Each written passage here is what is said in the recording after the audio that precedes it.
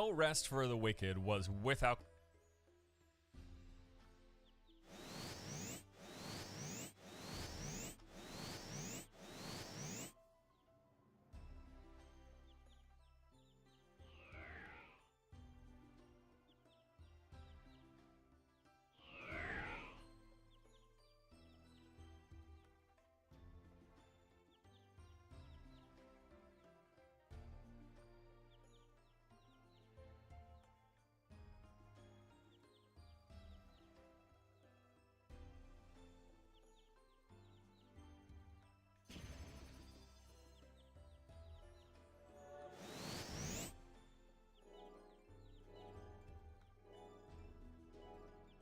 Okay.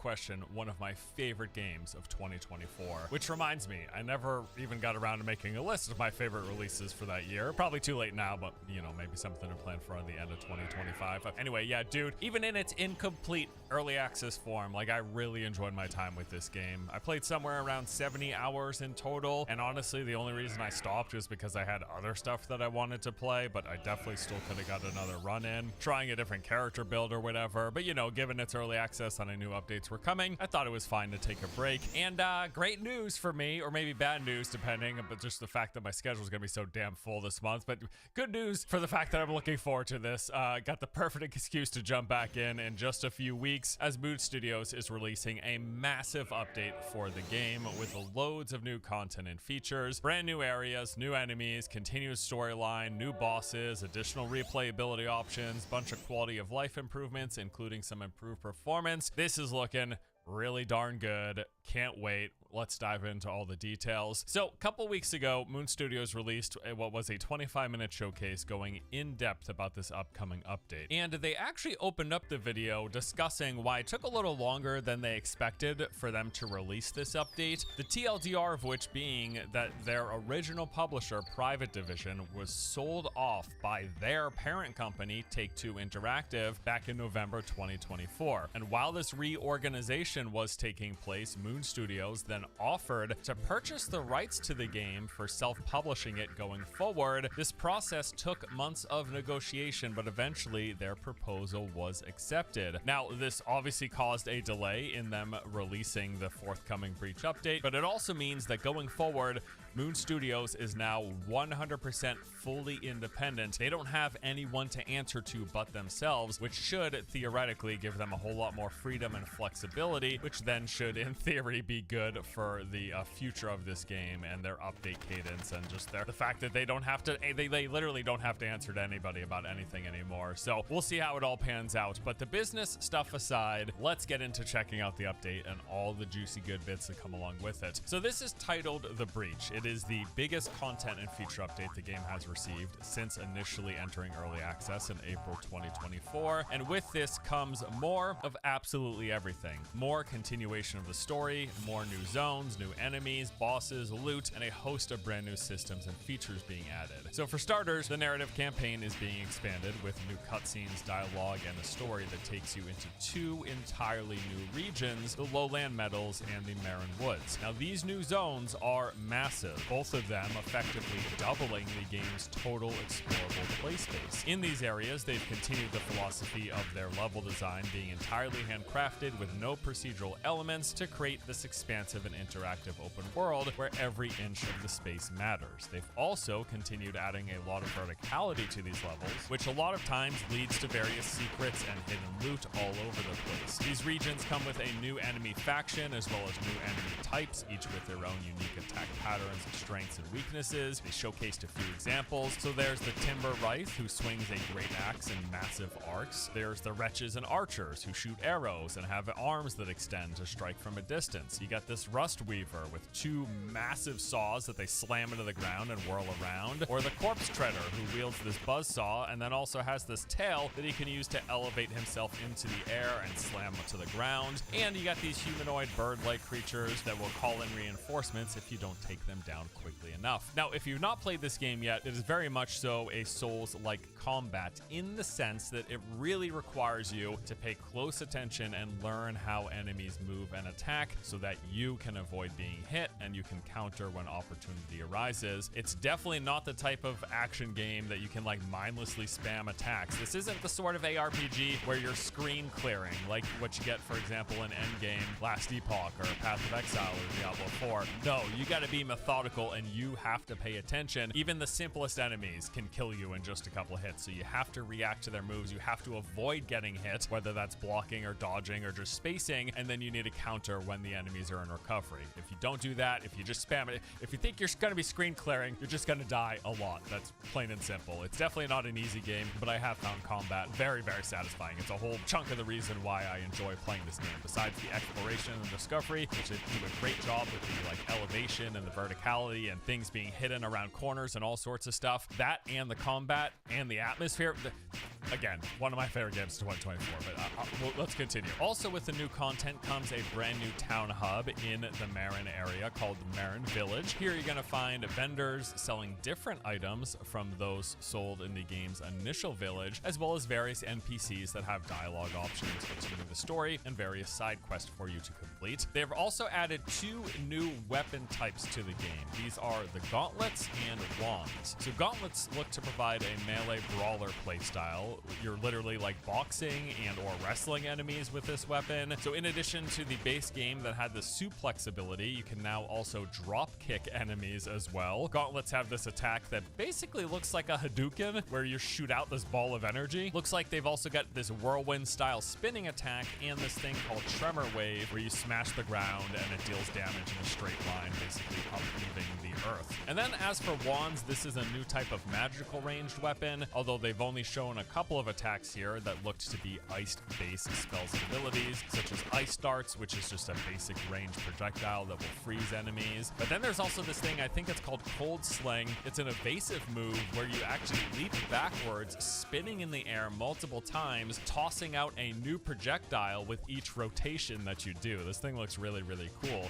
They showcased a few other spells that are coming to the game, including this Plague Attack, where you summon an area of corruption in the ground that explodes after a few seconds, or Lightning Bolt, which calls down a strike that looks to deal massive damage in an area. Now, in addition to that new content coming, the new areas, the new enemies, the new weapons and spells, they've also made a lot of improvements to replayability of the game across the board. So after you play through the new story and go through the new zones that are added in the breach, prior zones in the rest of the game can now then become overtaken by pestilence, which is a new mechanic that will revamp the region. So when an area is infected, it becomes overrun with an entirely new set of enemies. These enemies, besides providing a new combat challenge, will also drop a new resource type called Torn. So any Torn resources that you find can then be burnt in any of the fires you come across in the world, and burning these Torn resources will then further bump up the difficulty of enemies in that area. So the more Torn resource you burn, the harder enemies become, and with all of that increased challenge comes better rewards, with enemies dropping high-end loot,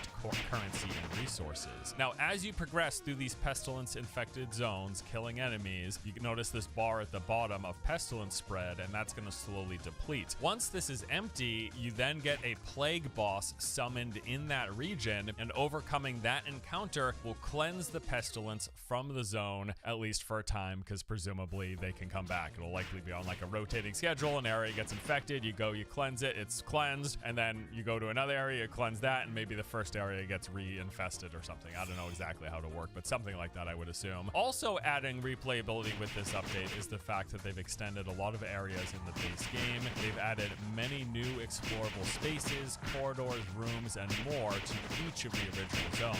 So you're going to want to be poking around, even if you've already played this game for 70 plus hours like myself. Looks like there's going to be a whole lot new spaces in the areas that we've already seen. Now on to some systems and theory crafting update. For starters, they have revamped how how loot drops work. So instead of the prior method where there were different tiers of gear that would drop based on the zone as well as the difficulty level that you were on, now the entire pool of all the loot in the game always has a chance to drop, with items then scaling to your current character level. This, in my opinion, is actually a fantastic change, because in the past there were certain weapons that were good in the end game that wouldn't drop by the time you actually reach the end game, as they would only drop in like early zones and levels. And these weapons you could scale up in their power, but they would have particular movesets or particular built-in skills.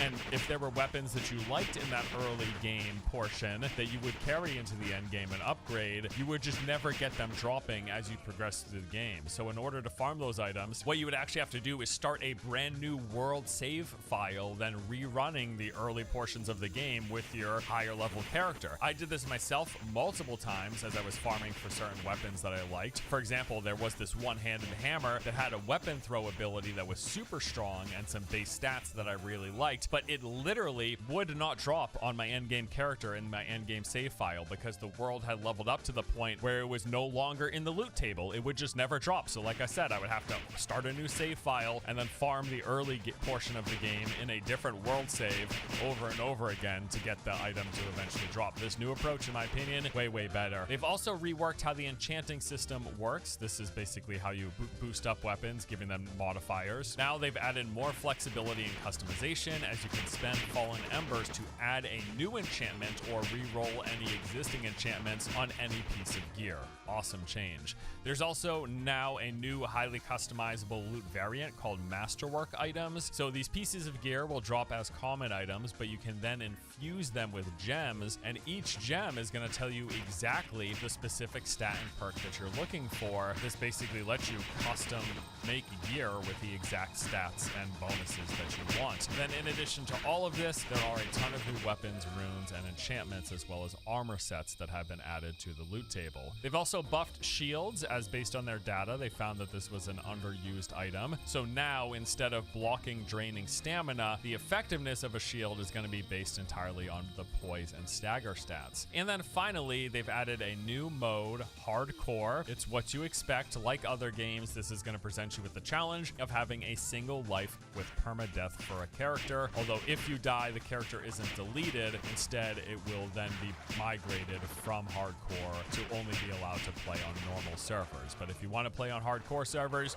you only get one life for the character. So again, it's just a nice little challenge. Now on to quality of life and polish updates. Quite a bit here. They've improved storage and inventory management, namely by increasing the max item stack size from what was 25 now to 99. So we should need far fewer, 1/4, I guess, to be exact, the number of chests in our homes. And yeah, this was a problem I had. Like basically the entire floor of my house in town was just filled with storage chests. So this is a great addition. They've added these new items called Whisper Stones. These are basically teleportation platforms that can be placed in your home, allowing you to fast travel to and from them directly, whereas in the past you could only teleport to town and then would have to run to your house anytime you wanted to access your storage. Now you can just you can teleport from the world directly to your home, drop off items, and then go back out to the world. They've made adjustments to town progression, so there are still timers for upgrading each of the various buildings and vendors in a town, but these timers can now be sped up by contributing additional materials. So this is interesting. This is one mechanic that I've actually seen people complaining about a lot, but I was never really bothered by. People just seem to really dislike that the game has any timers, maybe because it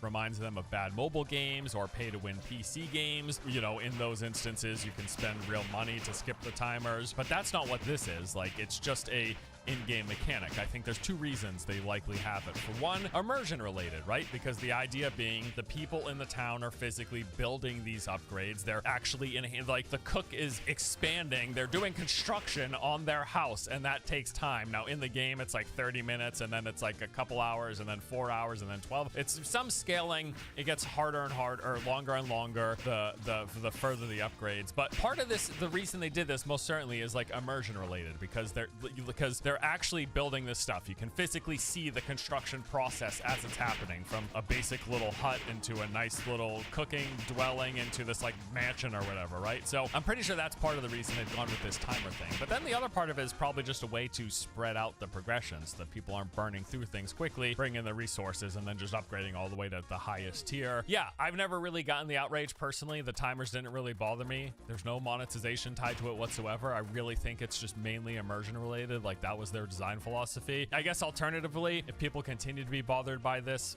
beyond the change that they just made where you can speed up the timers by fueling more resources, maybe they just make it take longer to farm the amount of resources that you want for each upgrade and then remove the timer aspect entirely. I don't know. Again, as far as I'm concerned, it's literally just like, you've got characters in this town. They are physically building these locations. It's not just you give them the wood and then the shop instantly pops up. I know from a video game perspective that is a very common way to do it. I get why they did it this way. I don't think they planned to monetize it in the future. It's not the vibe that I'm getting here. Anyways, one thing I'm very happy about as well when it comes to some improvements is they've made some big performance improvements, mentioning that they have continued optimization and making things better here on multiple fronts, saying that just about everyone should notice drastically improved performance if you ever had performance issues in the past. Now, one big thing worth noting with this update is that all of this new content is going to require a brand new fresh playthrough. They say that the old server saves are going to remain on a legacy build. So if you played the game in the past and you have a character in a world save that you took part in, that stuff isn't getting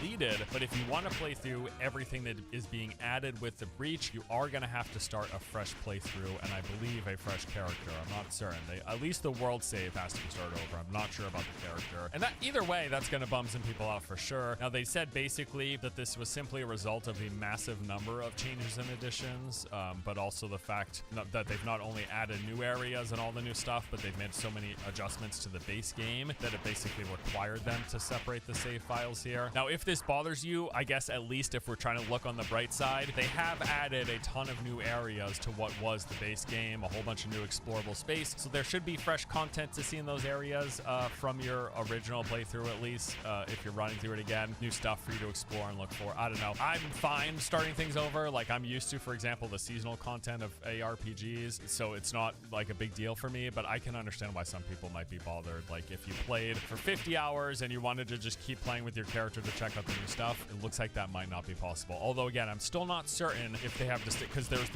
your character, which is separate from the world. You can take your character to multiple world saves, but I don't know. It might still be that you have to start a fresh character and a fresh world. I'm just not sure yet.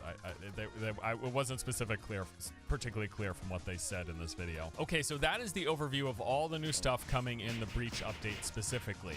What's next? Well, following the release of this update, Moon Studios has said that they intend to be very active and responsive with hotfixes and patches going forward, addressing any player concerns and issues. And I believe them, because if you recall, I do, they had an insane patch pasting at the time post the initial early access launch. Like, we got 6 hotfixes in the first 2 weeks of this game that addressed a lot of big issues, followed then by 2 major patches in the following month addressing some of the bigger issues that took time for them to fix. And now that they're fully independent, as we mentioned earlier, presumably this means they're going to be able to be even more active and responsive, which, okay, great. Looking forward to it. Now, they did also address in the video the highly sought after multiplayer co-op mode, which unfortunately enough, I have to tell you, it's not coming right away in the Breach update. They did say that it's going to be the very next thing in the pipeline, which they plan to release sometime shortly after the Breach comes out, but no, co-op is not coming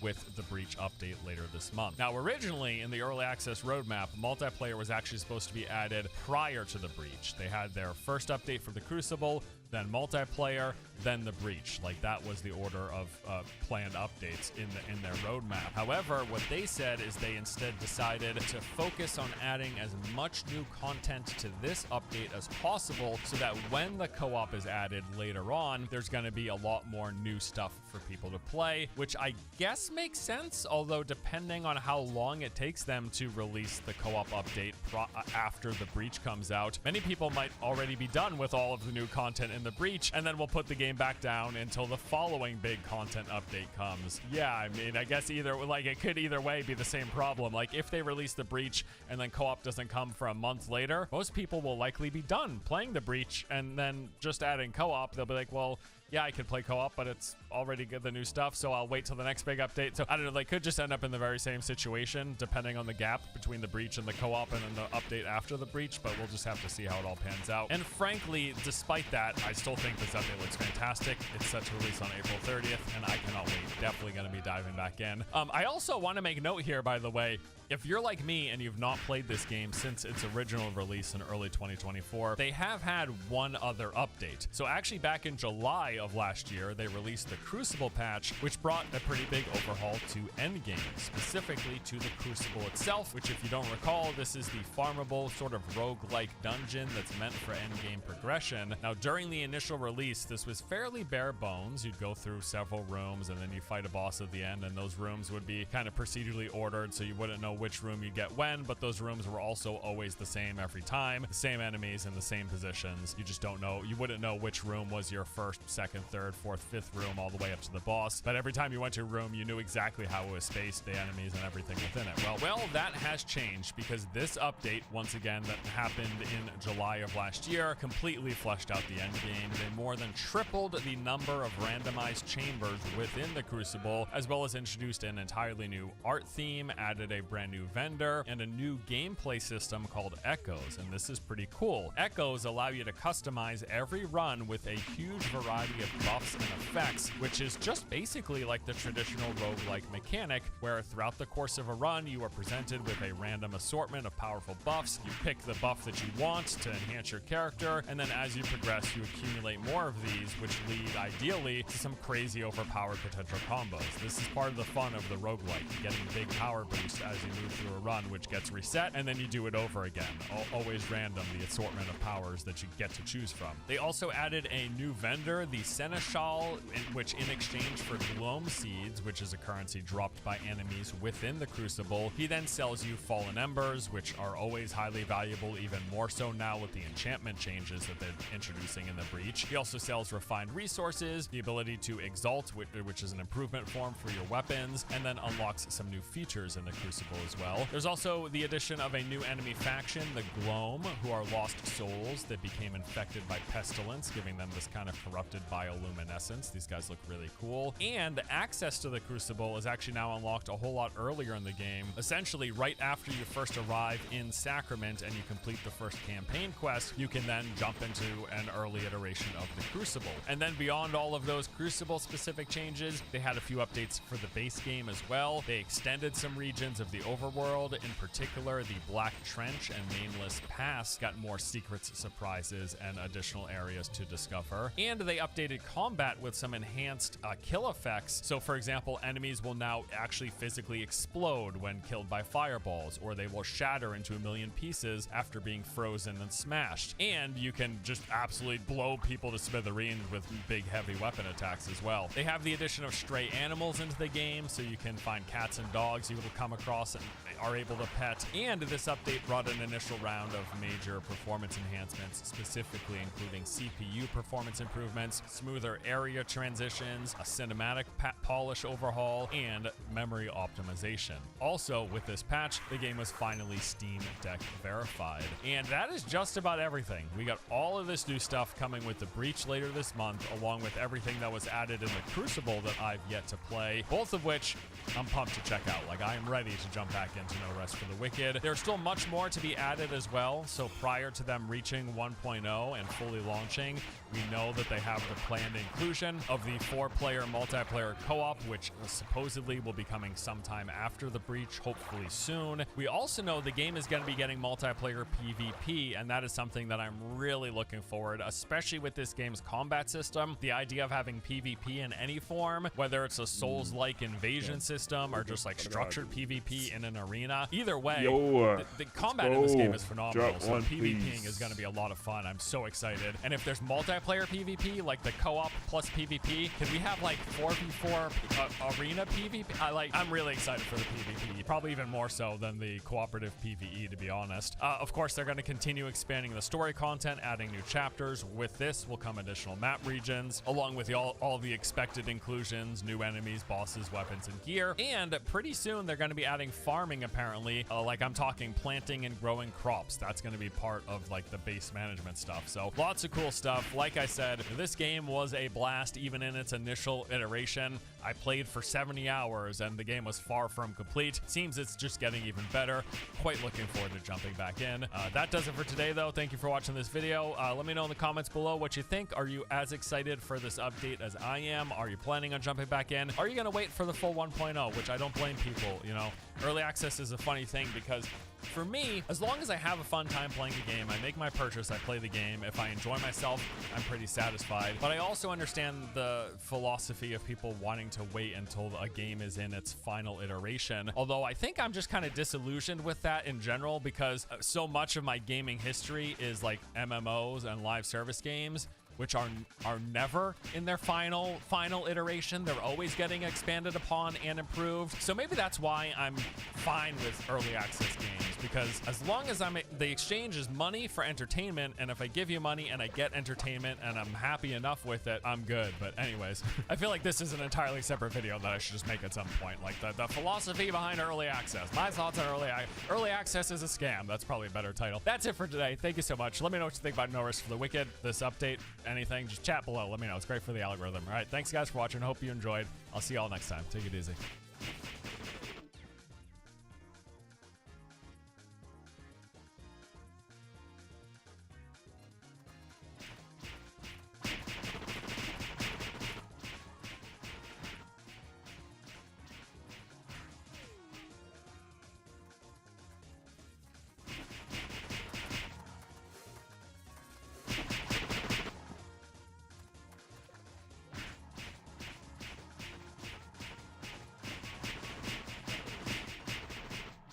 Watch this.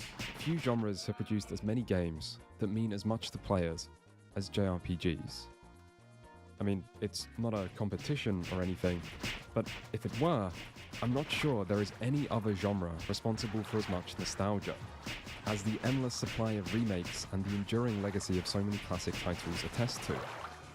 But Japanese role-playing games have more to offer than this, and their history is surprisingly turbulent.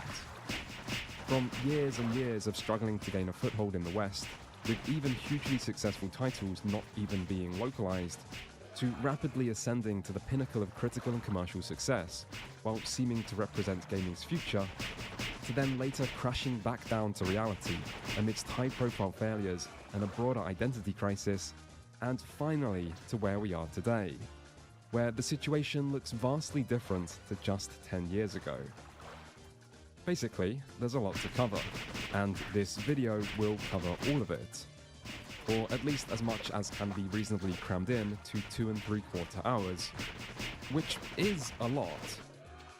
But before that, it only makes sense to start with the definition and origins. And hey, at least defining what a JRPG is will be easy and not at all controversial. I mean, I have previously defined what an RPG is, which, if you missed that or don't remember, are games that combine playing the role of a player character or a small group of characters with statistical gameplay systems, as well as games which were inspired by and descended from the first RPG, Dungeons & Dragons. Meaning, as the abbreviation implies, JRPGs are simply Japanese role-playing games, i.e., any RPG made in Japan. Right? Okay, maybe there's gonna be a little controversy, so let's just get it over with. Dark Souls is an RPG. Dark Souls is made in Japan.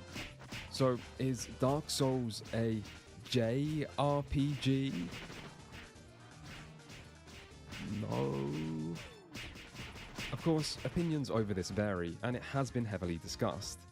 Generally, people seem to be trending towards yes early on, and have gravitated more towards no with time.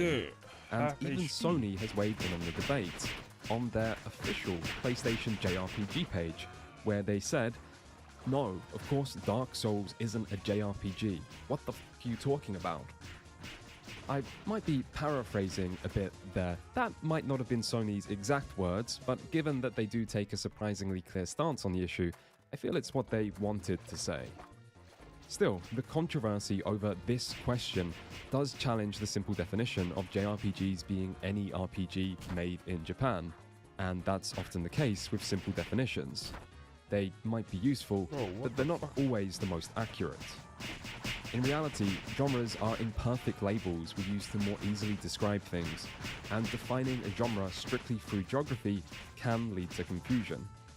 Not only are there RPGs made in Japan many do not consider to be JRPGs, and games many consider to be JRPGs that were made outside Japan, but even this geographical rule has grey areas.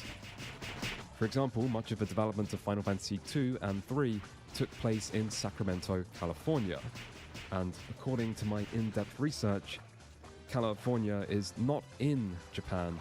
So does that mean Final Fantasy II and III, and also Final Fantasy IX, by the way, are Western RPGs rather than JRPGs? But maybe you'd argue it's not about where the game is physically made, but where the company is based. But then you have examples like Mistwalker, an American-Japanese studio from Final Fantasy creator Hironobu Sakaguchi, which is based in Hawaii, meaning the likes of Blue Dragon and Lost Odyssey wouldn't be JRPGs. But maybe you'd argue it's not about the nationality of the company, but instead the people who worked on the game. Except, one of the most important JRPGs of all time was made by a Dutchman, and Japanese developers have worked on Western games, and non-Japanese developers have worked on Japanese games. So how many Japanese developers do you need to turn an RPG into a JRPG? And who is checking the nationality of everyone involved? And should this really be what defines the entire genre? RPGs made in Japan is a good, simple definition, but the true defining quality of any genre is its essence. And while this essence might be connected to geography, it's not solely based on geography. Therefore, Dark Souls is not a JRPG. Sorry, JRPG fans. Stop trying to claim Dark Souls. I get it, Dark Souls is good. It would add to JRPG's street cred, and JRPGs don't have the best street cred. Years of being made fun of by Video Game Donkey has left scars. But JRPGs don't need Dark Souls or Video Game Donkey. No other genre has produced so many games that mean so much to players. Still, this does raise the question of what is the essence of JRPGs? For role-playing games more broadly, their essence is tied to their progenitor, in aesthetics, mechanics, and most of all, design philosophy. But that's not true for JRPGs. Dungeons & Dragons still played a role, but it was never the genre's holy bible. And yet, there was something else which ended up taking D&D's place. Something I will get to shortly. I'm just dragging it out a bit, because what better way is there to understand any genre than through its history? So, let's begin. This is where I'd love to say, let's begin at the beginning with the first JRPG, but there is a slight problem with that, though.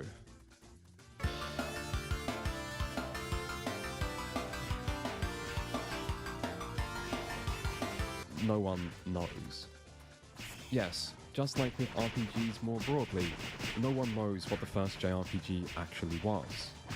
It would have been in the early 80s, likely 1982 or maybe 3, and it would have been on one of the early 8-bit Japanese personal computers of the era, like NEC's PC-8000 series. But the precise release date of these earliest games have often been lost to time, and even if they hadn't, there's still the problem of defining which of these games actually count as RPGs. So this question is difficult to answer, and even Japanese sources seem to be stumped by it.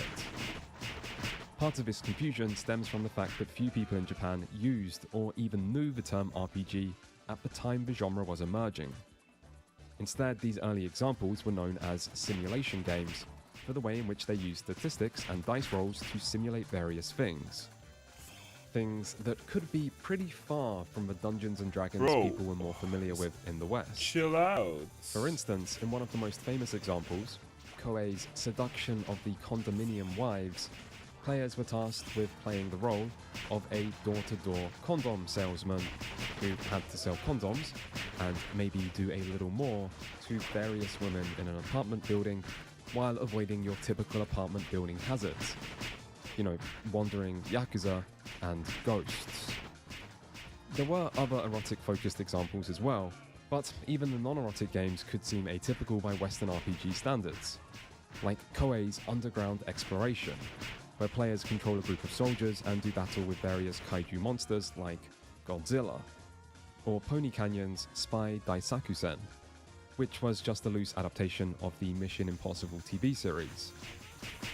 Much of our original awareness of these titles is thanks to Hardcore Gaming 101's Dark Age of JRPG series, which is well worth checking out if you want to know more about the very earliest games of this era.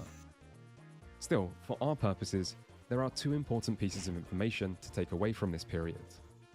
The first is that one single developer was far more prevalent than any other, being described by Hardcore Gamer as the RPG company in Japan at this time, and responsible for around half of all titles released by the end of 1983. And they are a company that has been mentioned twice already. Yes, long before they were best known for their many games where you killed many enemies in exaggerated melee combat, Koei were the undisputed king of early Japanese RPGs. And as such, it is quite likely that whatever the first Japanese RPG was, it had Koei's name attached to it. Whether that be a game like 1982's The Dragon and Princess, which some consider to be too close to a text adventure game to count as an RPG, or a more obviously RPG-like title like 1983's Dungeon, which bears a striking resemblance to foundational Western RPG Ultima, alongside some enemy designs taken straight out of the official D&D rulebook. In fact, Dungeon was originally created by Koei in an attempt to copy another upcoming RPG and beat it to market, supposedly due to a personal feud between Koei co-founder Keiko Arakawa and Black Onyx creator Hank Rogers. This leads us to the second important thing to know about this era, which is that Dungeons & Dragons, Ultima, and Wizardry were all really influential, despite the fact that none of these three had even released in Japan yet. If you need a reminder on the origins of RPGs, Dungeons & Dragons was created in 1974 and established the tabletop RPG, which soon led pioneering game developers to try to recreate this experience in video game format. First on mainframe computers in the late 70s, and then on personal computers at the start of the 80s, with Origin Systems, Ultima, and Certex, Wizardry, both emerging in 1981 to lay the foundations that so many future computer RPGs would be built on. If you need more than a reminder, watch my previous video where it's covered in detail. But the cliff notes is that together, Ultima and Wizardry had a massive impact on gaming, and clearly that impact was big enough to reach Japan, even before they officially released. As many early Japanese RPG developers cite them as inspirations, and many of these earliest games show elements of each. In particular, the overworld exploration of Ultima, the menu-based combat of Wizardry, and the dungeon-crawling focused design of both games. And it was through this inspiration that Japanese RPGs would see their first major commercial success. Hank Rogers is best known for bringing Tetris to Nintendo. Tetris. But before this, he was an avid Dungeons & Dragons player who moved to Japan despite not speaking the language to, quote, chase a girl, where he found both a distinct lack of D&D and a potential gap in the video game market from the lack of D&D inspired games. And so he decided to learn to code to make his own game, drawing on Ultima and particularly Wizardry to create the Black Onyx in 1984. In the Black Onyx, players create a party of 5 characters to explore a dungeon in first person. But unlike in its inspiration, in the Black Onyx the player's party was represented on screen, with models that changed based on equipment and new features like visible health bars, providing more visual clarity and helping create a more accessible experience than Wizardry itself. This wasn't enough, however, because the Black Onyx bombed, apparently selling just 5 copies in its first 2 months, due to Japanese consumers not understanding what the game actually was. In desperation, Rogers hired a translator and visited every computer magazine in Japan to provide them each with a first-hand demo of the game, leading to extensive review coverage in the following months, and sales soon followed. In time, the Black Onyx would go from selling 5 copies to over 150,000, which reportedly made it the best-selling video game in Japan at that time. It was also voted Game of the Year by readers of the biggest Japanese gaming magazine, and so the Black Onyx made a significant step towards making RPGs mainstream in Japan, and others soon followed. Like Crystalsoft's Heart of Fantasy, which released just a few months after the Black Onyx, but instead seemed to use Ultima as its primary inspiration alongside the turn-based combat seen in Wizardry. This combination means it's often best known as having many similarities to Dragon Quest's core formula, despite releasing more than 2 years earlier. The story focuses on a warrior that is defeated in battle and subsequently banished to a dark world of monsters, where they must find something called the Heart of Fantasy to return to their own world before an in-game timer runs out. Heart of Fantasy would see multiple successful sequels, making it an important early RPG series, and again showing the clear influence of Ultima and Wizardry in these early games. Still, not every RPG followed Western RPGs so closely. In 1984, arcade powerhouse Namco would release the Tower of Druaga, which tasked players with ascending a maze-like tower alongside rudimentary combat and obscure puzzles and secrets designed to encourage discussion between players. Druaga is an arcade and action game more than an RPG, and was designed by the creator of Exvius, Masanobu Endo. Yet it was inspired by Endo buying a copy of Dungeons & Dragons on a business trip to America and wanting to incorporate RPG elements into arcade design. Yet, despite not being an RPG itself, the Tower of Druaga did go on to inspire a number of other games that bridge the divide between action and RPG more completely. Like Nihon Falcom's Dragon Slayer, from important JRPG pioneer Yoshio Kiya. This wasn't Falcom's first attempt at an action RPG, with first JRPG ever made contender, Panorama To, releasing a year earlier. Still, Dragon Slayer went on to be more important, and marked the start of a long series of somewhat similar titles, which was also the same series that would eventually create the Legends of Heroes franchise that modern JRPG players might be more familiar with. This first entry, however, was basic, featuring a top-down perspective with bump combat and being set entirely in a single large dungeon, where the player must level up to eventually slay a dragon. Just 1 month later, T&E Soft would release Hyderlight, starting another important action RPG series and spawning a deep rivalry between the two. Hyderlight's gameplay has much in common with the earlier Dragon Slayer, yet the maze-like dungeon is replaced by a vibrant open world for players to explore, alongside rarely seen features like quick saves and regenerating health. Both of these games cite the Tower of Druaga as their primary inspiration, and both games would get sequels within a year that would expand their scope while adding numerous improvements.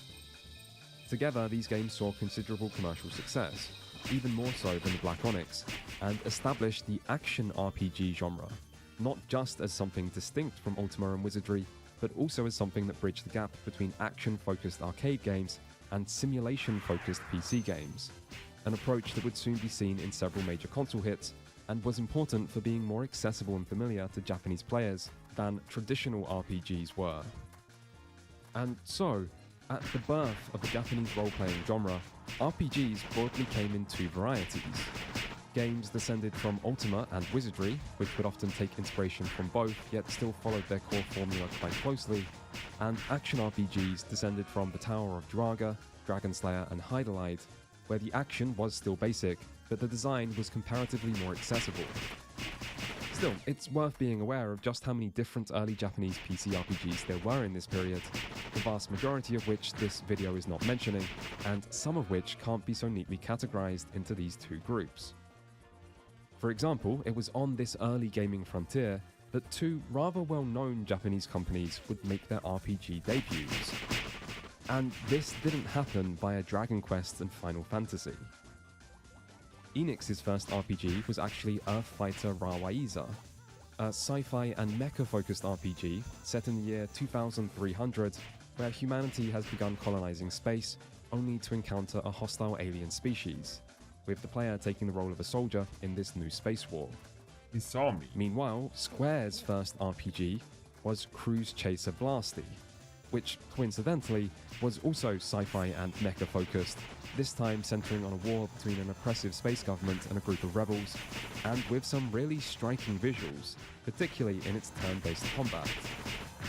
This was 1986, back when most RPGs didn't even include attack animations, and then Square was out here showing giant mechs blast the shit out of each other. And by the way, if those mechs are giving you Gundam vibes, it's probably because the designs were done by Nippon Sunrise, the studio that made Mobile Suit Gundam. Yes, early Japanese PC games were weird and wonderful, with visuals often well ahead of their time thanks to the higher resolution of Japanese computers, a feature that arose due to the need to display the more complicated Japanese language characters and was used to great effect by early developers. If you want to know more about some of the lesser known games from this era, I would recommend the book A Guide to Japanese Role-Playing Games, which goes game by game with detailed descriptions of each one. Yet, when it comes to JRPGs, these aren't really the games most people think of, and PCs aren't usually the platform.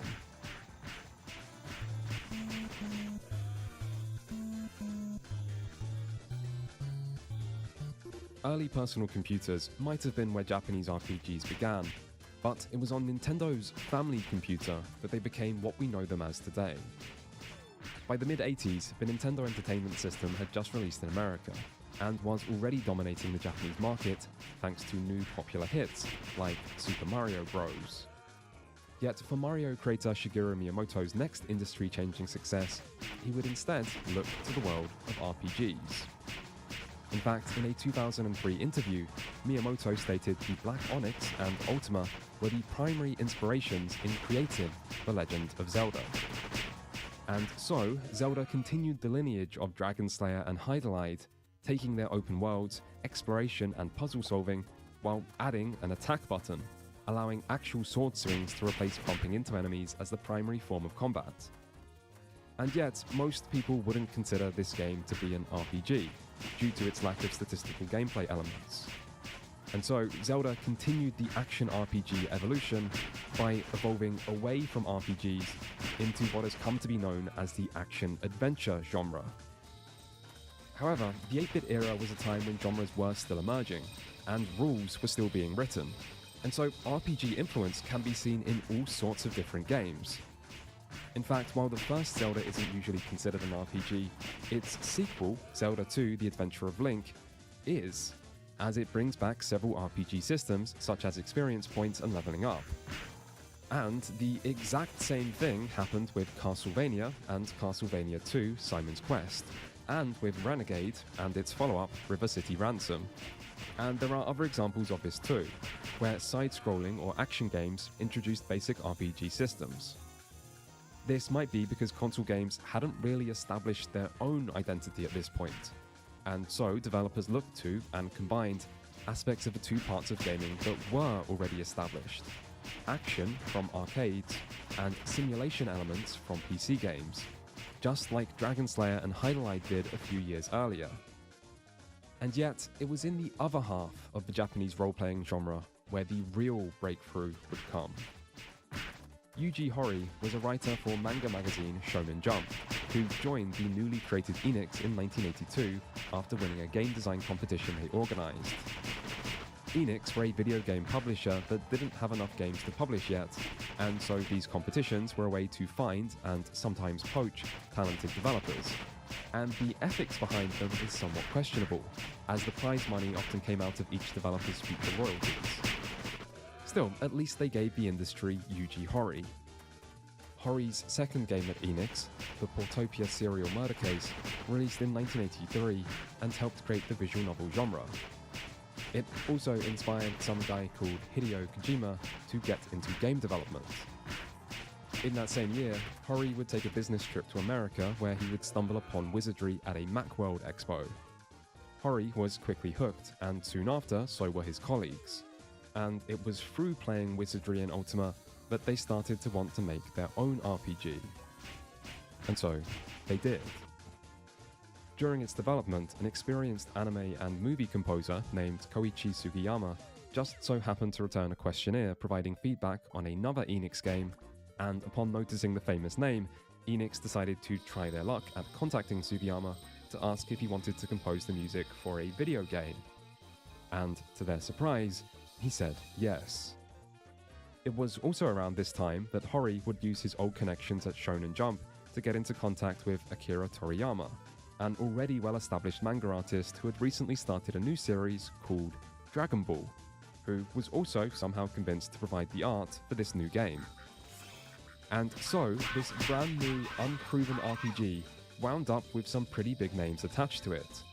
The only problem was how to actually make a game like Wizardry or Ultima on a console, where memory was limited, the controls could only use a 4-button controller, and saving wasn't even possible as these early NES cartridges had yet to introduce battery-powered RAM for games to be saved onto. The answer to these problems was to make something simple and more accessible, and the result ended up being the perfect game to bring RPGs to inexperienced console audiences.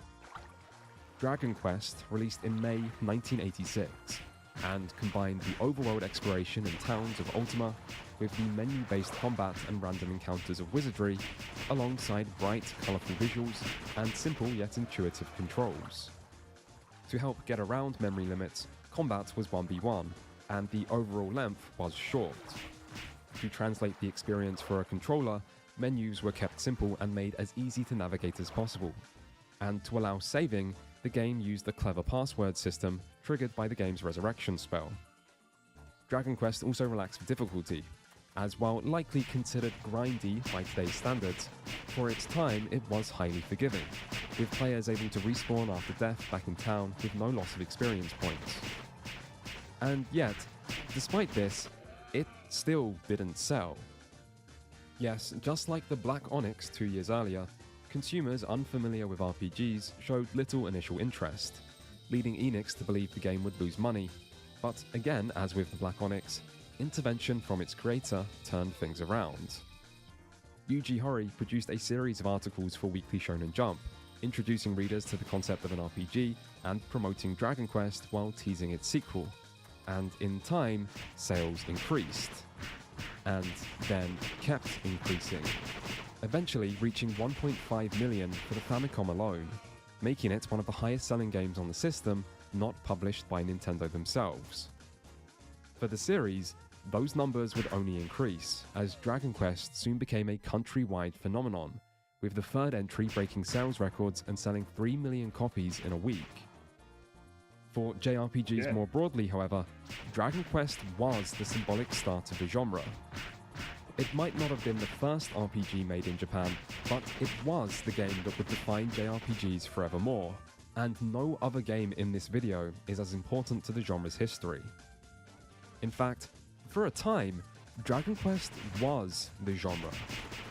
Just like how the release of Doom in 1993 was so momentous that it led all first-person shooters to be referred to as Doom clones for several years, so too were JRPGs that followed, called Dorakue, literally a shortening of Dragon Quest game.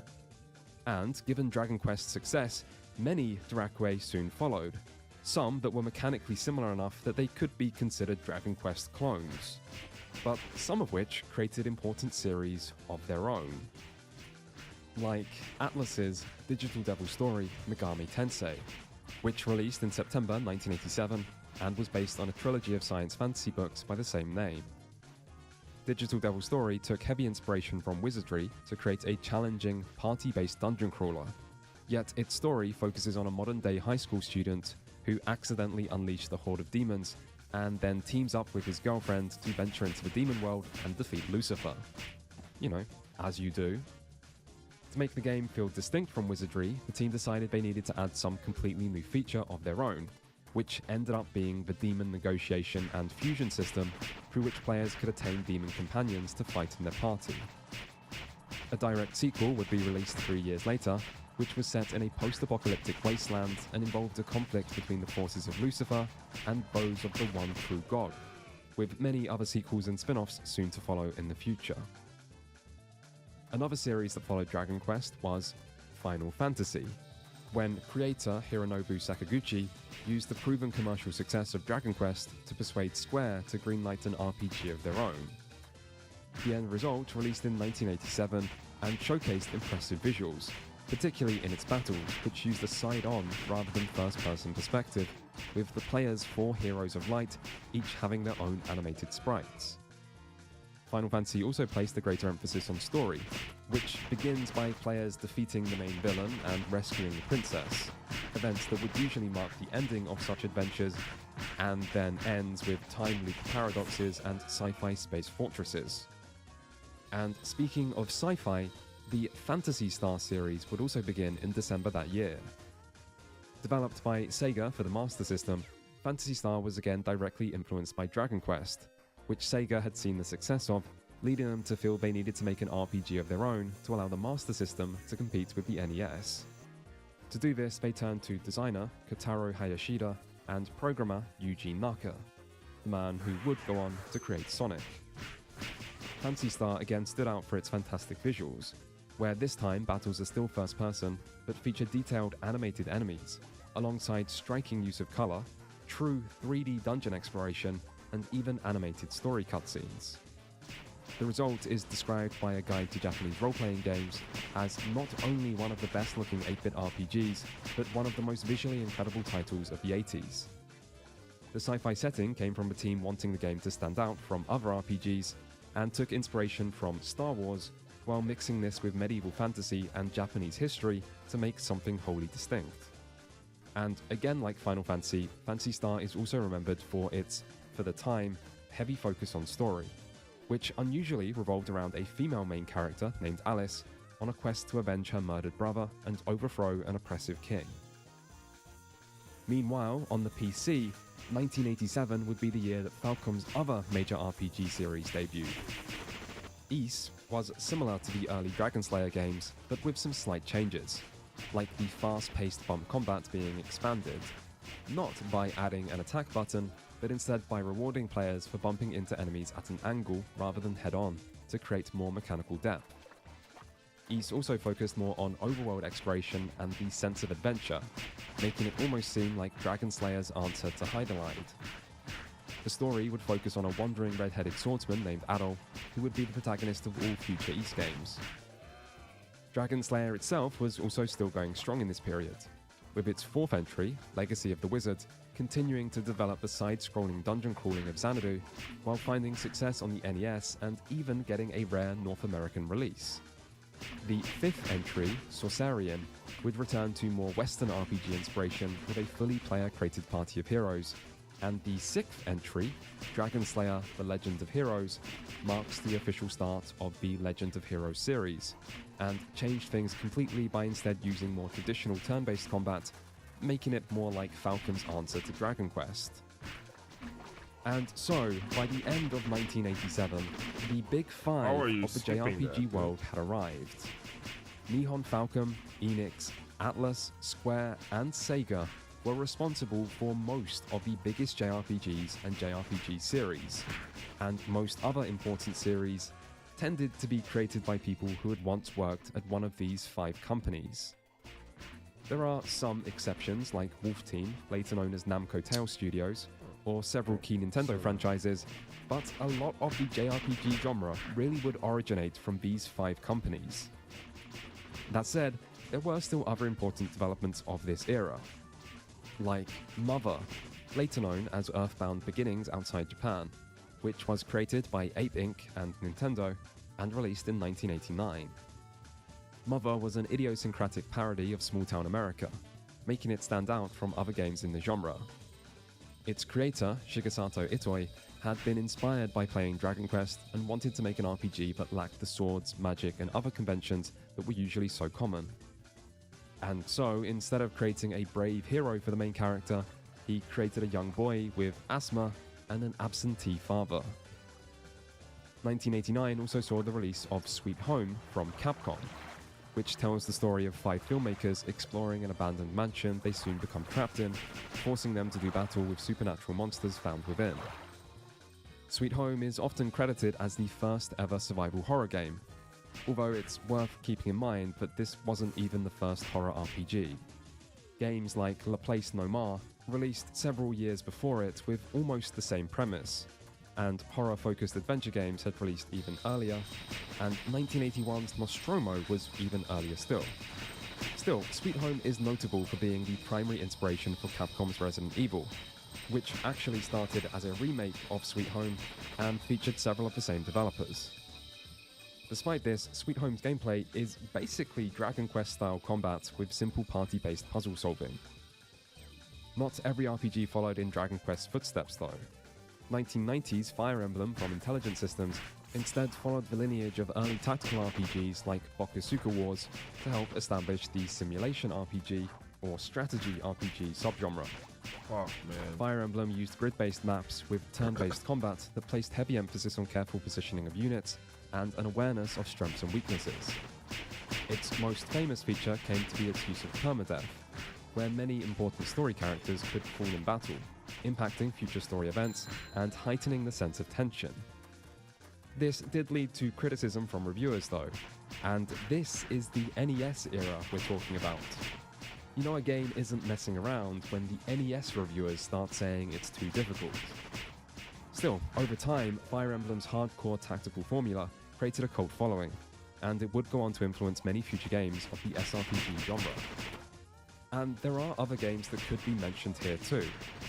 This was still an era where most Japanese RPGs never released outside Japan, and as such, entire popular series can be completely unknown.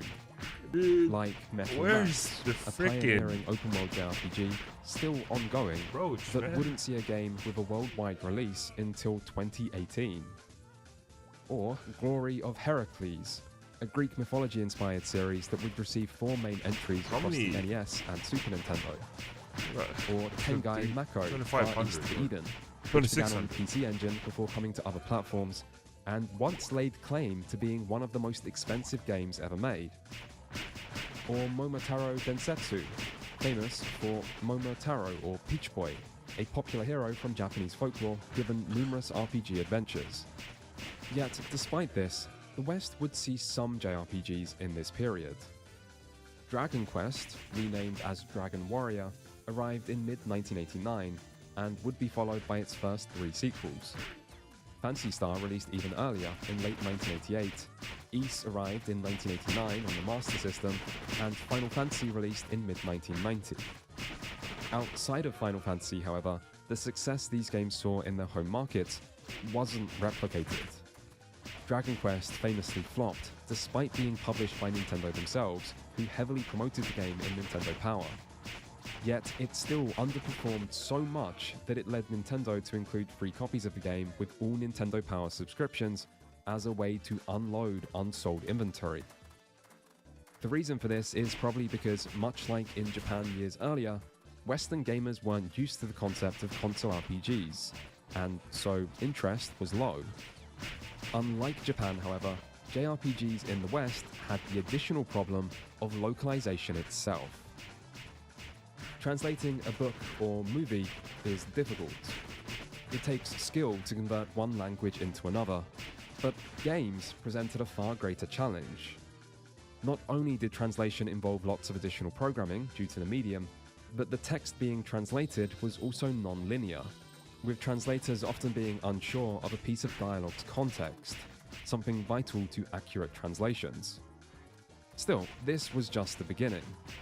Japanese text also involves less characters, meaning localizers had limited space to fit translations into, both physically sometimes in text boxes and character allocations for individual words, but also in terms of memory, one of the most limiting factors for old console games. This meant text had to be significantly shortened, and instead of this problem getting better with time, it actually only became worse in the 16-bit era when Japanese developers started to use kanji, the most complicated Japanese language characters that were displayed with memory-intensive double-byte integers, which, when converted to English, took up massive amounts of wasted memory. Unlike English, Japanese is also monospaced, meaning either more complicated coding or awkwardly stretched English fonts. And Japanese RPGs also featured a lot of Japanese cultural references and wordplays, something Dragon Quest in particular made heavy use of. This all meant that localization was difficult, costly, and perhaps worst of all, slow. Which brings us to the final problem that crippled JRPGs in the West. Dragon Quest III was a really impressive game when it released in early 1988, but its North American release wouldn't be until 1992, over 4 years later.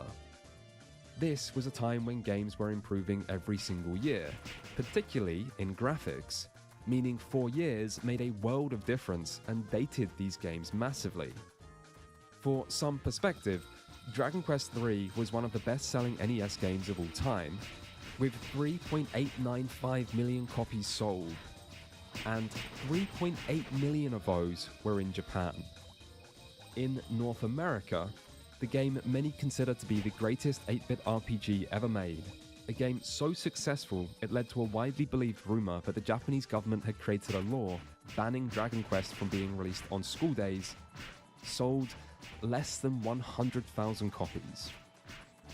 For the biggest games and companies, localization was a significant challenge that only sometimes paid off, and for everyone else, it just didn't happen. And so, the JRPG conquest of the West would take time. But in Japan, the genre was flourishing. By the end of the 8-bit era, JRPGs were starting to resemble the genre people know today.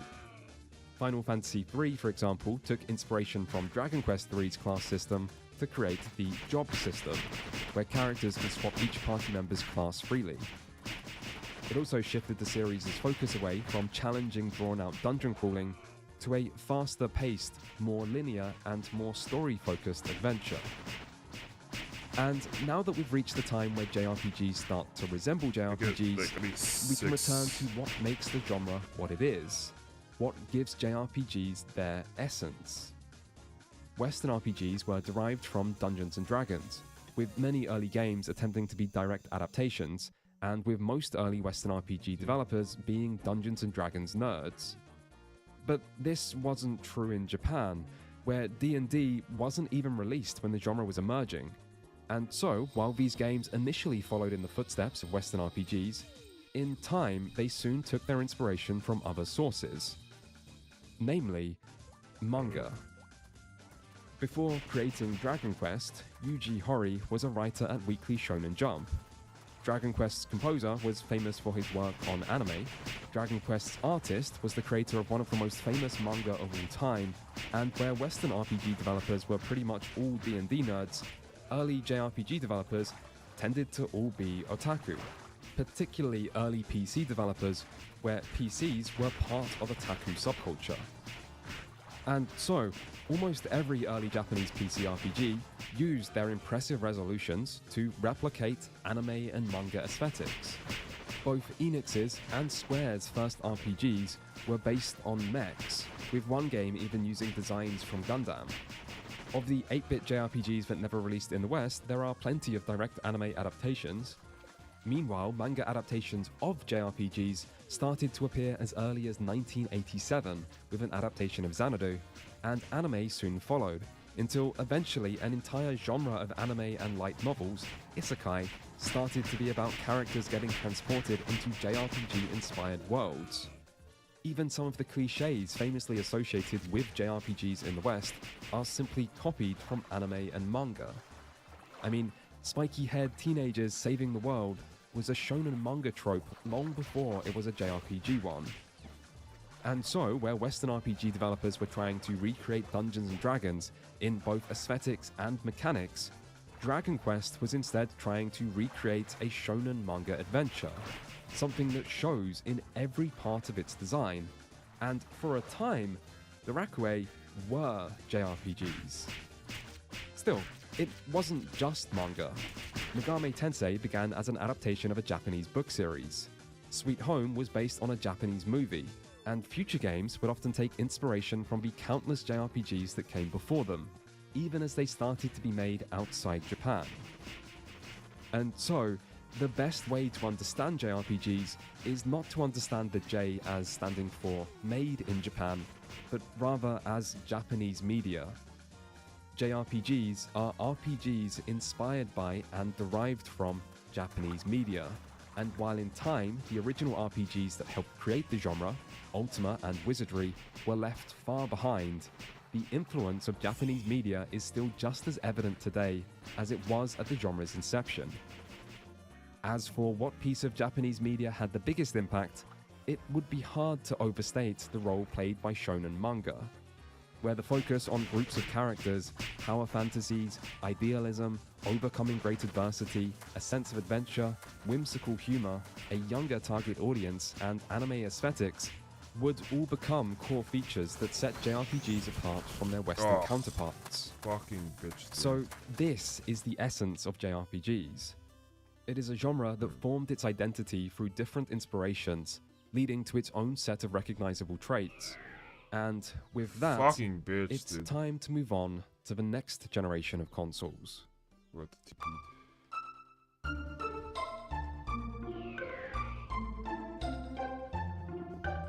One of the greatest challenges early console games faced was memory limitations, both on actual game cartridges and from older console CPUs. This was particularly true for a genre focused on story, as it limited the amount of text each game could include.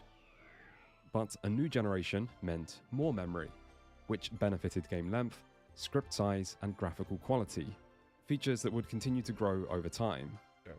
In fact, changes can even be seen within each generation, as later cartridges on the same systems allowed for more data.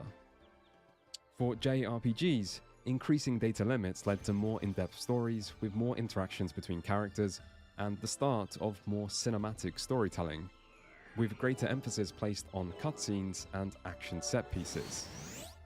With this evolution, JRPGs would move even further from their dungeon crawling origins, with freedom in exploration and character creation often being sacrificed for more linear and controlled experiences.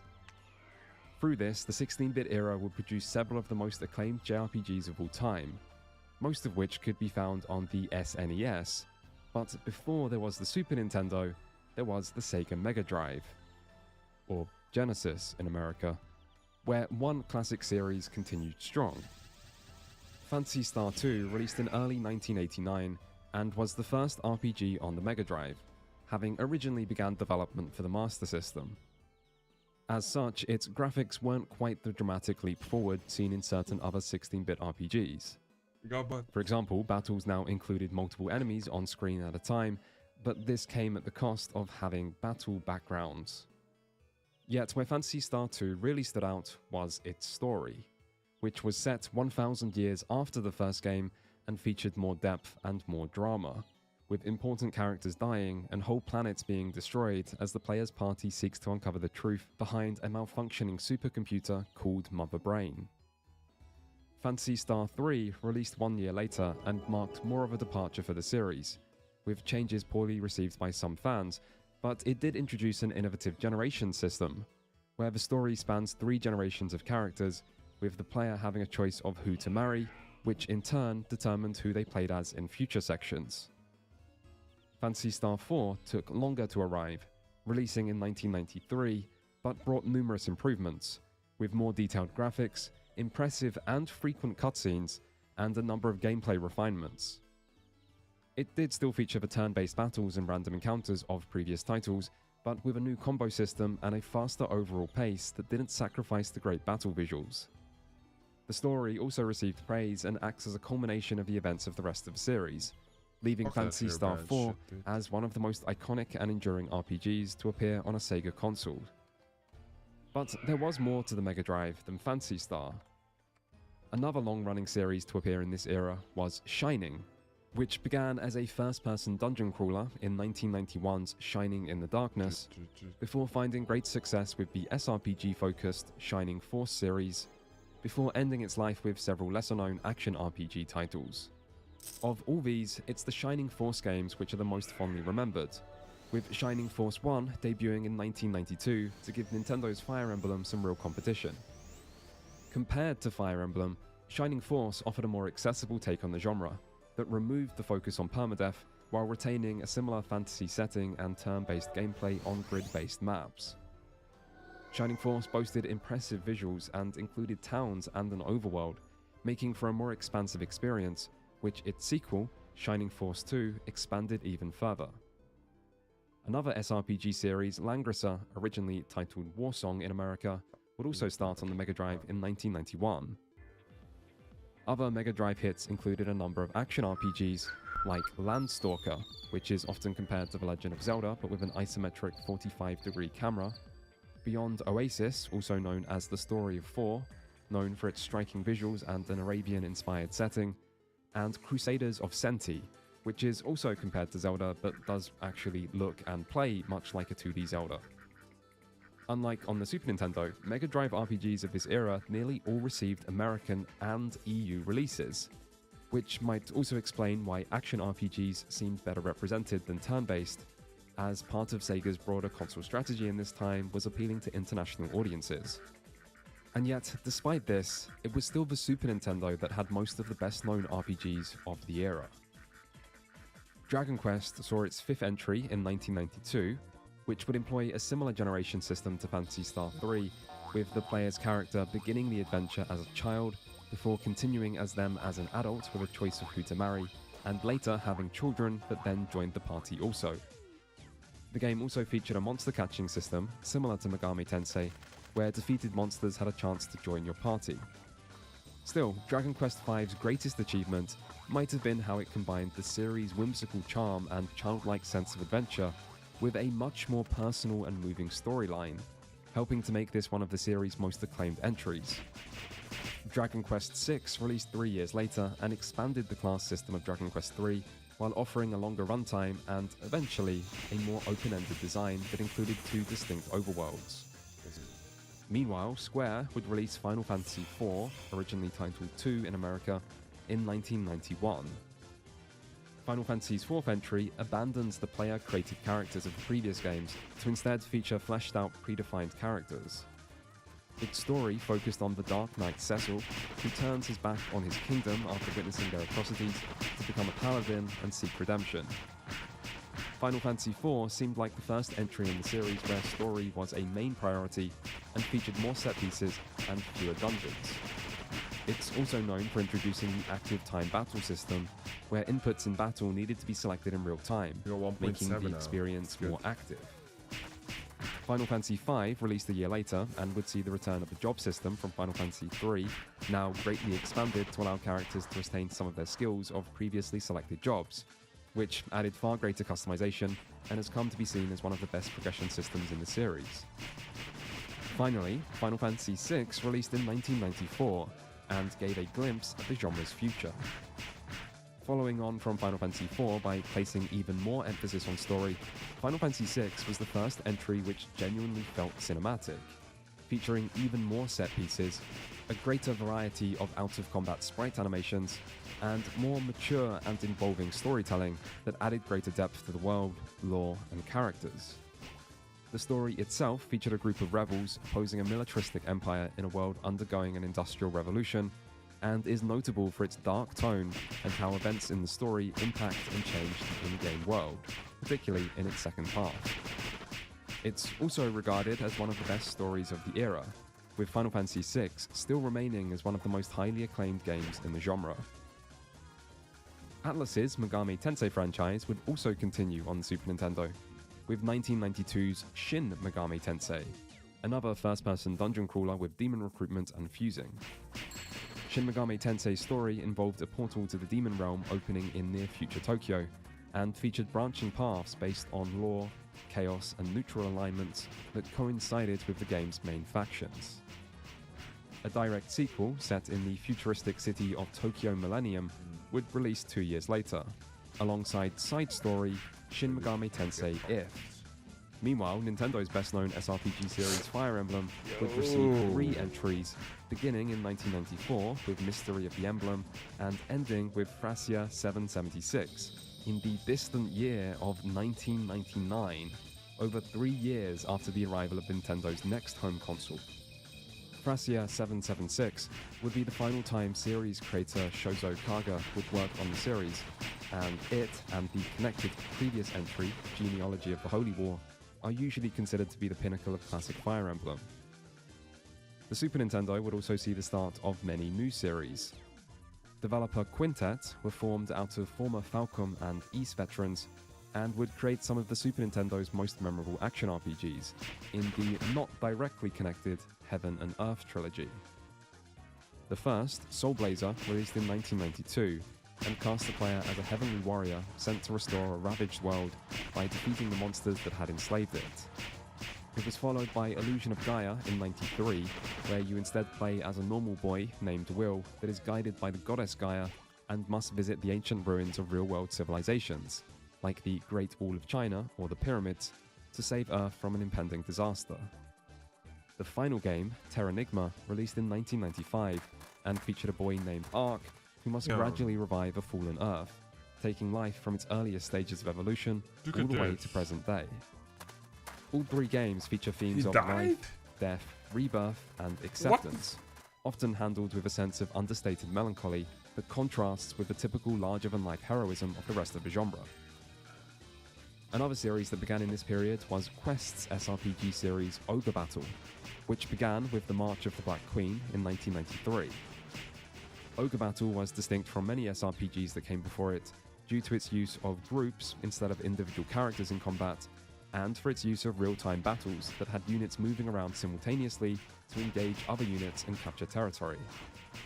In 1995, it was followed up by Tactics Ogre, which was a more typical SRPG title with turn-based battles on grid-based maps, yet was also one of the best iterations of this concept, offering tactical and mechanical depth, alongside a surprisingly mature and tragic war story, with branching paths and multiple endings based on players' choices. Also in '93 was the first entry in Capcom's flagship RPG series, Breath of Fire. Known for always featuring a blue-haired protagonist named Ryu, and dragons, something Ryu can transform into, Breath of Fire took time to reach the same heights as its main rivals, with the first entry being a rather traditional fantasy JRPG, whose best feature might be its strong sprite work that's displayed in battles with an atypical isometric perspective. Yet the 1994 sequel improved on this foundation in almost every way, with even better visuals, refinements to gameplay, and a much more memorable story, albeit one that is hurt by an infamously poor English translation. Still, in other ways, Breath of Fire 2 shows off the level of polish you'd expect from 90s era Capcom. And speaking of series that didn't hit their stride until their second entry, 1993 also saw the release of Lufia, another quite typical fantasy JRPG about four powerful beings called Sinistrals, who are resurrected every 100 years and must be defeated by the party of four heroes. Lufia didn't have the most impressive graphics, particularly in battles, but it did lead to the much improved Lufia 2, which released in '95 and continued its story via a prequel explaining how mankind's conflict with the Sinistrals began, and featuring the heroes from the first game's prologue. Lufia was most notable for its dungeon design, which featured a heavy emphasis on puzzles and interactivity, making them more like something from a Zelda game than a JRPG. 1993 also brought Square's iconic action RPG, Secret of Mana. The Mana series began in 1991 as a Game Boy Final Fantasy spin-off, Seiken Densetsu Final Fantasy Gaiden, or Final Fantasy Adventure in America. This title has little obvious connection to the Final Fantasy games, and is instead more of a Zelda-inspired action RPG. Its sequel, Secret of Mana, would bring this action RPG formula to consoles alongside colourful art design and detailed sprite work that did a great job at depicting its whimsical fantasy setting. The combat would also be upgraded and featured a pausable ring command menu system, but could also be seen as unrefined compared to later action RPGs, with poor hit detection, questionable AI, and disjointed action owing to the need to stand still to charge attacks and spells. Secret of Mana is notable for its inclusion of co-op, however, and it's still remembered in the West as one of the best RPGs on the system. Its 1995 Japan-only sequel, Trials of Mana, would see numerous improvements, particularly to combat, which removed the power meter to reduce downtime, as well as to the already impressive visuals, making Trials one of the best-looking games on the system. In 1994, Mother would receive a sequel in Mother 2, better known by its English title, Earthbound, which returned to its strange modern-day Americana setting. Lessons were learnt from the original, however, which was sometimes criticized for being heavy on grinding and random encounters, and so encounter rates were reduced, random encounters were removed entirely with enemies appearing on screen during exploration, and weaker enemies even ran away now, with a system added where easy battles could be resolved in an instant victory. The result was a better-paced adventure that had more time for its witty writing and oddball humor to shine through, and felt utterly distinct from any other game of the era. A bit like Super Mario RPG, which released in 1996 and was the result of a collaboration between JRPG powerhouse Square and gaming powerhouse Nintendo. Super Mario RPG used neither the side-scrolling perspective of a Mario game nor the top-down look of older Square RPGs, but instead opted for an in-between isometric perspective with 3D environments where Mario retains the ability to run and jump. The combat was traditionally turn-based, but enemies were visible rather than random, and a simple yet engaging timing element was added to attacks to make battles more active. The story began with the familiar premise of Bowser kidnapping Princess Peach, but quickly resolved this setup to instead explore entirely new territory that included memorable original characters and an unusual deeper look into the workings of Mushroom Kingdom. Ultimately, despite releasing late on the system, Super Mario RPG was very successful and paved the way for many more Mario RPGs in the future. Still, this wouldn't be Square's most famous collaboration, as Hironobu Sakaguchi, the creator of Final Fantasy, would also team up with Yuji Horii, the creator of Dragon Quest, and Akira Toriyama, Dragon Quest and Dragon Ball artist, in what was referred to at the time and since as the Dream Team. The result was Chrono Trigger, which released in 1995 and took full advantage of the later 32-megabit Super Nintendo cartridges. Chrono Trigger looked phenomenal, with colourful sprites, detailed backgrounds, and seamless transitions into battles, which were no longer random and instead occurred during exploration. Combat featured the ATB system of Final Fantasy, with an added focus on combo attacks and enemy positions. The story was about silent protagonist Chrono, who is accidentally sucked into a time portal, kicking off an epic time-traveling adventure across multiple periods, from prehistoric to post-apocalyptic. Time travel was one of the game's most defining features, with players able to explore the same overworld in multiple different periods, where players' actions in one era could have drastic impacts on the future. But Chrono Trigger was also fast-paced, highly polished, and full of personality, meaning this dream collaboration between the two biggest names in JRPGs was largely successful at combining the best aspects of each series while still doing enough to create an identity all of its own. As such, it's hard not to see Chrono Trigger as the culmination of the entire genre up until this point. So many games had been directly inspired by Dragon Quest or Final Fantasy, with each series doing so much to define what JRPGs were and popularize the concept in both Japan and the West. And Chrono Trigger was able to represent the best of both, all in a single game that stood as a testament to everything the genre could be. So maybe it shouldn't be a surprise that this game would go on to be considered by many as the greatest JRPG ever made. And so, by the end of the 16-bit era, JRPGs were thriving, and unlike in the previous generation, now this was finally starting to be true outside Japan as well. Yet, when it came to localization, things weren't exactly perfect. Not only did most of the problems mentioned earlier still persist, but even after games like Final Fantasy IV or VI had produced respectable sales in America, most games were still not considered worth the cost to localize. In fact, Final Fantasy V's English translation ended up being cancelled, with the game not getting an English release until a PlayStation port in 1999, and Final Fantasy was one of the series that fared best in the West. For Dragon Quest, poor sales on the NES led Enix to close their North American branch and forego localizing 16-bit era Dragon Quest entirely, meaning Dragon Quest V and VI didn't release in English until 2009 and 2011.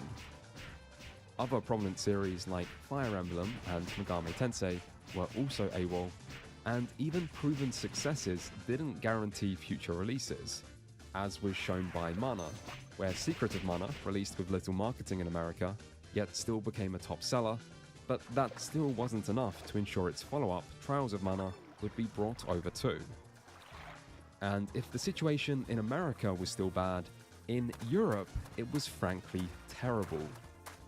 Despite being translated to English and being successful in the US, neither Final Fantasy IV or VI released in Europe.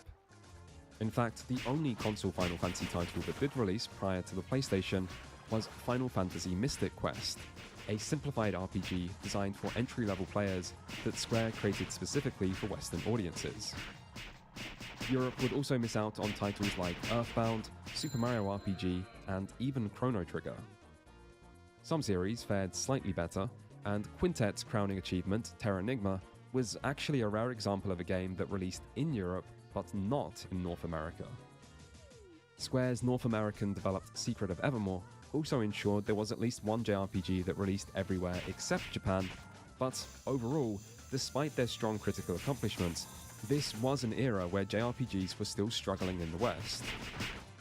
As a result, there were still plenty of popular titles that never received official English translations, and so were initially doomed to obscurity. Like Live Alive, a creative title from Square that released in 1994. Live Alive featured multiple protagonists whose vastly different stories encompassed a diverse range of genres, including Western, modern-day martial arts, and futuristic space warfare, and these could be played in any order. Gradually, connections between each story can be uncovered, leading to a surprise finale that brings everything together. Live Alive would eventually get an English release by way of a remake in 2022, but other games would be less fortunate. Like Square's cult classic SRPG, Bahamut Lagoon, which set itself apart with strong visuals, destructible environments, and lots of dragons. Or Rudra no Hiho, or Treasures of the Rudras, which was notable for its highly unique and heavily customizable magic system, and its intertwining character paths that tell a story focused on the cyclical destruction and rebirth of the world. Or Treasure Hunter G, which was the result of another Square collaboration, this time with developer Sting, and featured a unique tactical combat system while also being the final Square game on the system. All three of these games were highly praised, yet have never been released outside of Japan, even to this day. Other Japan-only games would come to be known thanks to the series they would go on to create, like Mystery Dungeon, a roguelike RPG that featured randomly generated levels and began as a Dragon Quest spin-off named Toroneko's Great Adventure in 1993, before continuing with the original character Shiren the Wanderer in 1995, before going Final Fantasy with Chocobo's Dungeon, and eventually also Pokemon in the Pokemon Mystery Dungeon games, the best-known examples of this long-running series. Square's once premier mech SRPG series Front Mission also began on the Super Nintendo in 1995, as did Wolf Team and Namco's enduring Tales of series, with Tales of Fantasia. Fantasia featured a familiar fantasy setting with heavily anime-inspired aesthetics, right down to including an anime-style opening complete with a vocal track. The PlayStation 1 version looked rather more anime, but the inclusion of vocals on the Super Nintendo version itself was pretty remarkable. Fantasia featured random encounters, yet with action combat, something that would go on to be a staple of the series, but here battles were from a 2D side-on perspective in something the developers called the linear motion battle system. The addition of multiple AI-controlled party members could make this combat system pretty chaotic, but this was still a novel approach for the time. Disagreements during the development of Tales of Fantasia led some members of Wolf Team to leave to form their own studio named Tri-Ace, whose first game, Star Ocean in 1996, would create another enduring JRPG series with action, combat, and anime aesthetics. Star Ocean featured a unique setting that combined advanced sci-fi elements with more medieval backwater planets, and featured side-on action combat that occurred on a three-dimensional battlefield. The first entry is also known for its non-linearity, its multiple endings derived from optional character scenes, something designed to encourage replayability, and its strong visuals, which took advantage of the rare 48 megabit cartridge, meaning this game makes sure you know that it released at the twilight of the Super Nintendo. Other important developments would also occur on other consoles in this era. The Game Boy was first launched in 1989 and saw numerous JRPGs, often with quite basic design relative to their console counterparts. One exception was the Final Fantasy Legend games, which weren't connected to Final Fantasy outside of their name, and that was only in the West, as in Japan, they were called Saga. These games would feature turn-based combat with a unique progression system derived from Final Fantasy II, which series creator Akitoshi Kawazu had previously worked on.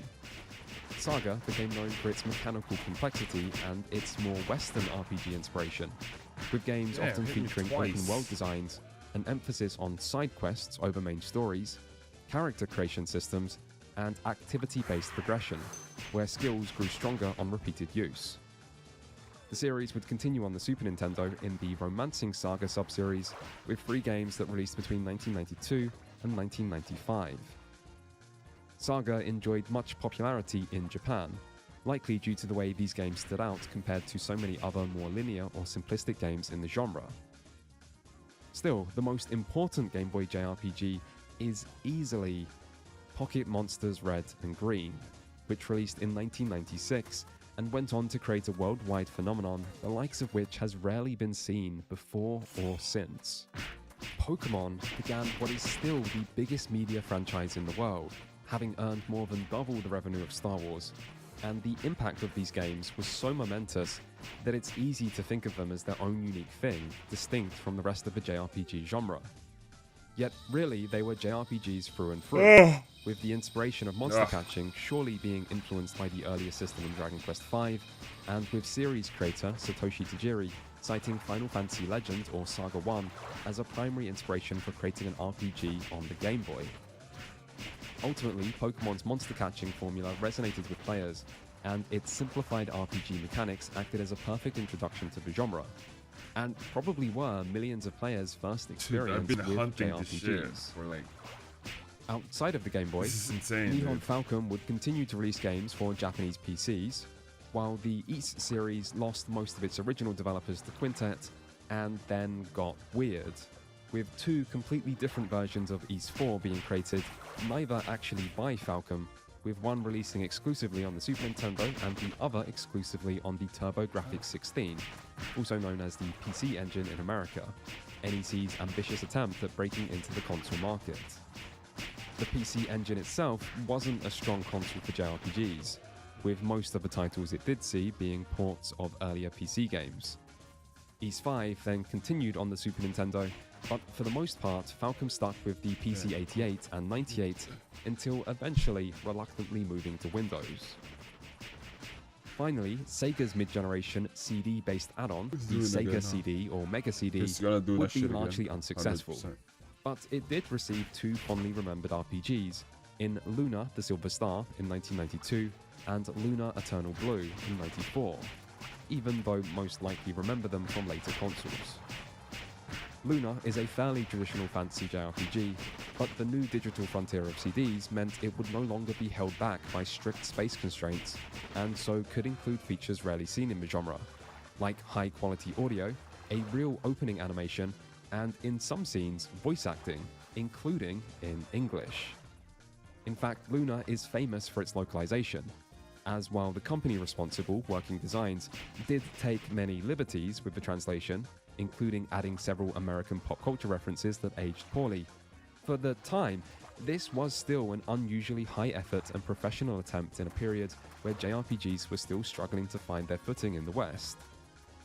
The sequel, Eternal Blue, made numerous improvements and was set 1,000 years later, showing how the world had changed since the events of the first game. Still, the real impact of CDs wouldn't be seen until the next generation.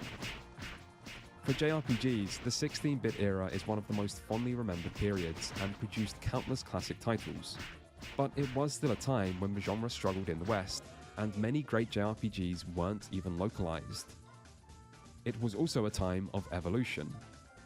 In the 8-bit era, JRPGs were still tied to their dungeon crawling origins, But in this generation, long, challenging dungeon crawling was on its way out, and greater story and set-piece focus was making its way in, with games starting to push these consoles to their storytelling limits by taking advantage of all available cartridge space and experimenting with more cinematic approaches. This is something which would only continue from here, but as the 5th generation of consoles arrived, there was one thing that changed completely.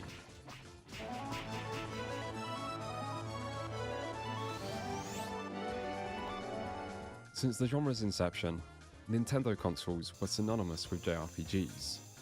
But in the 5th generation, Nintendo's reign came to a spectacular end, as Sony's new PlayStation came to dominate much of the console market. The reason for this is largely because of CD-ROMs, something the Nintendo 64 opted to forego in favour of traditional cartridges. The PlayStation was also an easy-to-develop system that hit the market before the N64, while being significantly cheaper than the Sega Saturn. No, +2. But JRPG developers were making the decision to leave Nintendo behind long before the winner of this console war had been decided, and CDs were the main reason why. Which is understandable. JRPGs were often massive games, and since the genre began, developers had been held back by strict memory limitations and forced to sacrifice their vision. CDs, on the other hand, boasted over 10 times the capacity of cartridges, meaning old limitations were a thing of the past, and new technologies, like full motion video, were now a possibility. It also likely helped that CDs were significantly cheaper to manufacture, introducing the possibility of multi-disc games to give even more space. The other technological change that defined this era would be the move to 3D polygons, something which had already been popular in arcades and would now increasingly become the norm for console games, including for many of the biggest 2D series around.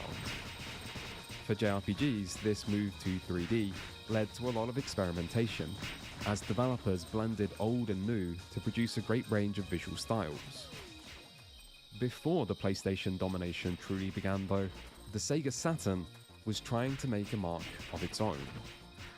There would be no new fantasy star this generation, and its absence was surely felt, with what RPGs the Saturn did see often taking several years to arrive. The Shining series would continue, however, first with the top-down, somewhat Zelda-like and probably not an RPG, Shining Wisdom in 1995, followed by the definitely an RPG, first-person dungeon crawler, Shining the Holy Ark in 1986, and finally the third main entry in the popular SRPG series Shining Force 3, which moved the series to the world of misshapen polygons, yet was just as well received as earlier entries. The critical success of Shining Force 3 was somewhat diminished by poor sales though, which led to its follow-ups, Scenarios 2 and 3, not being released outside Japan.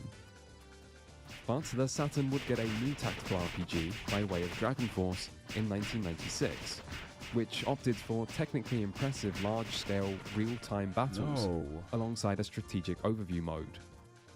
This made Dragon Force more like a real-time strategy RPG hybrid that felt wholly unique and is more reminiscent of the later Total War series than most other games in this genre. Increase my... Another interesting hybrid was 1998's Panzer Dragoon Saga, the third game in the Panzer Dragoon series, but the first to combine its iconic rail shooter gameplay with substantial RPG elements, including random encounters and on-foot exploration. Panzer Dragoon Saga was designed by Sega to compete directly with PlayStation and Final Fantasy, and the result was a technically impressive game that made great use of early 3D graphics. Right, that's it. This didn't stop it from falling well short of sales expectations, however, but it did still develop a cult following, and is regularly considered one of the Saturn's best games. Other Saturn JRPGs were few and far between. Albert Odyssey, Legend of Eldine, released in 1996 and provided a more traditional turn-based JRPG, despite actually being a follow-up to an unlocalized SRPG series. Action RPG Magic Knight Rayearth, released in 1995 before taking an impressively long time to be localized, and was based on an anime of the same name by manga group Clamp, and another Japan-only action RPG called Princess Crown, released in 1997, and is notable for its gorgeous sprites and animations, and for laying the foundations for Vanillaware, a company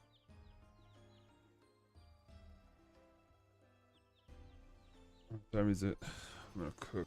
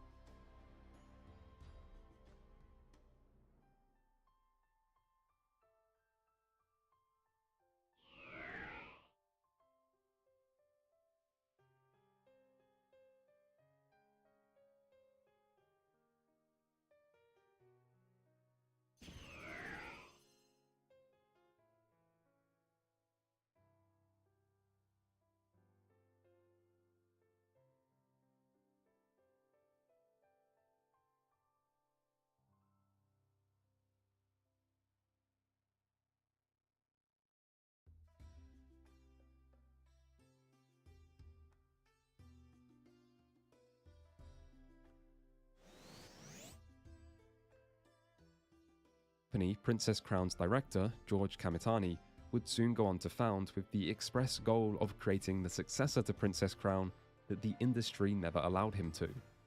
Spoilers, he would go on to create that successor. More than once.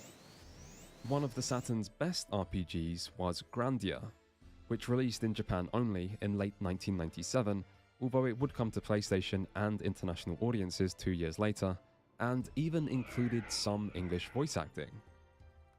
Developed by Game Arts, making it somewhat of a spiritual successor to the Luna series, Grandia tells a spirited coming-of-age story set in a recently industrializing fantasy world. Grandia's best accomplishment is its combat system, however, which borrows the active time system popularized by Final Fantasy, alongside a turn order gauge that shows when each combatant will act, and delays for most skills. This allows both the players' and enemies' actions to be interrupted, meaning each action carries a sense of risk versus reward, and effective tactics can drastically impact battles. In a time when many games seem to be experimenting with classic turn-based combat by adding their own unique additions, Grandia's experiment was easily one of the most successful. So, the Saturn did have some RPGs, but there was no question which console was the place to be for JRPGs this era. The PlayStation can be divided into before and after. So, before getting to the main event, let's look at what was happening on the system in its early years. Its first RPG was actually From Software's Kingsfield, which released in Japan only all the way back in December 1994. Kingsfield was a first-person dungeon crawler with action combat, dark visuals, and a dark setting.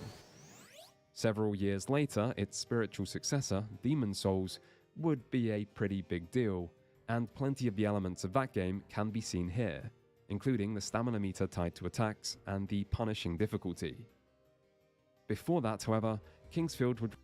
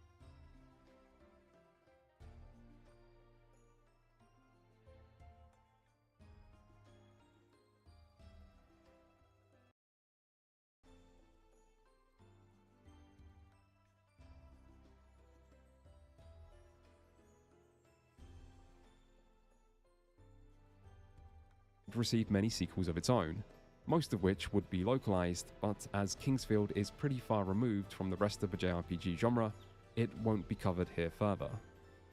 The PlayStation's next RPG was more like what players might expect. Beyond the Beyond released in 1995 with an American release 1 year later. It was developed by Camelot, who had previously worked on Shining Force, but Beyond the Beyond is a more traditional JRPG, featuring a fantasy setting, turn-based battles and random encounters. The graphics still somewhat resemble previous gen titles, although in a time of early 3D, that might have helped them age more gracefully. Still, Beyond the Beyond failed to impress reviewers who largely saw the game as derivative. Later RPGs would fare better, like Suikoden, Konami's attempt at a JRPG franchise which debuted just 1 month after Beyond the Beyond.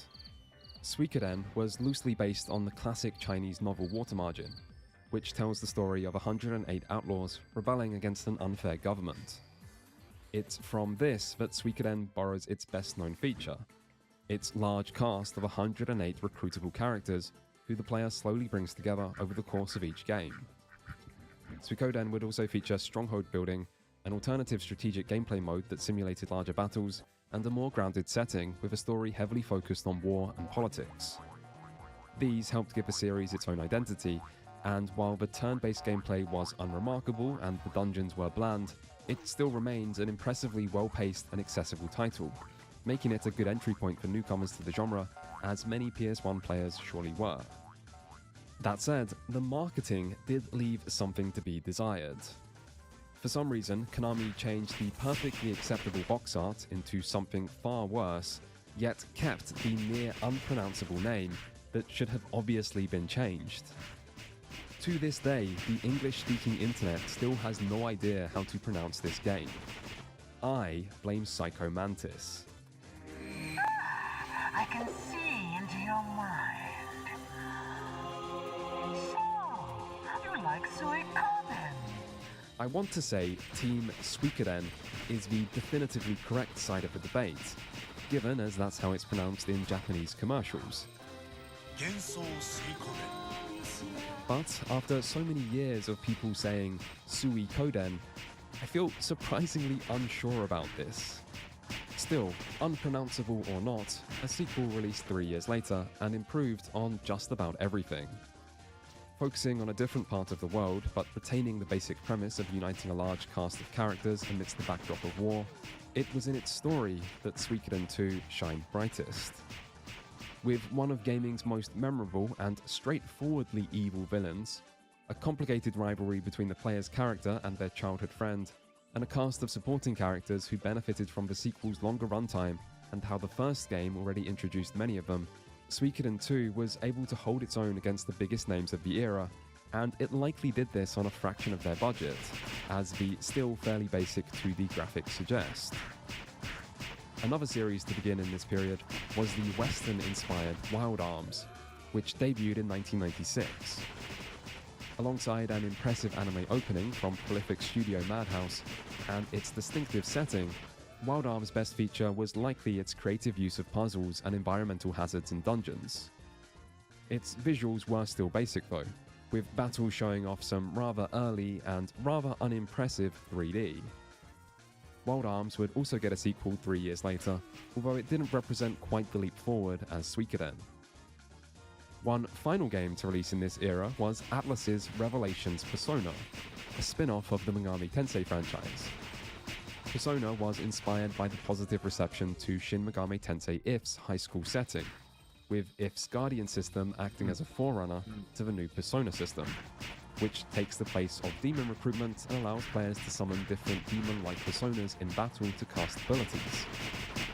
Persona still shows signs of its hardcore dungeon crawler origins, but despite this, it was designed to be a relatively more accessible title that could be enjoyed by people new to the series. This might explain why Persona became the first Megami Tensei RPG to be released outside Japan. In fact, all of the games mentioned here were released in America, despite each coming from unproven series, marking a stark difference to the reign of the Super Nintendo. Some early games, notably Ark Ballad, did take rather a long time to make it to Western shores, but this still represented a very different situation to just a couple years earlier. And this was all before the arrival of that one game. In fact, several of these games were published by Sony Computer Entertainment themselves, who clearly were willing to support Japanese RPGs even early in the console's life. This is somewhat surprising, as the then Sony Computer Entertainment of America Vice President, Bernie Stolar, once created a strict no RPG policy in the first years of the PlayStation's life. This was because Stolar didn't believe these games would sell or demonstrate the PlayStation's technical capabilities. In time though, this rule was changed, and Sony did a 180, becoming an avid supporter and even creator of JRPGs, but for a time, their future on the platform was uncertain. The other thing these early PlayStation RPGs show is that in the new age of 3D, JRPGs were somewhat lagging behind and still heavily relying on 2D elements similar to what was seen in previous gen titles. Enter Final Fantasy VII. There is a lot that can be said about this game. At the time of its release, it was likely the most expensive game ever made.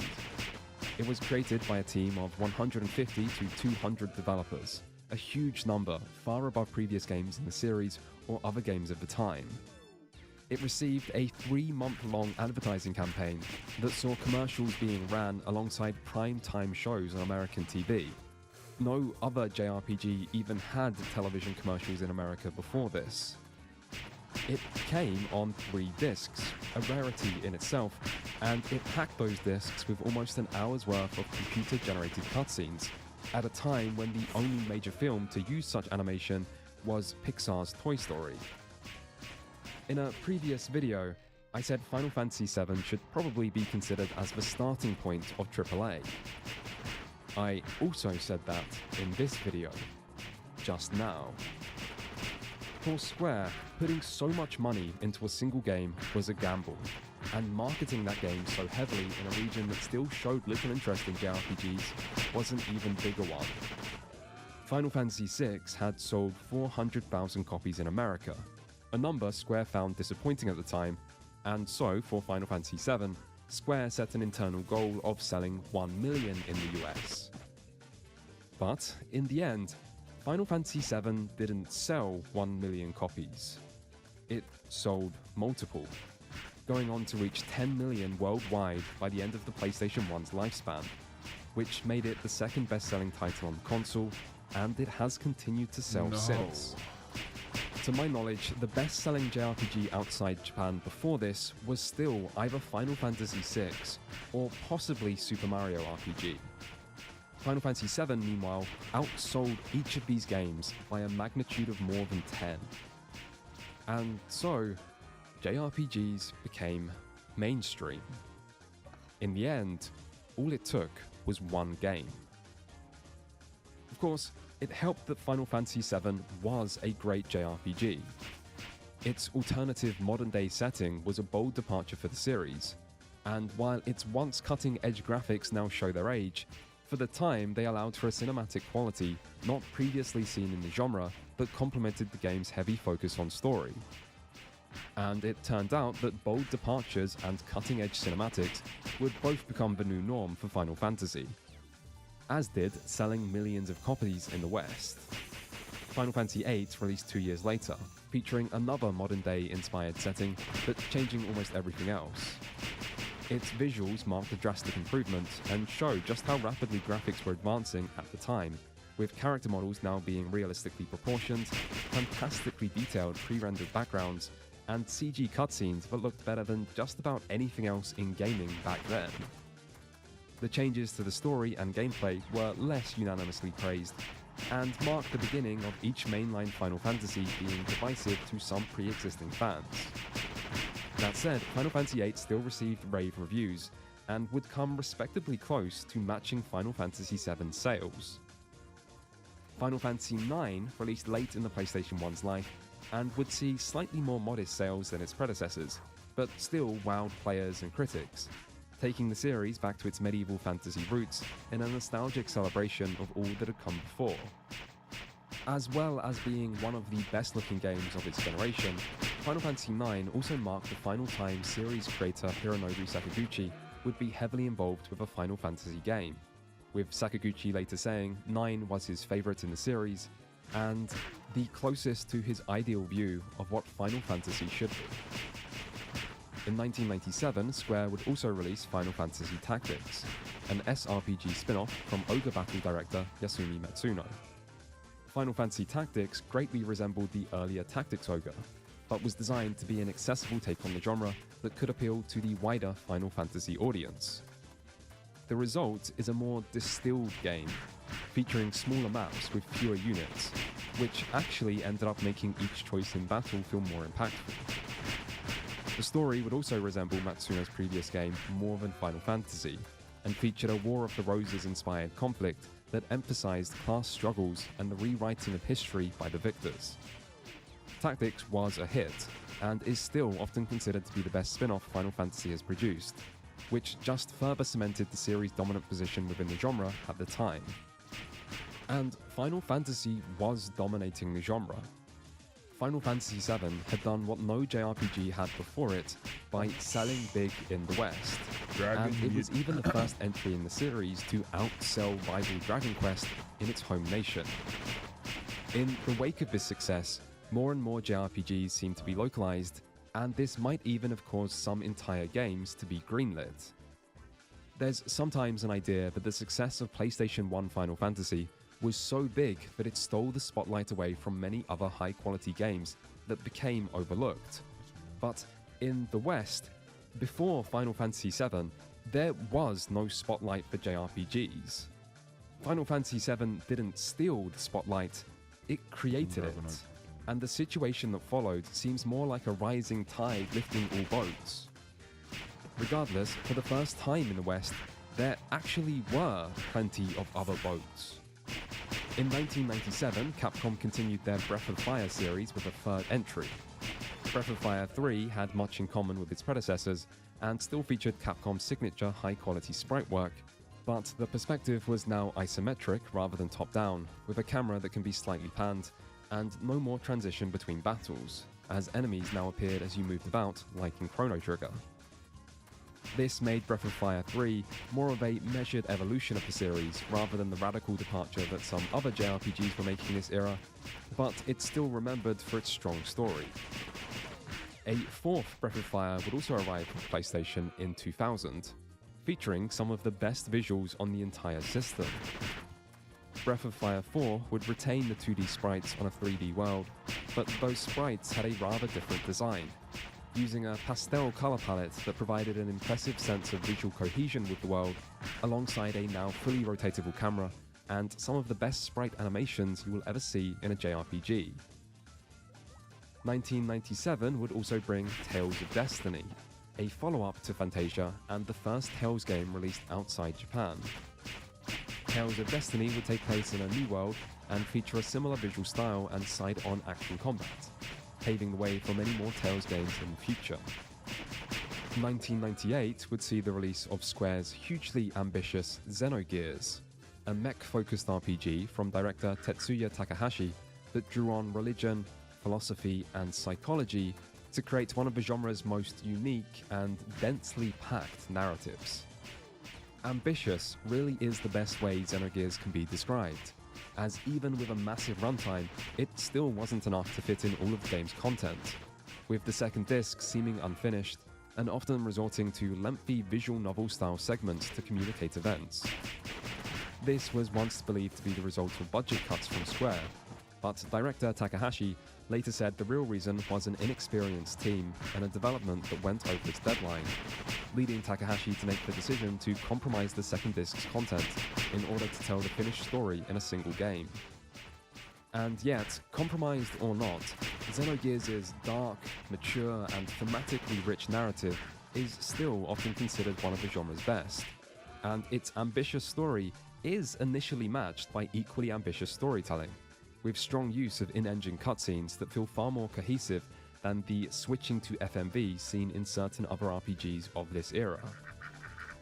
Outside of a certain disc 2 though, this was a time where Square seemed like it could do no wrong. 1998 would also bring the much more light-hearted action RPG Brave Fencer Musashi, a fully 3D game big on personality that would incorporate platforming elements and, for the first time in a Square title, voice acting. Sounds cool. Thanks, pal. It'll come in handy. Also that year was the second entry in the Star Ocean series, which was the first to be released outside Japan and expanded on the original with a more in-depth story, more developed characters, and the use of pre-rendered backgrounds to go alongside its familiar 2D sprites. Star Ocean: The Second Story also retained the non-linearity and action combat of the first game, and is generally considered to be the best entry in the series. Legend of Legaia also arrived that year, making for another RPG published by Sony themselves. Legaia featured fully 3D graphics and an innovative combo-based battle system that combined turn-based gameplay with fighting game-inspired sequences of inputs, although its story was somewhat less innovative. 1999 then brought the long-awaited and mostly unrelated follow-up to Chrono Trigger, Chrono Cross.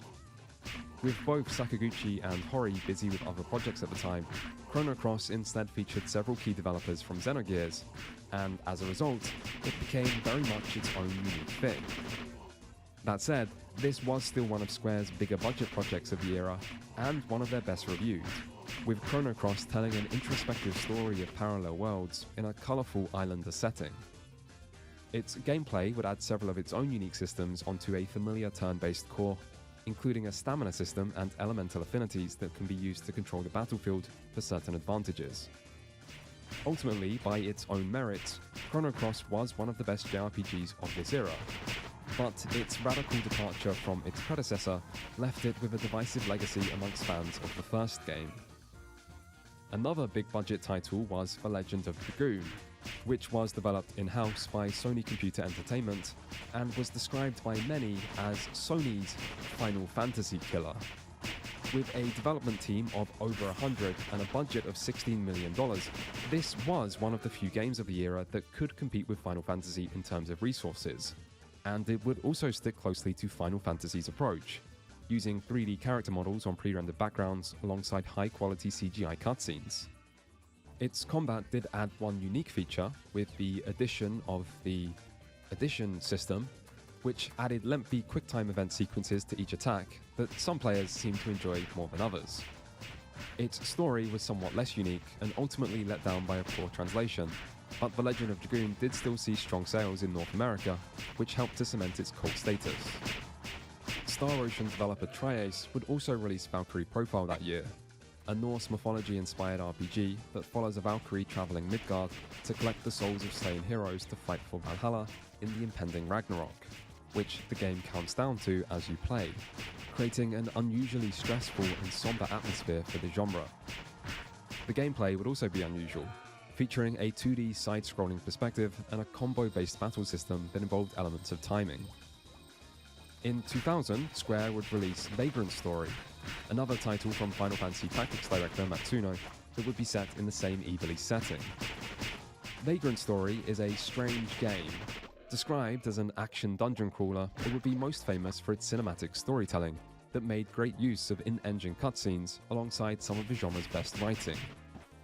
The result almost feels like JRPG's answer to Metal Gear Solid, and Vagrant Story stands as a technical marvel, with its use of 2D textures mapped onto 3D polygonal character models looking years ahead of most other 3D games of the time. Unfortunately, the gameplay can be slow and impenetrable, with much time spent in menus, but Vagrant Story still stands as one of the most acclaimed RPGs on PlayStation 1. Finally, after numerous delays, 2000 also saw the long-awaited release of the 7th Dragon Quest. In a time when JRPGs were often changing, Dragon Quest VII was a celebration of tradition, with many mechanics remaining untouched, and it was still just as popular in its home market. It was also still just as unpopular outside Japan, but at least it released outside Japan, making it the first title to do so since the NES. Dragon Quest VII is also known for being long. JRPGs had been gradually increasing in length since their inception, but Dragon Quest's 7th entry took that even further, offering a 90-hour adventure that was more than twice the length of any previous entry. Outside of Dragon Quest, this was also a time when JRPGs seemed to be more experimental, mixing elements of other genres and creating unique standalone systems.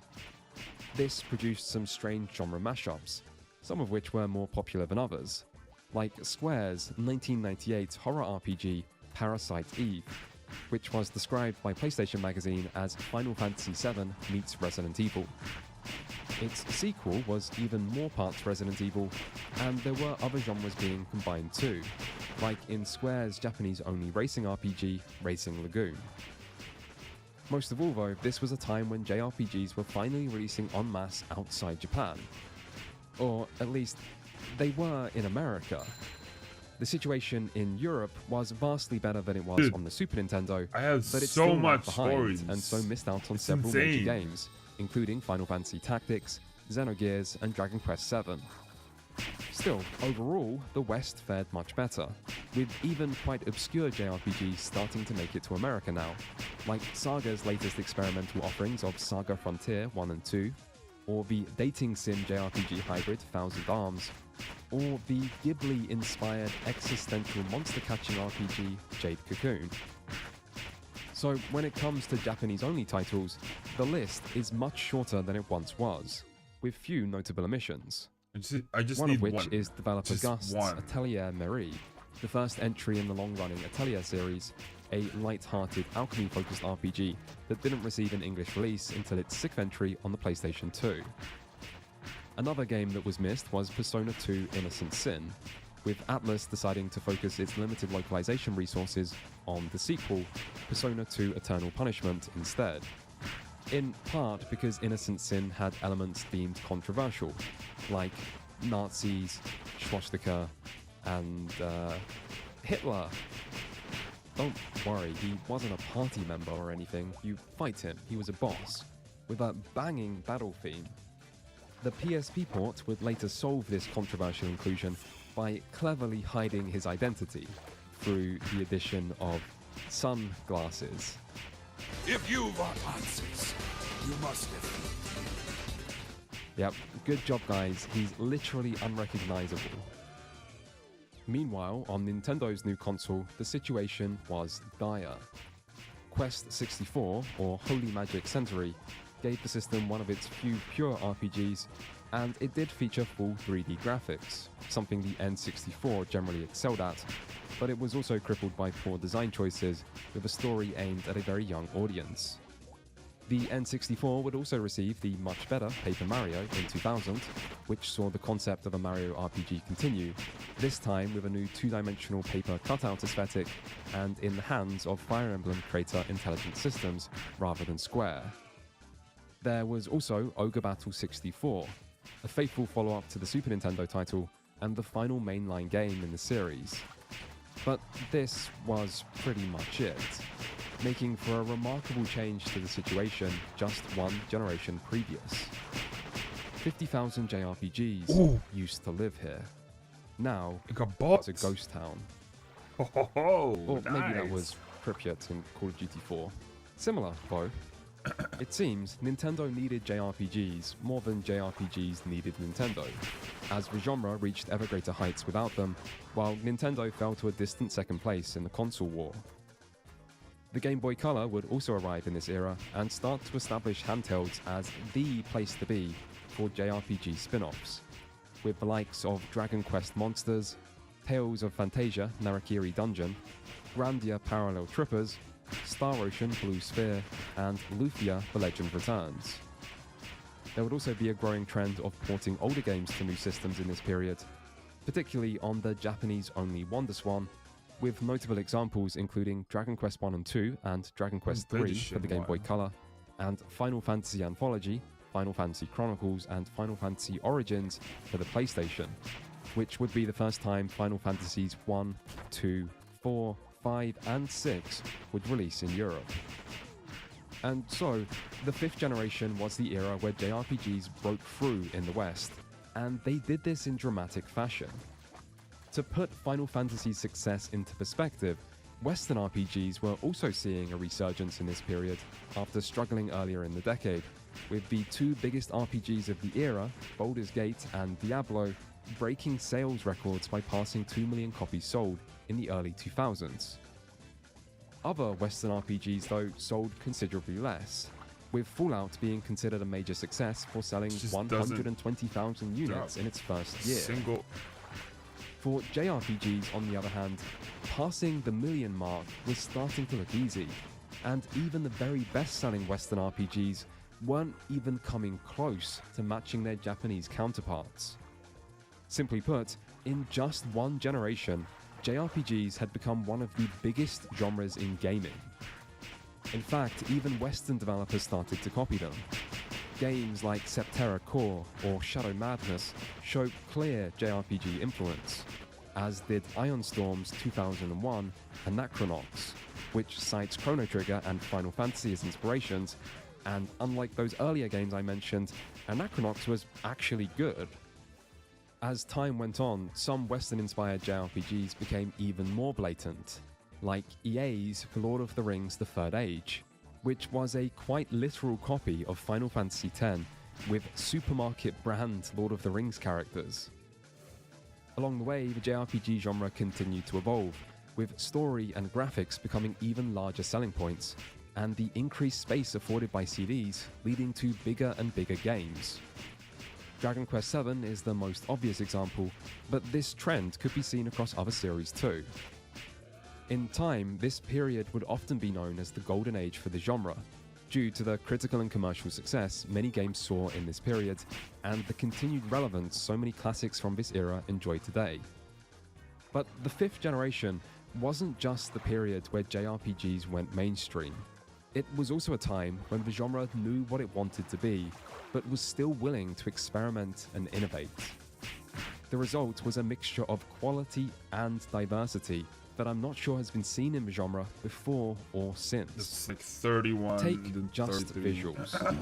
This was a time when Headshot JRPGs could be Holy shit. 2D with top-down perspectives, 2D with side-scrolling perspectives, 2D sprites with isometric perspectives, 2D sprites in fully 3D backgrounds, 2D sprites with pre-rendered backgrounds, 2D sprites with hand-drawn backgrounds, full 3D, 3D models with pre-rendered backgrounds, full 3D with 2D texture mapping, weird amalgamations of 2D and 3D, and so on.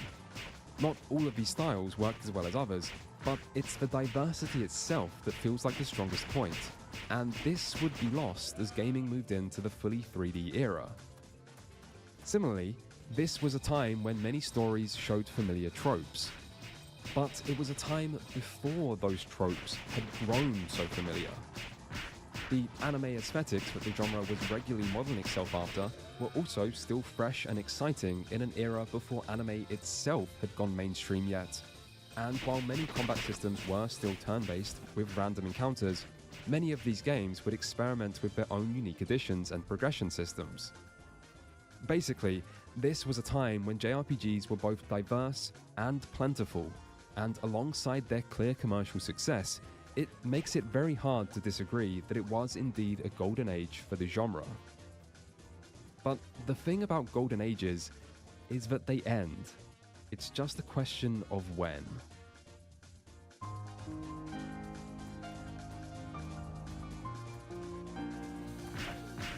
At the start of the new millennium, JRPGs were at the pinnacle of the genre's success, meaning the only way to go from here would be downwards. But their decline happened gradually, and the reasons why are complicated. Initially though, the genre continued into the sixth console generation exactly where it left off, with the backgrounds and sprites of the last generation behind. More disk space also meant voice acting in video games becoming the norm, meaning even lengthy JRPGs were forced to now include it, leading to mixed results. Localization efforts of Japanese games also became even more common, including in Europe now, with localizations themselves also often becoming more professional. The trend towards JRPGs as a medium for cinematic storytelling also persisted, eventually leading to the start of an identity crisis, and just like with each generation before, one console came to dominate the genre, and again, it wasn't the first to arrive. The Dreamcast actually released in late 1998, long before its rivals, but it did not launch with any JRPGs. In fact, Sega's short-lived console would have few RPGs in general, but some of the few are worth remembering. Like Grandia 2, which released in 2000, featuring the same highly praised battle system, full 3D graphics, even more voice acting, and an entirely new story and setting. That story was much darker, however, with the developer intending to capture a more mature tone and audience, possibly due to the success of Final Fantasy. The Dreamcast's best-known RPG also released that year and was developed internally by Sega, with staff who had worked on the Phantasy Star and Panzer Dragoon series. Despite this, Skies of Arcadia is very much its own thing, focusing on Sky Pirate Vice and a world of floating continents. Unlike most JRPGs of the time, Skies of Arcadia places a heavy emphasis on exploration, with the player able to fly their airship in 3D space and journey to many diverse locations. It would also feature impressive presentation, helping it to truly feel like a next-gen title. Ultimately, despite great reviews, its sales were hampered by its failing platform, yet it remains a cult classic and the most quintessential Sky Pirate RPG the genre ever produced. The Dreamcast also saw the return of Phantasy Star, just not in the way most would have expected. Phantasy Star Online released in late 2000 and is a hugely important game in the history of MMOs. But as I have covered MMOs in their own video, I'm going to mostly ignore the genre here. That said, it is interesting how this fate befell each classic JRPG series. Once upon a time, there were 5 big JRPG companies with 5 big flagship series, and all 5 ended up being converted to online RPGs. Phantasy Star was the first, followed by Final Fantasy XI in 2002, with Shin Megami Tensei Imagine releasing in 2007, as did Ys Online, Call of Solum, and finally Dragon Quest X joined in 2012. I don't have much more to say about this, mostly because I want to stay on topic, but it does seem noteworthy that this happened to each of these series. Hey, better to die as an MMO than live long enough to become a free-to-play phone game, I guess. Still, even the groundbreaking Phantasy Star Online wasn't enough to save the Dreamcast, and soon the real JRPG machine arrived. The PlayStation 2 released in the year 2000, and benefited from the strong momentum of its predecessor. In time, it became the best-selling console in history, and so it shouldn't come as a surprise that many JRPG developers decided to stick with Sony. Its first major RPG was Level 5's Dark Cloud, which combined action combat, dungeon crawling, and town building. For some reason, it was often compared to Zelda, maybe because the protagonist had a green hat? But while not really like Zelda at all, it was fairly unique and successful enough to receive a sequel 2 years later, but developed its mixed gameplay formula further. 2001 brought Shadow Hearts, a horror-themed RPG set just before World War I that acts as a sequel to the 1999 even more horror-focused RPG, Udelka. Shadow Hearts stands out thanks to its unusual setting, dark tone, and slightly edgy sense of humor.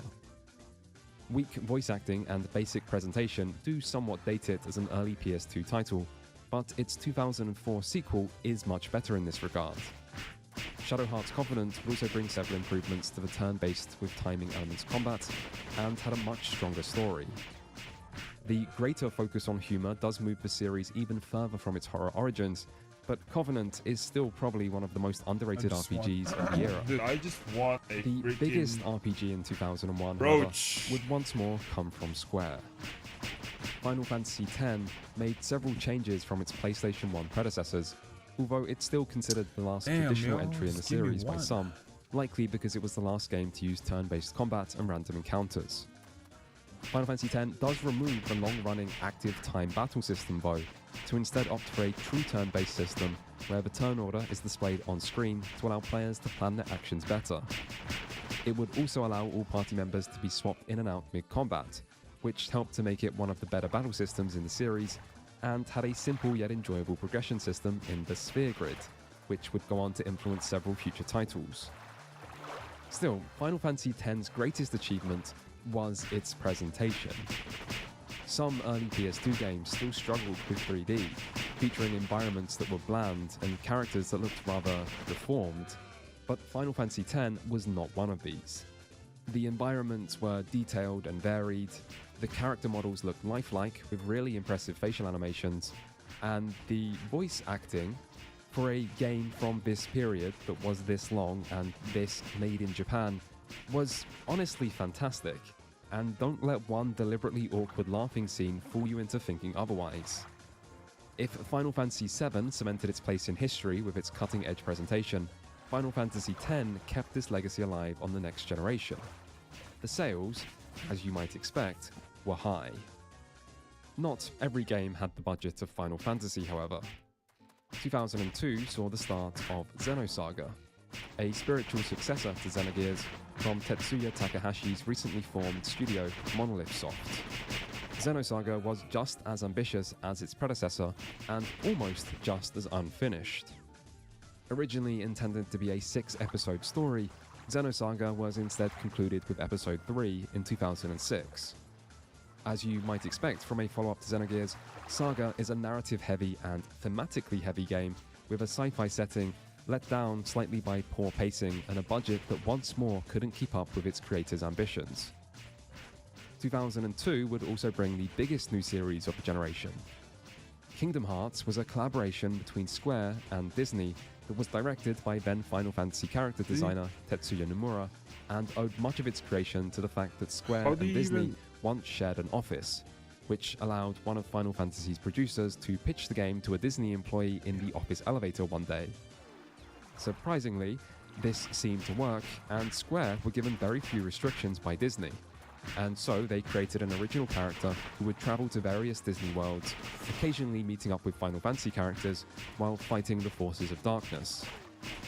This combination of Disney and Final Fantasy, alongside distinctly modern-feeling action combat and Square's high level of presentation, proved to be a big hit. Kingdom Hearts was one of the best-selling games on the PS2, almost reaching mainline Final Fantasy numbers, and it would get an equally well-received sequel 3 years later. Kingdom Hearts 2 improved the combat, adding more depth and addressing one of the few big complaints of the original by moving the camera controls from the shoulder buttons to the right analog stick. Its story would add more complexity and more original characters, which became somewhat of a trend for the series that some might say got a little out of control. And at the opposite end of the JRPG spectrum, 2003 saw the next installment of the Shin Megami Tensei series that, for the first time, would release outside Japan. Known as Shin Megami Tensei Nocturne in America and Lucifer's Call in Europe, SMT3 saw a return to demon-infested post-apocalyptic Tokyo, and a return to the brutally difficult dungeon crawling the series was known for. One important addition it did make, though, was the press turn system, where players could exploit enemy weaknesses to gain additional actions in combat, potentially allowing attacks to be chained together to devastating effect. In true SMT fashion, however, this system could also be used by enemies against players, creating a greater sense of danger and a combat system where things could go very wrong very quickly.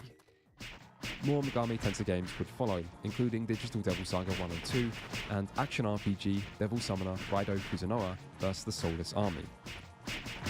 In 2004, Dragon Quest VIII released, now published by Square Enix after the two companies had merged in the year prior. Dragon Quest VIII was the first fully 3D game in the series, the first game to feature voice acting, the first game to be called Dragon Quest rather than Dragon Warrior in America, and the first game released in Europe at all. The visuals in particular would see a major upgrade thanks to the use of cel shading, which gave a timeless look that fit perfectly with the manga-inspired art design. Dragon Quest VIII would also feature a vast open world, and while you're still often limited in where you can go early on, this still offered a genuine sense of exploration and felt immersive at a time when many games in the genre felt increasingly restrictive and linear. In other ways, Dragon Quest VIII would continue to be conservative, but its presentation and world design was still more than enough to make it one of the best RPGs on the PS2. On other consoles, JRPGs were somewhat less common. Nintendo's GameCube fared better than its predecessor, but still provided much less choice than its main rival. One of the system's more unusual RPGs was Baten Kaitos, which released in 2003 and featured a card-based battle system. In the world of Baten Kaitos, the essence of various things can be stored in magical cards, including consumables and equipment for players to use, but also battle moves to use in combat. Each party member must create their own deck out of these moves, with battles then playing out via a turn-based card game where you choose actions based on the cards in your hand. Baten Kaitos also stands out thanks to its continued use of pre-rendered backgrounds, which had become rare by this point and still hold up very well years later. Perhaps the biggest RPG for the system though was Tales of Symphonia, which, while not the first Tales game to release in English, was arguably the most important. Previous games in the series had sold poorly in America, but as the first 3D entry, and as a rare exclusive for the GameCube, Symphonia was heavily pushed by Nintendo.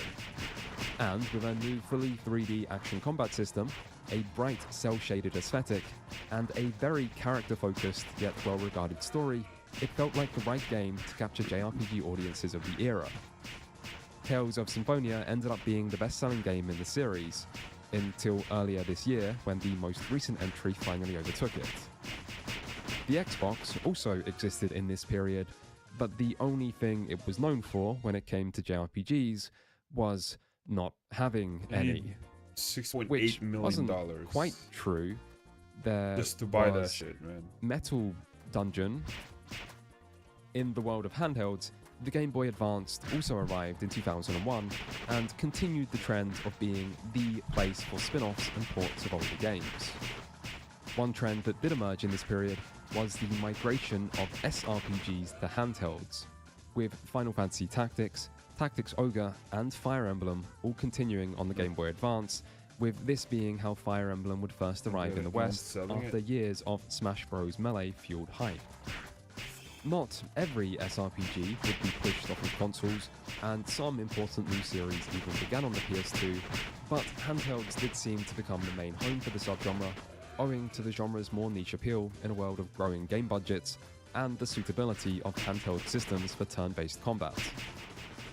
The Game Boy Advance would see at least a few notable original RPGs, however, like Golden Sun, which released in 2001 by Beyond the Beyond developer Camelot, and was followed by a direct sequel in 2002. Golden Sun began development for the N64, and it somewhat shows, with the game not only being one of the most graphically ambitious titles on the GBA, but also being a traditional and expansive RPG. A lot of handheld games would be broken down to fit bite-sized play sessions, I have or just dumbed down to appeal to younger players, but Golden Sun did neither, and this helped it to stand out. The Game Boy Advance would also receive one of the few Japan-only RPGs of this era in Mother 3, which released in 2006 after a long and complicated development. Mother 3 has received much praise since then, and may well be the most requested game to have never been released in English. I would say it probably won't take too much longer, but there are news articles talking about how a Western release is all but confirmed, dating back almost 10 years ago now, so maybe the wait might still be a while. Still, generally, this was the first era where JRPGs were all but guaranteed worldwide releases, and a time when the genre enjoyed much popularity. And yet, there were signs that this might not last. For one thing, JRPGs seem to be struggling to modernize. The widespread move to full 3D saw graphics technically advance, but this sometimes seemed to come at the cost of art direction and visual diversity. Meanwhile, the expectation of voice acting was much more challenging and costly for long dialogue-heavy games like JRPGs, and the once-defining features of the genre, like overworlds, turn-based battles, and random encounters, were increasingly being criticized by fans and critics as seeming dated. In a world of more and more realistic graphics, battle transitions and characters standing around in a line waiting for their turn to act were simply not realistic, and this threatened JRPG's new defining feature of being about cinematic storytelling at the cutting edge of gaming. The games which best met the challenges brought by modernization tended to be those with the biggest budgets. Final Fantasy X was still a graphically stunning game. Kingdom Hearts had great voice acting and distinctly modern feeling combat, What is it and now? Dragon Quest VIII replaced the old zoomed out overworld Freaking- with an even better zoomed in one. But not every game fared so well, and by the end of the generation, a lot of series seemed to be failing to reach their past heights. Some series alienated fans by making changes, as can be seen with Breath of Fire Dragon Quarter, Wild Arms 4, or Dawn of Mana. Other series just seemed to get worse with time though, like in the case of Unlimited Saga, Grandia 3, and Shadow Hearts from the New World. But some series didn't even do this, and yet their reputation still seemed diminished. Suikoden would never again reach the level of its second entry, and the fourth game was widely seen as disappointing.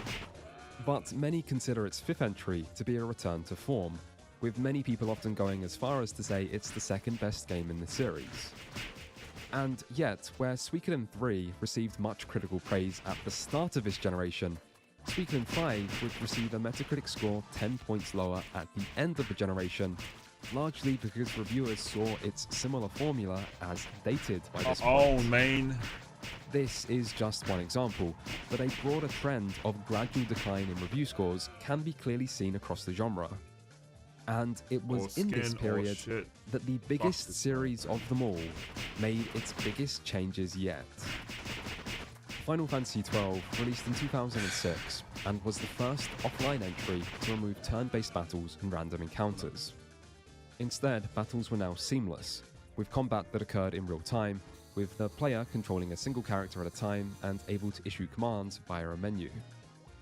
Overall, party members' actions would be mostly left to AI, but Final Fantasy XII also introduced a gambit system through which this AI could be customized through a variety of if-then style commands. This customization became an important part of the gameplay, with players incentivized to regularly tweak these gambits to get the best results. But this was still a battle system that could involve long periods of relative inaction that was very different from what came before. In other ways, Final Fantasy XII could be quite familiar, as it was actually the first game in the series to revisit a past setting, that being Ivalice, the same world of Final Fantasy Tactics. Final Fantasy XII would also maintain the series' groundbreaking level of presentation, with some of the best voice acting and writing on the PlayStation 2, alongside realistic character models, and a fully controllable camera that does a great job at showing off the much more open and expansive game world. Ultimately, different or not, Final Fantasy XII was still a big critical and commercial hit, although it was an especially divisive entry within the Final Fantasy fandom, with some seeing the changes it brought as a betrayal that made 12 more like an offline MMO than a Final Fantasy game. And yet, this was a time when JRPGs that didn't change were starting to be seen as dated.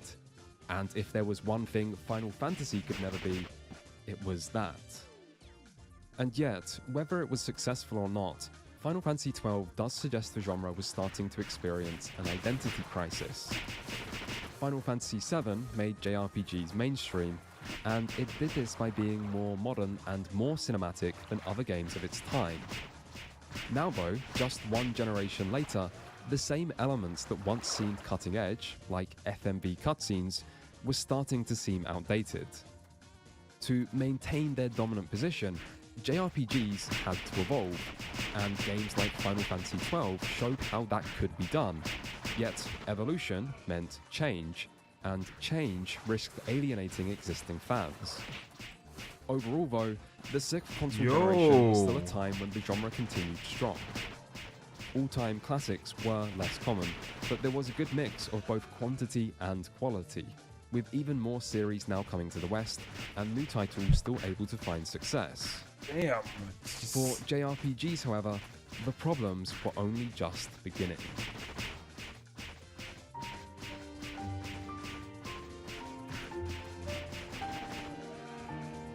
It's well known that the HD era was a time JRPGs struggled, but it's worth taking a moment to consider the context around this. The seventh console generation was a difficult time for Japan.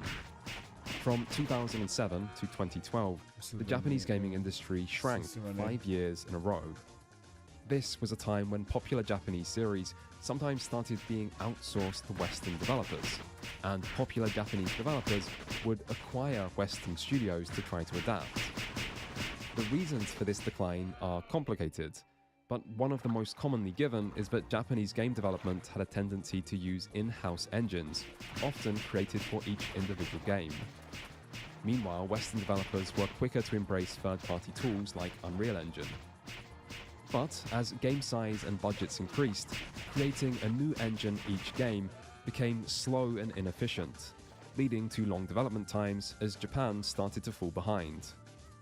And so, a lot of Japanese series and developers struggled in this era, and JRPGs might have been where this decline was most obvious. Still, the early days were actually promising. The first console to arrive was the Xbox 360 in late 2005, but unlike in previous generations, this time Microsoft would make a major push to establish the console in Japanese markets, leading to collaborations with a number of Japanese developers, including Namco Bandai and Mistwalker, a new studio founded by Hironobu Sakaguchi after his departure from Square. Mistwalker's first project would see Sakaguchi teaming back up with Dragon Ball artist Akira Toriyama and famed Final Fantasy composer Nobuo Uematsu to release Blue Dragon in late 2006. The Toriyama art immediately brings to mind Dragon Quest, and like Dragon Quest, Blue Dragon was a very traditional RPG, featuring turn-based battles, a Final Fantasy V style job system, and timing elements in combat that involved charging up attacks. Its story would also evoke Dragon Quest, but it was also fairly simplistic, and again, like Dragon Quest, failed to win over Western audiences. Mistwalker's next 360 game was Lost Odyssey 1 year later, featuring another Uematsu-composed soundtrack, but this time with character designs from famed mangaka Takahiko Inoue. If Blue Dragon was Mistwalker's Dragon Quest, Lost Odyssey's more mature tone and realistic graphics makes it seem like their Final Fantasy. And like older Final Fantasy, battles would once more be turn-based with random encounters and an explorable overworld, leading some to claim the game felt more Final Fantasy than the last Final Fantasy. The story focused on a small group of immortals and did have interesting things to say about the realities of immortality, but the main narrative fell a little flat, and the game's overall quality never quite reached its inspirations. 2007 also brought Eternal Sonata, the first game from Tricrescendo, a developer founded by the sound programmer of Tri-Ace, who collaborated on a number of other RPGs. Eternal Sonata was a fantasy RPG set within the fever dream of famed composer Frédéric Chopin as he lay on his deathbed. This strange premise gave way to a colourful, musically themed world that still looks great today. Combat was a turn-based action hybrid where characters have limited time to perform attacks, and starts slow but ends quite compelling, yet the story fails to deliver much beyond its intriguing premise. Eternal Sonata does boast possibly the best battle theme in the entire genre, however, thanks to its own famed composer, the prolific Motoi Sakuraba. Perhaps the 360's most popular JRPG was Tales of Vesperia, which released in 2008 and featured many of the elements people had come to expect from the Tales series, although the anime graphical style did look particularly good upgraded to HD. I hate this shit so In much. truth, Holy fuck. no early 360 here JRPG so would long. usually be considered one of the genre's absolute best, but these I've been four here for largely so positively long. received games did help the 360 get off to a strong start, and contrasted sharply to the situation both on the first Xbox and of Microsoft's main rival. Unlike in previous generations, the PlayStation 3 arrived late and overpriced, and for a time, there were almost no JRPGs on the system at all. Really, if you wanted a console to play JRPGs on in these years, you'd best be served by sticking with the PlayStation 2, which continued to receive hit titles well into the next generation. The first notable RPG for the PS3 was Valkyria Chronicles in 2008. Valkyria Chronicles was an SRPG set in an alternative World War II with stylish watercolor visuals. Its gameplay would feature a tactical command map, but once a unit is selected, the game then zooms in to allow them to be controlled in a third-person action mode. In reality, the game is still turn-based, with the similar emphasis on positioning and understanding the strengths of different unit types that is seen in much of the rest of the genre. But seeing the action play out up close and personal gave it a much more modern feeling. Overall, Valkyria Chronicles certainly was good, but there was little else on the PS3 in its first years, and alongside these games came a number of less impressive titles.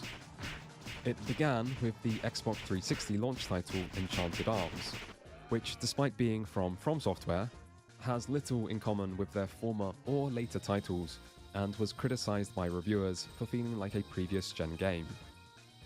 In 2008, action RPG Infinite Undiscovery, a promising collaboration between Tri-Ace and Microsoft that was published by Square Enix, arrived to middling reviews for its short runtime, shallow gameplay, and familiar plot. Also in 2008 was Square's The Last Remnant, a game with a unique and mechanically rich combat system that simulated large-scale battles and was anything but shallow, but numerous technical problems, including texture popping and frame drops, still dragged reviews down. In 2008, Sony and Level 5 would also join in on the disappointments with White Knight Chronicles, an RPG with online co-op elements and a setting that featured large fantasy mech-like knights.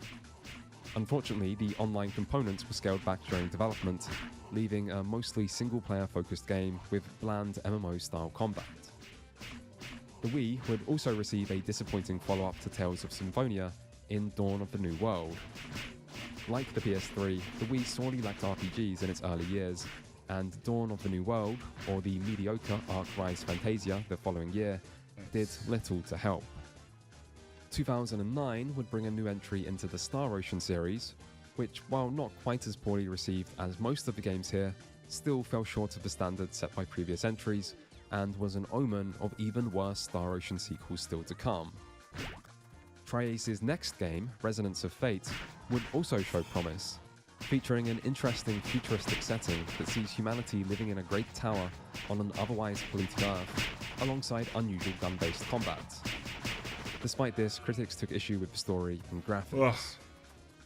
Still, other games from this era Dude, were I'm gonna considerably level up worse. before I get that shit, Nippon dude. Ichi Software's The Last Rebellion was so bad it led the company's president to make a public apology for ever allowing such a cursed game to leave Japan. Meanwhile, the self-aware hyperdimension Neptunia found an audience and spawned plenty of sequels, but its early titles were still some of the worst reviewed games of each year they released, and other compile heart games of this era, like Cross Edge and Mugen Souls, somehow fared just as poorly. And finally, there was Time and Eternity, the worst reviewed JRPG of the generation, and I'm sure this game wasn't good. A review from Gaming Age described it as less fun than a dentist appointment, but oh my god, for a bad game, it sure had some captivating visuals, mixing hand-drawn 2D animated sprites with 3D environments in a way that genuinely looks striking. Apparently, it also had very boring and repetitive gameplay though, so maybe it got those reviews for a reason. Under normal circumstances, the occasional flop should be expected, but the 7th console generation brought a JRPG drought, bringing more attention to each title that did arrive from a fanbase hungry for games and continually disappointed. Where the 6th generation saw quality gradually decrease while quantity stayed strong, this generation instead saw the level of quality fall even further, while quantity plummeted alongside it. And no series seemed to be immune. Enter Final Fantasy, the series that made JRPGs mainstream, which at this point had never had a mainline entry that didn't receive strong critical acclaim. And then, in late 2009, there was Final Fantasy XIII. Final Fantasy's 13th entry brought the series into a new, more sci-fi inspired setting, with a new take on turn-based combat that brought back the active time battle system, alongside a new focus on staggering enemies and changing party members' combat roles mid-fight. It would also feature stunning HD graphics, making it one of the best-looking games of its era. But this came at the cost of a much more restrictive and linear world design, with many areas seeming little more than straight lines, and towns being removed entirely. The response to this was mixed. By the standards of the era, Final Fantasy XIII reviewed well. By the standards of the era, Final Fantasy XIII sold well. By the standards of the era, Final Fantasy XIII was a good JRPG.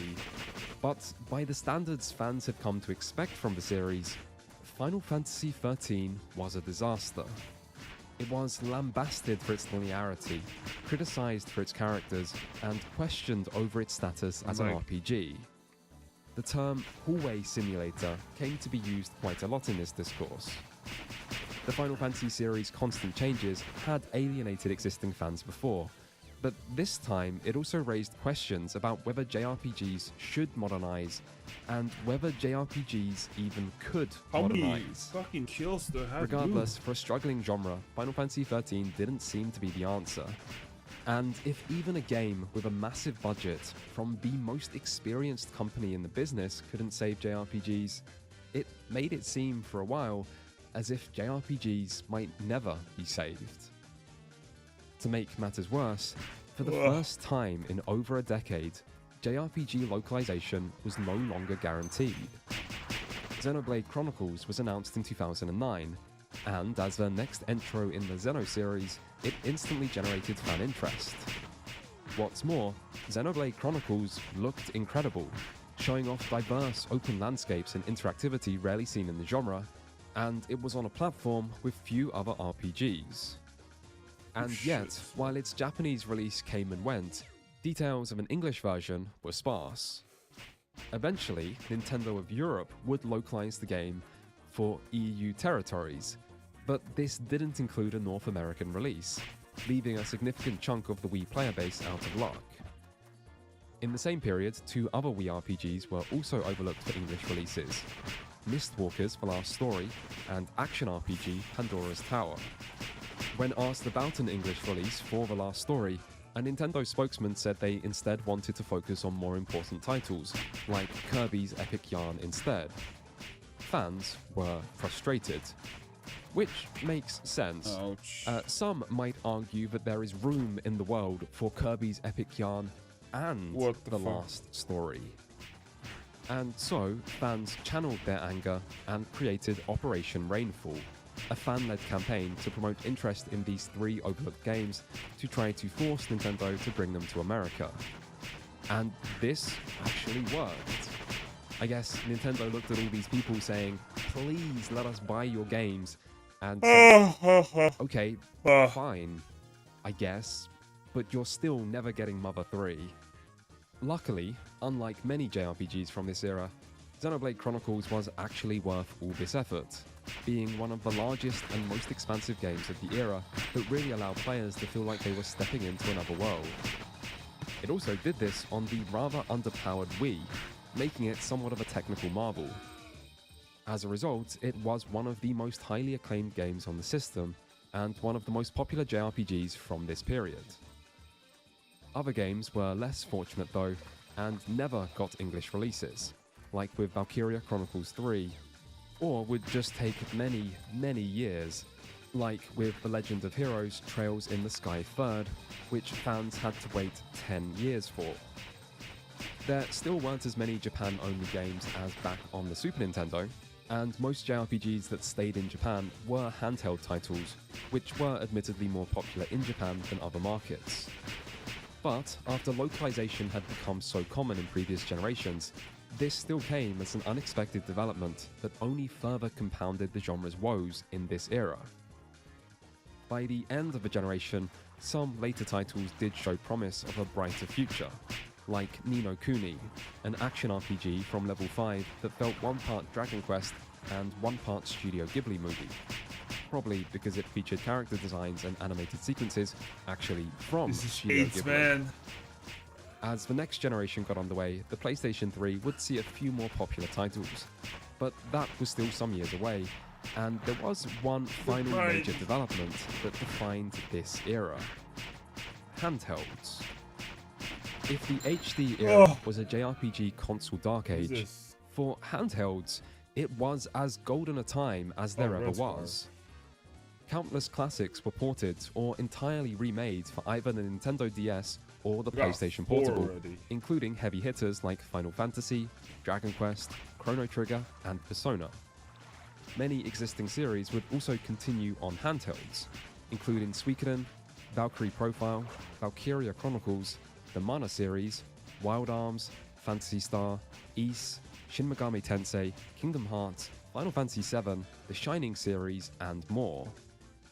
The DS would also receive the honor of being home to the next mainline Dragon Quest installment, with Dragon Quest IX in 2009, which featured character creation and a focus on multiplayer, and still managed to break sales records in Japan. Not every game saw this level of success though. For many of these series, these entries would be their last, and this often came alongside mediocre reviews and little fanfare. Handhelds had long been a place for JRPG spin-offs, and now most JRPG series couldn't do any more than muster one final spin-off before fading into obscurity. And yet, amongst so many games, there were of course some genuinely great titles, including some that were brand new. In 2007, Atlus would release Etrian Odyssey, kicking off a new series that helped resurrect the first-person dungeon crawler by bringing it to a new generation. Etrian Odyssey took full advantage of the DS's dual touchscreen to combine classic turn-based combat with a novel map-making system where players use the DS's stylus to draw a map of a dungeon as they explore. This harkened back to the hand-drawn maps players had to create to complete older RPGs, and was indicative of Etrian Odyssey's approach of combining old and new in a way that resonated with players. Etrian Odyssey would see many entries on the DS and its successor, and it wasn't the only RPG that used the DS's touchscreen in innovative ways. 2007 would also see the release of The World Ends With You, an action RPG from Square Enix set in modern-day Tokyo. The World Ends With You's battle system involved controlling two characters at once, using touchscreen commands for one and regular button inputs for the other, with action across both DS screens. It's a combat system unlike any other game in the genre that took full advantage of the hardware, which helped The World Ends With You stand out as one of the most innovative and unique RPGs of its era. The success of Etrian Odyssey also led to a new first-person Shin Megami Tensei dungeon crawler in 2009's Strange Journey, which leaves behind the usual SMT setting of Tokyo to instead head for Antarctica to explore a growing black hole. Strange Journey was strange, featuring the usual SMT elements alongside more sci-fi and horror trappings to create something atmospheric and foreboding that was perfect for die-hard SMT fans. Atlus and many of the developers who worked on Strange Journey would also co-develop the acclaimed 2010 RPG Radiant Historia. Radiant Historia would return to the familiar JRPG territory of time travel, but rather than jumping between eras, you instead switch between parallel timelines, where the key to progress lies in using skills and information from one timeline in the other. It also featured a grid-based battle system that placed heavy emphasis on enemy positioning, and an atypically so competent and uncomfortable not right at now. all teenage protagonist. Finally, the PlayStation Portable would live up to its name by receiving a lot of ports, one of which was The Legend of Heroes Trails in the Sky, which led to its first English release 5 years later in 2011. Trails in the Sky was a fairly traditional JRPG, but the Legends of Heroes series actually began all the way back in the 80s. Many long-running JRPG series feature entirely standalone entries with no connection between games, but with The Legend of Heroes, Falcom decided to take the complete opposite approach by deliberately designing each sub-series to flesh out a different part of the world, as each game gradually built upon the same larger narrative. This has led some to describe these games as having the best lore and world building in the entire genre, and the Trails, or Kiseki series, has now grown to 13 entries, building a passionate and devoted fanbase along the way. JRPG's handheld achievements would continue into the next generation with the Nintendo 3DS, which saw a new mainline Shin Megami Tensei that featured even more dungeon crawling, as well as Fire Emblem's big mainstream breakthrough in Awakening, which added a greater focus on character interactions and character romances, and Bravely Default, a more traditional JRPG from Square Enix that felt reminiscent of the games the company first became famous for. Final Fantasy The Four Heroes of Light had done something similar on the original DS, but Bravely Default was a more successful attempt at a retro throwback and combined popular past features like the job system with clever new ideas like the Brave system, which allowed players to store up actions to then take multiple within a turn, increasing battle's tactical depth. And so, at a time when everything seemed to be going wrong on consoles, on handhelds the genre held strong. But this still came alongside a loss of status and shift in identity. Once upon a time, JRPGs were all about creating epic adventures, with some of the highest budgets around that pushed consoles to their technical limits and featured some of the best quality presentation in the medium. Yet, now they had been relegated to a world of spin-offs and retro revivals. JRPGs went from being blockbusters to B-movies. And while for some fans these lower budget titles might well have retained the features that mattered most about the genre, it's hard not to see this as a dramatic fall from grace for a genre that once stood atop gaming's peak. Once upon a time, Final Fantasy VII outsold the best-selling Western RPGs 5 times over. Yet, since then, Western RPGs grew alongside the growing gaming industry, while finding even more success by moving to consoles. And so, during the years that JRPGs struggled the most, Western RPGs were reaching new heights of critical and commercial success. The Elder Scrolls V Skyrim matched Final Fantasy VII's 10 million in less than a month, and has since went on to sell over 60 million copies. And Skyrim, Fallout 3, Mass Effect 2, and Dragon Age Inquisition all won countless Game of the Year awards at a time when only like JRPGs $4 barely grand, even seemed to be in contention. No, you're not. In short, gaming had Just buy it, changed, man. and JRPGs failed to change with it. But even in its worst years, the genre was far from Yo. dead. And those years didn't last forever. Come on, man.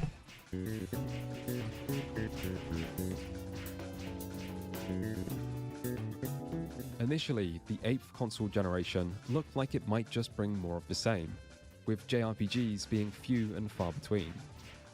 Even the technological leap represented by these consoles was smaller than it once was, and Japan still seemed to be playing catch-up with Western developers, with even the once indomitable Nintendo now having to fight to survive after the failure of the Wii U. But in time, all this would change. As has often been the case, no series better represents this than Final Fantasy. Final Fantasy XIII had left some fans disappointed, but at least it actually released. Originally, 13 was intended to be part of the Fabula Nova Crystallis subseries and was announced alongside another game, Final Fantasy Versus 13, in 2006. Yet, while 13 arrived 3 years later, Versus 13 experienced development problem after problem, ultimately being pushed to the next generation of consoles and undergoing numerous changes, including with many of its lead developers. Versus 13 would eventually be rebranded as Final Fantasy 15 in 2013, but news of its development was still sparse, and more years dragged by, until finally, over 10 years after its first trailer, it released in late 2016. Final Fantasy 15 showed signs of a game that had been stuck in development hell. Its story could feel disjointed, with key characters rarely appearing on screen. It relied heavily on tie-in media to tell parts of its backstory, and parts of its ending sequence felt rather unfinished. But it still received positive reviews and strong sales, making it at least as successful as 13 before it. The game itself would once more be another departure for the series, with the extreme linearity of the last game being replaced with the exact opposite in a vast open world, somewhat typical of AAA gaming at the time, but Watch with this an added ghost focus down. on the bond between the party Ghost members down. and the road trip feeling the game regularly tried to evoke. 1.3. It would also feature full action combat, but its most important aspect might just be that after so many years of waiting, the game finally arrived to symbolically bring the great JRPG drought to an end. And within a year, the situation for about to JRPGs level had up. changed Holy completely. shit. 2017 would be a great year for the Japanese gaming industry, and boy did the industry need that by this point. The biggest development would be the launch of the Nintendo Switch, which almost instantly reversed Nintendo's fortunes, but JRPGs would also see their own reversal of fortunes. Platinum Games and Square's action RPG, Nier Automata, became a surprise hit and was so good it caused the entire Drakengard series that it was a part of to be critically reassessed. Falcom brought East to the PS4 with its 8th entry, leading to the series' most critically and commercially successful entry yet. Xenoblade would see its second mainline entry in Xenoblade Chronicles 2, which became Monolith Soft's highest selling game after the previous Xenoblade was hampered by being stuck on the failing Wii U. The Tales of series saw the English release of Berseria, bringing a return to form after a few weaker entries at the end of the previous generation. And in Japan, Dragon Quest would make its long-awaited return with Dragon Quest XI, the first single-player Dragon Quest to be released on consoles since 8 in 2004. Dragon Quest XI was more Dragon Quest, but polished to near perfection, having taken on board years of lessons alongside careful modernizations. The result was a critical and commercial hit that released outside Japan 1 year later, and for the first time, actually was largely successful in the West. Still, none of these games compare to the impact of Persona 5, which first released in Japan in 2016 before releasing in English in April 2017. Persona 3 and 4 arrived at the very end of the PlayStation 2's life, at a time when most people had moved on to the next generation.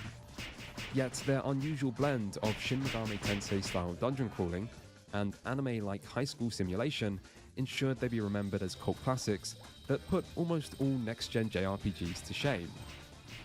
But they were just cult classics, being spin-offs to an already obscure franchise in the West, and with neither game selling enough copies outside Japan for Atlus to even bother announcing what their sales numbers were. Still, with time, their legacy grew. A PSP port of Persona 3, followed by a PlayStation Vita port of 4, alongside strong word-of-mouth support, brought in more and more fans over time, until Persona 5 became a highly anticipated release for JRPG fans. But, like many Japanese games of this era, it would see significant delays, and then released in Japan long before the West, forcing fans to wait even longer. Yet, when it did arrive, Persona 5 became a huge hit, with universal acclaim from critics and a Metacritic score of 93, the highest of any JRPG since Final Fantasy IX on the PlayStation 1. Persona 5 would back this up with great sales, going on to reach the 10 million mark, a number only Pokemon and Final Fantasy had ever reached before it. And as if to really confirm its new status as the king of modern JRPGs, it would also receive far too many spin-offs. That being the true price of success, I guess. But it was a massive success that came out of nowhere for a genre that had experienced years and years of woes, which now finally seemed to be behind it. It should go without saying that Persona 5 was a great game. Its high school sim elements still felt fresh, its long runtime provided hours of entertainment, its visual style and soundtrack gave it a lot of personality, and its gameplay took lessons from the more hardcore Shin Megami Tensei, like incorporating basic dungeon crawling elements alongside the staple of Persona fusing, while making these more accessible for broader audiences. It also made improvements to the dungeons themselves, making each more unique and engaging in what feels like a big step up from previous Persona games. Still, more than this, Persona 5 felt like the end of JRPG's identity crisis. For years, this genre seemed to be stuck between a desire to modernize and the need to appeal to fans of traditional JRPGs, with an unspoken assumption that the only way to achieve true mainstream success was by evolving into something new that allowed the genre to stay at the cutting edge of presentation. Persona 5, however, showed that this wasn't true, that a JRPG didn't need the most technically impressive graphics if it had enough style, but turn-based battles could still work if gameplay systems were actually engaging, and that the Japanese roots of the genre were actually its greatest strength in creating experiences that stood out compared to Western games. And so, Persona 5 ensured JRPGs were back, and many more followed. Octopath Traveler, released in 2018, to continue in the footsteps of Bravely Default with an even more successful retro-inspired throwback, whose new HD 2D aesthetic would be seen in many more future titles and remakes. Valkyria Chronicles made a return to consoles with a fourth entry, as JRPG series started to migrate back from the now disappearing handhelds. In 2019, Kingdom Hearts 3 would make its long-awaited release after years of development troubles that largely mirror and even intertwine with Final Fantasy XV. Kingdom Hearts 3 was not exactly a simple or clean conclusion to the series, but it still felt like a triumph after so many years of uncertainty and spin-offs. Fire Emblem would also make a return to consoles with the highly successful Three Houses that year, bringing the series' best ever sales.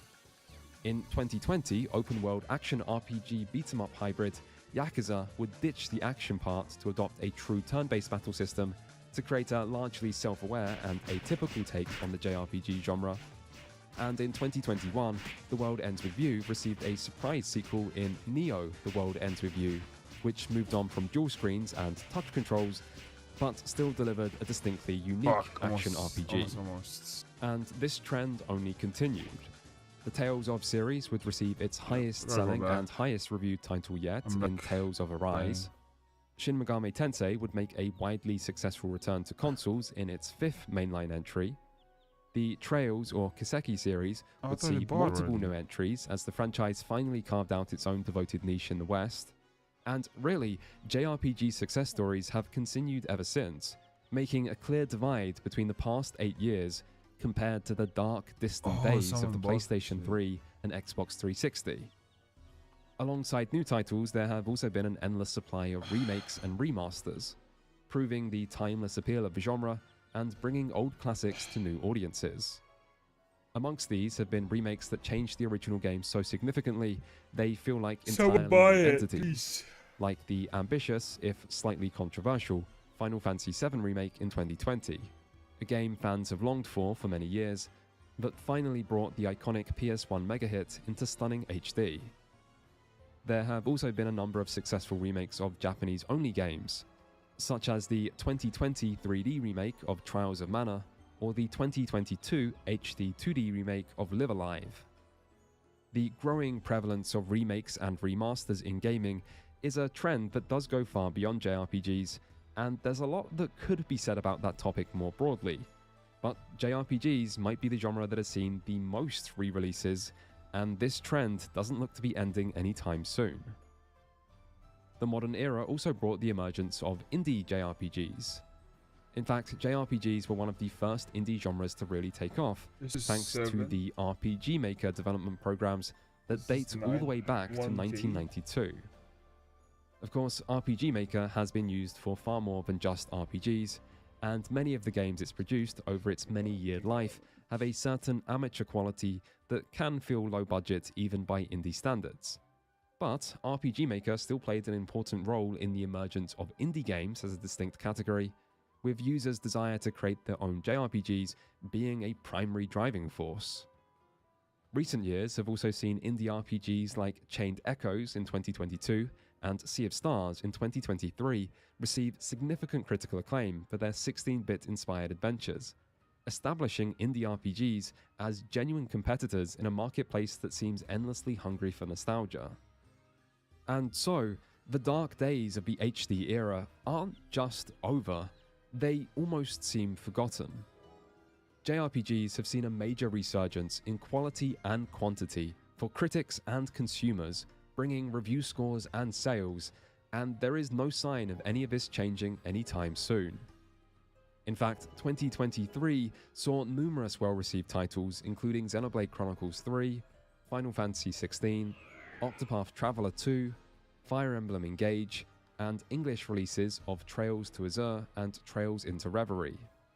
And 2024 has been even more stacked, with Yakuza Infinite Wealth, Grand Blue Fantasy Relink, Persona 3 Reloaded, Final Fantasy VII Rebirth, Unicorn Overlord, Eiyuden Chronicles 100 Heroes, Saga Emerald Beyond, Paper Mario The Thousand Year Door, Shin Megami Tensei V Vengeance, The Legend of Heroes Trails Through Daybreak, Visions of Mana, And while I have been writing the script for this video, also Metaphor ReFantasio and East 10 Nordics, with the former receiving a 94 on Metacritic, making it one of the most highly reviewed JRPGs in the genre's history. In fact, now that I'm typing all these games out and seeing just how long this list extends, 2024 seems like it might be one of the best years JRPGs have ever had. The genre isn't just surviving anymore, Find it's one, thriving, man. It's insane. almost as if it's on the cusp of a new golden age.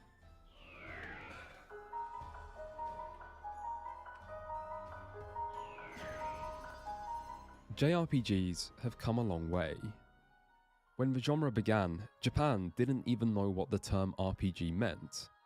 It would take many years for any JRPG to find success outside Japan, and even as the genre entered its first golden era on the Super Nintendo, many of the best-selling and most popular titles still didn't even get released in the West.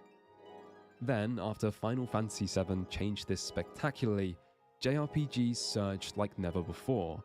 But almost as quickly as this golden era began, it seemed to come to an end.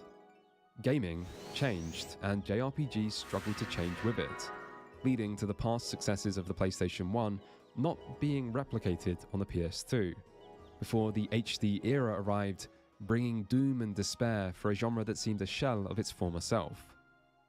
But, in time, a new dawn arrived, and the genre found stability, building new foundations and finally growing again after years of decline, with that growth not showing any signs of slowing. So, the genre has seen its share of ups and downs, so much so that it's easy to forget just how much these games have changed over time. When JRPGs first emerged, they came in two main types: games descended from Ultima and Wizardry, and action RPGs that combined arcade and simulation elements. Dragon Quest then burst onto the console scene to establish the true JRPG formula, with the overworld of Ultima, the combat of Wizardry, the aesthetics of a Japanese manga, and the accessibility that would appeal to inexperienced console players. This is the JRPG we know today. Except, it isn't. Dragon Quest had barely any story, with basically no focus on characters. It was short, with a runtime of around 10 hours. It was heavily exploration-based, with a non-linear open world, and outside of exploring that overworld, the main thing you spent your time doing was crawling through dungeons. Sure, anime and accessibility can still be seen today, but otherwise, Dragon Quest doesn't resemble modern JRPGs in any way. The genre changed. Story became a greater and greater focus.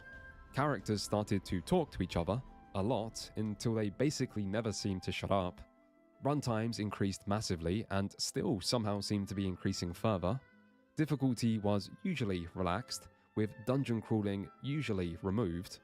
Overworlds disappeared as well, with exploration being replaced with linearity.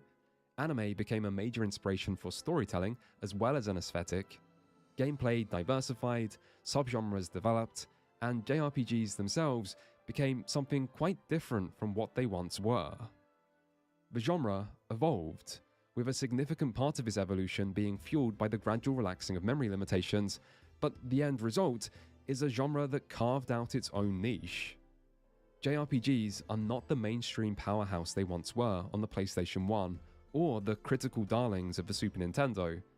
But for players who like the unique things the genre has come to offer, this genre offers them more than ever before.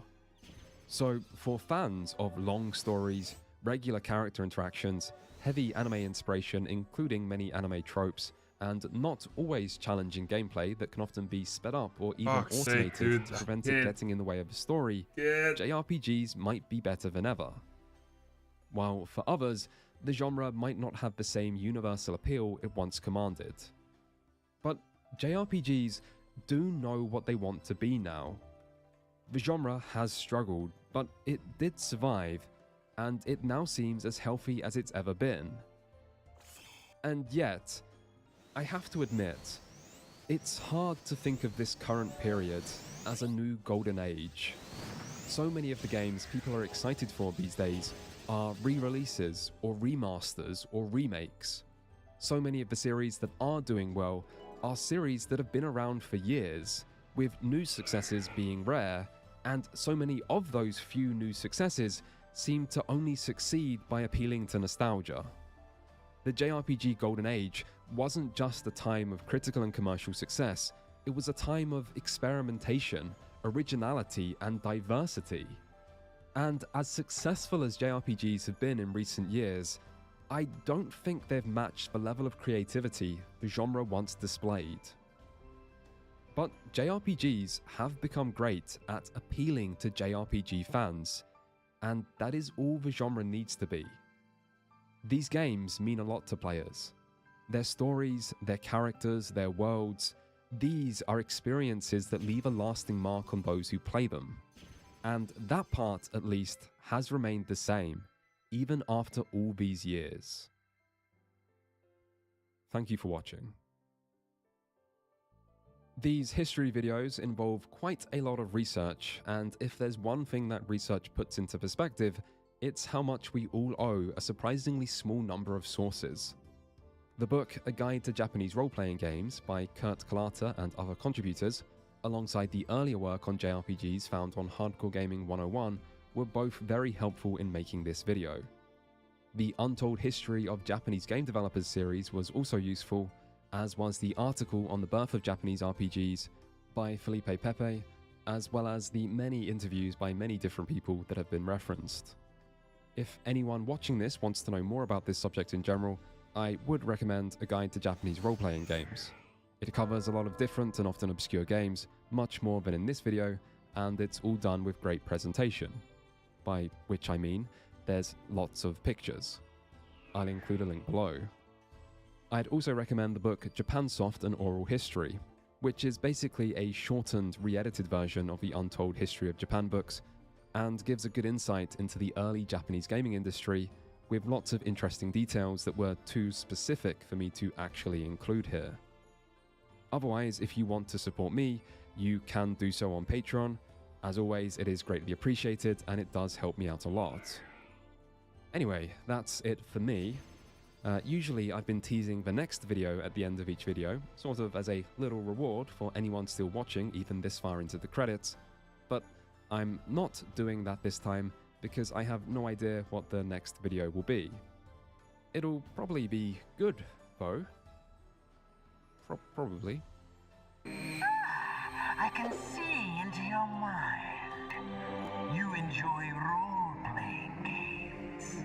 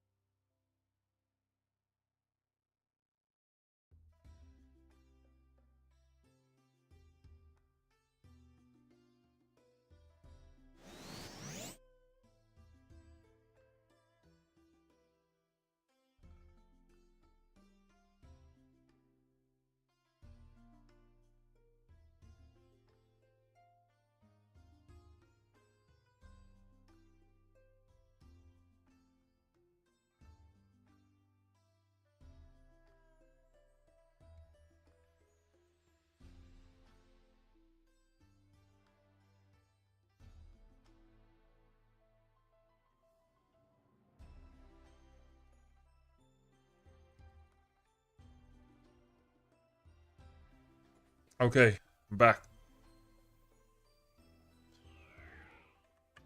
Let's do this.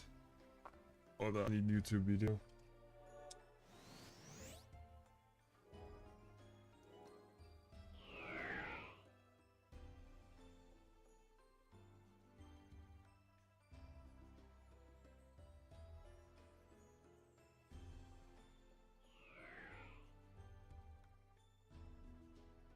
Do you remember when the GTX 1080 Ti dropped? It was amazing for its value and its performance. The greatest card that NVIDIA's ever made, and we've regularly said it's a mistake that they probably won't make again. It just stunned everyone, but it wasn't even just that card. GTX 1070, 1060, all great cards. AMD was even making an RX 580 and 480 around this time. Great value cards still top the charts for AMD, at least on the Steam hardware survey. These cards were great. CPUs were also accelerating at a rapid pace, but nowadays you'd be lucky to get any decent generation of anything on PC, unless you're talking about AI. AI era. AI is AI company. AI PC. That's been progressing very quickly. We're actually getting decent improvements generation on generation. The RTX 4090 is pretty amazing. Every 40 series card is actually pretty amazing performance and a feat of engineering, but the price of their cards have been pretty ridiculous. That's the thing with the upcoming RTX 50 series of GPUs. They look really, really good too. The RTX 5090, some more leaks have been coming out. It just seems like this card is going to be a monster if these things are true. But with all that's been going on, I don't think this card is going to be cheaper than a 4090. I don't think an RTX 5080 is going to be cheaper than a 4080. It might be the same price. And a lot of price points below like $500 or so, AMD does offer probably the best value GPUs that are there, but it's not super exciting or riveting where it's like, oh, I have to buy this AMD GPU or else I'm missing out on a great deal. And on the CPU side of things, it really is not that much better. AMD, for example, their Zen 5 Ryzen 9000 series CPUs just recently launched. We've seen like a 2% uplift in performance. And now there's things coming out that AMD is saying that in certain cases, if you unlock a new mode on it, the CPU can draw more power. That in certain scenarios, the CPU could be 10% faster. Whoa. A normal generational uplift is 10%, and we're just clamoring to get that 10%. We really need it. So AMD's latest generation really hasn't been that exciting. Even Ryzen 7000 series, though it is decent now, was really, really overpriced at launch, or really hard to get into that platform. Now on the Intel side of things, it's honestly a lot worse. For like over 6 years, Intel was just basically making Skylake their same CPUs over and over again, until finally they did switch up.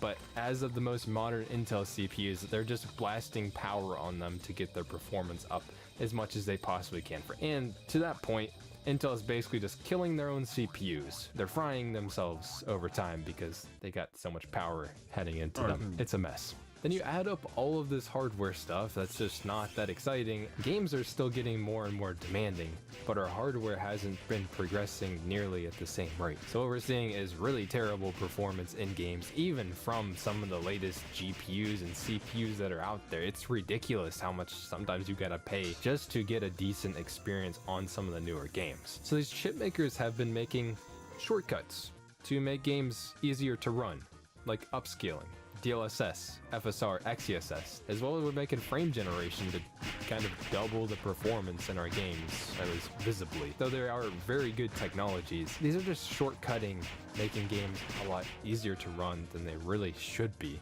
I think it's kinda hilarious. This hurts my soul a little bit, how it's infested shortcuts to making games easier to run. This is Monster Hunter Wilds, a new game that's coming out in February of 2025.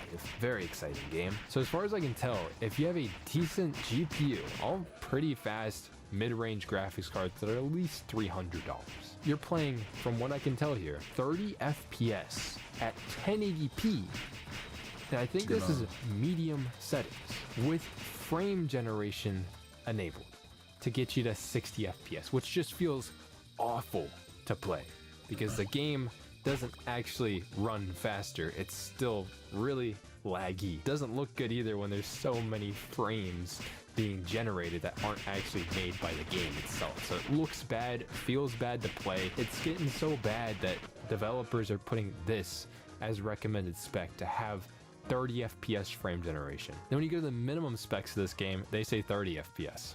Okay? This is 1080p upscaled with whatever upscaler that you can use. Devs are having to use these features just to get games to run because our hardware isn't really progressing, or games are progressing way faster than our hardware is. And these crazy system requirement specs, or really anything I've experienced in myself, these aren't unique to just Monster Hunter Wilds. This is basically every new game that's coming out, at least AAA games, unless they're like a PS4 port or something like that. It's even got to the point with hardware just being mediocre that consoles, consoles that usually have really good value for the price, are struggling to get decent performance in games. PlayStation 5 is getting like 30 FPS at all times, upscaling from like 720p in a lot of games. Really bad. And the PS5 Pro, and it kind of looks decent. It's getting improved upscaling, which is a good thing. We like improved upscaling, it's good. They didn't even upgrade the CPU, maybe because it costs too much, I'm not exactly sure. But the GPU is a little bit faster, and that should lead to better performance in games. The thing with consoles is they're supposed to be like affordable, but even consoles are still getting that treatment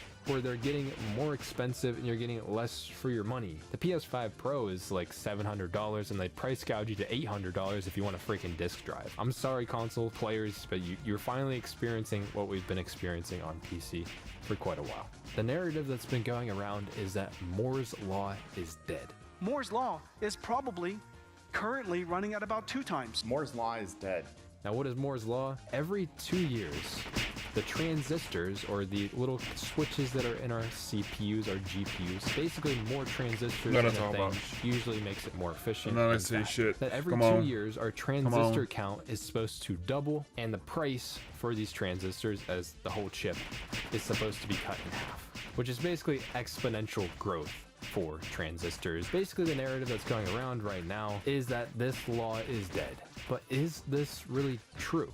Is this the reason our hardware isn't nearly as exciting nowadays? Because are these companies actually just getting greedy now? Is that why Moore's Law is dead, so that they can sell us underwhelming parts for a higher price because they can't keep up with this law? I mean, like, why does an RTX 4080 now cost $1,200 when a 3080 costed $700?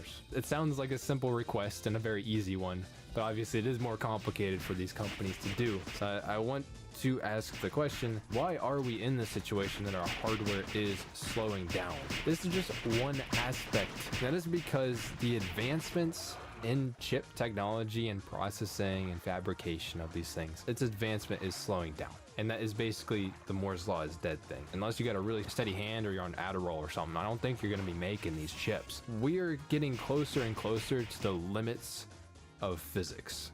And the machines that we have making them nowadays, I mean, they're getting down to like 3 nanometer. And this is really important because of, obviously, if the technology doesn't keep improving, then we can't make more efficient and more powerful chips. And if we look on AMD's RDNA 4 7000 series generation, their top end chip is the 7900 XTX, 57 or 58 billion transistors. Now we look at their previous generation, RDNA 2, and you can see that this guy only had 27 billion transistors. So the 7900 XTX has over twice the amount of transistors in it.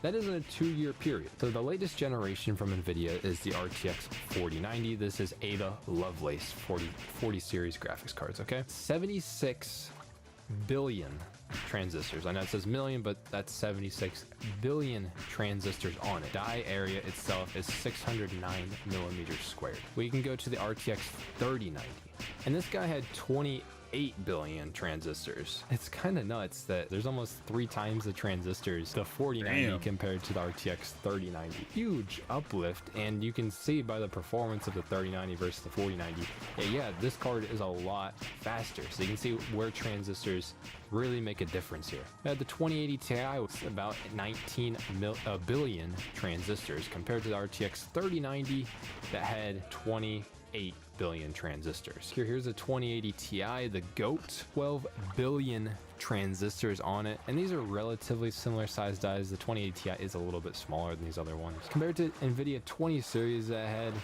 19 billion transistors, you can see the die is actually just larger here. 1080 Ti is just significantly smaller here. So you can see that this guy had 24.7 million transistors per millimeter squared. That had 25.1 million transistors per millimeter squared. So you can see between these chips, actually, the 1080 Ti was more transistor dense. They're not really getting a large amount more transistors to this day for the die area. The density is what matters here. And this is kind of that Moore's Law is dead thing. Our transistor count isn't really increasing at a huge amount, or if it does increase by a huge amount, the price of the card or whatever is still getting very expensive that it ends up really not being that insane of a difference. Why this is happening, it's getting insanely more and more complicated in order to make these things, because you can just see 4090 here is on TSMC 5 nanometer. They're now on 3 nanometers, so it could get better. 7900 XTX was also on 5 nanometer here. It's like these are very tight, and we're starting to get to that point where, hey, it's getting really hard to manufacture these guys and actually making significant advancements for these processes. And if we start to get even lower than this, then we could run into even more problems. I'm getting this from Reddit. It's Reddit, you know, the most knowledgeable people on earth here. We can't get smaller than 1 nanometer because quantum tunneling would say hello. Which is basically, we get to a point, electrons themselves in the atoms are going through quantum leaps, and we just can't make a decent process. We can't control it anymore, or the yields would probably be atrocious. Or maybe there's ways that we could get it to work, but it seems like it's going to get very, very difficult and possibly a ton more expensive at that point. Then if it gets more expensive, then Moore's Law is dead. I mean, what do I know though? I'm not a chip engineer. I don't work at TSMC or Intel or something like that. I don't know. I'm just looking at it from here, and it's like, I don't know what we're gonna do when we get to that point. How do we progress further? Where does computing go once we get there? If you do think about it though, there's always a point in every market sector. Like, are we really reinventing the hammer anymore? Are we reinventing a shovel anymore? Eventually we get to the point where these products really can't advance anymore. And we've seen insane advancements in computing and semiconductor technology over the years that it'd be like unprecedented to not have insane advancement. But we might just be getting to that point where how do we actually make these products better? Maybe how we could get them to perform better is, instead of just using these general processors all the time, instead moving towards more and more hardware accelerated for certain tasks on your computer, then we could end up getting faster things in the future, because that takes a lot more development time and software and all that, and also dedicated hardware. Now, another thing is the game getting very demanding, and the hardware that we have just cannot keep up with that. Could be an aspect of the industry that games are actually progressing way too quickly and asking it way more from our hardware, no matter how many software tricks and frame generations and upscaling that we use, no hardware would ever have kept up anyways. Although there is like a complete side of this, is these games that are so demanding, usually they're very demanding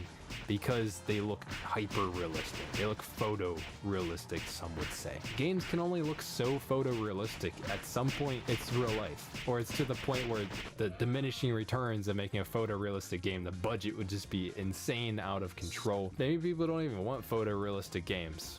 So this is kind of a moot point in some aspect. I mean, in my opinion, Overwatch is literally one of the best games, best looking games, not best games, definitely not one of the best games, best looking games to ever release, and it still is to this day. It's timeless in the way that Overwatch looks. It's not a realistic art style, but it can run on a potato. All kinds of different games also look great as well. Minecraft is the most sold game ever. Now, this is the third thing why I think a lot of our chips are pretty mediocre nowadays, and it might surprise you, because, you know, we're getting second-rate chips, whereas all the companies are selling to their enterprise consumers, and, you know, they're selling their big boy chips like Nvidia. They're selling AI to their big boy businesses and everything. But this might surprise you. All of these processors that we personally use also are on the highest end manufacturing process that is available.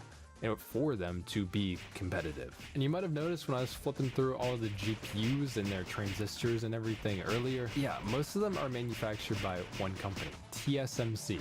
And it's because this one company is the most advanced one. NVIDIA with 30 series Ampere GPUs, they went with Samsung instead of TSMC. NVIDIA had a lot harder time that generation. They had to blast the power. They had to give it everything they got just to compete with AMD on RDNA 2, because AMD used TSMC and we're on a better process node than NVIDIA. TSMC is just really good, really well respected. For example, Apple makes their M series chips. Those are TSMC. Qualcomm, Snapdragon, they use TSMC for their chips as well. Not all of them, but quite a few of them. The Arc A770, so Intel's GPUs, even though Intel has fabrication of their own, they actually use TSMC Come on, for dudes. their fabrication as well. And this is a good and a bad thing. Obviously, TSMC is ahead of the curve, so we're getting the best products. But also, TSMC has said themselves, and here, I don't exactly know where this quote I'm about comes to level up, from, so but have admitted in mid-2023 that the demand for chip-on-wafer substrate, whatever, has exceeded production capacity, and the company has vowed to double the capacity by the end of 2024. Basically, they don't have enough manufacturing to keep up with all these companies getting chips from them. That's a problem for multiple reasons. They can charge even more, or really whatever they want for these chips to be made, because really they're the only company on the planet to do it. And another side of this can be really dangerous because it is just one company, and this one company is based in Taiwan. You know, if something just happened to Taiwan, guess what? World War III is going to be starting because the whole world needs chips. That's the only company that can make them. I will say that some other foundries are being built. I'd mentioned earlier that Intel can also do fabrication of their chips.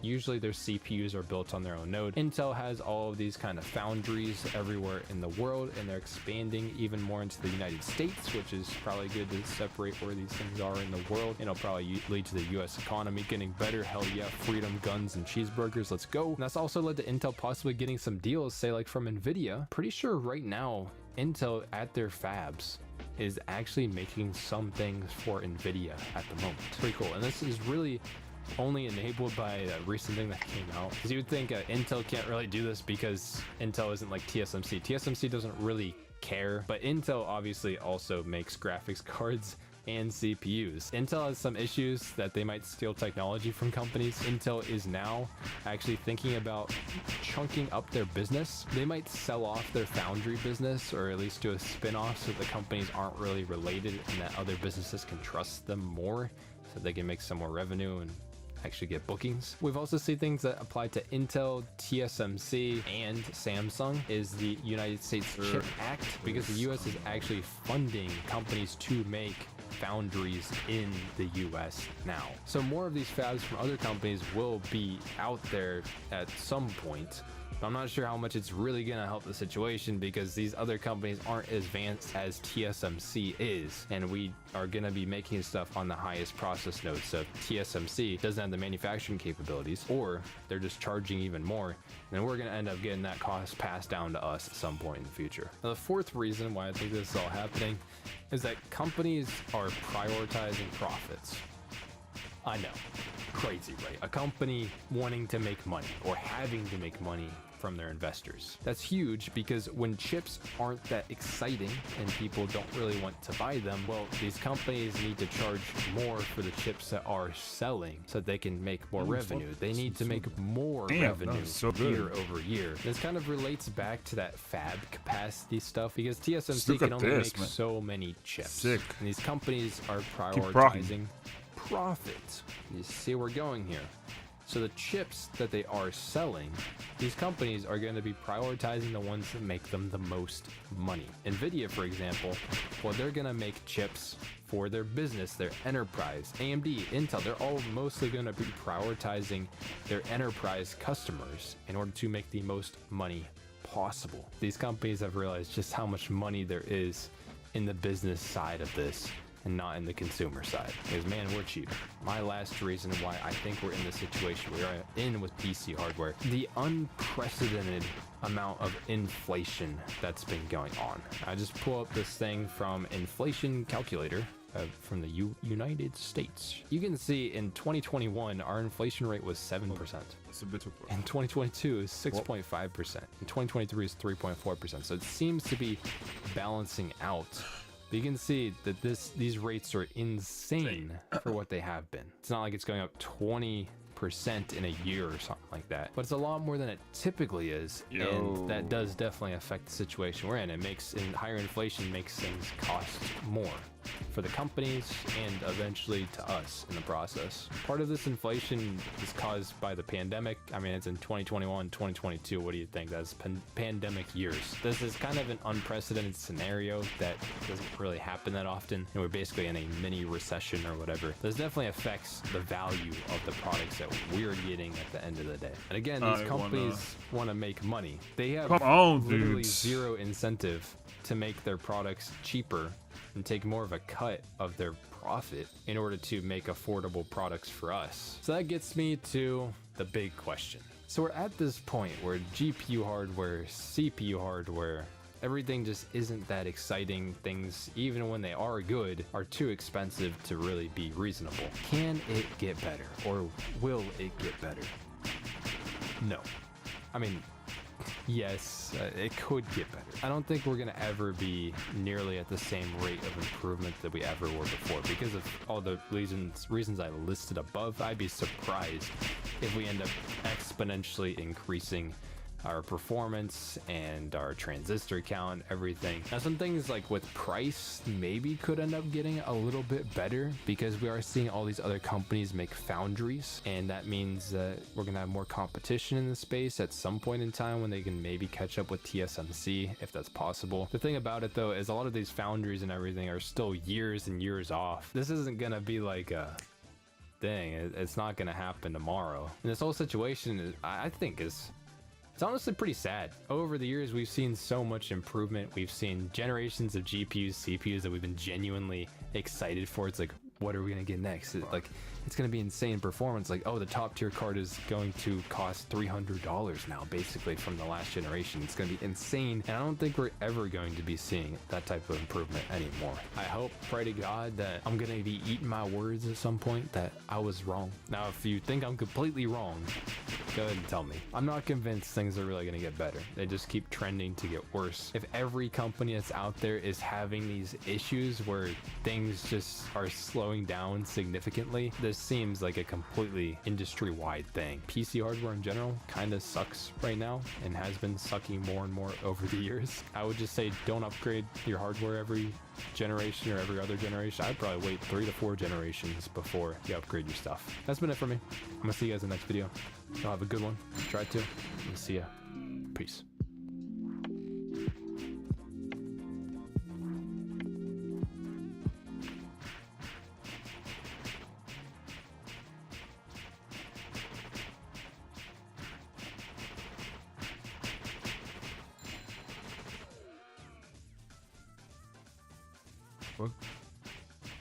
Why can't they do that, dude?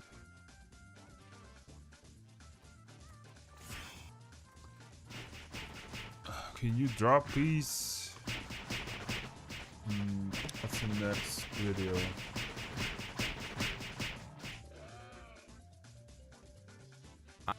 I know it. You know it. We all know it. PC gaming has been a joke lately. Take a look at the games and stuff lately. Monster Hunter Wilds. How does this game run like total shit, but it's in a freaking desert?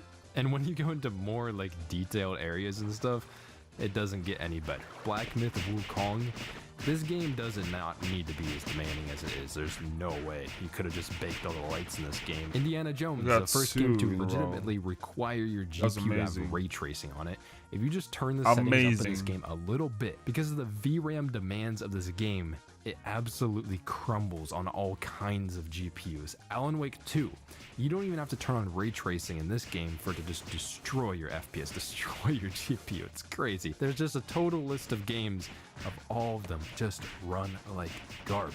They also run like garbage on console too, so don't think you're like away from this, you just can't tell. And then also on the PC gaming side of things, we just look here.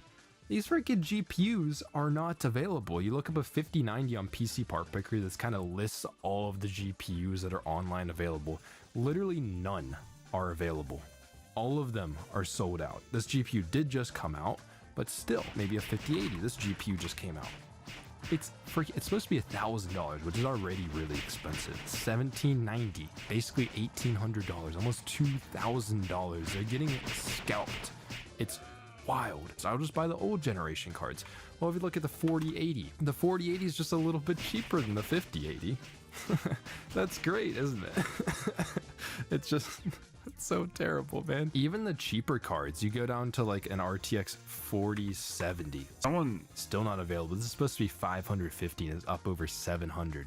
What about a 4060 Ti? A pretty trash graphics card, but there's only one available at MSRP at $400. And there's all these, they're all sold out. There's a lot of reasons why when they limit the supply, because there isn't that much competition at the moment, and they can just like charge whatever the heck they want, make whatever profit margins they want. But I don't really want to even cover that. I don't really want to talk about GPU pricing and supply. We've been talking about that for a while. What I really want to cover here is when you dig down past the supply, past the price, these GPUs still suck.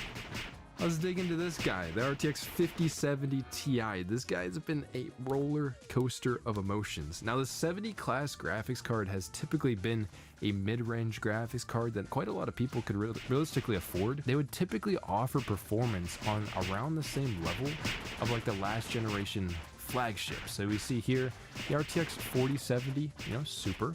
It's right here. It's 5% faster than the 3090. There's all kinds of cases here in Daniel Owen's video where it does beat the RTX 3090. That was the last generation flagship, all that kind of stuff.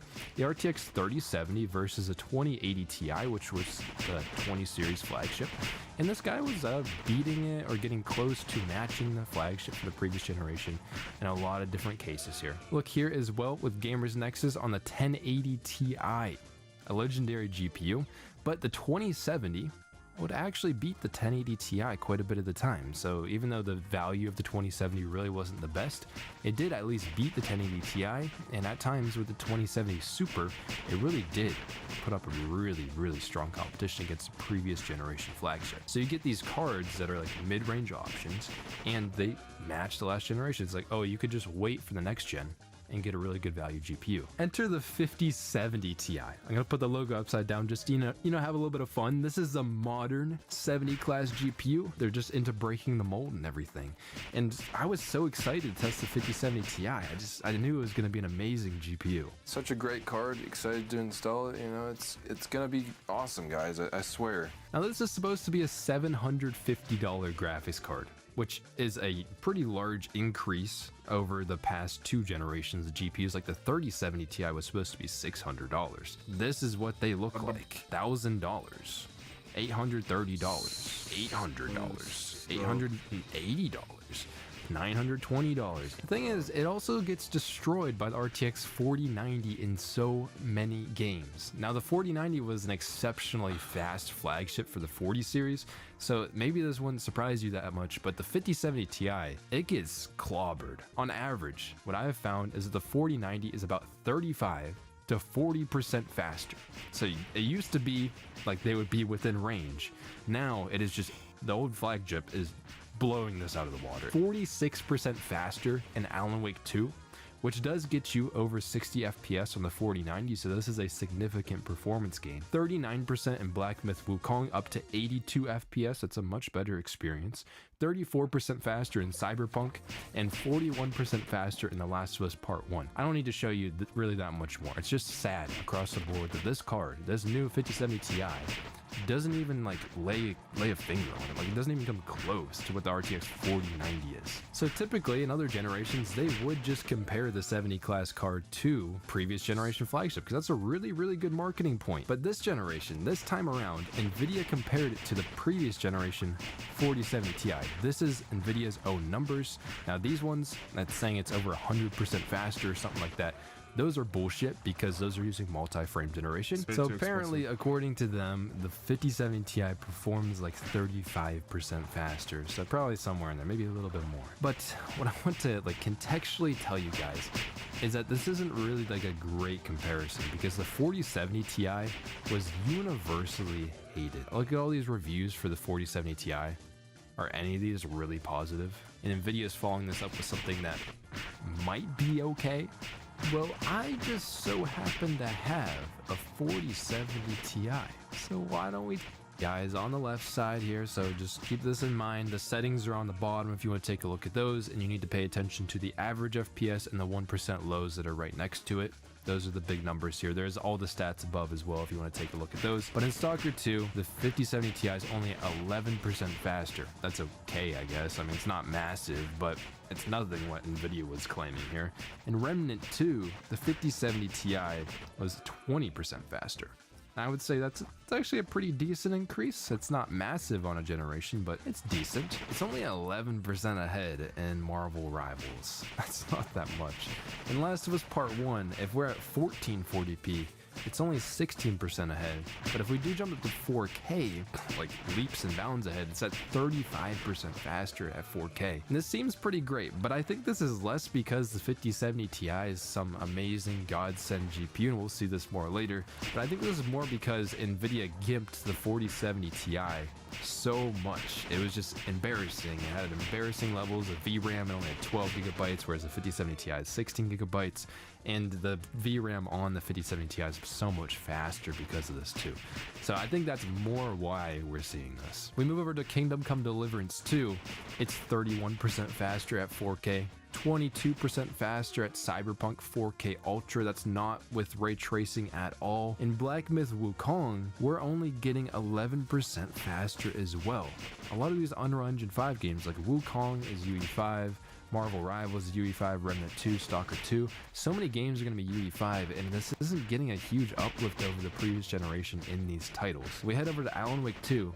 It's only 16% in this title. So overall, not super large improvements in terms of the rasterized performance in a lot of these games, which I think that's the performance most people care about, at least to this point in time. More games are starting to use ray tracing, but not every game does. But I still think we should check out ray tracing. Maybe on the 5070 Ti, it would be a bigger increase. You know, something that'd be revolutionary for this card. If we just turn on ray traced reflections in Cyberpunk, it's 29% faster at 4K, which is pretty large, though it's still not playable on the 5070 Ti. And I think this speed difference here is VRAM related too, because if we turn on DLSS quality, which reduces the internal resolution of the game, because now we're rendering at 1440p and upscaling it up to 4K, the percent increase here kind of drops off a cliff. It only goes to 16%. So we're probably VRAM limited on the 4070 Ti, whether it be bandwidth or whether it be the actual capacity. And we turn on path tracing in Cyberpunk. It's a massive 44% faster at 1440p. Isn't this incredible? The 5070 Ti is just absolutely pulling ahead, but ignore that it's only getting 26 FPS and you would never play at this. If you turn on DLSS quality at 1440p here, you still really wouldn't want to play at it either on either of these cards. Neither of these cards can really do this. In Black Myth Wukong, on 1440p with a quality upscale, so that's from 1080p to 1440p, we can actually get about 60 FPS, a little under 60 FPS on the 5070 Ti, and that's with full path tracing. So that's maybe something you'd want to play on. Maybe turn on frame generation. You might get a decent experience in this game. We head over to the ray tracing in Alan Wake 2. I think this game is dumb for this. This game runs like shit. Not even with upscaling at 1440p, you know, going up to 1440p. We can't even get 60 FPS on the 5070 Ti. And this is only medium ray tracing settings. This isn't even like high or very high in this game. The 5070 Ti can't even do that. So we see all these titles, we see all these games where they perform so close. Like, despite the 4070 Ti being so poorly received, you think it'd be an easy layup to make a 5070 Ti that just destroys that card. They perform so close. I'll just call it a 4070 Ti.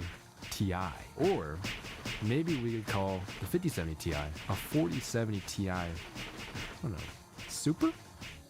Oh wait, the 4070 Ti Super already exists. This is where it gets embarrassing. I think we gotta play spot the difference at this point, because ignoring the times that the 5070 Ti loses, there's actually too many of these cases for me to be like comfortable. We're realistically only looking at about a 7% faster on average performance difference here versus the 4070 Ti Super. This is the card that I think Nvidia should have been comparing the 5070 Ti to, because it matches it a lot more spec for spec, and it was a previous generation card still. There are quite a few games where the 5070 Ti does pull ahead a massive, 10% or more, like in Kingdom Come Deliverance 2 or in Space Marine 2. There's also a bunch of games where this GPU is only like 4 to 7% ahead of the old generation card. Margin of error. So what is an acceptable amount of error up and down with these kind of tests? I would think like almost 1 to 3% margin of error, I think makes sense for a lot of tests here. And if we do take that into account, margin of error, let's say the 4070 Ti Super was 2% faster, and then, the 5070 Ti was 2% slower, just on a run-to-run variance type of thing, because I do quite a few tests here. Then all of a sudden, because this gap between the GPUs is so small, that margin of error could make them damn near the same thing. And I think that's what we see in so many of these tests. Like, it might just be margin of error at this point. I'm not sure. It's weird. So you're probably thinking is like, well, I don't need to get the new generation graphics card then, because the old generation works perfectly fine. It has the same amount of VRAM and everything too. You aren't really missing out on anything. But you might have forgot. Yeah, well, you can't buy the old generation cards either. So, you. And the super keen and turbo nerds among you guys may have noticed that I've been running the 5070 Ti here at its reference clock speed, which is like 2457 megahertz. I'm pretty sure that's what that is. But the other cards I've been comparing it to, like the 4070 Ti, this card here does have an OC BIOS. You might want to take a look at that. It says an overclocked BIOS. I've been running the overclocked version of this card. Same with the 4070 Ti Super. They both have an overclocked or a performance BIOS on them. Well, what I think is weird is Nvidia shipped me this 5070 Ti graphics card, and it's supposed to be an MSRP card, which would mean it usually doesn't have a bunch of bells and whistles. It usually isn't overclocked, and it's usually supposed to be operating as a reference spec, so it gives us an idea. This is the MSRP card, what most people will be able to get. But this one in particular does have an overclock BIOS on it as well. Now, in this one, they call it a P BIOS, which probably means performance, I would think, but it can mean all kinds of things, so take your wildest guesses. In my opinion, I think this GPU is just fine. I mean, the average person would probably buy something like this, but it's a little bit weird to send it for a review. The gap between the base quiet one, which is basically the reference clock speed on this card, and the performance BIOS is decently large. I would say on average we get about a 6% increase on this mode, and the fans really don't get that much louder, and I don't think the power usage is increased by a whole lot either. But one of the weird things is on this mode, maybe it's power limited a little bit or something, but it introduces some stutters into the gameplay for some reason, making the gameplay experience possibly worse despite the average FPS looking higher. You could get more stutters. Now, this can depend on the game. Some games are perfectly fine, but some games, actually I'd say almost most of them, do have this issue, at least on this specific mode. Now, I tested this on the latest drivers, and with this performance BIOS and everything, the lead does grow a bit more against the 4070 Ti Super, maybe separating it just a tiny bit, where maybe you can notice the FPS difference without having an FPS counter on the screen to show you. And I did fully benchmark this card on the performance BIOS as well, but I didn't really want to show you guys those ones as much because I think this is so crazy. Just a few percent here and there can make these cards indistinguishable. Why does the 5070 Ti need to exist? But you can't now buy the previous generation graphics card, so you're kind of in this stuck position. Stepping back a little bit, what is the point of this entire generation of GPUs? Because that's the same thing with the 5080 versus the 4080. These cards, like, that's maybe 10% faster some of the time. We also look at RTX 5090 versus the 4090. It costed $400, or it's supposed to cost $400 more than the 4090 on paper. Proportionally, like if you look at the performance, it's like, what, 30% faster sometimes? And you're paying like 25% more money for like 30% more performance, maybe on average. Not really worth it for that. And this is something that's been happening to every single generation. It's like an enshittification or a shrinkflation type thing, where every generation has just been getting worse and worse versus the previous one.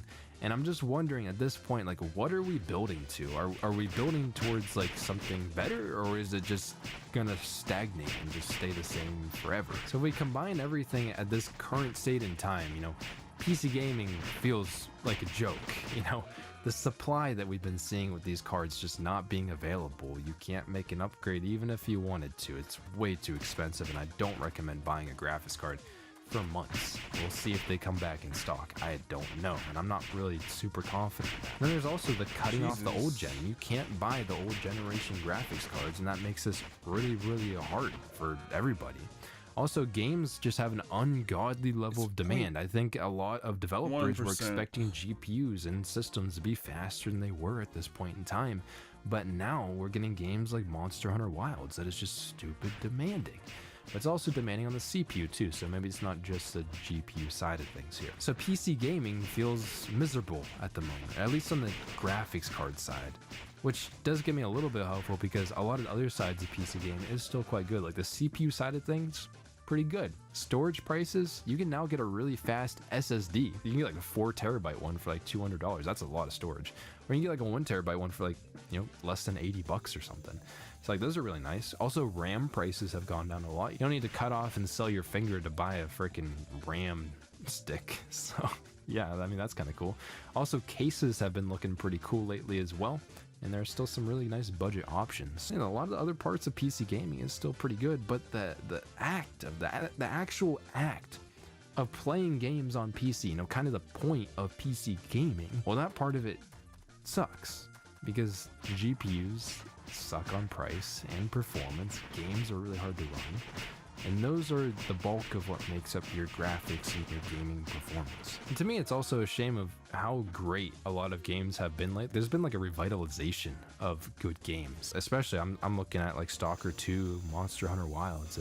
You see these guys and they're just so hard to run that I think it spoils the experience for a lot of people. It's really hard to get good performance out of these games. They should be a great experience. They're really good games and they deserve it. I can't really recommend it. I don't even know if I want to play them. It ruins the experience for me. I have all kinds of GPUs to play it on. So if I buy some system you can realistically get, and it still sours the experience for me. So I must really suck for somebody who doesn't really have that much. This brings me to, so tomorrow, AMD, well, it'll be tomorrow morning, I'll be streaming this. I'm reacting to the announcement. AMD is announcing their new graphics cards, the 9070 and the 9070 XT. And this is going to be a moment of truth to really see if there is going to be competition here, and is this going to be, you know, possibly salvageable? Is there going to be something that we can actually buy at a good price? Now, we'll see how this ages. I don't know. I don't know. I'm ready. I want AMD to be very competitive, but I'm so ready for them to just price their GPU at like $650, $700 and it just be dead on arrival right away. I'm ready for that too. Don't get me wrong. I'm hopeful they can do something because they should be able to of this whole situation that's been going on. We shall see. Now go ahead and let me know what you think about this whole situation. Are you even buying a GPU, or are you just gonna not upgrade? Because I don't really blame you if you don't want to do something like that. Let me know in the comments below, and join me for the stream tomorrow. I will be there. I'll be waking up early. I still have to edit this video after I record this. Yeah, I got so much testing to do for these new GPUs coming out. 5070, 9070, 9070 XT. It's gonna be nuts. Y'all have a good one, or at least try to. I'm gonna see you. Peace.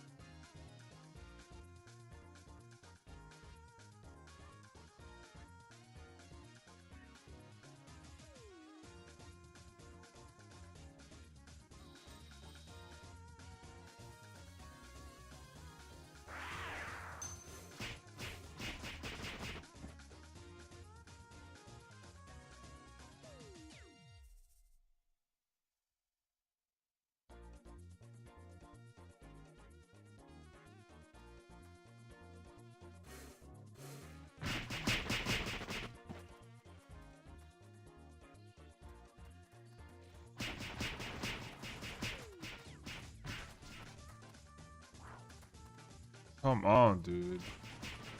Give me one, please. Just one.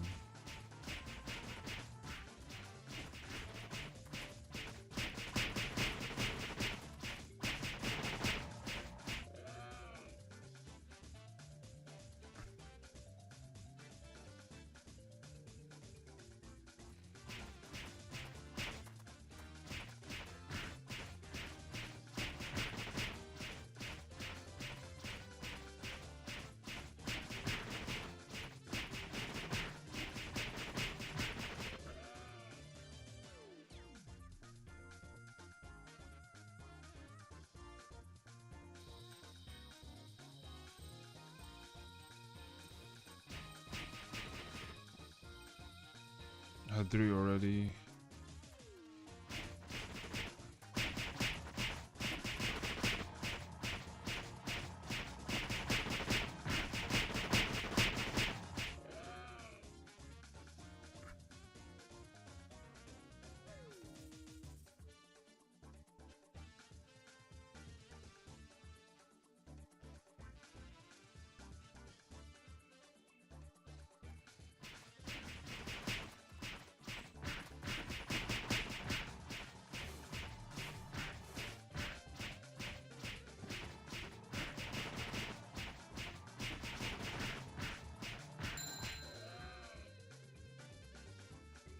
Yo, there's so much Oris. It's insane.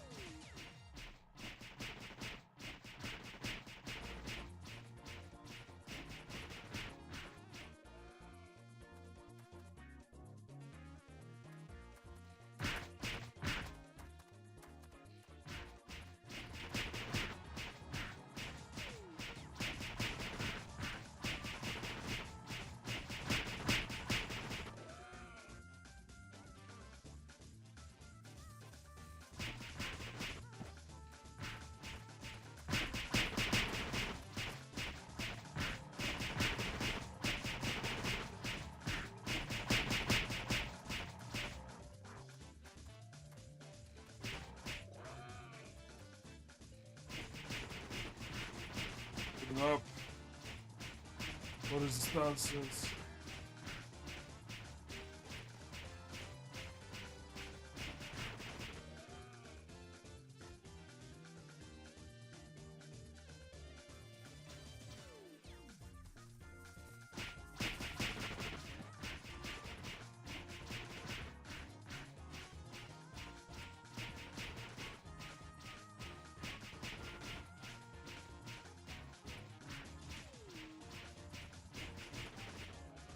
Jesus.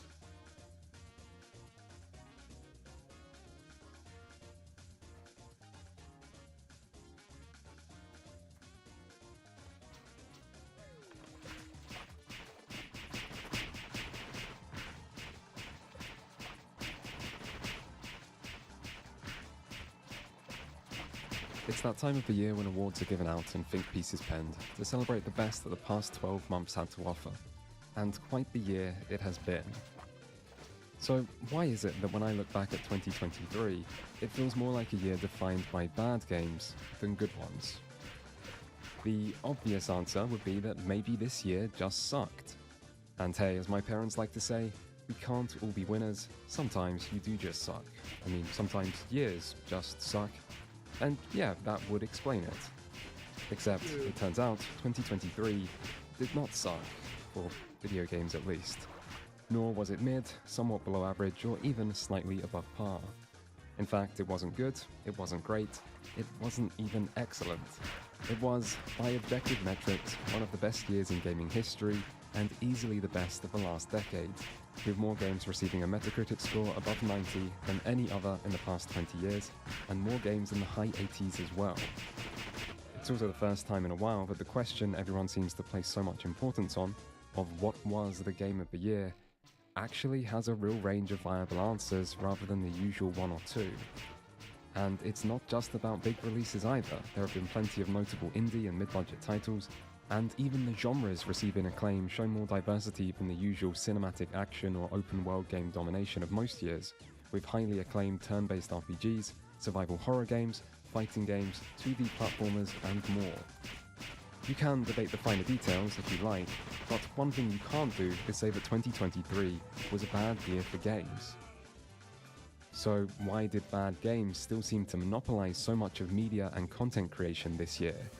Why are we all so obsessed with bad video games? Well, how much time do you have? And how much would you like to know? Because the history of bad games runs deep, and our relationship with them seems complicated. Bad games have come a long way, and there's no better place to start this exploration than the present. 0.01. Yeah, 2023 was certainly a good year for good games, but it wasn't exactly a bad year for bad games either, depending on what exactly you mean by bad.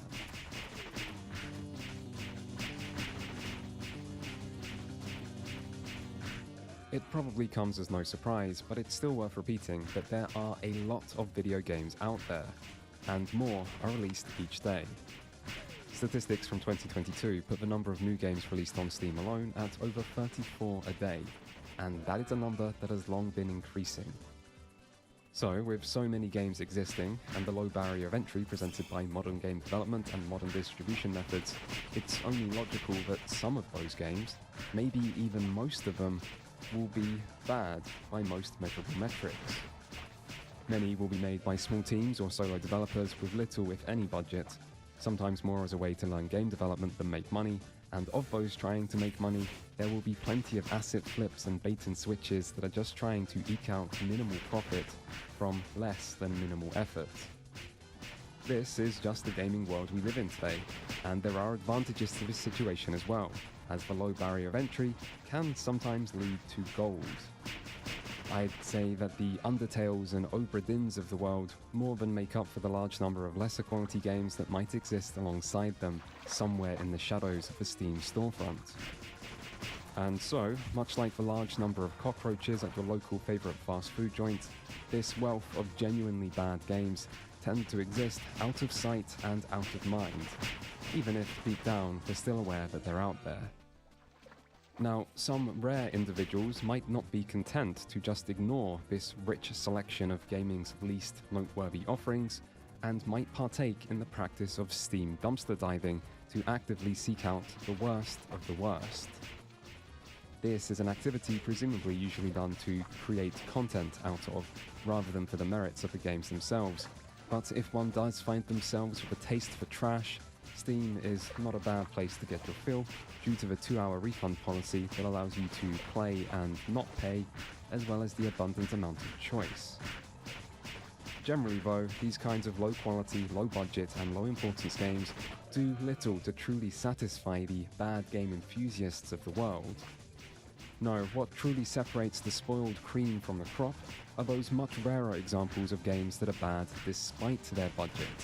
Games that once showed promise, that come from established entities, or that carry a certain symbolic importance.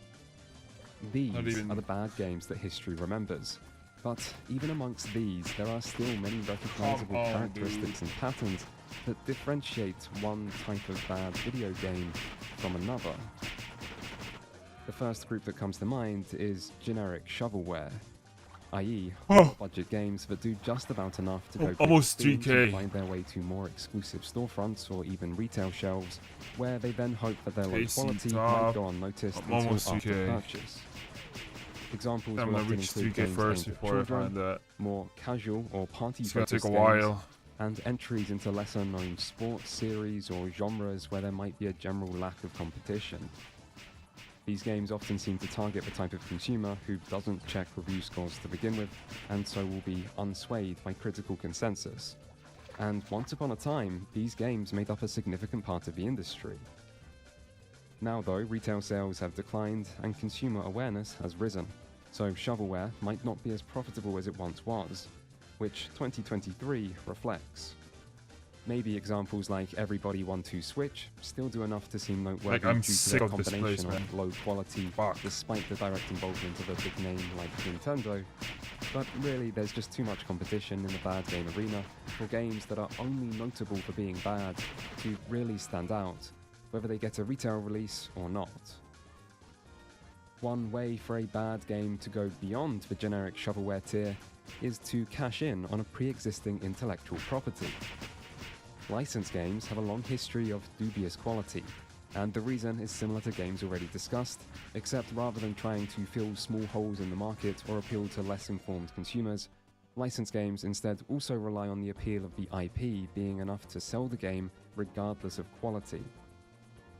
You might think that major media juggernauts like The Lord of the Rings, Star Wars, or Marvel may wish to preserve the sanctity of their billion-dollar brands by avoiding tying them to dumpster fire games, but apparently that's never been much of a concern, and so the quality of a license and the quality of a licensed game have long showed little correlation. Bad licensed games are also not as common as they once were, but 2023 still has a few that truly went above and beyond the lowest of expectations. Like Skull Island Rise of Kong, an action-adventure beat-em-up where you play as everyone's second favourite oversized ape.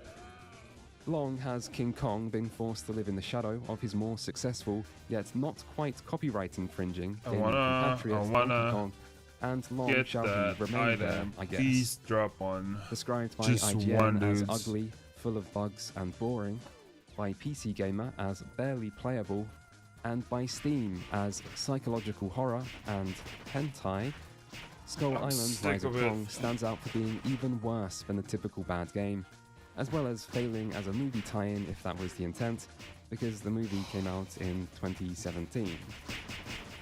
Still, for publisher Game Mill Entertainment, this was only one of several awful license games that released this year, with other gems including Avatar: The Last Airbender, Quest for Balance, and The Walking Dead Destinies, both of which managed the impressive feat of going toe-to-toe with Rise of Kong for the crown of worst licensed game of the year. And so, the addition of a license can elevate the noteworthiness of a bad game. However, the effect of this is still often rather limited because bad license games have been around for years, and expectations for them have long been set low. Yes, it can still feel insulting to fans of the original IP to see their beloved franchise aggressively manhandled in such a way, but these days beloved franchises being mistreated isn't exactly a new thing, or something exclusive to video games. You look like a cut of fuckable meat, are you? So, if you want to really insult a fanbase through the badness of a game, a better method might be to target fanbases of pre-existing games, like with a good old reboot or revival.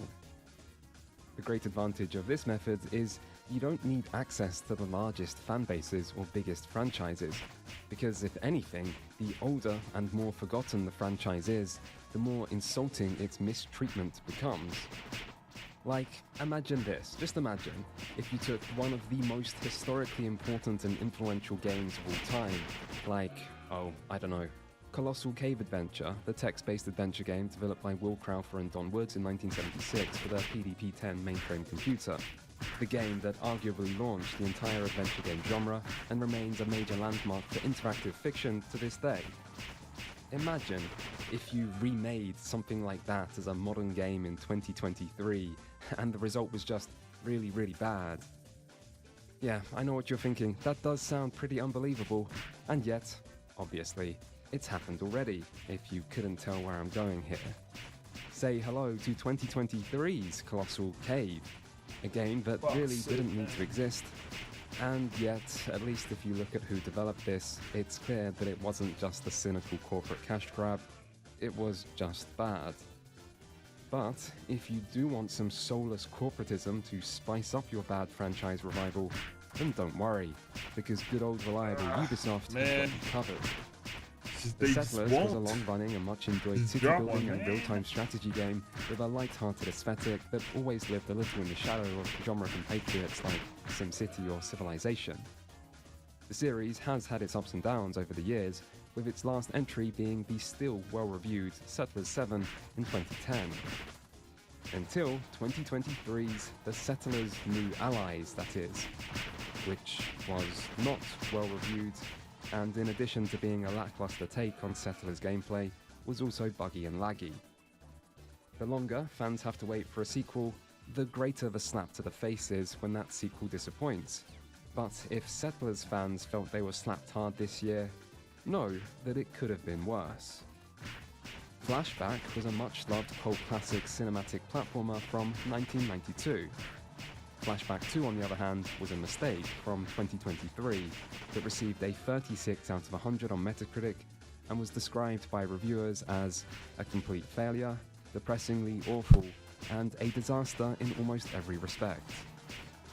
And if low quality and long waits aren't enough, one final method to really rub salt in a fanbase's wounds is to add in some aggressive monetization as well, as is the case with Konami's recently released free-to-play interactive story thing, Silent Hill Ascension.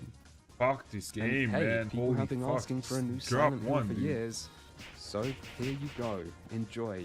The It's all Battle warm, Pass is only $20. You don't want to miss out on your exclusive Silent Hill emojis, do you? And so, while bad license games do provide a solid starting point for elevating a bad game, bad franchise revivals and sequels definitely offer higher potential in maximizing impact. And yet, if maximizing impact is the goal, nothing is as effective as using established developers to create higher expectations and generate real hype, only to then deliver disaster. And it's here that 2023 really started hitting its stride. The year began with Forspoken, from well-known publisher Square Enix, and a development team formed from those responsible for well-known game, Final Fantasy XV, in addition to several other big industry names like writer Amy Hennig, the creator and original director of the well-known Uncharted series. Forspoken was an open-world action RPG with a heavy focus on traversal mechanics and Man, strong visuals, please. but its story Just and one, gameplay man. received much criticism, with Fuck. its dialogue in particular coming under heavy scrutiny online. What is for it its now? perceived cringiness. $29.60. I just move shit with my freaking mind! Yeah, okay, that is something I do now. Forspoken received mixed critic reviews, worse user reviews, and only a month after its release, its developer was dissolved by Square Enix. Compared to earlier games, Forspoken is of a higher quality, but compared to the circumstances which surround these games, it can also be considered a much greater disappointment. Unlike others, it had a large budget and an experienced developer, with trailers that were shown off at major gaming events to create genuine expectations that it might be good, and this all helped to make its failure that much more special. A similar situation can be seen with the later released Redfall, a vampire-themed multiplayer looter shooter from developer Arcane of Deathloop, Prey and Dishonored fame, published by Bethesda Softworks and promoted by parent company Microsoft, who were clearly positioning the game as a flagship release for their Give me much-pushed million. subscription service, Come on, Xbox bro. Game Pass. Come on. Unfortunately Just for all involved, give me one, man. Redfall bombed, receiving an even lower critic score than Forspoken, with poor enemy AI and technical issues highlighted as some of its most glaring issues, and a dismally low estimated player count, ensuring that it would go down as a major commercial failure as well as a critical one. Now, really, if we're being honest with ourselves, it's obvious that neither Redfall nor Forspoken even come close to being the worst game of the year if quality is all that matters. But clearly, quality isn't the only thing that matters, and it's here we come to an important philosophical question that is at the heart of bad game discourse.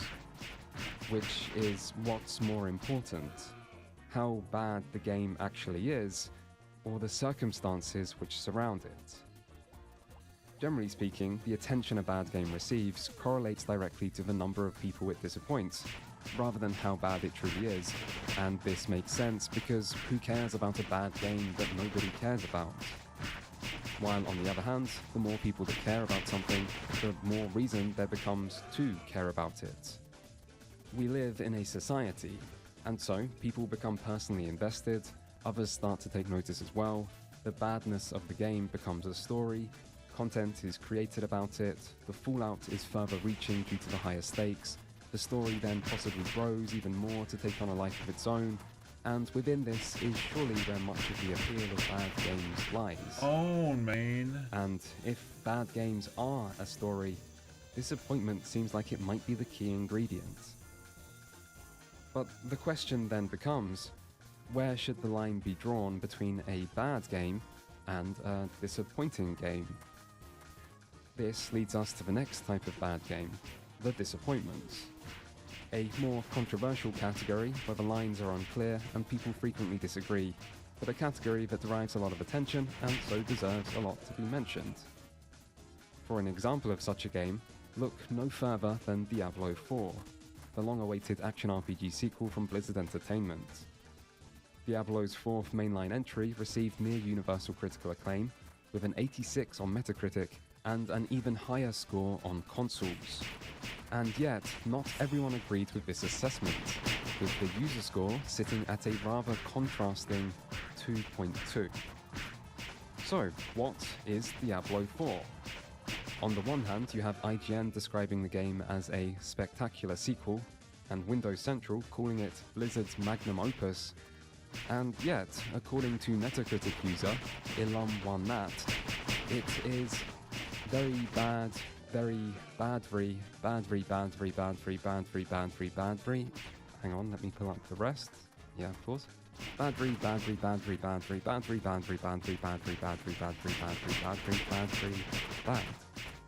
So, who are you going to listen to? Is the game spectacular, or is it badry? And this is the beauty of the disappointments category. Really, it's up to you. A game can be bad if you want it to be, or it can be a masterpiece, and maybe even a masterpiece that normal consumers are too dumb to appreciate, or a bad game that critics are too dumb to see through, meaning not only are you justified in liking or disliking something, but also that you're better than everyone else who thinks differently to you. 2023 had many such disappointments.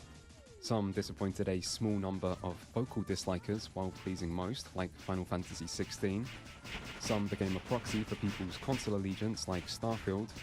Some were disappointing in an expected way, like EA Sports FC 24. And some were expected to be disappointing, and yet still managed to be more disappointing than the low bar expected of them, like Overwatch 2 and Call of Duty Modern Warfare 3.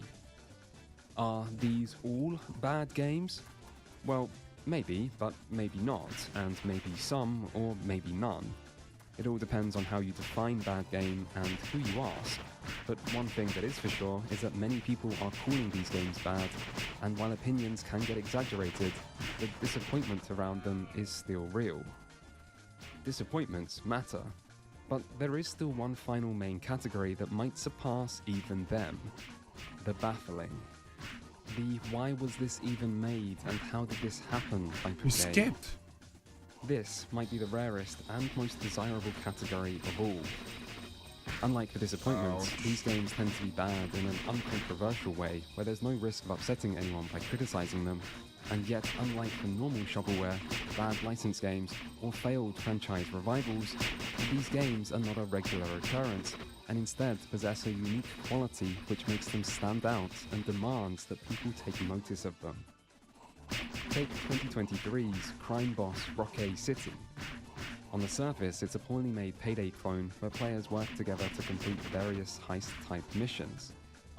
This makes it seem anything but notable, but then you see its cast.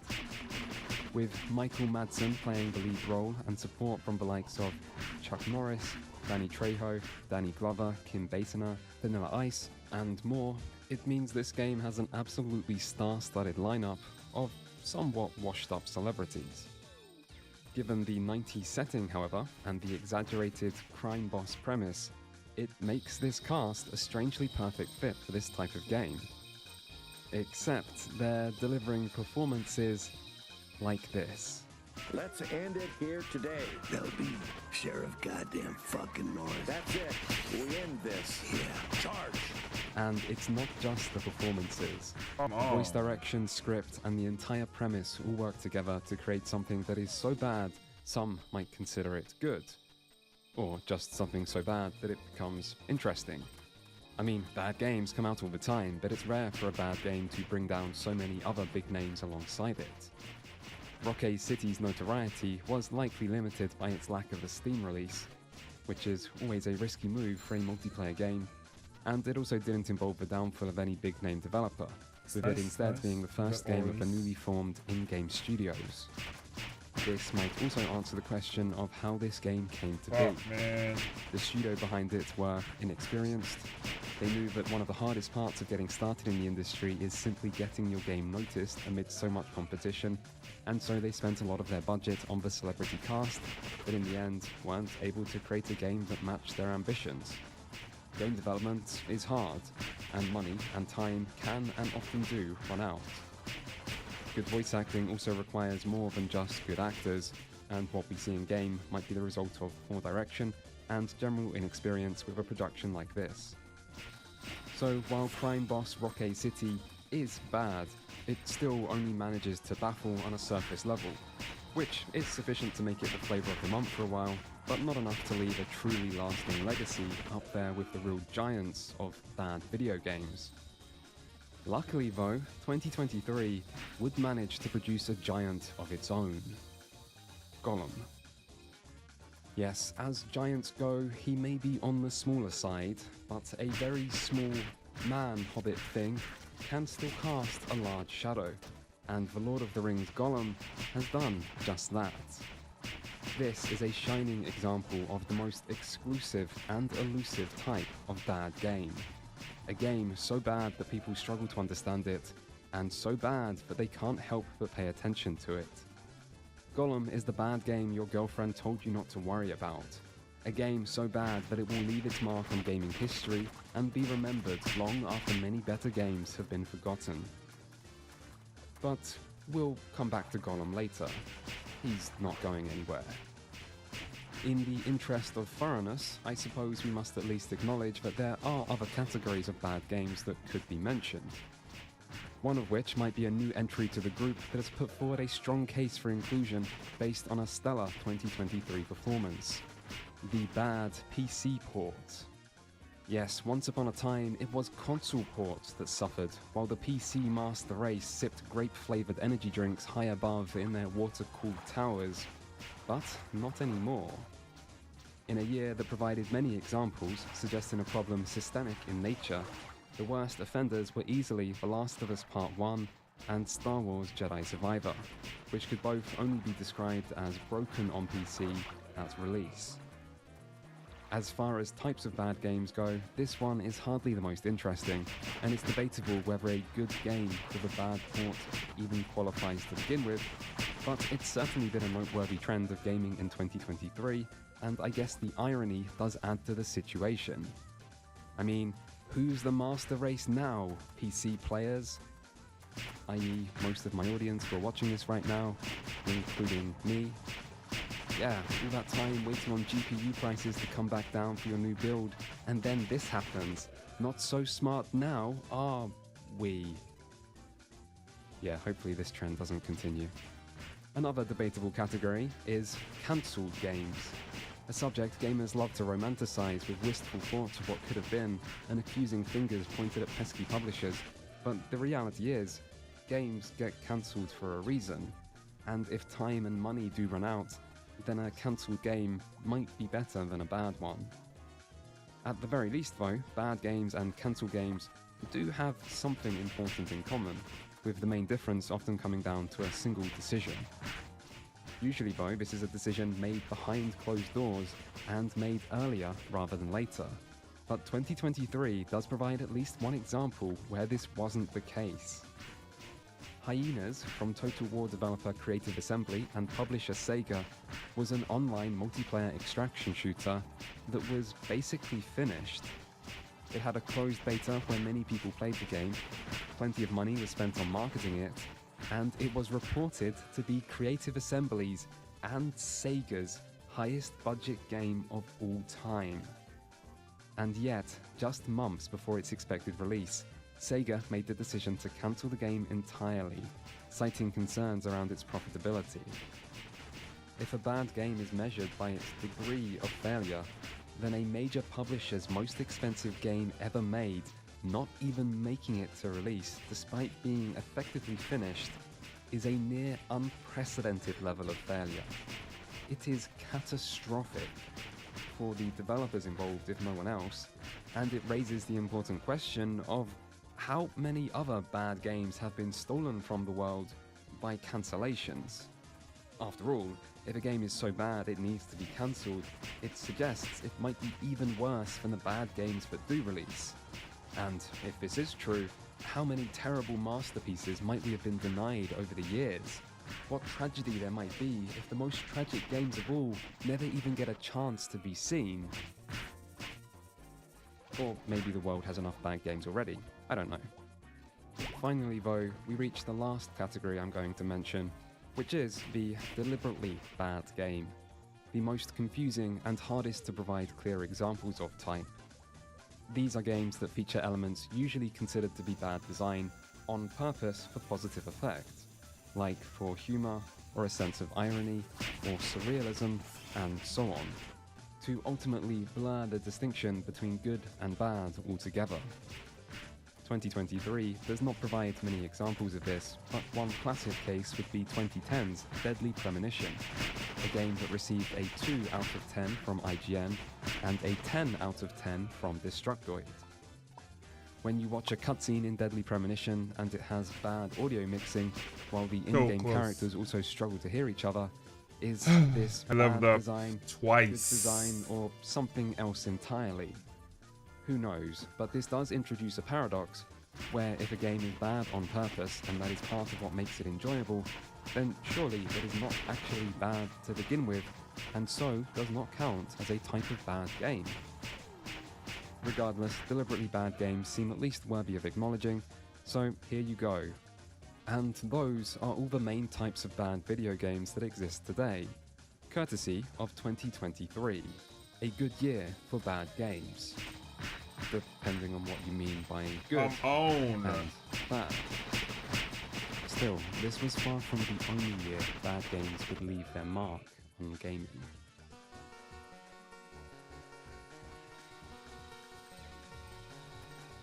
Bad games matter.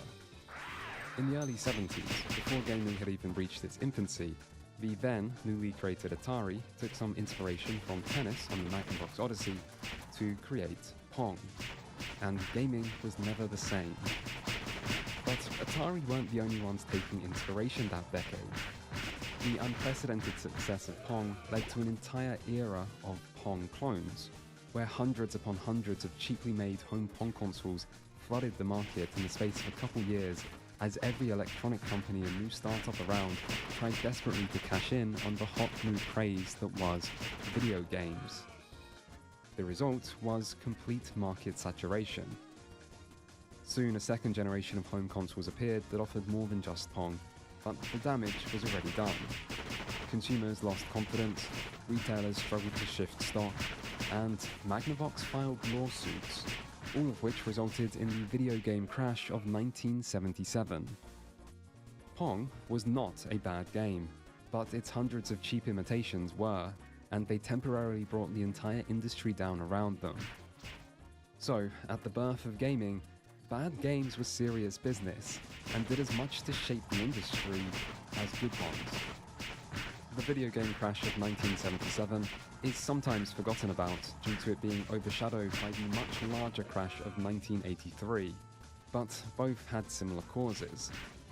The gaming industry bounced back in the late 70s after the success of several arcade classics alongside new cartridge-based home consoles like the Atari 2600 But then, Activision broke away from Atari to become the first third-party developer. In response, Atari tried to sue, but failed, thus legitimizing the practice of third-party development. And within a few years, third-party games were everywhere. Companies rushed to cash in on the once more growing market by producing cheap, poorly made games that filled retail shelves. Consumers then had no way to determine the quality of these games without buying them, and once people started getting burnt, they stopped buying. This was a time before the internet, before many reviews, and before established names had been established. Consumers simply weren't protected, and everyone paid the price. The one hope should have been Atari themselves. They were the ones that brought the home console market back from the brink with the 2600, the ones who had created hit titles like Asteroids, and the one who were in that period the fastest growing company in American history. And they were the face of the gaming industry. But even Atari made bad games.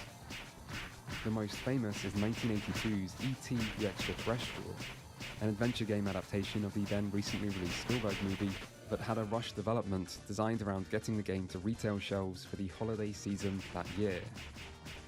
E.T. had confusing gameplay, received bad reviews, and would go on to become symbolic of all that was wrong with the industry at the time, with it frequently being cited as one of the worst games ever made and one of the greatest failures in gaming. But E.T. was a bit of a scapegoat. The awful 1982 Pac-Man port for the 2600, which failed spectacularly to recreate the popular arcade classic on the less powerful Atari home console, likely did more to damage consumer confidence in the industry, and there were plenty of other examples like this too. The important point to take away from this event, however, isn't about how bad these games may or may not have been, but more about how much they sold. Pac-Man for the 2600 may well be the worst game Atari ever made, and yet it was also the best selling. And amidst so many bad games, with so little quality control and so few ways for consumers to differentiate the good ones, the industry couldn't cope. Atari went from the fastest growing company in history to being given away for no profit, while the entire American gaming market entered a multi-year-long hibernation as onlookers declared gaming to be a fad now coming to its natural conclusion. Home consoles wouldn't make a comeback until the release of the Nintendo Entertainment System in 1985, and when they did, Nintendo went to great lengths to try to avoid the mistakes of the past, with a much stricter licensing system that required approval from Nintendo themselves, as well as the official Nintendo seal of quality to allow consumers to differentiate approved Nintendo games from bootlegs, and Nintendo would even create a lockout chip on the NES to try to prevent unauthorized games from being playable. The result was the establishment of a standard level of quality for console games that has largely remained ever since. And with this, the reign of terror bad games had on the industry was over. But bad games still existed. Quality is relative after all, and just because games were now being checked to ensure that they were playable and reflective of what was being advertised on the box, this didn't mean all games were automatically good. The 8-bit era was also a time when video games were infamously difficult, and so the bad games of this time period tended to be the ones that combined high difficulty with unintuitive, awkward, or confusing design elements. Take Dragon's Lair on the NES, a game famous for most players not even being able to work out how to make it past the first screen, with anything and everything you might try leading to a quick death. Other games might specialize in bad controls, or convoluted gameplay systems, or a lack of player direction. Perhaps the best overall representative of bad games of this era was American toy company turned gaming publisher LJN. Shortly after entering the world of gaming, LJN was bought by another gaming company, Acclaim. But as Nintendo only allowed third parties to release a limited number of games on their system as a form of quality control, it meant that Acclaim ended up using LJN to bypass this rule. As a result, LGN managed to publish an extensive library that includes many of the NES's worst games, including the Uncanny X-Men, Friday the 13th, Back to the Future 2 and 3, and more.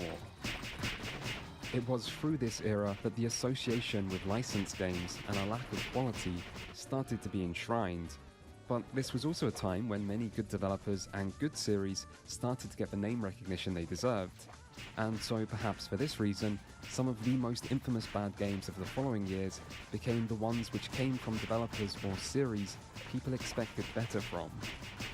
Some classic examples of this are the 1994 Zelda games, as well as Hotel Mario for the Philips CDI. These games were the strange result of an agreement between Philips and Nintendo over the once-planned CD-ROM add-on for the Super Nintendo. In the end, this add-on wasn't released, but several Philips-developed Nintendo games were, and they didn't have much in common with the originals in style or quality. Still, at least they provided a unique glimpse inside the minds of several of Nintendo's most iconic characters. Nice of the princess to invite us over for a picnic, eh, Luigi? I hope she made lots of spaghetti. Luigi, look! Gee, it sure is boring around here. My boy, this piece is what all true warriors strive for. I just wonder what Ganon's up to. And if even Mario and Zelda aren't immune to the threat of bad games, maybe no series was. Although some did seem more vulnerable than others. Easy. Like Sonic, Leveled which seemed up. to go through an extended period of continuously trying to reach 26, new lows, so that was with 21. 2005 Shadow the Hedgehog, followed by Sonic 06, Sonic Riders, Sonic Unleashed, and more. So 3 points Many here. more, actually, making it almost impressive how consistently bad this once great franchise became for a time. And it was a time that lasted for a while. If only Sega had murdered Sonic sooner, or just asked for help from the fans. For the most part, however, the 90s and the early 2000s was a time when the gaming industry was maturing as it grew, with the cost of game development gradually rising and space on retail shelves becoming more competitive, making it harder for truly terrible games to sneak their way into unsuspecting customers' hands. As the saying goes, however, where there's a will, there's a way, and some terrible games still ended up in places they shouldn't be. Like 2003's Big Rigs Over-the-Road Racing, which holds the record for the lowest ever score of any video game in history on Metacritic, with 8 out of 100. Bro, and if that score doesn't sound that bad, consider that many publications have a minimum score of 1, making it a real achievement for a game to get an aggregate score of less than 10. Big Rigs is broken. There's zero collision detection, the AI can't even be bothered to race against you and instead just sits there on the starting line. You can leave the in-game map, and when you go in reverse you can continually accelerate, allowing you to reach a maximum speed of 1.23 times 10 to the power of 37 miles per hour, which is many quintillion times the speed of light. If one were to look for the worst game of all time, Big Rigs is not a bad contender, as while it's not the only broken game ever made, it is broken to an impressive degree, and yet still managed to defy the odds with a retail release and professional review coverage. Around 60. This raises the question of how did this game release in such a state to begin with, and the answer is that the official American developer, Stellar Stone, were outsourcing game development to Eastern Europe, which was where a small team actually made Big Rigs, and yet that team was only able to reach a pre-alpha state before publisher Game Mill decided to ship it. Hopefully, alarm bells are ringing in the heads of the most astute listeners now, because that publisher has shown up in this video already. Game Mill are still around today, as 2023's Avatar Quest for Balance, Skull Island Rise of Kong, and The Walking Dead Destinies all readily testify. And hey, I guess you can't say they don't know what they're doing. In their own words, Game Mill Entertainment have established a proven track record for leveraging the equity of some of the world's most beloved brands in the $100 billion video game market. And who doesn't love a little bit of leveraged equity? most of the games Game Mill have published over the years have been licensed games, and clearly, on some level, this is an effective strategy for them, which is likely due to the effectiveness of licenses when targeting certain parts of the market. And for a long time, licensed games were probably the best bet for finding a new bad game. In fact, for many years, all major blockbuster movies would come with an obligatory movie tie-in game. Sometimes one movie would even have multiple completely different games designed to cover every available platform. For example, 2002 movie Star Wars Attack of the Clones had 6 games spanning genres as diverse as real-time strategy, space combat, third-person shooter, and side-scrolling action. Unsurprisingly, movie tie-in games like this often disappointed. Originally, these games were mostly conceived as marketing tools to bring more attention to the more important movies in an era where game development was cheap. These games were also often made on a strict deadline so that they could fulfill their purpose of tying in. That said, not every movie game was bad, and some were great, but the median quality was certainly below average, and for many years, bad movie games remained a consistent part of the industry, from E.T. on the Atari to Captain America Super Soldier all the way in 2011. In the 2010s, this would finally start to change, however, as gaming evolved once more, shifting the nature of bad games with it. One of the main drivers for this was game development continuing to get more expensive, pushing traditional development towards a more risk-averse AAA model, while at the same time small-budget indie games started to flourish to fulfill the role of catering to specific niches. This caused a general decline in middle-budget games, and made it harder for cheaply made games to compete on retail shelves at full price to dupe unsuspecting customers. The internet also brought increased awareness of game quality through things like unedited gameplay footage on platforms like YouTube or Twitch, which provided a much clearer indicator of quality than back-of-the-box screenshots, while the popularity of video reviews and social media brought critical consensus to a wider audience.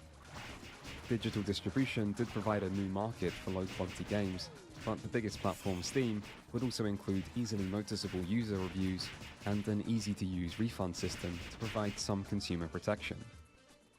This didn't stop a whole load of terrible games appearing on Steam once the floodgates opened, but the combined result of all these changes were that even though more objectively bad games would be released in the 2010s than any other decade, the role these terrible games played was more limited, as consumers increasingly knew what they were buying.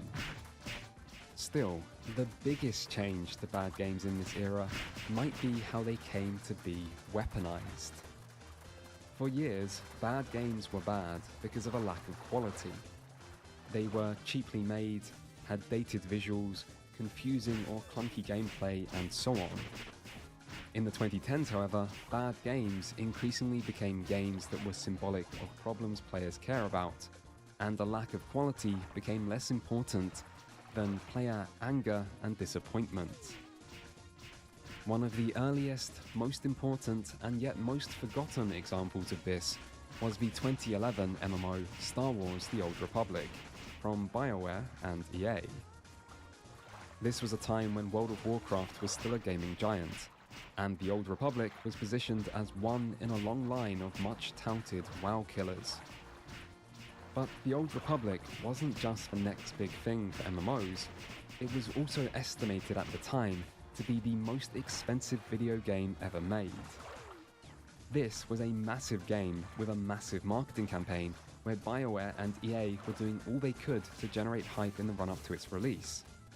But the hype train wouldn't go exactly as planned, as a vocal anti-hype campaign flourished alongside it that can perhaps best be described by the moniker non-believers used for the game, Tortanic. For those who weren't there, Tortanic is a portmanteau of the Old Republic's initials and the name of the once unsinkable ship, the Titanic.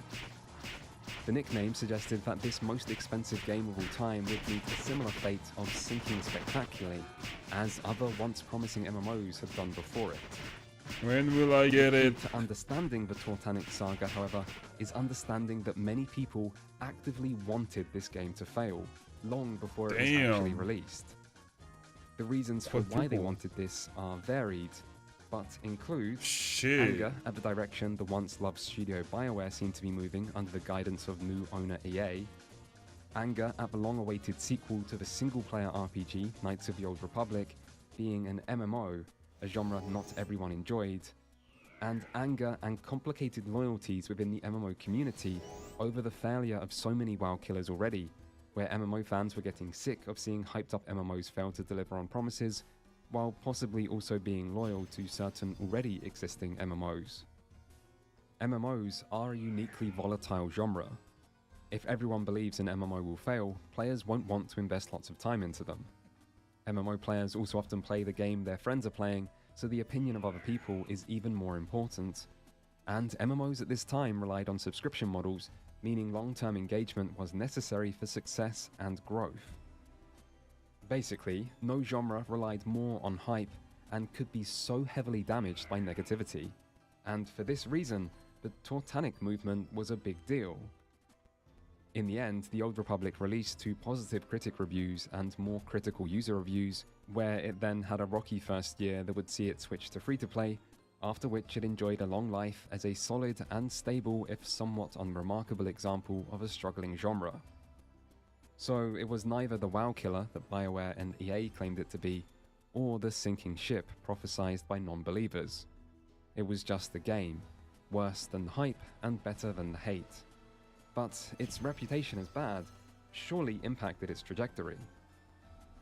As the decade went on, more and more examples like this can be seen. Take 2013's SimCity, a subpar entry into the classic city-building series. SimCity 2013 drew heavy criticism before release after it was announced that it would require constant online connectivity with no offline mode included. The game then released with severe server instability, making it unplayable for many, and drawing even more criticism. Athletic Broach, dude. The end result was the closure of the studio behind the game by parent company EA, and the end of the once legendary SimCity series. This was also the year that EA won an award for Worst Company in America, and the failure of SimCity 2013 also prompted rival company Paradox Interactive to greenlight a city builder of their own, which went on to become the critically and commercially successful Cities Skylines. SimCity was more than just a bad game. It was a representation of player dissatisfaction towards major gaming publishers, and its failure had a lasting impact. Other bad games of the decade were more political in nature.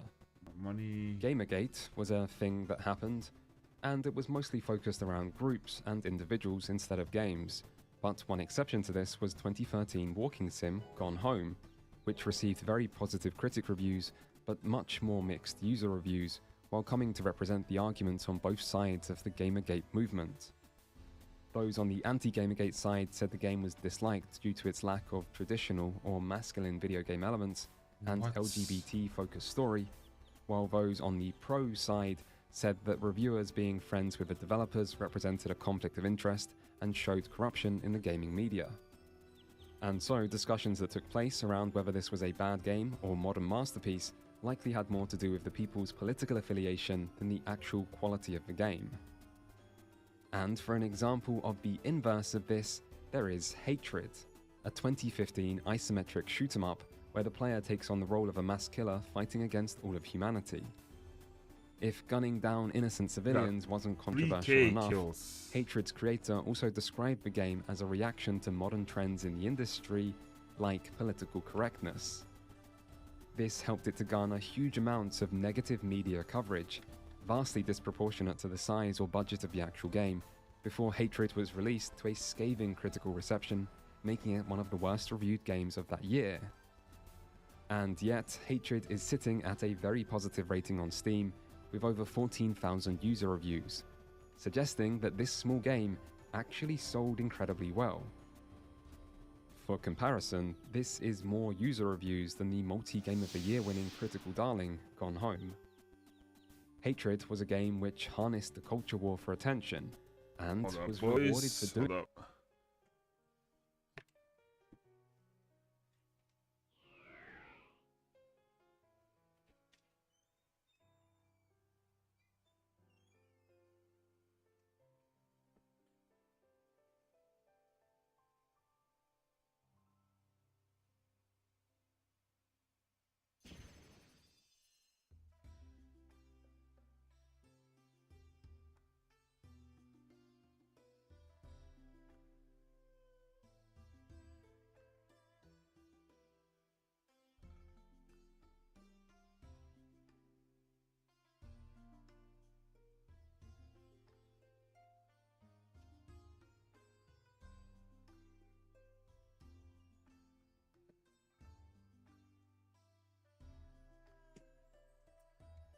Hold up. Hold up. Speed capture. Hold up, hold up.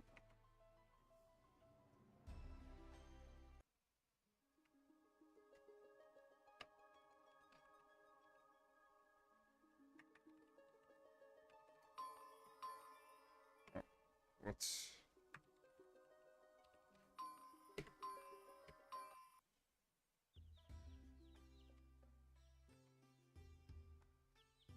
Boom.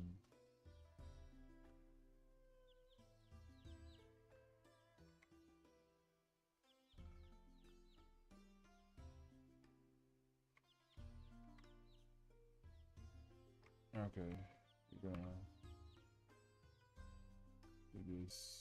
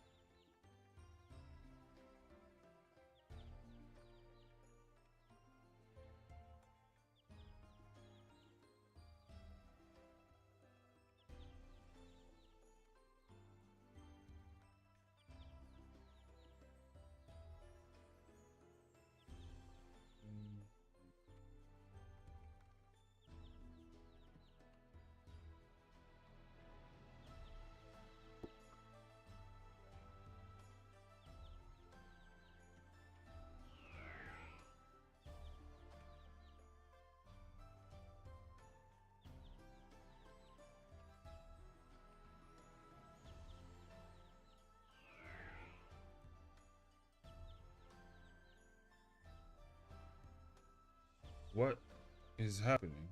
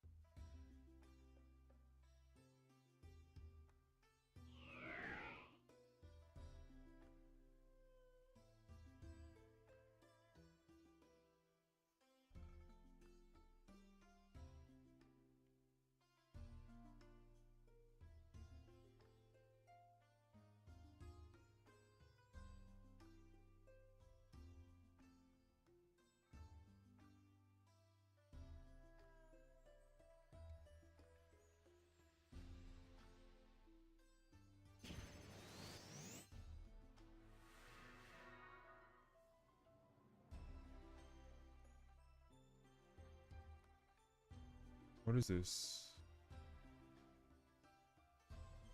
Okay, I'm back.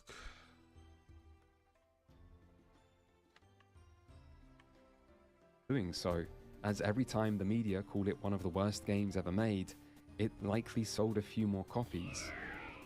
For a game with nothing to lose and little marketing to begin with, this kind of controversial bad game reputation seemed to be quite profitable. Many bad games were less political, but no less meaningful. No Man's Sky became the de facto representative of excessive hype and disingenuous marketing in 2016. High-profile Kickstarter failures like Mighty No.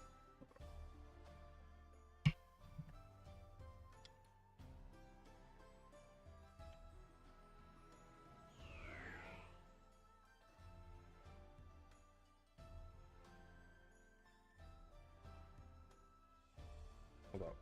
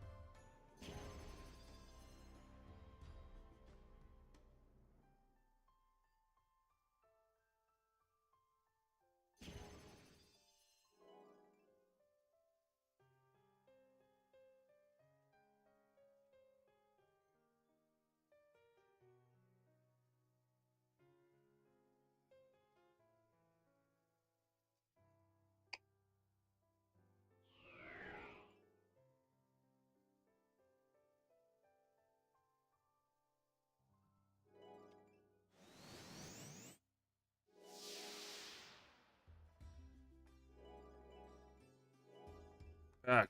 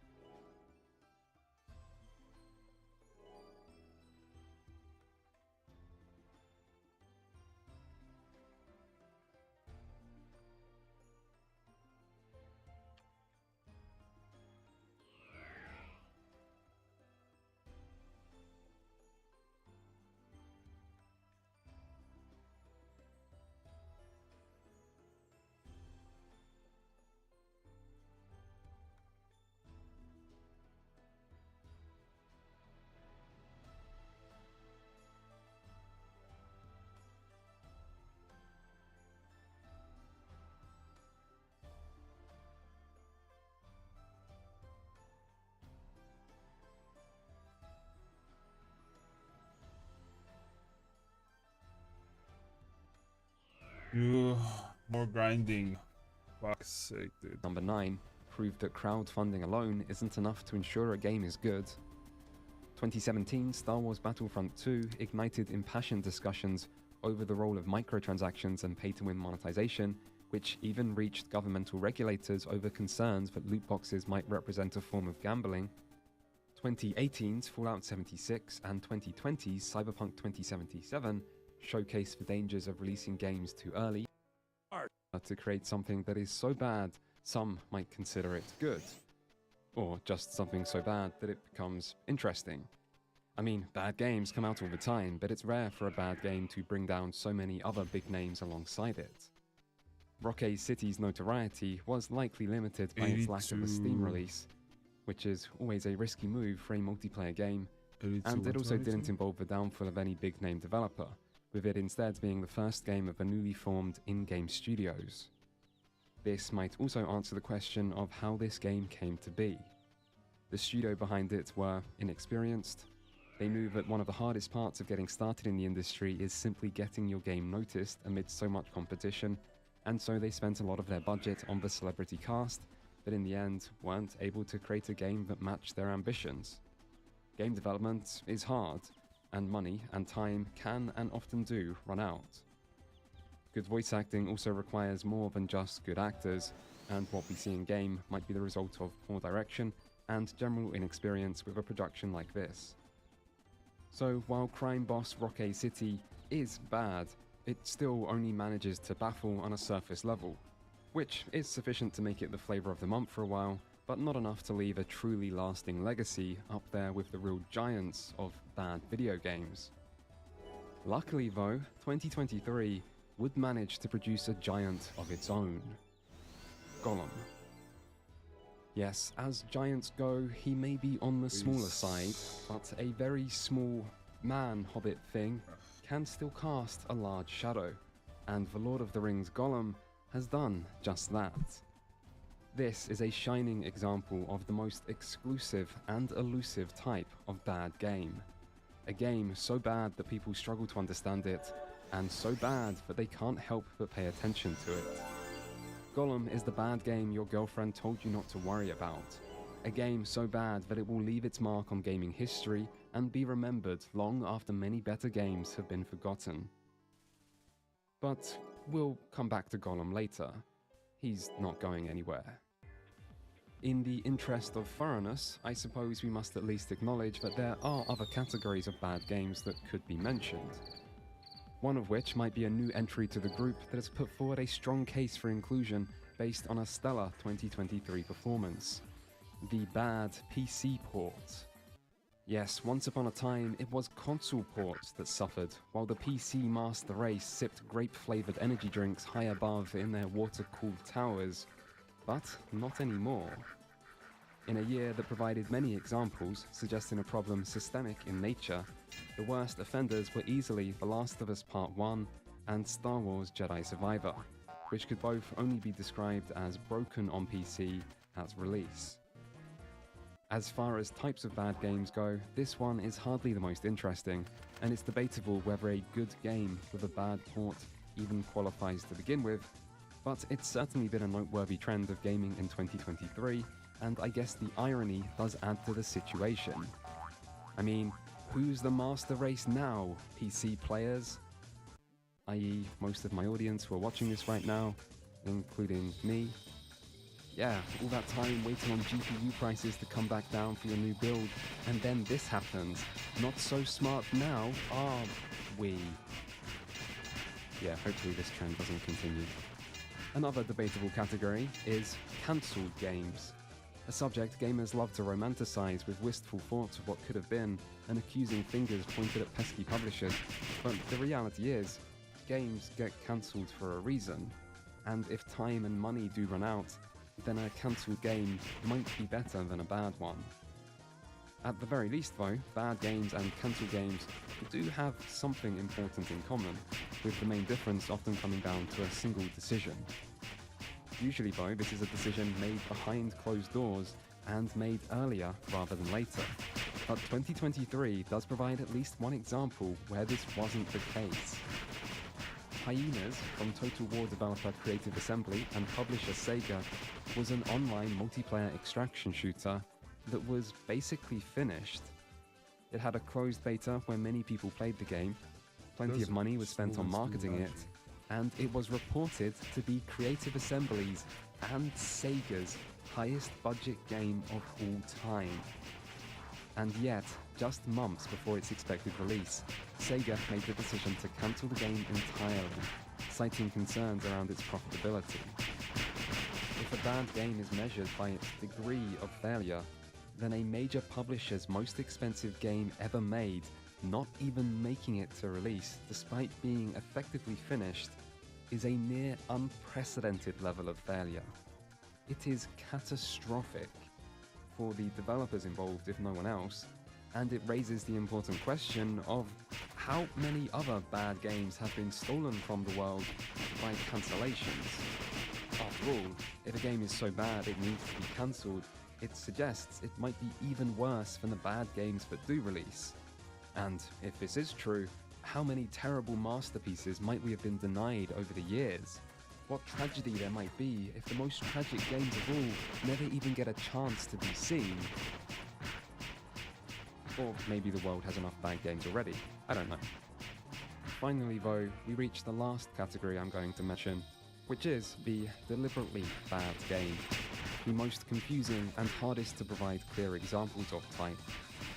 These are games that feature elements usually considered to be bad design on purpose for positive effect, like for humour or a sense of irony or surrealism and so on, to ultimately blur the distinction between good and bad altogether. 2023 does not provide many examples of this, but one classic case would be 2010's Deadly Premonition, a game that received a 2 out of 10 from IGN and a 10 out of 10 from Destructoid.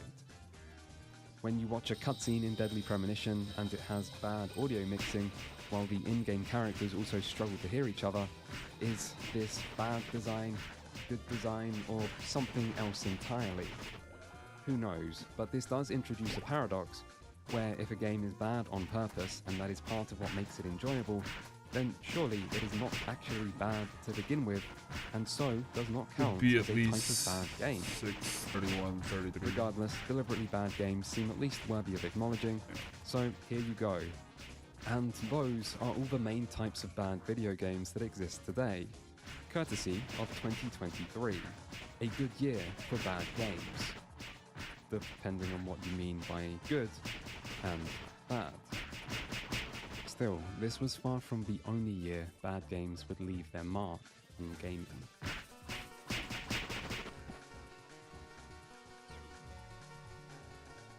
Bad games matter. In the early 70s, before gaming had even reached its infancy, The then newly created Atari took some inspiration from tennis on the Magnavox Odyssey to create Pong, and gaming was never the same. But Atari weren't the only ones taking inspiration that decade. The unprecedented success of Pong led to an entire era of Pong clones, where hundreds upon hundreds of cheaply made home Pong consoles flooded the market in the space of a couple years, as every electronic company and new startup around tried desperately to cash in on the hot new craze that was video games. The result was complete market saturation. Soon a second generation of home consoles appeared that offered more than just Pong, but the damage was already done. Consumers lost confidence, retailers struggled to shift stock, and Magnavox filed lawsuits, all of which resulted in the video game crash of 1977. Pong was not a bad game, but its hundreds of cheap imitations were, and they temporarily brought the entire industry down around them. So, at the birth of gaming, bad games were serious business, and did as much to shape the industry as good ones. The video game crash of 1977 is sometimes forgotten about due to it being overshadowed by the much larger crash of 1983, but both had similar causes.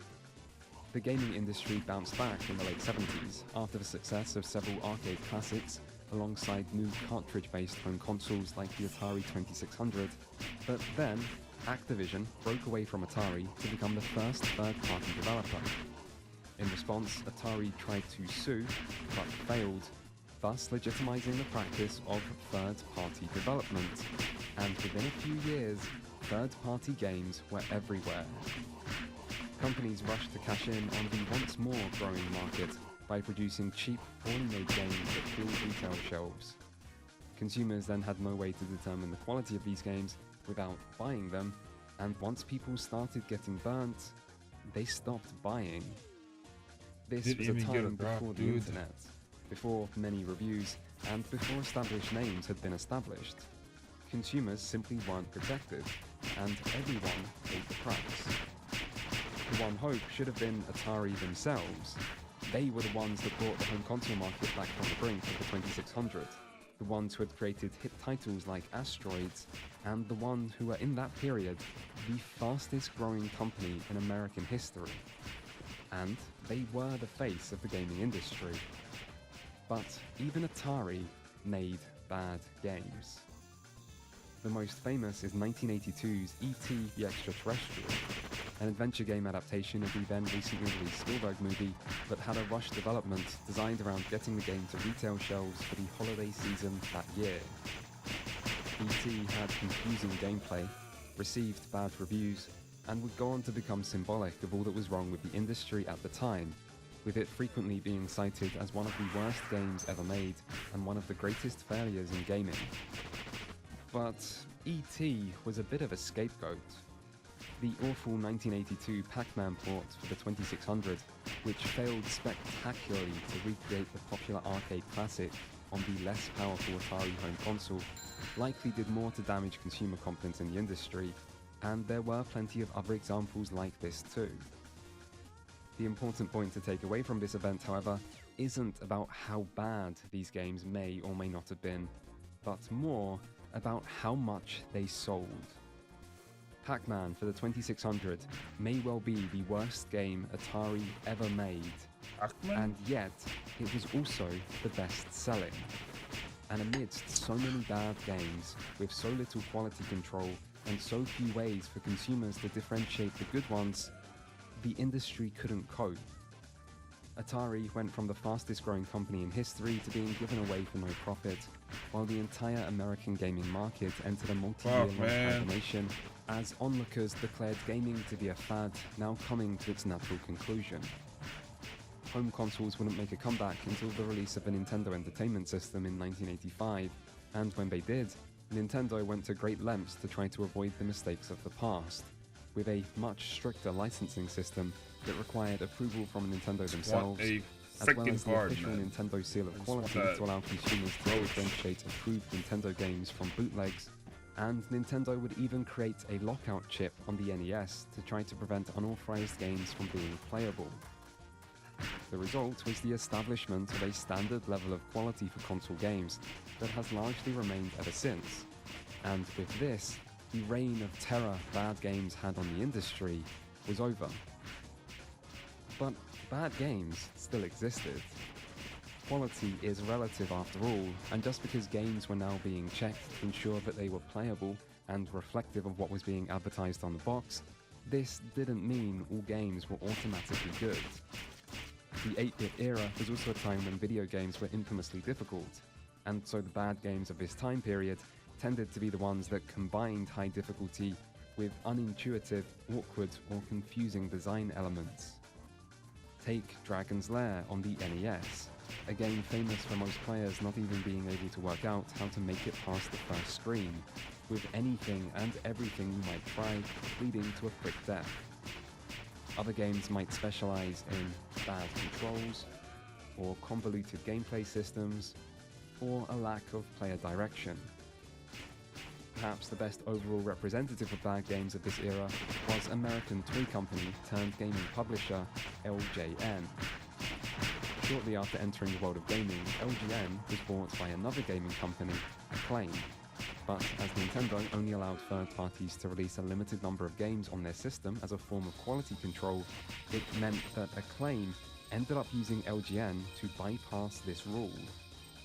As a result, LJN managed to publish an extensive library that includes many of the NES's worst games, including the Uncanny X-Men, Friday the 13th, Back to the Future 2 and 3, and more. It was through this era that the association with licensed games and a lack of quality started to be enshrined.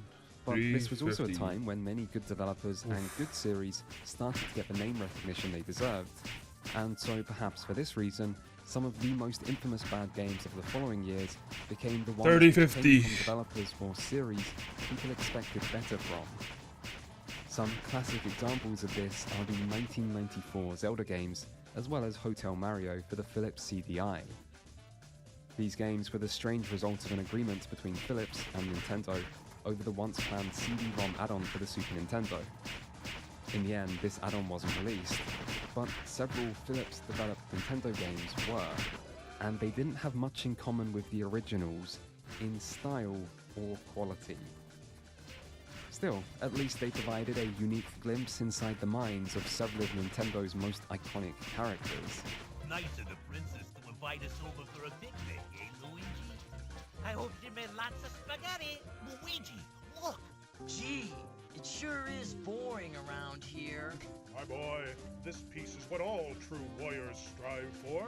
I just wonder what Ganon's up to. And if even Mario and Zelda aren't immune to the threat of bad games, maybe no series was, although some did seem more vulnerable than others. Like Sonic, which seemed to go through an extended period of continuously trying to reach new lows, with 2005's Shadow the Hedgehog, followed by Sonic 06, Sonic Riders, Sonic Unleashed, and more. Many more, actually, making it almost impressive how consistently bad this once great franchise became for a time, and it was a time that lasted for a while. If only Sega had murdered Sonic sooner, or just asked for help from the fans. For the most part, however, the 90s and the early 2000s was a time when the gaming industry was maturing as it grew, with the cost of game development gradually rising and space on retail shelves becoming more competitive, making it harder for truly terrible games to sneak their way into unsuspecting customers' hands. I just As need the saying one, goes, however, just where one. there's a will, there's a way, and some terrible games still ended up in places they shouldn't be. Like 2003's Big Rigs Over-the-Road Racing, which holds the record for the lowest ever score of any video game in history on Metacritic, with 8 out of 100. And if that score doesn't sound that bad, consider that many publications have a minimum score of 1, making it a real achievement for a game to get an aggregate score of less than 10. Big Rigs is broken. There's zero collision detection, the AI can't even be bothered to race against you and instead just sits there on the starting line. You can leave the in-game map, and when you go in reverse, you can continually accelerate, allowing you to reach a maximum speed of 1.23 times 10 to the power of 37 miles per hour, which is many quintillion times the speed of light. If one were to look for the worst game of all time, Big Rigs is not a bad contender, as while it's not the only broken game ever made, it is broken to an impressive degree, and yet still managed to defy the odds with a retail release and professional review coverage. This raises the question of how did this game release in such a state to begin with, and the answer is that the official American developer, Stellar Stone, were outsourcing game development to Eastern Europe, which was where a small team actually made Big Rigs, and yet that team was only able to reach a pre-alpha state before publisher Game Mill decided to ship it. Hopefully, alarm bells are ringing in the heads of the most astute listeners now, because that publisher has shown up in this video already. Game Mill are still around today, as 2023's Avatar Quest for Balance, Skull Island Rise of Kong, and The Walking Dead Destinies all readily testify, and hey, I guess you can't say they don't know what they're doing. In their own words, Game Mill Entertainment have established a proven track record for leveraging the equity of some of the world's most beloved brands in the $100 billion video game market. And who doesn't love a little bit of leveraged equity? Most of the games Game Mill have published over the years have been licensed games, and clearly, on some level, this is an effective strategy for them, which is likely due to the effectiveness of licenses when targeting certain parts of the market. And for a long time, licensed games were probably the best bet for finding a new bad game. In fact, for many years, all major blockbuster movies would come with an obligatory movie tie-in game. Sometimes one movie would even have multiple completely different games designed to cover every available platform. For example, 2002 movie Star Wars Attack of the Clones had 6 games spanning genres as diverse as real-time strategy, space combat, third-person shooter, and side-scrolling action. Unsurprisingly, movie tie-in games like this often disappointed. Originally, these games were mostly conceived as marketing tools to bring more attention to the more important movies in an era where game development was cheap. These games were also often made on a strict deadline so that they could fulfill their purpose of tying in. It's so annoying. That said, not every movie game was bad, and some were great, but the median quality was certainly below average, and for many years, bad movie games remained a consistent part of the industry, from E.T. on the Atari to Captain America Super Soldier all the way in 2011. In the 2010s, this would finally start to change, however, as gaming evolved once more, shifting the nature of bad games with it. One of the main drivers for this was game development continuing to get more expensive, pushing traditional development towards a more risk-averse AAA model, while at the same time small-budget indie games started to flourish to fulfill the role of catering to specific niches. This caused a general decline in middle-budget games, and made it harder for cheaply made games to compete on retail shelves at full price to dupe unsuspecting customers. The internet also brought increased awareness of game quality through things like unedited gameplay footage on platforms like YouTube or Twitch, which provided a much clearer indicator of quality than back-of-the-box screenshots, while the popularity of video reviews and social media brought critical consensus to a wider audience. Digital distribution did provide a new market for low-quality games, but the biggest platform, Steam, would also include easily noticeable user reviews and an easy-to-use refund system to provide some consumer protection. This didn't stop a whole load of terrible games appearing on Steam once the floodgates opened, but the combined result of all these changes were that even though more objectively bad games would be released in the 2010s than any other decade, the role these terrible games played was more limited, as consumers increasingly knew what they were buying. Still, the biggest change to bad games in this era might be how they came to be weaponized. For years, bad games were bad because of a lack of quality. They were cheaply made, had dated visuals, confusing or clunky gameplay, and so on. In the 2010s, however, bad games increasingly became games that were symbolic of problems players care about, and a lack of quality became less important than player anger and disappointment. One of the earliest, most important, and yet most forgotten examples of this was the 2011 MMO Star Wars The Old Republic from BioWare and EA. This was a time when World of Warcraft was still a gaming giant, and The Old Republic was positioned as one in a long line of much touted WoW killers. But The Old Republic wasn't just the next big thing for MMOs, it was also estimated at the time to be the most expensive video game ever made. This was a massive game with a massive marketing campaign where BioWare and EA were doing all they could to generate hype in the run-up to its release. But the hype train wouldn't go exactly as planned, as a vocal anti-hype campaign flourished alongside it that can perhaps best be described by the moniker non-believers used for the game, Tortanic. For those who weren't there, Tortanic is a portmanteau of the Old Republic's initials and the name of the once unsinkable ship, the Titanic. The nickname suggested that this most expensive game of all time would meet a similar fate of sinking spectacularly, as other once promising MMOs had done before it. The key to understanding the Tortanic saga, however, is understanding that many people actively wanted this game to fail, long before it was actually released. The reasons for why they wanted this are varied, but include anger at the direction the once loved studio BioWare seemed to be moving under the guidance of new owner EA, anger at the long-awaited sequel to the single-player RPG Knights of the Old Republic being an MMO, a genre not everyone enjoyed, and anger and complicated loyalties within the MMO community over the failure of so many WoW killers already, where MMO fans were getting sick of seeing hyped-up MMOs fail to deliver on promises, while possibly also being loyal to certain already existing MMOs. MMOs are a uniquely volatile genre. If everyone believes an MMO will fail, players won't want to invest lots of time into them. MMO players also often play the game their friends are playing, so the opinion of other people is even more important. And MMOs at this time relied on subscription models, meaning long-term engagement was necessary for success and growth. Basically, no genre relied more on hype. I've watched this before.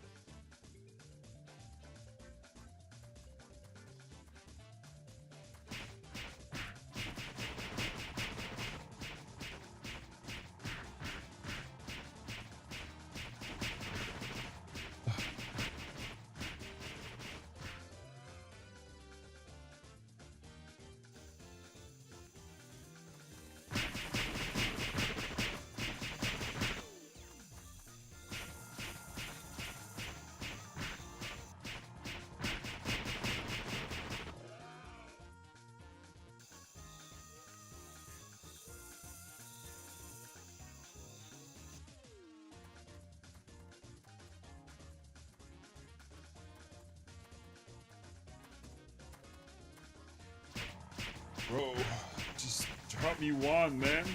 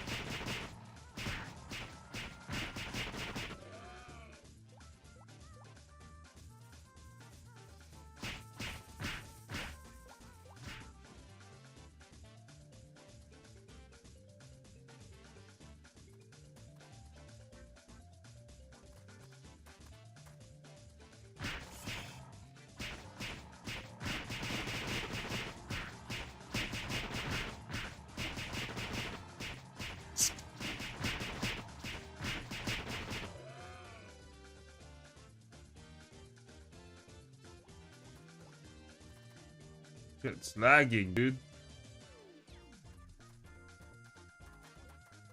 Oh, it's lagging.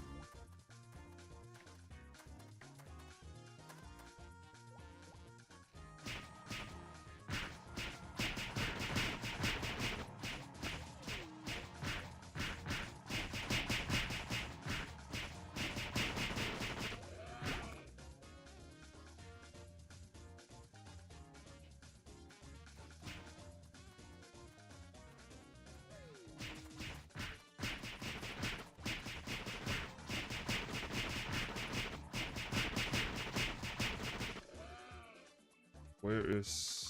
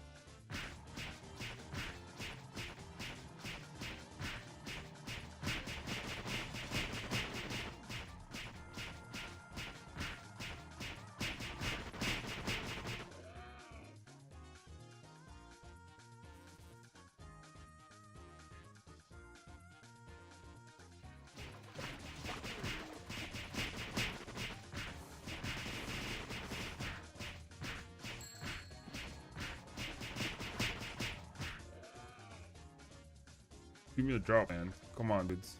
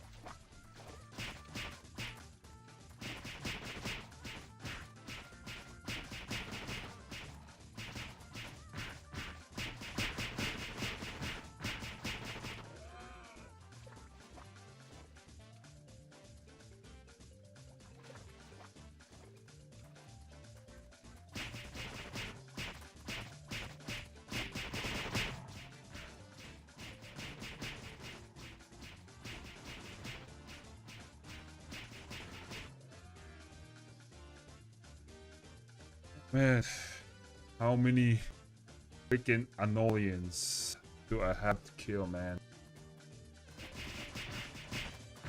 This is brutal, man.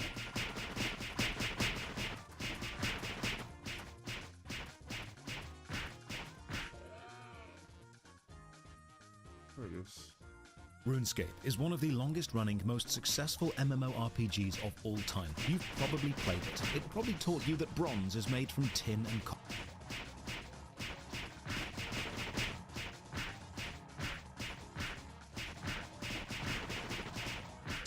So you're thinking about giving the MMO genre a real chance. As someone who spent the last 20 years devouring all of the great MMOs that have ever been released and covering the MMOs that have yet to be released, my advice is pretty simple.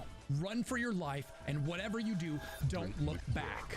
Sorry about that. So the way I'm going to put this list together is based on the following metrics. First of all, quality. To make it on this list, it has to be first and foremost one of the best MMOs, because there's a lot of garbage out there. I've seen those MMOs. I'll never be the same, but I can spare you that experience. Second, we've got affordability. How much do you have to spend to find out if you even like the genre? Games you can try for completely free, for example, are a huge plus for people who aren't even sure if they're going to be interested in the game. Third, difficulty.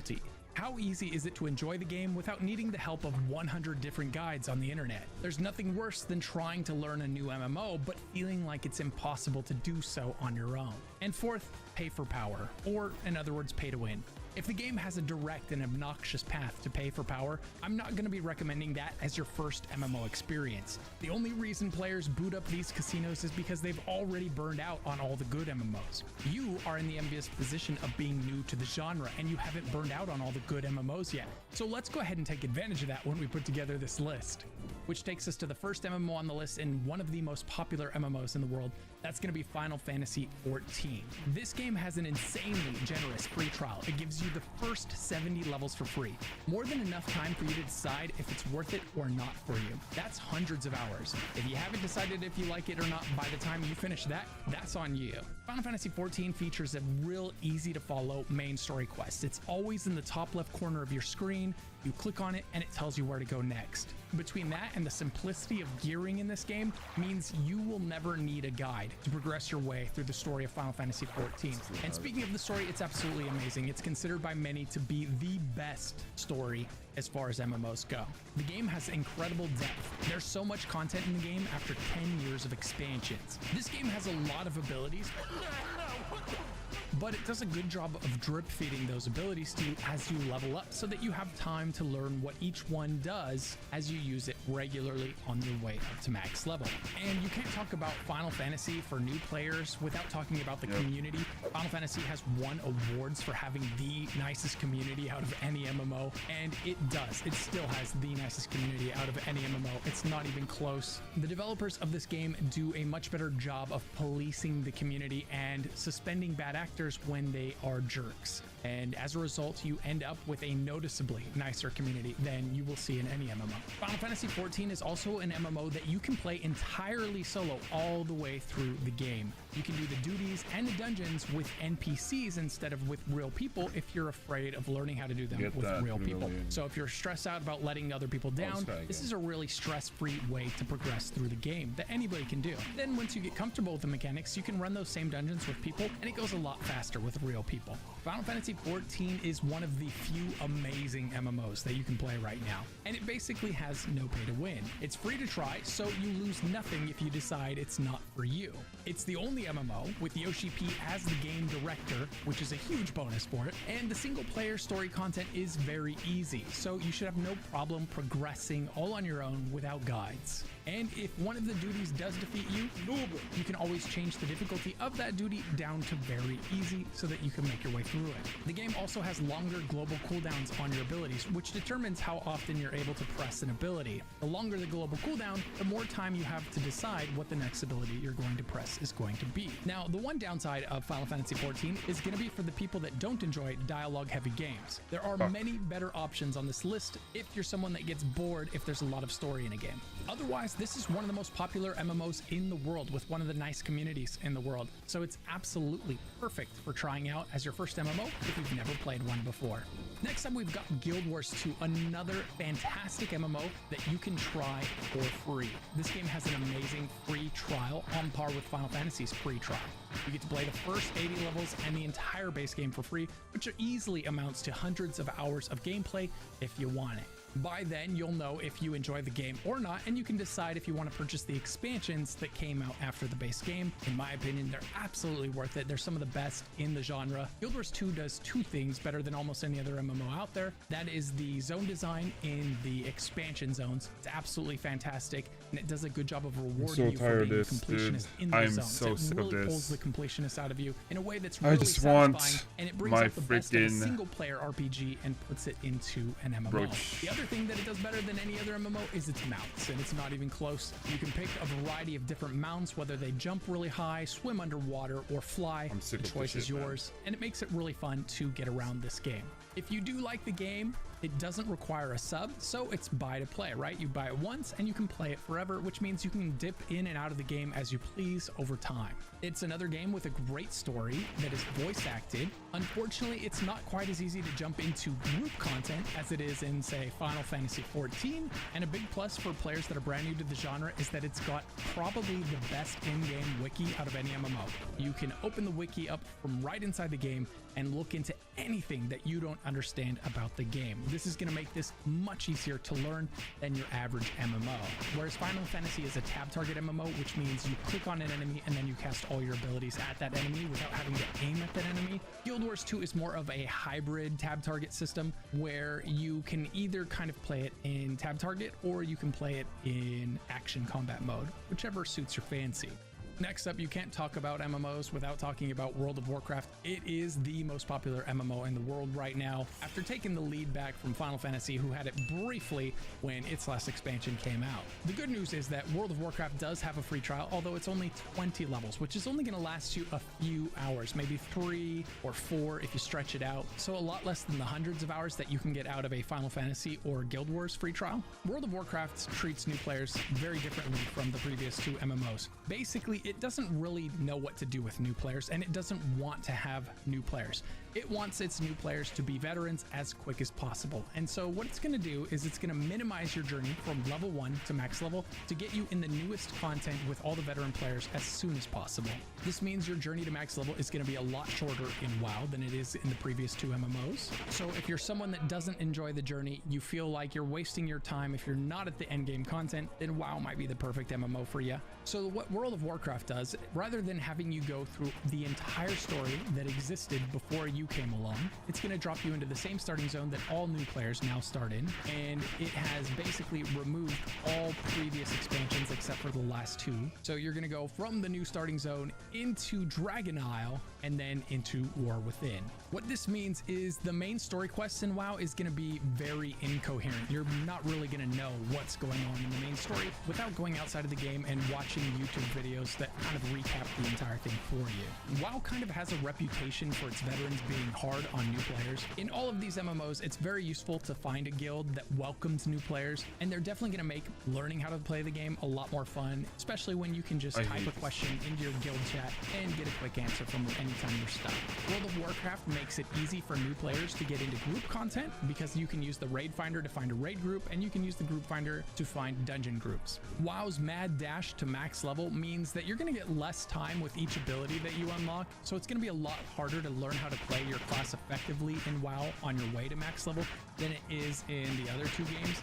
And WoW, for that reason, is going to be an MMO where it's much more likely that you're going to want to follow some kind of build guide once you get to max level, and possibly even before then, to make sure that your character is being played semi-effectively. However, if you are playing through the game as a new player, especially the solo content, it's very easy. The questing content is very easy, and if you're not getting stuck, then feel free to make your own build and play that way for as long as it's fun.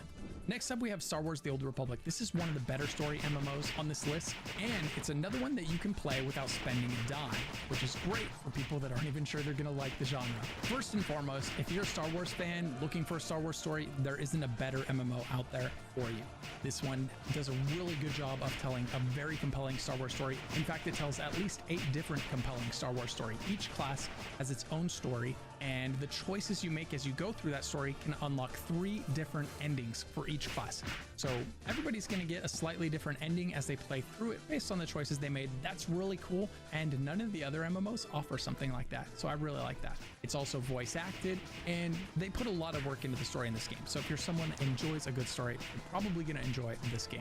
SWTOR has flashpoints, which are its equivalent of what other MMOs would call dungeons. It allows you to play these flashpoints by yourself in a difficulty known as story mode, so that you can learn how to play them at your own pace. After you get good at them, you can use the group finder to queue into those same flashpoints with other players. So finding other people to play with is relatively easy in this MMO, even as a new player. Star Wars: The Old Republic, also known as SWTOR, is a tab target MMO, which means you're going to press tab to target the nearest enemy or click on them and then fire off your abilities at that enemy. The biggest downside for SWTOR is that it's basically been put into maintenance mode, or at least that's how it appears. The developer that made it handed it off to a new developer, and so it's very unlikely that this is going to continue to see the same size updates that it was getting before the developer handed it over to a new developer. What that means is the future is uncertain for this MMO, and so too is the size of the population of players that are going to be playing it. If sizable updates stop coming, then players will stop coming. Next up, we have Elder Scrolls Online.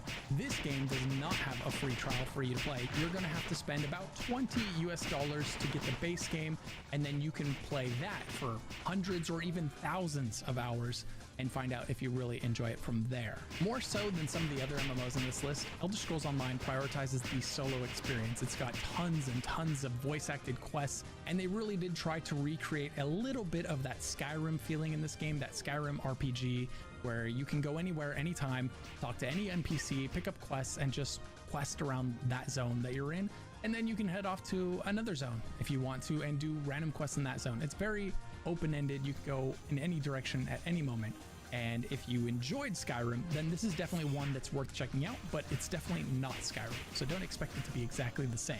Every bit of dialogue in this game is voice acted and it's done really well, so it's real easy to get immersed in the Elder Scrolls lore while playing this game. It has a dungeon finder, and it recently added a trial group finder as well, so that new players will have a much easier time finding groups to play with if they decide to get into that content. It uses action combat, which is definitely going to feel more modern than tab target combat, so it might be an easier transition for someone coming from modern RPGs to jump into ESO than it would be to dive into an old tab target MMO like World of Warcraft or Final Fantasy. If you're someone that tries the tab target MMOs and you don't like it, then ESO could be a fantastic alternative for that very reason. The overworld content, the questing content that we talked about, is really easy. In fact, I would say that it's too easy. And what this means is, while it's going to be way too easy for veteran MMO players, it's going to be perfect for players that have never picked up an MMO before, because you should have no problem getting through it. The game does have a subscription, but it's totally optional, so this one is potentially a buy-to-play MMO, and then if you want all the expansions and the DLCs, then you're probably going to have to pick up the subscription to enjoy all of those. So it's kind of a pay however much you want to pay type of MMO. It can be a really cheap MMO, or it can cost just as much as all the rest of them, and a heck of a lot more too if you get into the loot crates. I have a gambling problem. Next up, we have New World. This is another really low-risk MMO for you to try out because it does not have a free trial, but it does have a buy-to-play model. So you buy it once and you have it forever. And if you like it, great, you can keep playing it forever without spending another dime. And if you don't like it, well, sucks for you. New World has recently revamped its new player experience, making it perfect for, you guessed it, new players, just like you. The breadcrumb trail that leads you through the game is a lot more thorough and thought out now than it was at launch, complete with voice-acted quests and a great story. And when it comes to the type of combat this game has, because that's make or break for a lot of players, New World falls into the action combat category, which means it's going to feel a lot more modern. It also has way fewer skills than World of Warcraft or Final Fantasy. Those two games, you'll find yourself juggling 15 to 25 abilities easily. What the? This piece of shit. Whereas New World, you're going to have 3 abilities on your first weapon and 3 abilities on your second weapon. So a total of 6 abilities and then maybe an ultimate that you're having to manage while you play the game. Far, far fewer than a lot of the MMOs on this list, which makes it a lot easier to pick up and kind of learn the MMO essentials without all the bloat that comes with other MMOs. Which is another thing that's kind of worth touching on, which is that any knowledge you learn in one of these MMOs, a lot of that transfers to the next one you play. They all are the same genre, which means they all have a lot of overlapping mechanics and design features. So if you play one for a little while and you don't like it and then you go to a new one, you're not totally starting over. A veteran MMO player can go from one MMO to the next very easily, and you know, it's like riding a bicycle. You can jump on one bicycle, you can jump on another one. New World just launched a bunch of new servers, so if you started in this one now, you wouldn't be very far behind the other players that just started over in it. So that's one thing that's definitely worth considering. Speaking of a game with new servers, let's talk about Brighter Shores. This is a brand new MMO, and the main reason that I'm putting Brighter Shores on the list is because it's not easy as a player that's new to the genre to experience an MMO from the beginning with the rest of the community. There's just not a lot of MMOs that offer that because most of the MMOs on this list are 10, 20 years old, right? So nobody's doing the new content anymore, and you don't know what it's like to start from the beginning with everyone. Well, in Brighter Shores, you can get that experience because it just released. Brighter Shores is completely free to play, and it's easy to learn, and it's a very simple and point-and-click MMO. So that's definitely going to be something that some people love and some people hate. It does have a very old school feeling to it. And that's going to be the downside of this MMO, is that it's not exactly a modern game. So if it feels a little bit too old for you, totally understand. It's not going to be for everyone.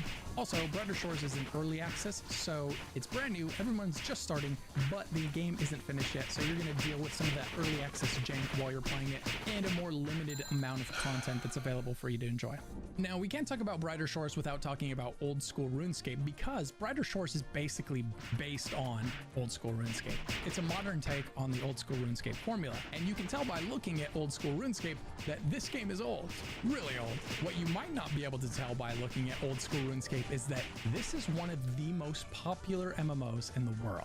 This is the MMO that you play on your second monitor. This is the MMO that you play if you're looking at something else while you play it, like if you're watching Netflix but you need something for your hands to do. This is why people call it a numbers go up game. Your ultimate goal is to level up your professions and skills by using them. So You will level up cooking by cooking. You'll level up fishing by fishing. You'll level up attacking by, you guessed it, attacking. Once again, you can start old school RuneScape and play through the entire base game for free, so you easily get to decide if you like it or not without spending a single dime, which makes it great for new players to the genre. And if you like it, you can choose to subscribe. Old school RuneScape has one of the cheaper subscription fees, and it's called a bond. Unlike some of the other games on this list, playing this game without using guides is quite difficult. The game doesn't hold your hand and it doesn't lead you through it. Instead, it lets you head off in any direction that you'd like and pick up quests from anyone that you want. This creates a unique form of freedom that you don't get in a lot of games these days, but it can also lead to inexperienced MMO players feeling quite lost upon logging in. I would even go as far as saying that veteran MMOs are at the biggest disadvantage when playing this game because they are used to logging in and looking for yellow exclamation marks on the map and then running straight to them without really paying attention to the quest dialogue or anything else. In old school RuneScape, you'll need to read the quest dialogue carefully and then figure out its puzzles by using the directions and the clues you collect along the way. Old school RuneScape is a slower, more methodical, and relaxing MMO. And it's definitely old school. So if looking at it doesn't hurt your eyes, it's definitely one that's worth trying out. So there are my top 8 MMOs for players that are new to the MMO genre. Which one is your favorite? And do you think I should have added one that wasn't on this list? Let me know, and if you make a compelling argument, maybe I'll add it to the list next time. If you enjoyed this video, be sure to like and subscribe for more quality gaming content. Thanks so much for watching, and shout out to my channel members for supporting the channel. If you want to become a channel member for behind the scenes footage and access to a private Discord channel where you can ask me anything about any game and more, hit the join button below. And don't forget to check out today's sponsor, Once Human. You can play it on Steam right now and then experience the mobile version in April. Click the link in the description. If you're not sure what to do next, check out one of these videos popping up on screen right now. Hope to see you in the next one.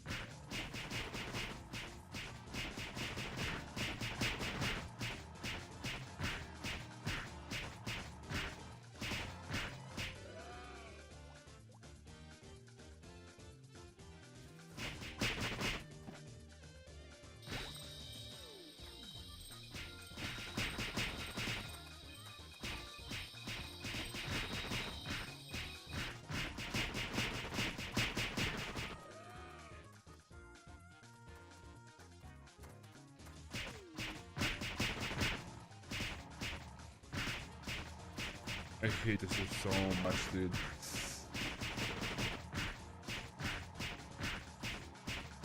Every MMO you can play is like this. Same thing.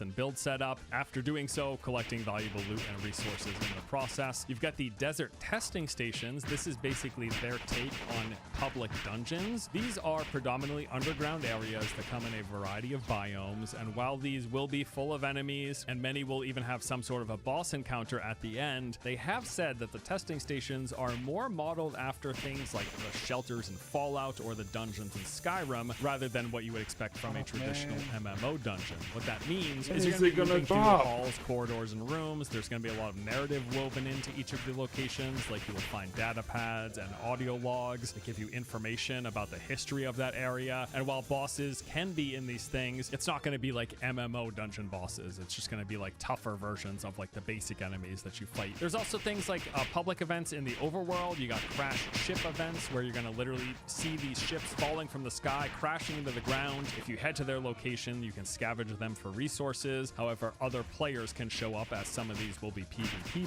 flagged, meaning you'll have to compete for said resources. They've got police forces that scan the area at night, these security ships that scan the surface of the planet looking for players, and if you happen to be caught in their spotlights, they're going to call in troops to your location, which you'll have to deal with. And then, of course, it wouldn't be Dune without the sandworm that is present. If you spend too much time walking on the sands, making noise, that will draw the worms, and if they catch you, you're pretty much dead. The whole reason you're going to want to take this risk, though, is that there's a lot of valuable resources that can be located on said sand dunes, so you want to go there, you just want to do so strategically. The game's also got player hubs with 2 major towns full of vendors, quest NPCs, other players, and a marketplace for buying and selling items. As for endgame, that is entirely taking place in the deep desert region. This is a massive, expansive area made up mostly of sand, but with rock islands dotted all throughout, which provides some reprieve from the sandworms. Guilds of players will be headed into this area in search of spice, which is a main resource and currency for not only endgame crafting, but also character progression. And it is in this region where the whole large-scale PvP conflicts happen, what they refer to as combined arms, which how they've described it basically sounds like a mixture of battlefield and or planet side. You got loads of players using ranged and melee weapons, ground and air vehicles, various forms of artillery. Just the whole thing is going to be large-scale, all-out combat and utter chaos. Now that is the basic, like, high-level rundown of content and features in Dune Awakening. So just the other week, it was confirmed once again via Twitter that the studio is on track to hit their announced release window of early 2025. February seems very unlikely given it's almost there and they haven't said it's coming out that month, so it's probably more probable that we expect a release sometime in March or April potentially. Either way, I am quite keen to check this out myself. As a fan of both MMOs and survival games,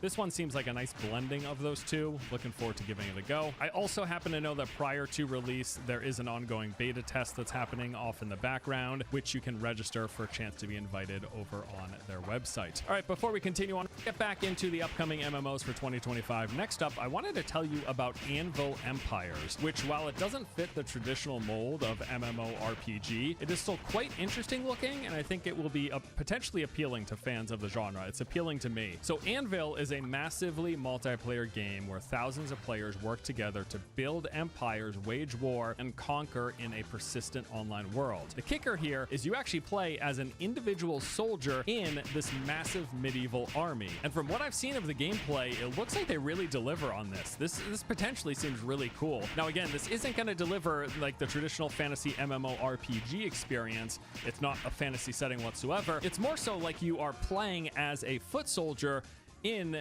Age of Empires or something. Like you are one of the members in a squad, basically. The developer's prior game, Foxhole, had a very similar concept, except rather than being set in the medieval times, Foxhole takes place in what looks to be like a fictional take on World War II, with you playing as an individual infantry soldier. And that game is quite well liked. It's got over 35,000 reviews on Steam with an 88% very positive user rating. Their prior game, which had like a similar formula but set in a different setting, similar to this, and people seem to really like what they did. So as for their upcoming game, Anvil Empires, here's what we know. They say you'll take part in large-scale game of conquest that takes weeks to play out, wage war alongside thousands of players across one persistent online world. They've got custom server technology that enables up to 1,000 people to be fighting shoulder to shoulder in massive real-time melee battles. These battles organically instigated by the player base themselves. You will also build settlements and grow them from a small hamlet into large bustling towns shared by hundreds of players, engaging in side activities like farming, hunting, husbandry, and more to support the upcoming war efforts. You can even trade with nearby player settlements. There's going to be a whole social economy here. Design and build these elaborate multi-level keeps and fortresses to help withstand from upcoming prolonged sieges. You're also going to have to do things like establish supply camps and logistic lines to keep your player armies well-fed, armed, and rested. And this whole thing further enhanced by the fact that the game supports in-game VoIP. You'll be chatting with your comrades. When will I get that, dude? I mean, yeah, this really does look and sound pretty neat. So they've got pre-alpha tests currently underway, which you can request access directly via the Steam page. The access request will be visible at any points that they're looking for new applications, and when that goes away, they remove the button. But as of this recording right now, you can currently sign up to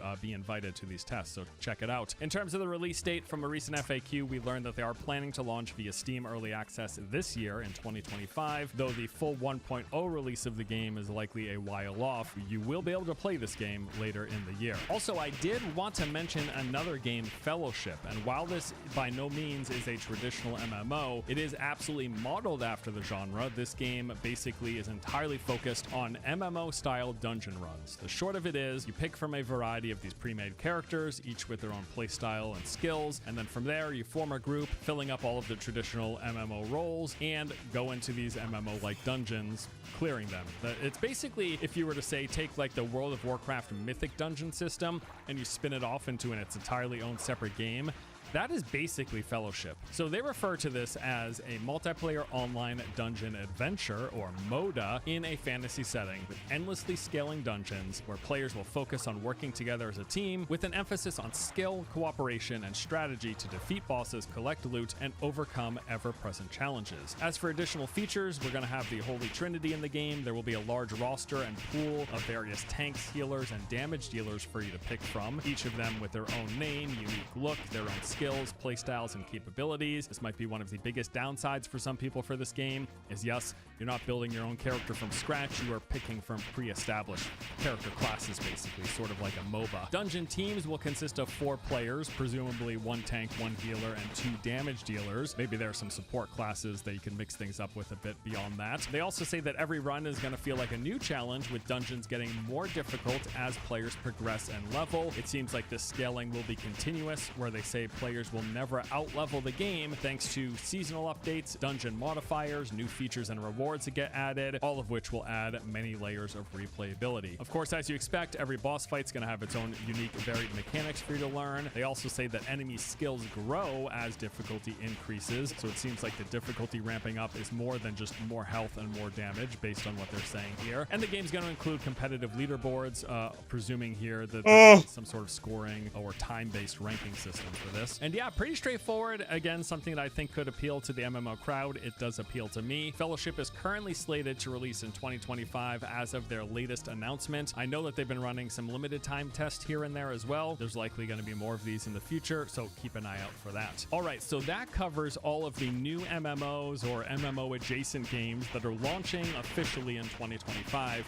But there's also going to be quite a few playable MMOs, with many of them getting some form of testing, either whether it's periodic testing or ongoing persistent tests that you can take part in. For starters, as you probably already know, Ashes of Creation currently has alpha testing underway, with them granting access to the first couple of early zones. Although neither of them are fully fleshed out, there is content there with some of the systems and features in place. Now, people have been playing this for a little over a month now, I believe, with a sort of a mixed reception from what I've seen online, with much of the critique basically boiling down to the fact that, yes, hey, it's an incomplete game. Not surprising, but people still paid money, and they're saying, hey, I wish there was more there. There's not quite enough there. Just buyer beware. And now it does seem, though, that there is enough there for some people to be thoroughly hooked. I happen to know quite a few people who have been playing this game pretty consistently over the course of this past month. I do also plan to jump in myself at some point, although I'm not really in a rush, maybe at some point in the coming months, but nothing on the immediate horizon. I will say I think the PvP seems a lot of fun from the compilations and footage that I've seen. However, most of the leveling consisting of large scales, groups grinding elite mobs together, that doesn't seem very fun to me personally, but I'm willing to give it a go. But yes, if you want to play an early version of Ashes of Creation, it is available right now. You can get into the game for a little over $100 at the lowest cost. I would personally recommend waiting unless you're like a die-hard, pumped, super amped up for this game, although in that case,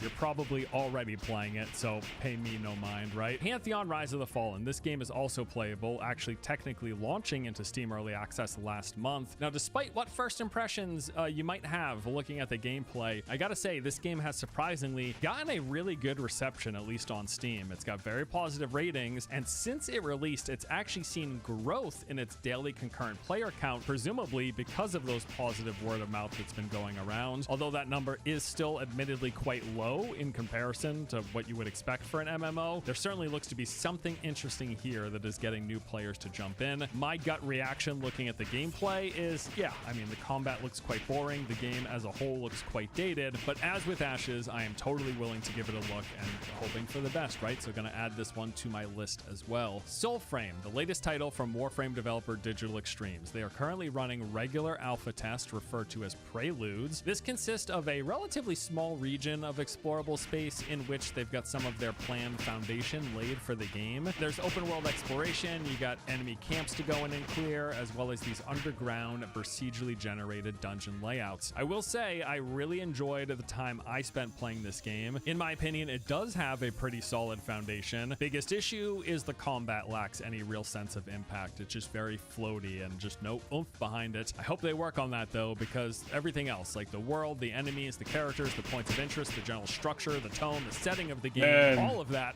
I really, really like. So keeping my fingers crossed that they can give the gameplay a little the fucking strong, brooches, solid feel man? to it, a strong sense of impact and reactivity from characters when you hit them, and the sounds and the animations and the spells all coming together to make a good feeling combat system. I hope they can do that, because beyond the combat feeling kind of floaty, everything else is like perfectly checks off all the boxes for me. You can register for Preludes testing over on their website. In my experience, there's probably a few days to a week's worth of content here if you really want to play through everything, explore the whole island, grind out some of the character progression, run the dungeon several times to get some upgrade materials, stuff like that. Yeah, it's definitely worth checking out, and I remain very hopeful for Soulframe. All right, one of my most anticipated upcoming MMOs, Arcade Chronicles. Now, this was originally slated to release in 2025. However, from that same Kakao Games report that gave us the release window for Chrono Odyssey, we also learned there that they had delayed the release of Arcade Chronicles, pushing it out into 2026.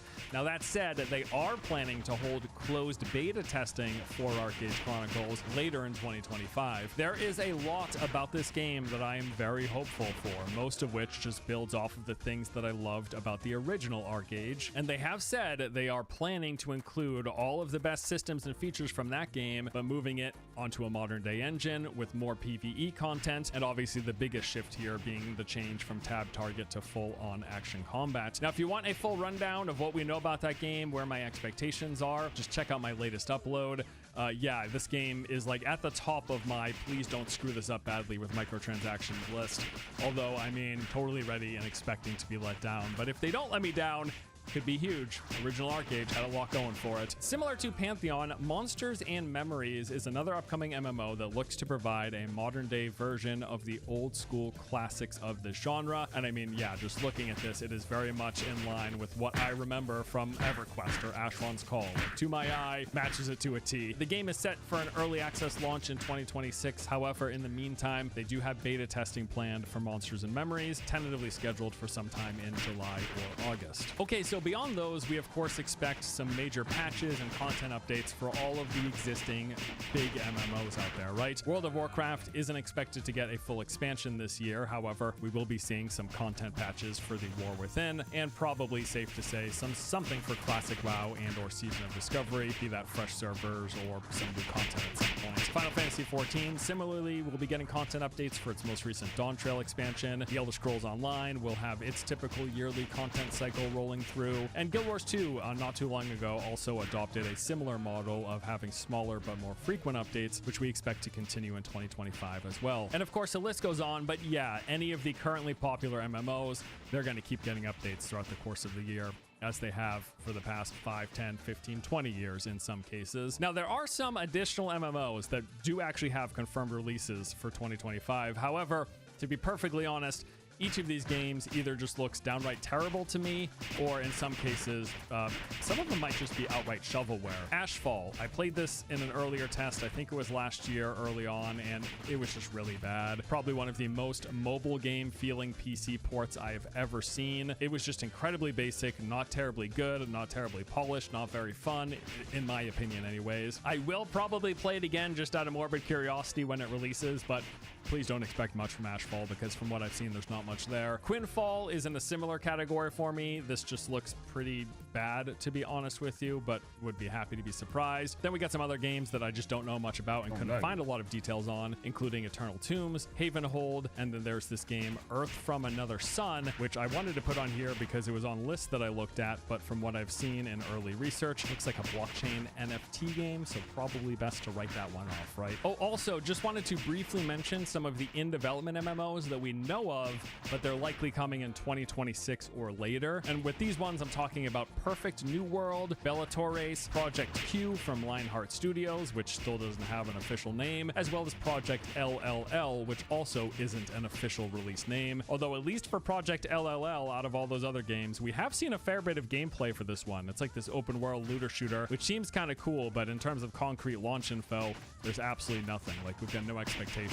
So it's more likely than not that these games will not come out in 2025, but it is possible. Like, potentially in the coming months, we could get one or two of these that get release dates announcements for later in the year or middle way through the year. We'll just have to wait and see. But as of right now, don't expect any of those prior 4 games this year. And then there is the handful of anticipated MMOs that are just absolutely no way in hell coming out in 2025, and probably not 2026 either. Way off in the distance. I'm talking about ZeniMax Online Studios, the creators of ESO. We know that they have had a brand new MMO in development for something like 7 years now. Now, I do actually think there's a fair chance we could get a reveal of this one, if it's just a teaser at some point this year, which would be really, really nice. Sony has that Horizon MMO, if it wasn't recently canceled, as they have been nuking these in-development live service games left and right here lately. Then, of course, there's Riot's League of Legends themed MMO, although that is at least 5 years away, if not closer to 10. I mean, who knows? And then there's that Ghost MMO, but again, that is similarly quite a ways off. Okay, so there you have it. A look at all of the upcoming new MMOs planned and scheduled for 2025. As a recap, confirmed coming this year, barring any delays, will be Chrono Odyssey, Toon Awakening, Anvil Empires, and Fellowship. We should for sure be playing like launch versions of those games this year. And then there's going to be early playtest, which you can jump in and check out these games for Ashes of Creation, that is ongoing. Soulframe is also ongoing, although quite limited. There's Arcade Chronicles that's supposed to be getting tests later in the year, and Monsters and Memories. Got all of the expected content updates that will be coming for the big existing MMOs, and then we've got a few less than stellar looking titles coming this year, which, you know, as I ran through, I might check these out for curiosity's sake, but that's about it. And then once more, as has been the case in prior years, there's a good possibility that we'll have other MMOs launching beyond the ones that I've covered on the list, either because they're ones that we know of that get released sooner than expected, or some surprise games just come out of nowhere and launch all of a sudden, which we have some cases in 2024 and prior years. We could have something similar examples this year as well. Anyway, that does it for today's video. Thank you all for watching. Hope you enjoyed. Let me know what you're looking forward to in the MMO sphere in 2025. Certainly some games to play. There'll be some bad ones. There'll be some disappointments for sure, but got some new MMOs to play this year. All right, can't wait. Looking forward to it.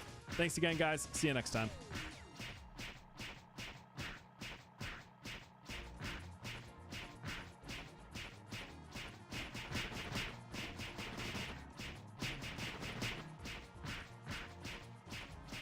Oh.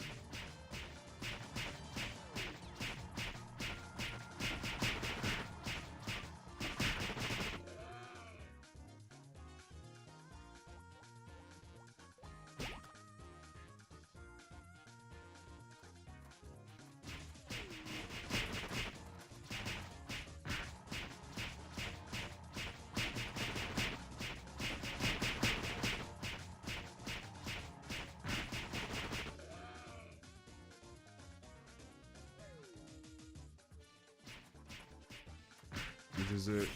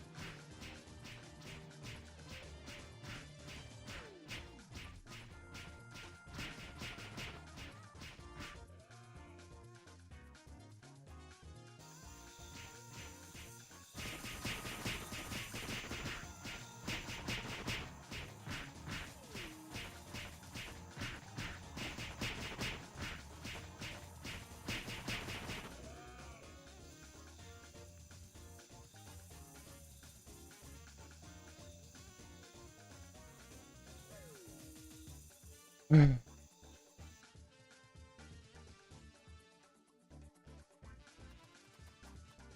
many Anolians do I have to kill, man?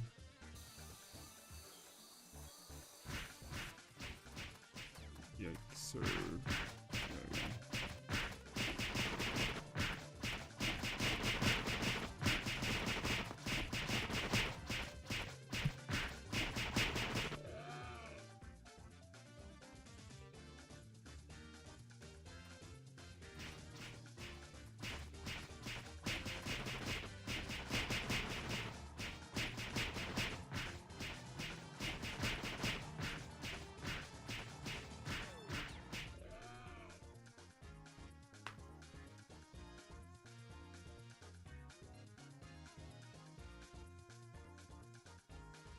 Earlier this year, it was reported that World of Warcraft was no longer the most actively played MMO in the world, having been surpassed for the first time in its long 18-year history. The game, which accomplished this impressive feat, originally launched to critical disdain and a lowly Metacritic score of just 49 when it first released in 2010.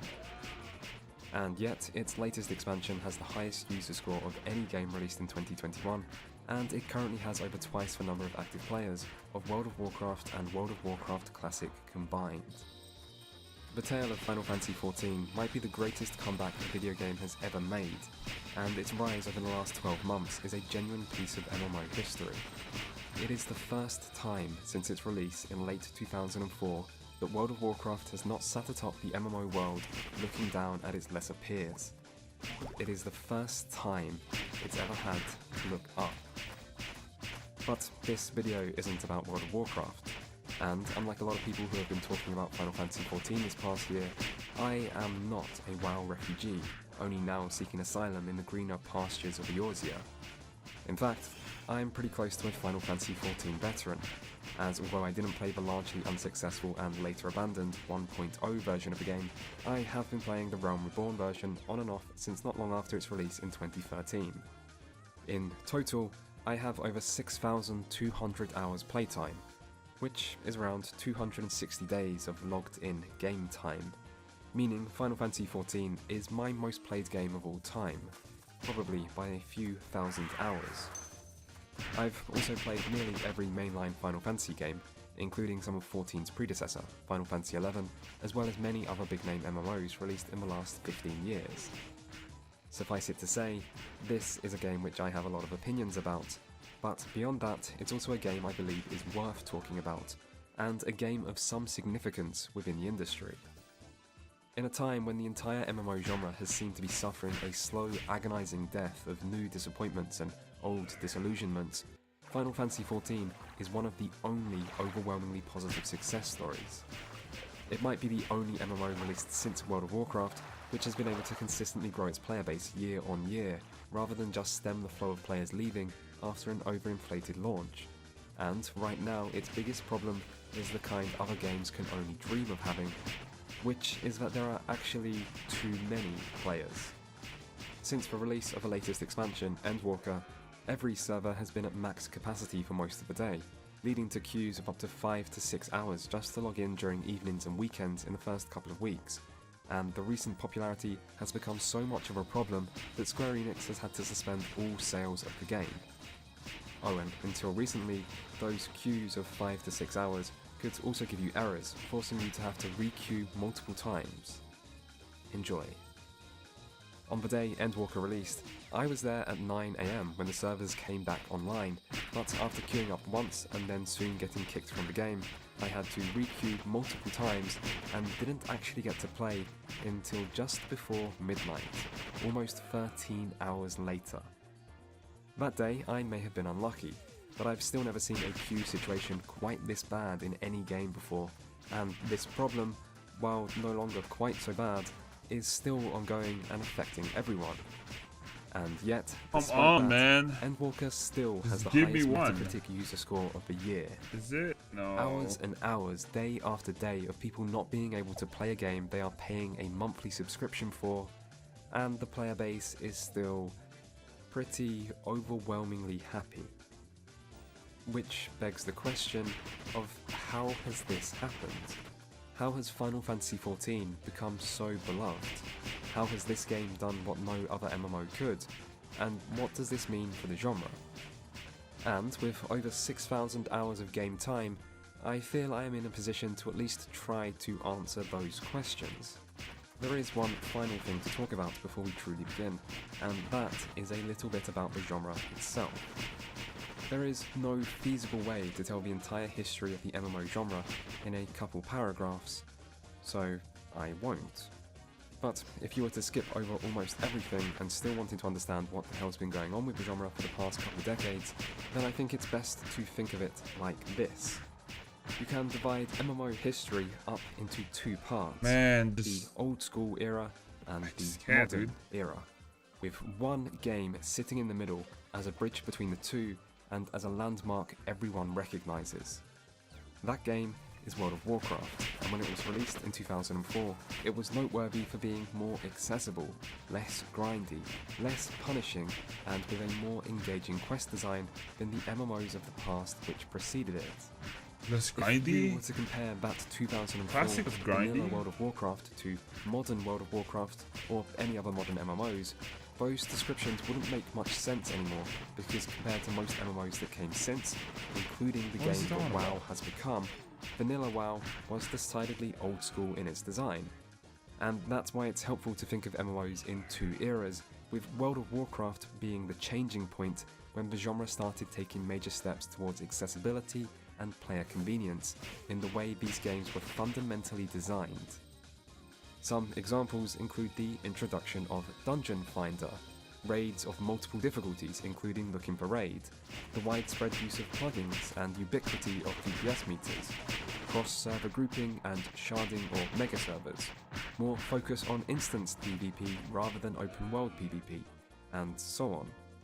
Other changes came about not through the actions of developers, but just as a result of the evolution of the internet age, like the widespread use of guides for raid content, or wikis to tell you where quest objectives were, or optimally calculated DPS rotations to tell you exactly how best to play your class, or streamers existing. The main consequences of this were a rapid increase in accessibility and convenience, but as these increased, the importance of community decreased alongside them, as new game features and the internet replaced the need to talk to and interact with other players. For example, to find a group for a dungeon, you used to have to shout in chat to recruit and manually invite people, then all travel together to the dungeon while watching out for being attacked by members of the opposing faction. Then they added the Dungeon Finder, and all you do is click to queue up, wait for the queue to pop, and then click to teleport straight inside. Hopefully, you can see the difference between these two experiences. One is simple and convenient, the other is not, but it does encourage socializing, as not only do you have to talk to people to get anywhere, you also have an incentive to befriend those you meet to make the process of finding a group easier in the future. What you really need to understand here though, is that this kind of fundamental change wasn't limited to a few one-off examples. It was widespread and existential in nature.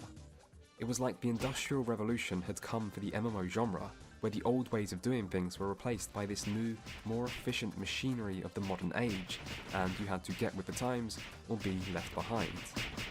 And while many people, myself included, still remember and might have a preference towards how things were in the past, it doesn't change the fact that MMOs changed, and World of Warcraft led the way. Then, along comes Final Fantasy XIV, which was originally released in 2010 and was nothing like World of Warcraft. Instead, it was a spiritual successor to Square's earlier MMO, the more old-school yet also quite console-focused Final Fantasy XI, but this version of Final Fantasy XIV proved unsuccessful with critics and fans alike, mostly because of its outdated design features. So, a couple years later, it was shut down, only to be rebooted in 2013 as Final Fantasy XIV: A Realm Reborn. Many details were kept, like the setting and races, but many things changed, as this time, instead of being inspired by Final Fantasy XI, the developers instead took inspiration from the king of modern MMOs, World of Warcraft. And that's not just conjecture on my part, there are quotes from reliable sources confirming as much. They make it sound like WoW became their holy bible in learning how to design a modern MMO. And so, the Final Fantasy XIV of today is a modern World of Warcraft inspired MMO through and through. But unlike World of Warcraft, which changed heavily along the way, this version of Final Fantasy XIV was built from the ground up with modernity in mind, and accessibility and convenience became a part of its DNA. This makes comparisons between these two games fairly sensible, as there are many ways the games are similar, but it's also worth remembering that Final Fantasy XIV is by no means the only game inspired by World of Warcraft. In fact, in the years which followed its initial ground-shattering success, there were several high-profile WoW clones, which at the time were sometimes ambitiously referred to as WoW killers, but none of them achieved their desired regicide, and the other MMOs which have went on to be successful over the last decade have tended to be those that are less inspired by World of Warcraft, like Guild Wars 2, The Elder Scrolls Online, Black Desert, and the still surprisingly relevant 3 RuneScape. and then another 3. And by the way, that is basically every moderately sized MMO in existence right now. Yeah. This genre is not as crowded as it once was, and the days when MMOs were seen as the future of gaming and were being compared to hardcore drugs on national television for the threat they pose to the youth of today are long past. In fact, the last decade has not been kind to the MMO genre, with success stories being few and far between. There was once hope for a new wave of Kickstarter MMOs, but it's now almost 10 years later and most either still haven't released yet, or should just never have released in the first place. Generally, things are bleak for MMO fans, which makes Final Fantasy XIV all the more significant. It has succeeded where others have failed, grown at a time when the genre has seemed to be shrinking, and overtaken that which for a long time was seen as untouchable. I'm so tired of this shit, man. Why? What exactly has this game done right? What sets it apart from its less successful peers? Well, let me tell you exactly why, in 5 parts, spread out across 2 hours, and delivered alongside some healthy criticism of the game in its current state, and other observations about what the game does well. Hey, I give you answers to questions people may or may not care about on this channel. I don't make those answers easy. So, let us begin.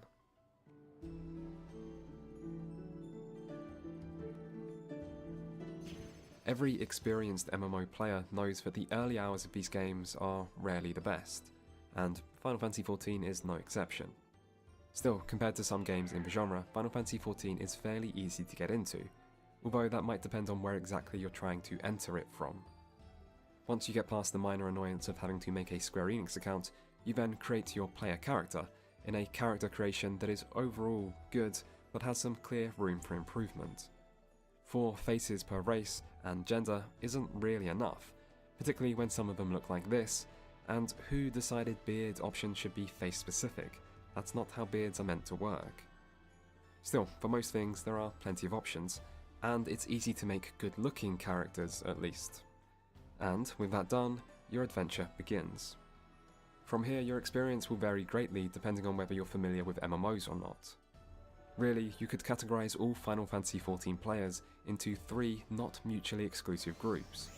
You have MMO fans here to try out a new MMO, Final Fantasy fans here to try out a new Final Fantasy, and fans of games with good stories here because someone told them this game has a good story and probably then continually pressured them to give it a go until one day they finally relented, even if just to shut them up.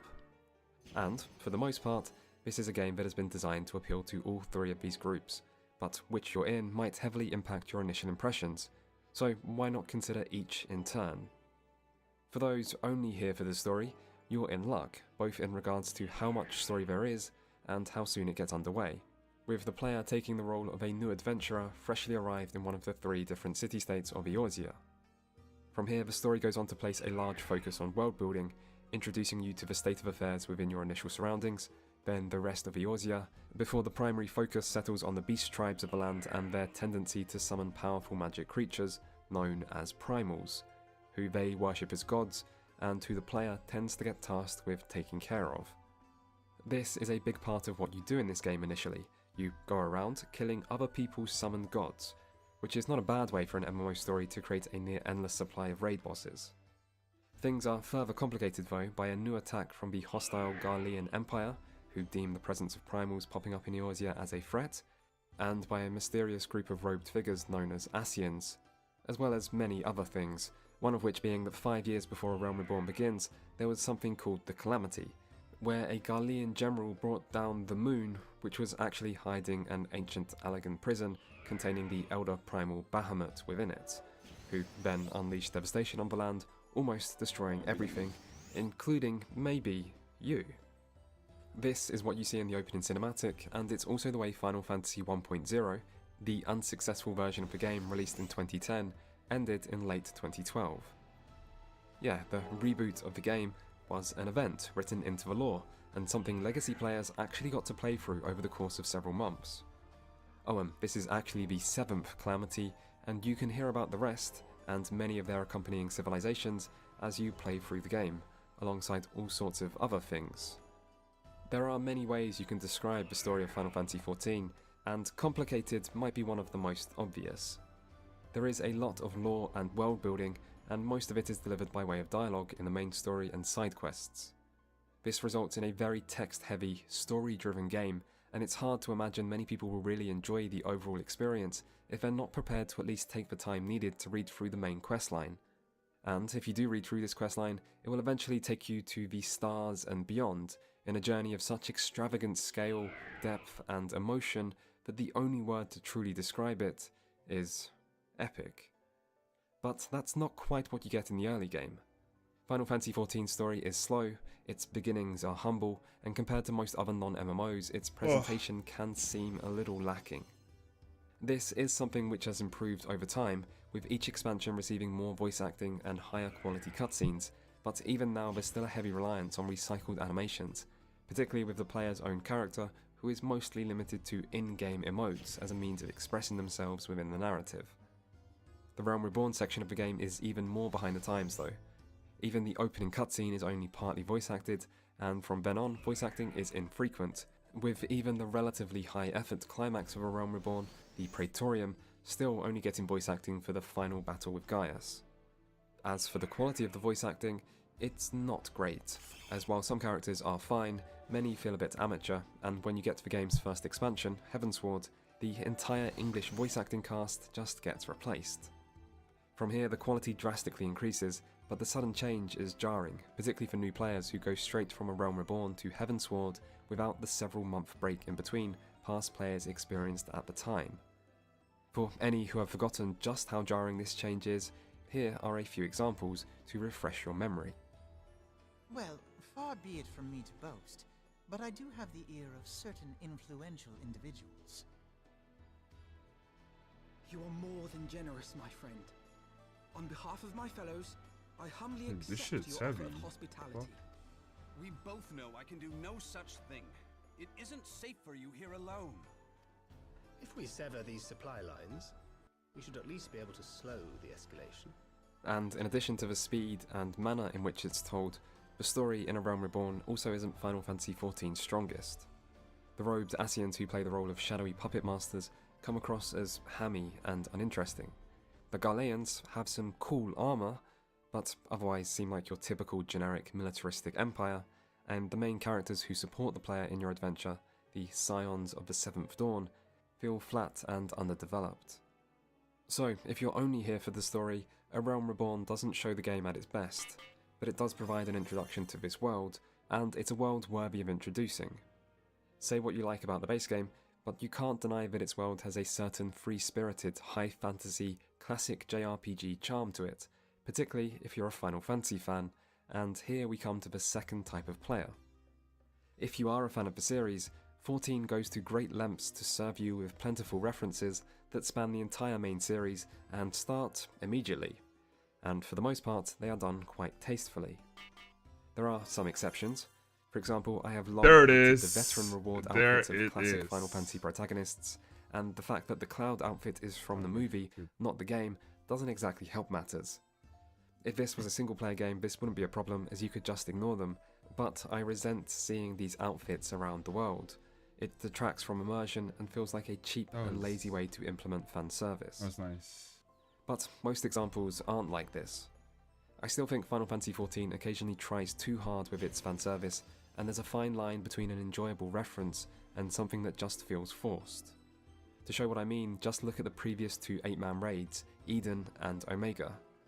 During the Omega raid, the entity that is Omega basically creates replications of powerful foes to test the player, and the foes it creates just happen to be 4 bosses from Final Fantasy V and then 4 from Final Fantasy VI. The problem with this is that it comes across as overly deliberate, and for anyone who isn't familiar with these games, these bosses seem disconnected and uninteresting in their own right. I mean, I remember Sabin suplexing the Phantom Train just like everyone else, but fighting a train as the first boss in Sigmascape is just weird for anyone who hasn't played the original game. Meanwhile, the next raid, Eden, is full of Final Fantasy VIII references, but they're handled more subtly, and the overarching story is designed to be enjoyable on its own. So in Eden, the references enhance something which would otherwise still work without them, whereas Deltascape and Sigmascape rely on familiarity with the source material for their appeal, and the former is better in my opinion. For the most part though, Final Fantasy fans are in for a treat with 14, and even though this side of Final Fantasy XIV isn't really what makes it good, and its original concepts and designs have always been on par with any of those taken from the rest of the series, there is something to seeing so many references from material many players will be familiar and fond of. In a way, this game can seem like a celebration of the entire Final Fantasy series, and even as someone who usually doesn't care much for fan service, I'd be lying if I didn't admit that as a big Final Fantasy VII fan, when Knights of the Round showed up in Heavensward, it was incredible. It was both so unexpected and yet fit the story so perfectly, and it remains one of my favourite moments in the entire game. However, even the biggest Final Fantasy fans, as well as anyone just here for the story, will eventually have to come to terms with the fact that Final Fantasy or not, this is still an MMO. If you've never played an MMO before, it's a genre that can be a bit intimidating. For starters, the amount of systems and UI elements players soon get introduced to might seem overwhelming, but compared to some games in the genre, the default UI doesn't look too bad here, and while the onslaught of tutorial pop-ups is initially rather off-putting, at least there is lots of information in-game to teach new players, including what to do in group settings. Players will also need to get used to combat, which might not be what most are familiar with. Final Fantasy XIV has tab targeting combat, which is something with a long pedigree of MMO tradition, which basically means most people these days might consider it outdated. At a basic level, it works by manually targeting enemies and then using abilities that are assigned to your hotbar. The higher level your character gets, the more abilities they accumulate, leading to complicated rotations of combos, reactive skills, offensive and defensive cooldowns, and so on. Originally, tab target combat became the system of choice for MMOs due to netcode limitations for early games in the genre, but these days its main advantages are accessibility and, eventually, depth. The downside is that it's not very dynamic or impactful, as the player plays little role in aiming or executing their attacks, because as long as your foe is targeted and you happen to be in range, everything is just a single button press. In some ways, it can feel a little like you're giving orders to a character rather than being the one actually controlling them yourself, almost like as the mechanical 5K. execution for every ability is the same, and I imagine the younger generations have a strong preference for true action combat systems, as they feel more exciting. Still, while it might not be as engaging as some of its alternatives, it is easy to pick up, and neither JRPGs nor Final Fantasy games are exactly known for their great early game gameplay anyway. The other thing new players will need to get used to is that as this is an MMO, it means at some point you will need to play with other people. I know, other people? How disgusting. Who would want to play with them? Well, don't worry, my antisocial friend. Final Fantasy XIV is one of the most solo-friendly MMOs you'll ever find. You can even do most group content with NPCs instead of players, and gone are the days of actually needing to talk to people to get anywhere in MMOs anyway. You do have to group up with people to complete dungeons and trials sometimes, and you do need to complete many dungeons and trials as part of the story, but the process is effortless thanks to an easy-to-use automatic group finder. The skill requirements are always rather low to avoid excluding anyone, and the people you will meet are probably pretty quiet. It's rare to see more than the odd hello and thanks for the group in most group settings, and there's certainly no need to socialise. I need to buy this. Just ignore the people you see around the main square of Limsa Laminsa. You will never find a more wretched hive of scum and villainy. We must be cautious. And if you do find yourself talking to another person, you'll probably find them reasonably helpful, which is partly a result of the Sprout icon all new players get branded with. This might sound more like a curse than a blessing, particularly if you have any preconceived notions about MMO player elitism, or you just really hate small plants. But the reality is, people tend to be very forgiving and understanding of new players, and with a Sprout icon above your head, you don't even need to say anything for everyone to realize this is what you are. And there are other ways this game incentivizes positive interactions with others as well, like the commendation system used to reward players in group settings, or the first time completion bonus, ensuring new players in most groups are usually more of a boon than burden. So, for new players who lack MMO experience, Final Fantasy XIV offers something that is, relatively speaking, very easy to get into, and waste no time showing off its Final Fantasy theming and throwing you into its long and, these days, highly acclaimed story. The generous free trial also allows players to try all of the base game and first expansion without spending any money, and as monthly subscriptions are generally considered rather off-putting to non-MMO players, this also probably helps convince new people to give the game a chance.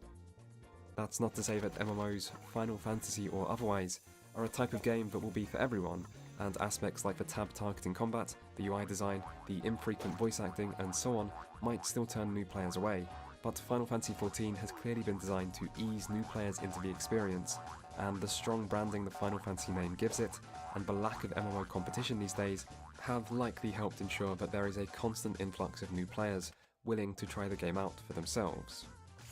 This is the first, albeit least interesting reason for why I think this game has been so successful. It is an accessible, relatively polished and new player-friendly MMO with a strong reputation in a time when competition is fairly scarce. And while this doesn't provide the most exciting way to kick our list of reasons off, sometimes life isn't always about the most exciting ways. That's just how it is. There is still one last group of players worth considering here though, and that is those who are already experienced with MMOs. This group won't have a unified set of expectations, but most will still be judging the game on how it compares to other MMOs. So, how does the early Final Fantasy XIV experience compare to its peers? Well, firstly, as already mentioned, it is more story focused. This is particularly true now the rate of experience point gain has been increased, meaning you can level almost the entire way by just following the main story quest. But even before this, Final Fantasy XIV was always very story heavy by MMO standards. This also impacts the leveling experience, as there's less focus on doing tasks within the game world, but MMOs don't always have the best reputation when it comes to giving players fun tasks to do within their worlds. As for the world itself, it does look good, particularly for a game released in 2013, but the main downside to this is frequent loading screens separating areas. This game was originally designed to run on the PlayStation 3's very limited amount of RAM, and while PS3 support has luckily been abandoned since Stormblood, certain scars still show, like the way that the 3 original cities are each split into 2 distinct areas. As for new zones, while they might have continued the trend of looking good and have grown larger in size, in other ways even less care has been placed on world design.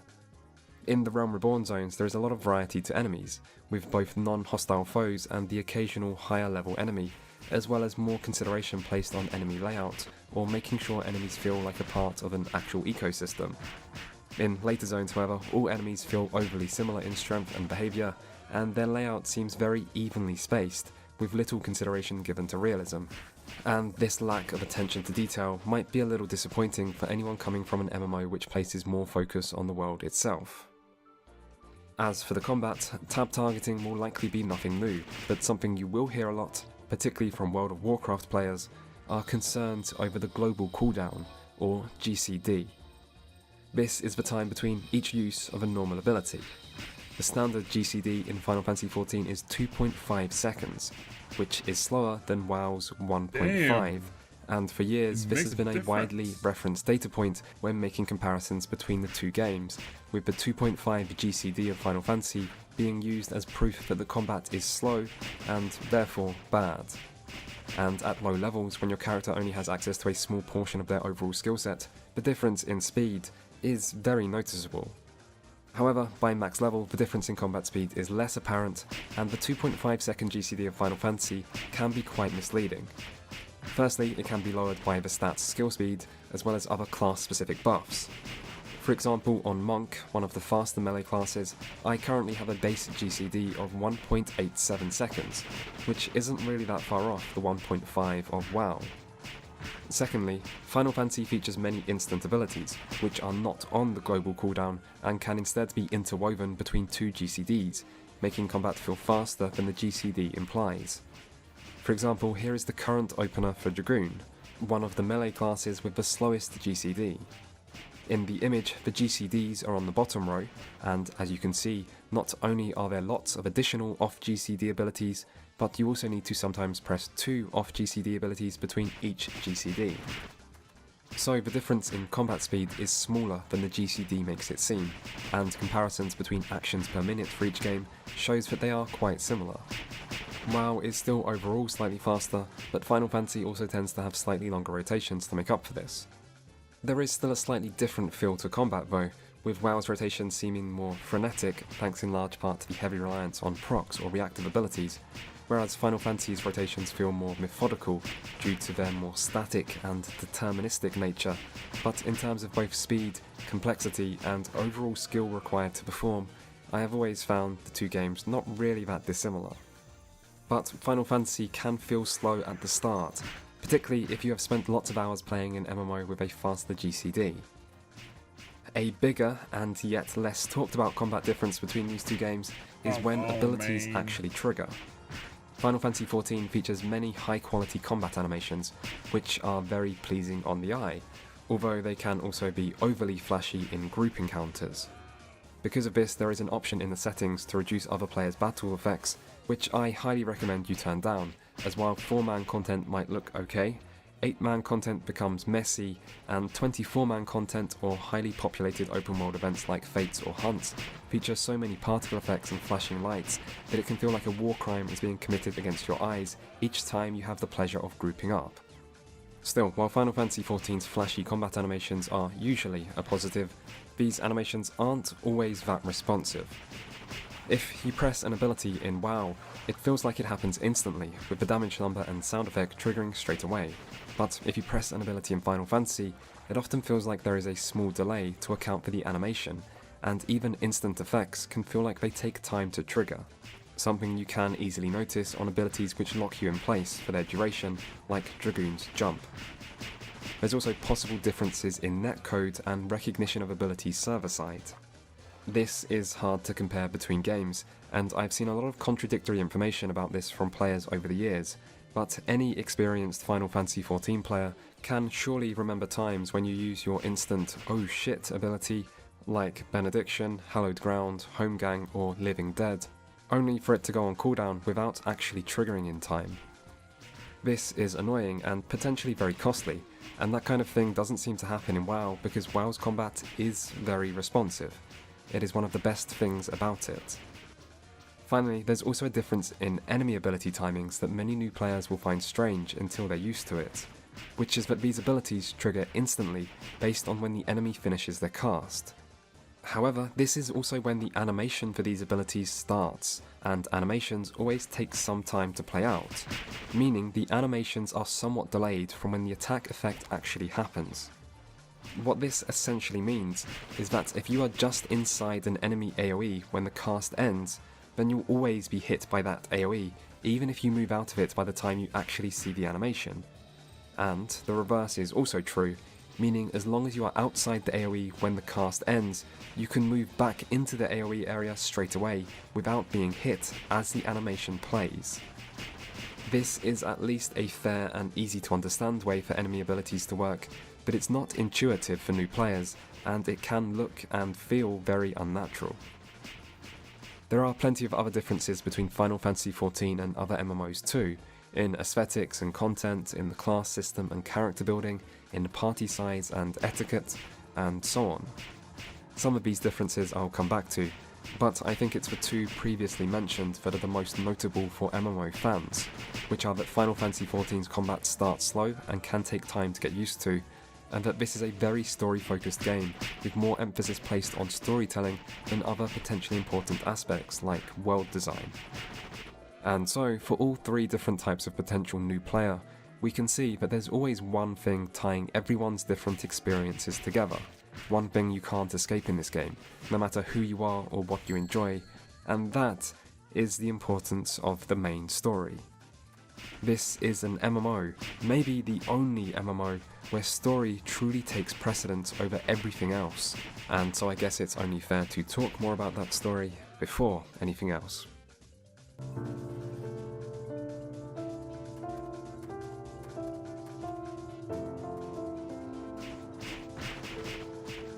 MMOs are unique because unlike other games, in MMOs you are not the main character.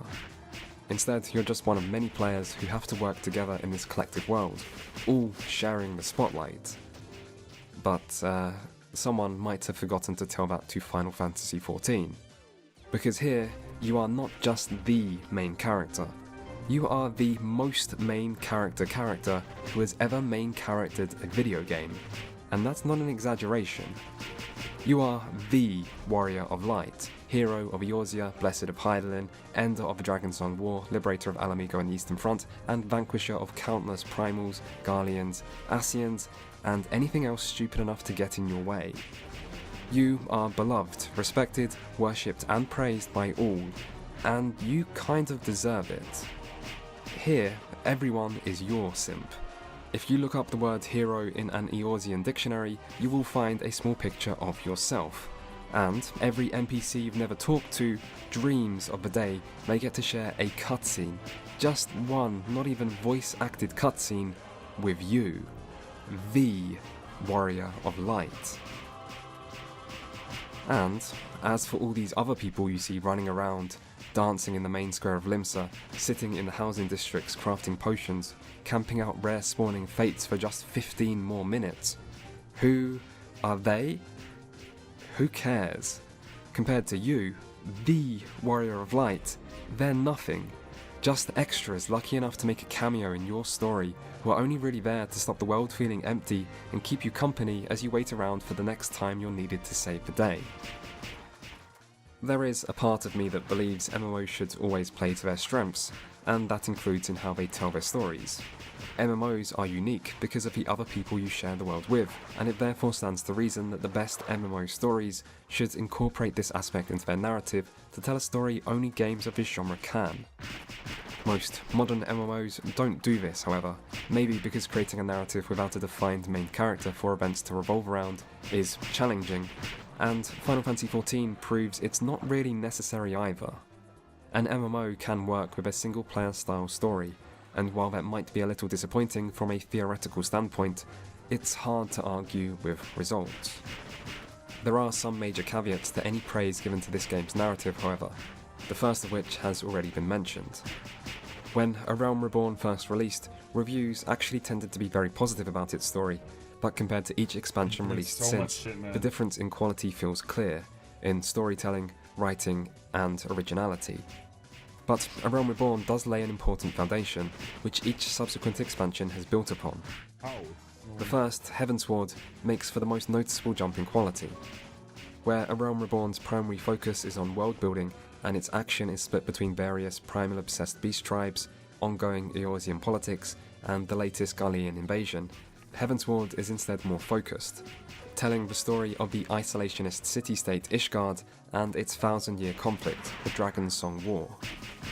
You begin by leaving the base game behind, literally and metaphorically, as you're forced to take refuge in Ishgard, before setting off on a journey through the surrounding lands to discover the truth of the long war's history, while accompanied by a small group of relevant characters who each provide a different perspective on events. In this way, Heavensward feels like a classic JRPG tale of a band of adventurers coming together to travel through fantastical lands to try to eventually save the day. I just want a freaking... And whereas A Realm Reborn featured many characters, none of which received any real development, Heavensward is where that starts to change. This is most notable with Alphinaud, who is almost unbearable in A Realm Reborn. If you haven't played through this section in a while, you may have forgotten this, but from below quality voice acting, to his know-it-all personality, to his young age and Mary Sue-like status, he really comes across as annoying and unlikable. And it almost feels like the writers realised this, because between A Realm Reborn and Heavensward, some major things go wrong for him, leaving him greatly humbled.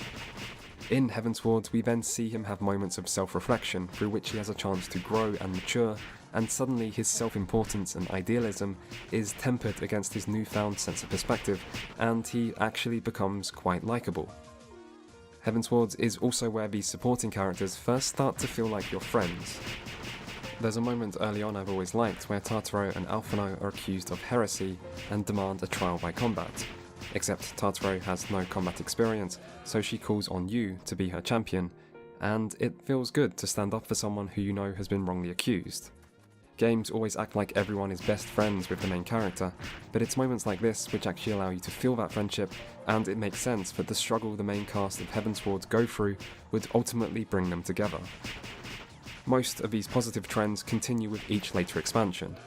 Stormblood is the black sheep of the post-Realm Reborn family, but its story is still a lot stronger than the base game. It continues the overarching plot of the Garlean Empire, as the player seeks to liberate the city-states of Alamigo and Doma from Garlean control. The way the narrative is split between these two distinct and far apart fronts leaves the story feeling slightly fractured. Its depictions of war never truly managed to live up to the grand scale an event like this should have, and Stormblood's attempt to focus on a single important character, Lys, feels like a less successful repeat attempt of what Heavensward did with Alphino. But in other ways, the story has plenty of fun moments, and its relatively simple and action-driven nature makes for a nice change of pace from the frequently exposition-heavy and sometimes convoluted story elements seen in so much of the rest of the game. It might be the weakest overall expansion in terms of narrative, but it's had some strong competition. Speaking of which, the next expansion, the fan favourite Shadowbringers, has the player journey to an entirely new dimension which is being drowned by light. This forces the main character to take up the role of Warrior of Darkness in a subversion that feels instantly engaging and also gives Shadowbringers a really strong aesthetic identity that comes across as wholly distinct from anything else in the Final Fantasy series. Initially, I was turned off by Shadowbringers' seemingly unnecessary isekai-like premise of being teleported to another world, but by the time the journey is coming to its close, it's almost impossible not to be won over by certain aspects of the tale it tells. Still, the single greatest achievement of Shadowbringers is how it took the worst part of Final Fantasy XIV's story, the ever-present, over-the-top and always annoying shadowy robed Ascians, and fleshes out their backstory to humanize the group and give them clear and understandable motivations, which instantly makes every part of Final Fantasy XIV's greater narrative better as a result. Finally, there is Endwalker, which provides an apocalyptic finale to the entire overarching story the rest of the game has been telling, and it is stunning in its grandeur, ambition, and sheer unexpectedness. As it's still relatively close to release and the events of Endwalker carry such significance, I'll avoid talking about them in detail to avoid spoilers, but I will say that the trailer for Endwalker shows the player's character going to the moon, a feat with some tradition in the Final Fantasy series, but while you might expect something like this to be the finale of Endwalker, it is not. It isn't even close. You are going to places and defeating enemies that you would expect to be a normal game's final boss before you even make it to the expansion's halfway point, and then it just keeps going to more places and greater things that no one would have predicted. And when the ending finally does come, it is truly special. That's not to say that everything about this story necessarily works, but at the same time I can think of few things in gaming quite like it. There are problems with Final Fantasy XIV's story and the way the game chooses to tell it, but I do think it needs to be stressed that while this story does have its lows, its highs are also some of the highest you will ever see in a video game, and it provides a journey like few others. Still, about those problems. You know, call me old-fashioned here, but one thing I do value in a video game is feeling like I am actually playing it. And there are long stretches in Final Fantasy XIV where that feeling is lost, because while the narrative quality might have increased over time, interactivity has decreased, and it wasn't that great to begin with. So much of this game is spent watching cutscenes or reading dialogue, and outside of the occasional dungeon, trial or scripted single-player set piece, there just isn't any meaningful gameplay. And no, going to an ominously glowing circle to kill a couple enemies that spawn in is not meaningful gameplay, but often you don't even get that. Every quest just contains so much writing, which is fine when the events the writing is covering feel important enough to justify this, but even when the main story slows down and sends you on relatively unimportant errands for a while, the density of dialogue just continues. In the end, this can be exhausting, even if you enjoy the story, and throughout the last 2 expansions I found myself always longing to get to the next dungeon or trial, just to get a brief moment of respite where I could feel like I was actually playing the game again. The irony is that while A Realm Reborn has the weakest story by far, in other ways it also had the best questing experience, as you were regularly sent out into the world to fulfill some objective, which had afforded the player small breaks from the constant barrage of text boxes. But Heaven's Ward started the trend of more story and less gameplay, and then Shadowbringers ramped this up several degrees further to the point where the gameplay is barely there anymore, and then Endwalker goes even further. And the few new attempts at gameplay-focused quests, like the sections where you target something with a crosshair, or Endwalker's new trend of following missions, have largely been unsuccessful. Killing enemies and finding objectives in the game world isn't great, but it's better than this, and at least it can be used to highlight interesting areas and make players feel like they are actually interacting with the world. In this regard, I've come to really appreciate the dialogue choices that have become more frequent as the game has went on, as they at least make dialogue feel slightly more interactive, and despite not changing anything major, some are still used to really great effect, with one in particular at the end of Endwalker being a great example of how a small touch of player agency can add so much meaning to a particular scene, but these choices still aren't enough. Ultimately, a good story is always better when it's supported by good gameplay, which Final Fantasy XIV's main quest often fails at, and for some players in particular, this lack of gameplay might really detract from their enjoyment. The second major problem I think needs to be at least acknowledged is that the story sure can be a bit convoluted. There is now Aether, Dynamis, the Echo, the Blessing of Light, summoning, teleportation, tempering, sundering, reincarnation, time travel, memory transferring, alternate dimensions, and on and on. These elements aren't just lazily thrown in for a cheap twist or overly convenient plot resolution. Usually, I'll always resent link pearls, but in some ways this can actually make these things even worse, as every little element is accompanied by scene after scene of exposition to try to explain it all, which can bring the story's pacing to a crawl. There's also a risk that with so many different elements involved, the writers will end up building a house of cards which will one day grow so tall that it collapses in on itself as different elements start to contradict each other, and there are times things already look a little shaky. But I think for now, most are willing to forgive this aspect to enjoy the story's better qualities. That's crazy. And one could have other issues with the story as well, like the overuse of certain narrative tropes, namely the fake character deaths and succeeding through the power of friendship. But how players will respond to these will be up to the individual. For the majority of the current player base, these flaws are worth overlooking to enjoy the narrative's positive qualities, and of those there is no shortage. There is something unique about Final Fantasy XIV's story in its vastness of scale and scope, and the way it has grown year after year, patch after patch, expansion after expansion. It is a true journey of epic proportions, where we witness the story of an entire continent that is interwoven with a large cast of recurring characters and an increasingly well-developed sense of history. The main story alone takes hundreds of hours of game time to complete, and it's worth pointing out that Final Fantasy XIV's story isn't limited to the main quest. There are in-depth storylines for every class, including crafters, every 24-man and 8-man raid, every optional trial, every new batch of relic weapons, and so on. Even if the quality does vary, the sheer amount of story content in Final Fantasy XIV is almost unrivaled, and if you're someone who loves this game, or its world or characters, the never-ending hours of story content is something you just can't get in many other games. And having witnessed this story grow since A Realm Reborn's release, and seen the player base's response to it, I've often wondered whether story might actually be more important to an MMO than people usually admit. This is a genre where people spend weeks, months, even years with these games, and their worlds, and so why wouldn't we want our time and experience to be given more meaning through narrative? To be invested in the story of a game has always made other parts of the experience better, and why should MMOs be any different? For years, people have read static, paragraph-long text dumps as the primary means of delivering story in MMOs, and no one would think this is acceptable in any other game. Same is true for tedious quest objectives that ask us to kill a few too many boars, or gather more sporadically dropping items than should realistically be needed. And the glacial pacing and viscous cutscene density of Final Fantasy XIV might just be another example of this. We put up with the bad because we want to care about this world, and its characters, and our character.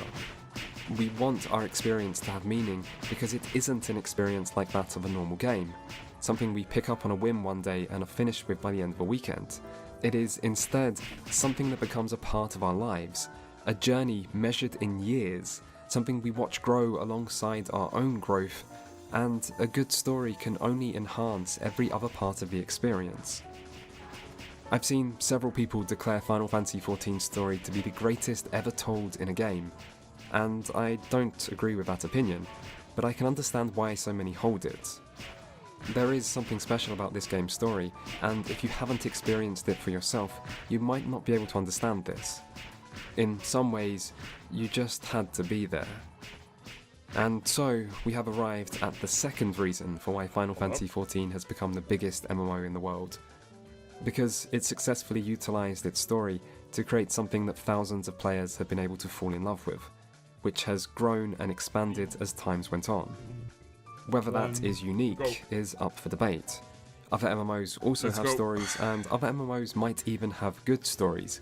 But one thing's for sure is that no other MMO has ever been this committed to telling its story.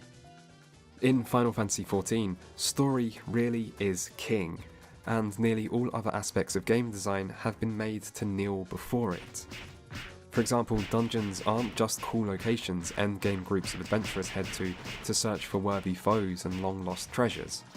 Since Heavensward, almost every dungeon is a moment in the main storyline. They are the game's main form of cinematic set-piece. They exist for the story. The same is true for most trials, which are the most epic raid boss fights in this game and are usually there to accompany the most epic story moments. The same is true for the world design, as where other MMOs might decide on which areas of the world to add next and then write a story to justify their inclusion, in Final Fantasy XIV, the story is what informs the world, and it is what decides where we go and when. And the same is true for the multiplayer aspects of the game, which are asked to fit into a story rarely willing to compromise or give them all that much real consideration. In Final Fantasy XIV, story is king, and I'm not sure most of the fanbase would have it any other way. And as broadly accessible as this game has been made to be with countless quality of life updates and casual and solo friendly design, the one thing that doesn't apply to is the story. It is the one part of the game that doesn't seem interested in holding the player's hand. In fact, almost no effort is made to ensure the player is keeping up. This is a story designed for those who read everything, and if that's not you, then tough. You will do it the Final Fantasy XIV way or suffer the consequences of always being confused how this thing works, or who that guy was, or what the last cutscene was actually on about. Still, there is one final thing that needs to be said about Final Fantasy XIV's story, which is that outside of spending real money in the out-of-game online store, the story can't actually be skipped, even the base game. By comparison, every World of Warcraft expansion since Warlords of Draenor has come with a free level boost potion to take you instantly to the latest content, and this has become the norm for MMOs in the past decade, where no one is left behind and getting to max level is always made as easy as possible. But not in Final Fantasy XIV, as while the speed you gain experience points has been increased, a cutscene is still just as long no matter the player's level. And so, if you want to get to the latest expansion or participate in endgame, you will have to play through hours and hours of non-stop story, as you journey through all of the base game, every expansion, and every single post-expansion patch. It is a massive undertaking, and this might be a problem for new players, particularly because the base game just isn't that good anymore.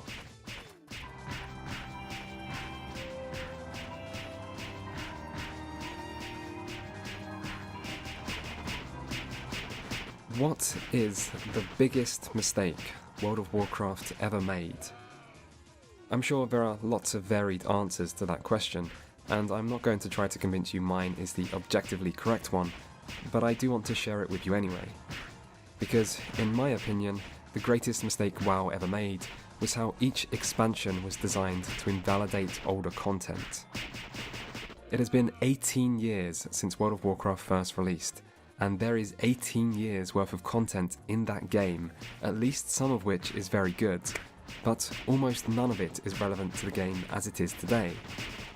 I guess no one knew at the time that WoW would still be going fairly strong 18 years later, and you can't... What's that? What are you listening? I'm listening to a review of FF14 MMORPG, because I've never played it.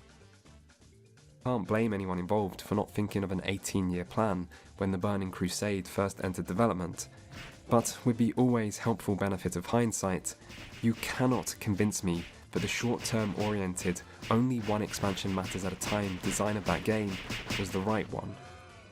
World of Warcraft has had plenty of good content over the years, which should never have been treated as simply disposable. In this regard, Final Fantasy... Who's the guy talking? His YouTube channel is Never Knows Best. 14 has done something very clever, whether intentional or not, because while World of Warcraft is, at its core, an endgame, meaning PvP and raiding, oriented game, Final Fantasy XIV isn't. Its greatest focus is, and always has been, as was just discussed, his insights are pretty the story, good, so and with each expansion released, that story has only grown. It has been expanded bit by bit into something greater than what came before, and so the release of a new expansion isn't to the detriment of the rest of the game. And so, for those who enjoy the story, which is the majority of the player base, Final Fantasy XIV has become better and better, and will likely continue to do so in the future. This is the third of my reasons for this game's success, and this doesn't just apply to the story either. A big part of Final Fantasy XIV's group content is roulettes. These are dungeons and easier difficulty raids that are divided into different categories, which the player can then queue for to play through one at random for a bonus reward. If you want to level a different class or gather endgame currencies, roulettes are one of the best ways to do so, both due to how enjoyable they can be thanks to their large and ever-expanding amount of variety, as well as how rewarding they can be thanks to the daily bonus.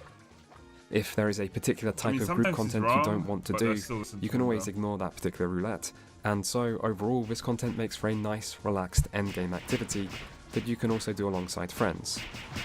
But even more importantly, this also ensures new players doing old group content for the first time will still have people to complete it with, while also keeping older group content relevant no matter the expansion. This is clever game design that benefits the whole player base, and Final Fantasy XIV is ahead of many of its peers in this regard, as group content is not just forgotten or doomed to irrelevancy the moment it falls out of the current expansion spotlight. However, for both story and group content, it's hard to deny that A Realm Reborn, which is the base game and therefore the first thing new players will experience, is letting the team down a bit in both its story, group content, and overall leveling experience.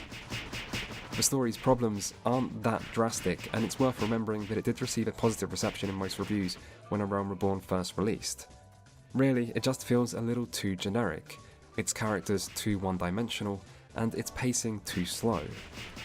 This is made worse by the fact that many new players, lured in by the promise of a good story, will specifically be looking forward to playing through the later expansions, as this is when they hear it actually gets good, while MMO veterans are probably just looking forward to reaching endgame, as that's usually an MMO player's main objective while leveling. In this way, A Realm Reborn's average story becomes a barrier to players that gets in the way of better things still to come, which might make it seem even worse. As for A Realm Reborn's group content, its main problems have to do with scaling and difficulty, more so than the quality of the content itself. Over time, there are certain things Square Enix has improved at, such as designing unique and interesting boss mechanics, but in some ways, A Realm Reborn's group content still stands out as being some of the most immersive and non-linear in the entire game, and the overall quality isn't that bad, particularly as the simpler mechanics make sense as a way to ease potential newcomers into the MMO experience. However, the difficulty of this content in the current state of the game is incredibly lacking. With each expansion, old content has been made easier due to a range of factors, such as changes to skills and the impact of scaling down higher level players. The end result of this is that every fight in A Realm Reborn is far easier than it was on release, to the point where they can feel like parodies of their former selves, and A Realm Reborn wasn't a particularly difficult game to begin with. From a gameplay perspective, this makes this content boring for most players, particularly those who have played other MMOs before, but it also diminishes many story moments. I don't want to spend too long showing examples, but I do want to illustrate how bad the issue is, as I don't think many players realise just how drastic the difference is these days. So let's look at two fights, one early into A Realm Reborn and one towards the end. The first is Ifrit, the earliest primal the player takes on and one of the most recognisable Final Fantasy icons. It starts with a still really cool cutscene, and at this early point in the game, this is by far the most interesting thing to have happened yet in the story. Then you get into the fight, and it's over in 1 minute and 20 seconds.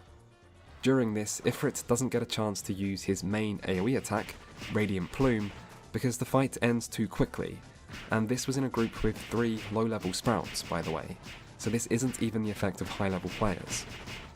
By comparison, I don't know exactly how long the fight took on release as I can't find a full video of it, but I did find a video guide where they had over 1.5 bars of limit break when the nail spawns, whereas today you have less than 1/4 of a bar.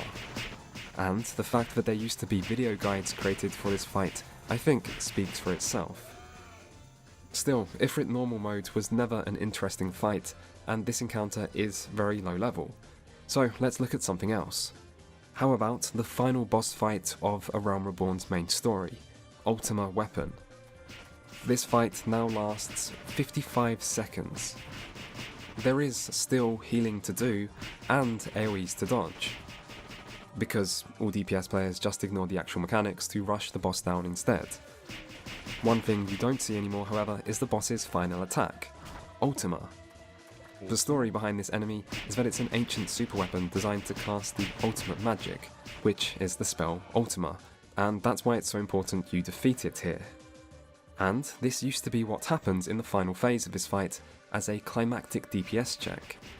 The boss trying to cast this spell is basically part of the story, and there are several lines of dialogue to go with this, but now the boss dies so quickly it doesn't even enter into this final hit point percentage based phase. Even worse than this though, is that as this fight now lasts less than a minute, it means you only get 1 minute into the boss's theme song, which means you don't get to the best part. This is what it should sound like. This is what players are missing out on.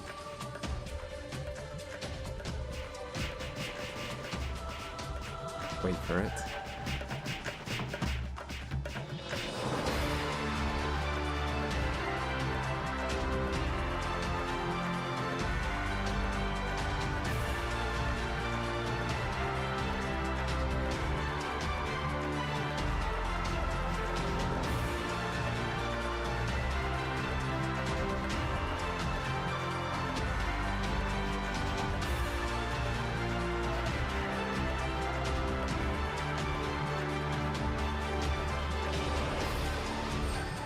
This piece of music might be the single best thing in A Realm Reborn, and they've fucking ruined it. This part doesn't even come close to playing, by the way. You'd have to fight Ultima Weapon 3 times as it is right now just to reach it. Damn. So, in terms of story, music, and gameplay, this fight has been destroyed. In video footage, I found this fight used to take 5 minutes and 30 seconds, by the way, and you could make similar comparisons for almost all older content. I feel I need to repeat my earlier point, but this content was never particularly challenging, and it was already at a good difficulty level for new players. This content did not need, nor could it afford, this reduction of difficulty, and this isn't just a Realm Reborn problem either. It affects all older content to some degree, including other important story moments like the final boss of Heavensward or Stormblood. I'm sure some max level players are listening to this right now thinking it's a good thing everything is so easy, because it means quicker roulettes. But roulettes could be changed to give more XP or tombstones, if the time they take is an issue, and the quality of the content should always be the priority. This doesn't help new players either, as the complete lack of challenge just removes all incentive to actually learn to play your class or take boss mechanics seriously, while ensuring that when challenging content does finally appear, the spike in difficulty might be too sudden for people. It is an asset that older content is designed to stay relevant, but it can't be neglected in this way, and that's what's happened here. The lack of difficulty isn't a deliberate change, it is an unintended consequence of many other changes made as the game has evolved, but new players and the content itself deserve better. This isn't the only problem with low-level gameplay, however, as this content is also hurt by the lack of player abilities. Due to the increased rate players gain XP, this isn't much of a problem for new players, at least for the earlier levels, as new abilities are unlocked frequently. However, by level 50, every class is left feeling rather basic. This makes things less interesting for new players, but the real problem is for max level players doing level scaled content, as they lose so many abilities when scaled down that every class feels bad to play. The reality is, classes have evolved over time with each new expansion, but at the same time every class was basically better to play at level 50 in A Realm Reborn than it is now in Endwalker when players are scaled down to level 50. Dude. For a quick comparison using Dragoon, in A Realm Reborn you also had the following skills: Heavy Thrust, Internal Release, Lobotomize, Leg Sweep, Impulse Drive, Power Surge, Ring of Thorns, and maybe also Fracture, if you were a Fracture using kind of guy. That's at least 7 less DPS related skills, in addition to the more advanced base rotation and the much more important positionals. And what have they got in return? True North and Arm's Length, skills which exist to allow you to do less. Dragoon wasn't particularly difficult or interesting to play in A Realm Reborn, but it was a lot better than it is now when scaled to 50, and this becomes even more apparent when you compare how classes were in Heavensward to how they are at the moment when scaled to 60, or in Stormblood to how they are now scaled to 70. The reason this has happened is because each expansion has added new skills for every class, but in order to prevent overall skill bloat, each expansion since Stormblood has also removed some skills. And while players may each have their own favourite ability that has been axed that we miss dearly to this day, generally the way the developers have went about this skill compression has been fairly intelligent, with those targeted often being unimportant and with many skills simply being combined. However, this has still left lower levels feeling pretty empty, particularly for max level players who have grown used to having access to their full range of abilities.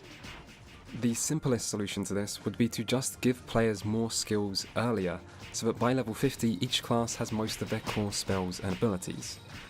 Basically, change it so that the skills each class has right now at level 60 are what they have at level 50, and then tweak the remaining skills currently gained from 60 to 80 to be gained earlier.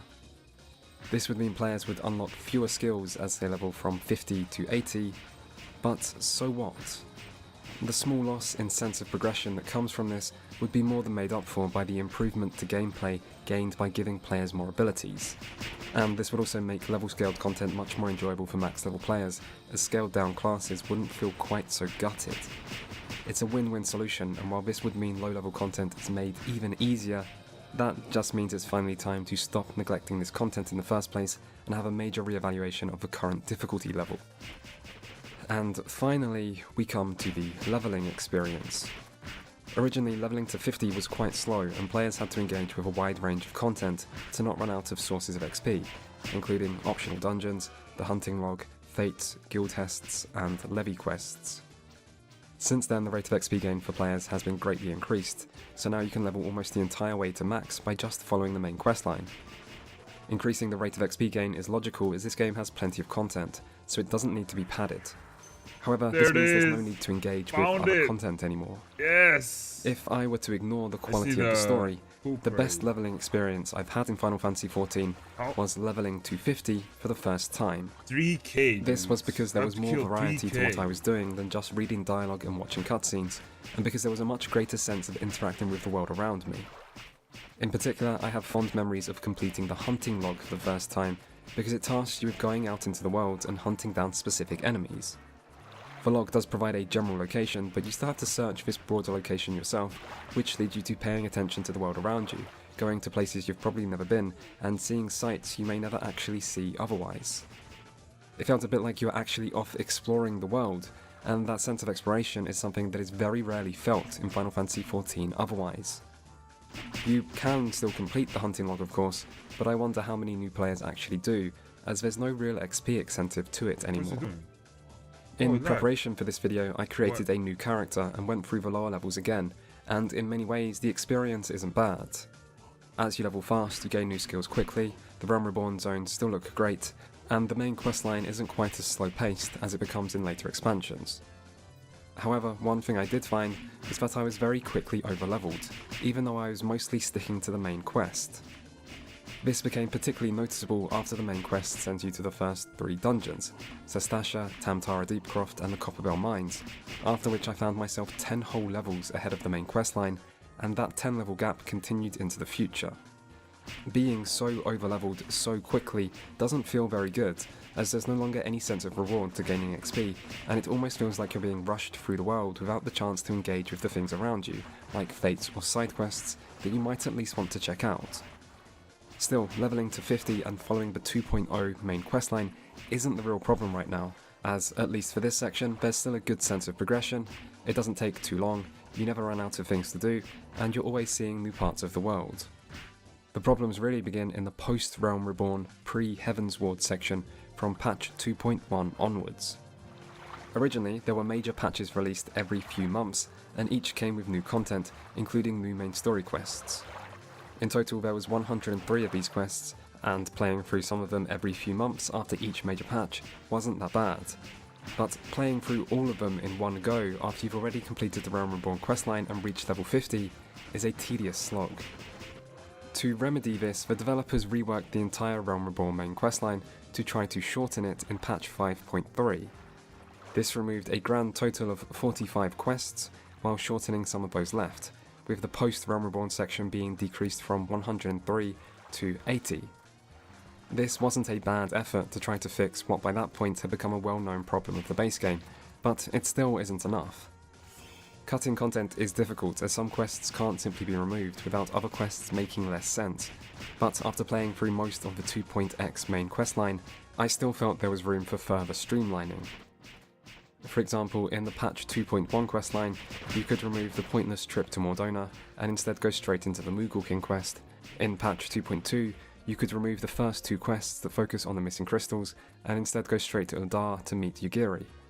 Then remove the entire return visit to the Walking Sands where you look for hiding children and help out with the coach. Then when you move on to the Leviathan questline, there's a couple more steps that could be removed, and so on, you get the idea. I won't go through every patch. The point is, there is still room for shortening these sections, it just might require some minor text rewrites to allow the rest of the story to still make sense. However, if you really want to streamline the Realm Reborn main quest, the real space where fat is begging to be trimmed is in the 2.0 questline, which is for level 1 to 50 content, where you are still frequently sent on unimportant tasks that serve little purpose beyond giving the player busy work. These negatively impact the story by slowing its pace, and at this point, the best solution to the Realm Reborn problem might be to further reduce the main questline, particularly the 2.0 content, and then change the original main questline to take the player to level 45, with the 2.1 to 2.5 content being adjusted to take the player from 45 to 50. The 2.0 main questline already only has 5 quests higher than level 46, so this wouldn't require many changes to enemy levels outside of perhaps an adjustment to the 2 8-man main scenario instances, and it would give new players a much smoother and more natural leveling experience where they won't have to feel like they're always overleveled early on, or that they are stuck in the endless level 50 post 2.0 slog that currently feels like it exists only to cockblock unexpected new players from reaching Heavensward, where everyone says the game actually gets good. Still, there is an overarching point I'm trying to make here, which is that a Realm Reborn can, and probably should, be improved. Fix the difficulty of group content, give players more skills sooner, and streamline the main questline. If I really had my way, I'd also include redoing the entire English voice acting for this section. The current voice acting is not good, and the actors all change at the start of Heavensward anyway, so just pay the cost and redo all of it. Because no matter what the future has in store for Final Fantasy XIV, the story will always be relevant, and there will always be new players stepping foot into Eorzea and judging the game based on their impression of a Realm Reborn. So make it better. fix the Realm Reborn problem by simply improving it. Of course, there is another solution to the Realm Reborn problem, which is to make it skippable, either in its entirety or just the main story. But I think this is the wrong solution for several reasons. Firstly, Heavensward's story is good, but it begins in a Realm Reborn. Basically, patch 2.4 and onwards is focused entirely on Ishgard and the current state of Eorzean politics, and people who skip this would be at a complete loss as to what's going on at the start of Heavensward. This problem would then continue into the future, as there are countless references, callbacks, and direct continuations of plot elements raised in A Realm Reborn throughout the entirety of Final Fantasy XIV's narrative. And this story can be confusing enough as it is, without players just skipping a big chunk of it in the first place. Secondly, A Realm Reborn does have some good qualities, and that includes the story. It is the only part of this grand narrative where the stakes are relatively low, and your character is not yet a famous hero. In many ways, it's your origin story, and it represents an integral part of your character's journey and growth. It also features a lot of lore and world building that, even if not strictly necessary, still enhances the rest of the experience. And so, A Realm Reborn lays an important foundation that each later expansion then builds on, and even if it doesn't do the best job at laying that foundation, that doesn't mean it's not needed.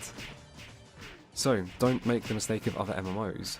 Don't prioritise the short term over the long. Don't throw away valuable content in an attempt to let new players catch up faster. A Realm Reborn does have its problems, but it's not beyond saving, and in the long term, such efforts might be worth it.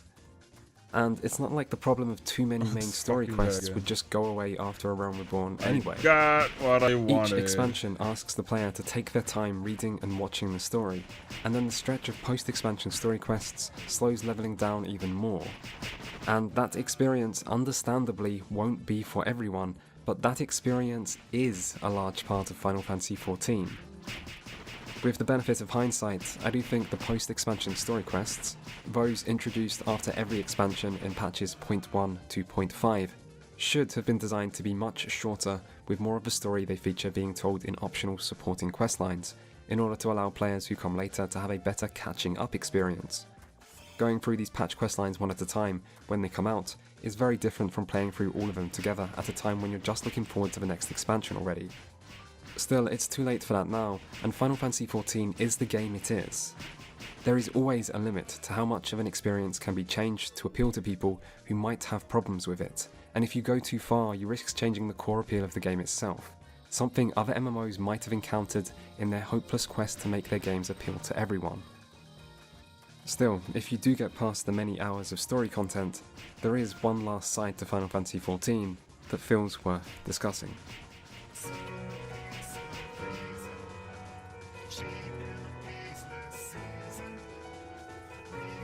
If there's one MMO-related saying I have always hated, it's that endgame is whatever you want it to be. This is something repeated by MMO players, journalists, developers, marketing teams, and just about anyone else who ever says those three little letters, and it's not actually helpful. I mean, sure, in theory, you can do whatever the hell you want in an MMO, just like in any other game or any other aspect of life. We all have free will and the potential to entertain ourselves in unexpected ways, but so what? All you're saying is that different things are theoretically possible in your game, but different theoretical possibilities are a universal facet of life, and all you're really doing by parroting this statement is avoiding a very reasonable and probably earnestly asked question. So next time someone asks what the endgame is like, or what is there to do at endgame, just tell them. It's not some impossible to answer conundrum. What are the main things players do when they reach max level, and what are the main types of content being added to the game to support this? So, what is the endgame like in Final Fantasy XIV? Well, that's the great thing about this game. The endgame is whatever you want it to be. Nah, I'm just messing with you. Let me actually answer that question for once.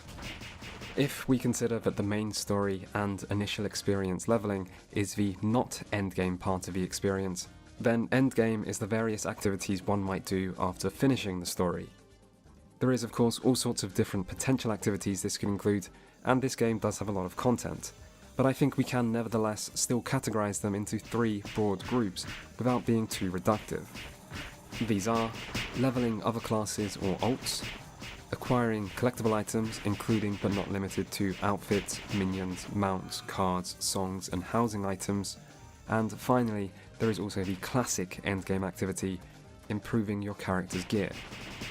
So let's deal with each of these one at a time. Almost everyone who plays Final Fantasy XIV will spend at least some time leveling other classes. In the past, there used to be a strong gameplay incentive to do this due to the cross-class skill system, which allowed players to use certain skills from one class on others, but this has now long since been removed, meaning there's no longer any actual reason you need to level any other class in this game. And yet, everyone still does anyway, and that's probably because in Final Fantasy XIV, unlike most MMOs, you can level all classes on a single character, and changing class is as simple as one quick button press. This removes much of the barrier of entry to leveling alts, as you no longer have to create a whole new character and go through the various busy work that comes with it, like rearranging your UI, repopulating your friends list, re-unlocking travel locations or redoing story quests, and many other inconveniences. Also, leveling other classes in Final Fantasy XIV is quick and easy, as you get boosted XP if you already have one class higher level, and without so many story-related cutscenes in your way, the leveling speed feels fast. In fact, I know many people who level every single class in the game to max each expansion, which still seems excessive to me, but in this game it's relatively common. And with little reason not to level other classes, you might soon find that playing other jobs and roles can be quite fun. Final Fantasy XIV does have a bit of a problem with classes of a similar role feeling overly homogenized. This is something that's increased over time as more classes have been introduced, and more changes have been made to ensure all classes feel balanced. And, to its credit, Final Fantasy XIV does have very strong class balance, and you can play whatever class you want in raids without seriously disadvantaging the average group, and don't listen to anyone who tries to tell you otherwise. If you think the difference in class strength in this game is bad, all you're really revealing is that you've no experience with other MMOs. And I remember when Stormblood first released, and every monk was crying about how hopelessly weak they are compared to the newly released Samurai, and how no one will ever use monk again. And then the raid came out and the world first group used the monk instead of a samurai, because hey, what do you know, I guess the difference was actually pretty small, you bunch of absolute babies. However, the downside to this higher degree of balance is homogenization and weak class identity.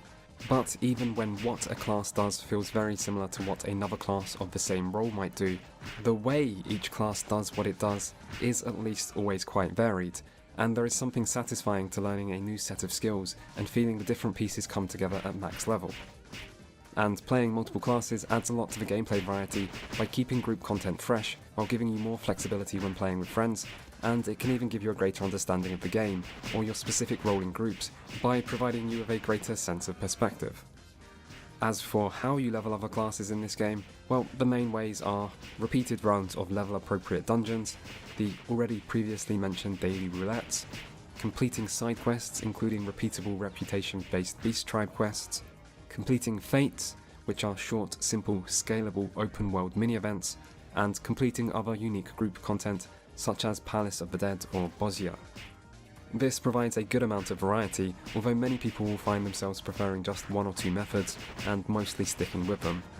Still, it's always good to have different options, and while none of this content excels at providing truly memorable or unique experiences, it is fun enough to do as a side activity, particularly if you want some more relaxed gameplay.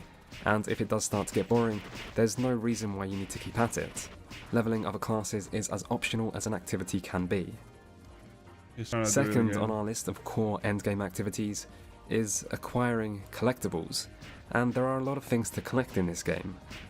How you collect them varies, but a lot of things can be bought, and costs tend to add up. Want a house? That's a lot of money. Or luck, the housing system isn't great in that regard. Want your house to look good? That's a lot of money. Want the latest revealing outfit to glamour your virtual waifu in? That's probably a lot of money. Is it? I don't actually know. I've never felt the need to dress my character in the latest sexualized outfit, for reasons you can probably tell. Because my character already looks perfect just the way he is. want every minion, mount, card, song, and other miscellaneous collectible, then what is wrong with you? You know you'll never have everything. Get some priorities in your goddamn life, and also get some gil, because that stuff is a lot of money. Money really isn't that important in Final Fantasy XIV, and the costs required to raid in consumables and repairs isn't very high, but optional things can be very expensive. This also connects to crafting and gathering, which can be a way to make money or just create your heart's desires, and sets itself apart from other MMOs in the way its focus is on self-sufficiency and how it involves genuinely complex rotations, which some people really enjoy. You might also need to run old group content or do other time-consuming endeavours to get items you're trying to collect. How much enjoyment people get from collecting this stuff is something I can't really say.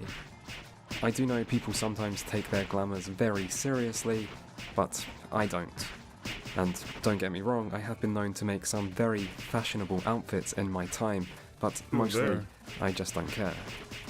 Actually, I usually just leave all my characters unglamoured in MMOs, as I kind of like just seeing their real gear, and I miss the days when that was the norm.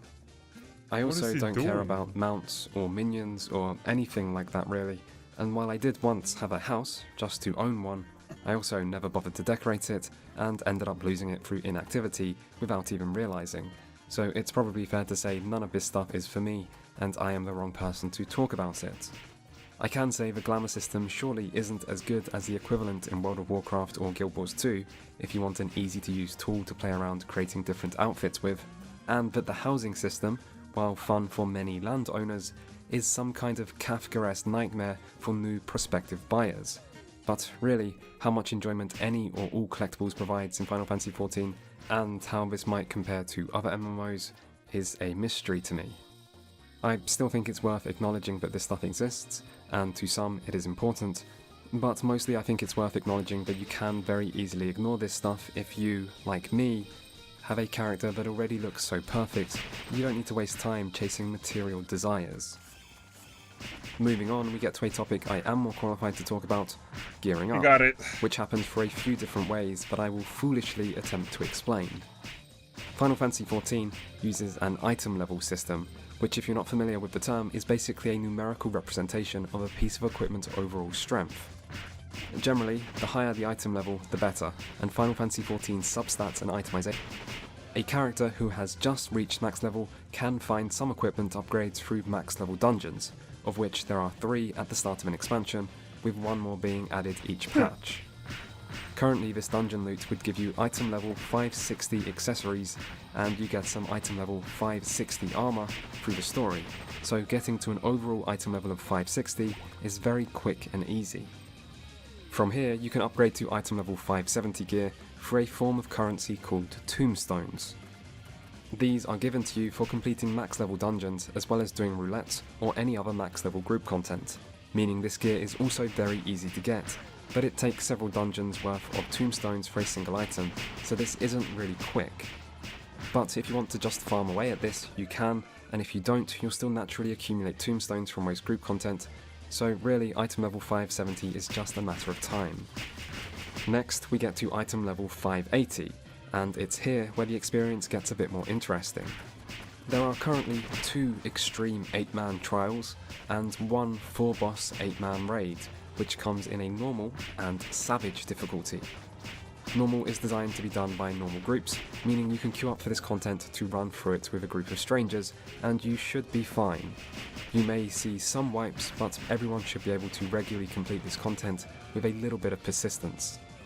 This rewards item level 580 items, although you can only get a few pieces per week.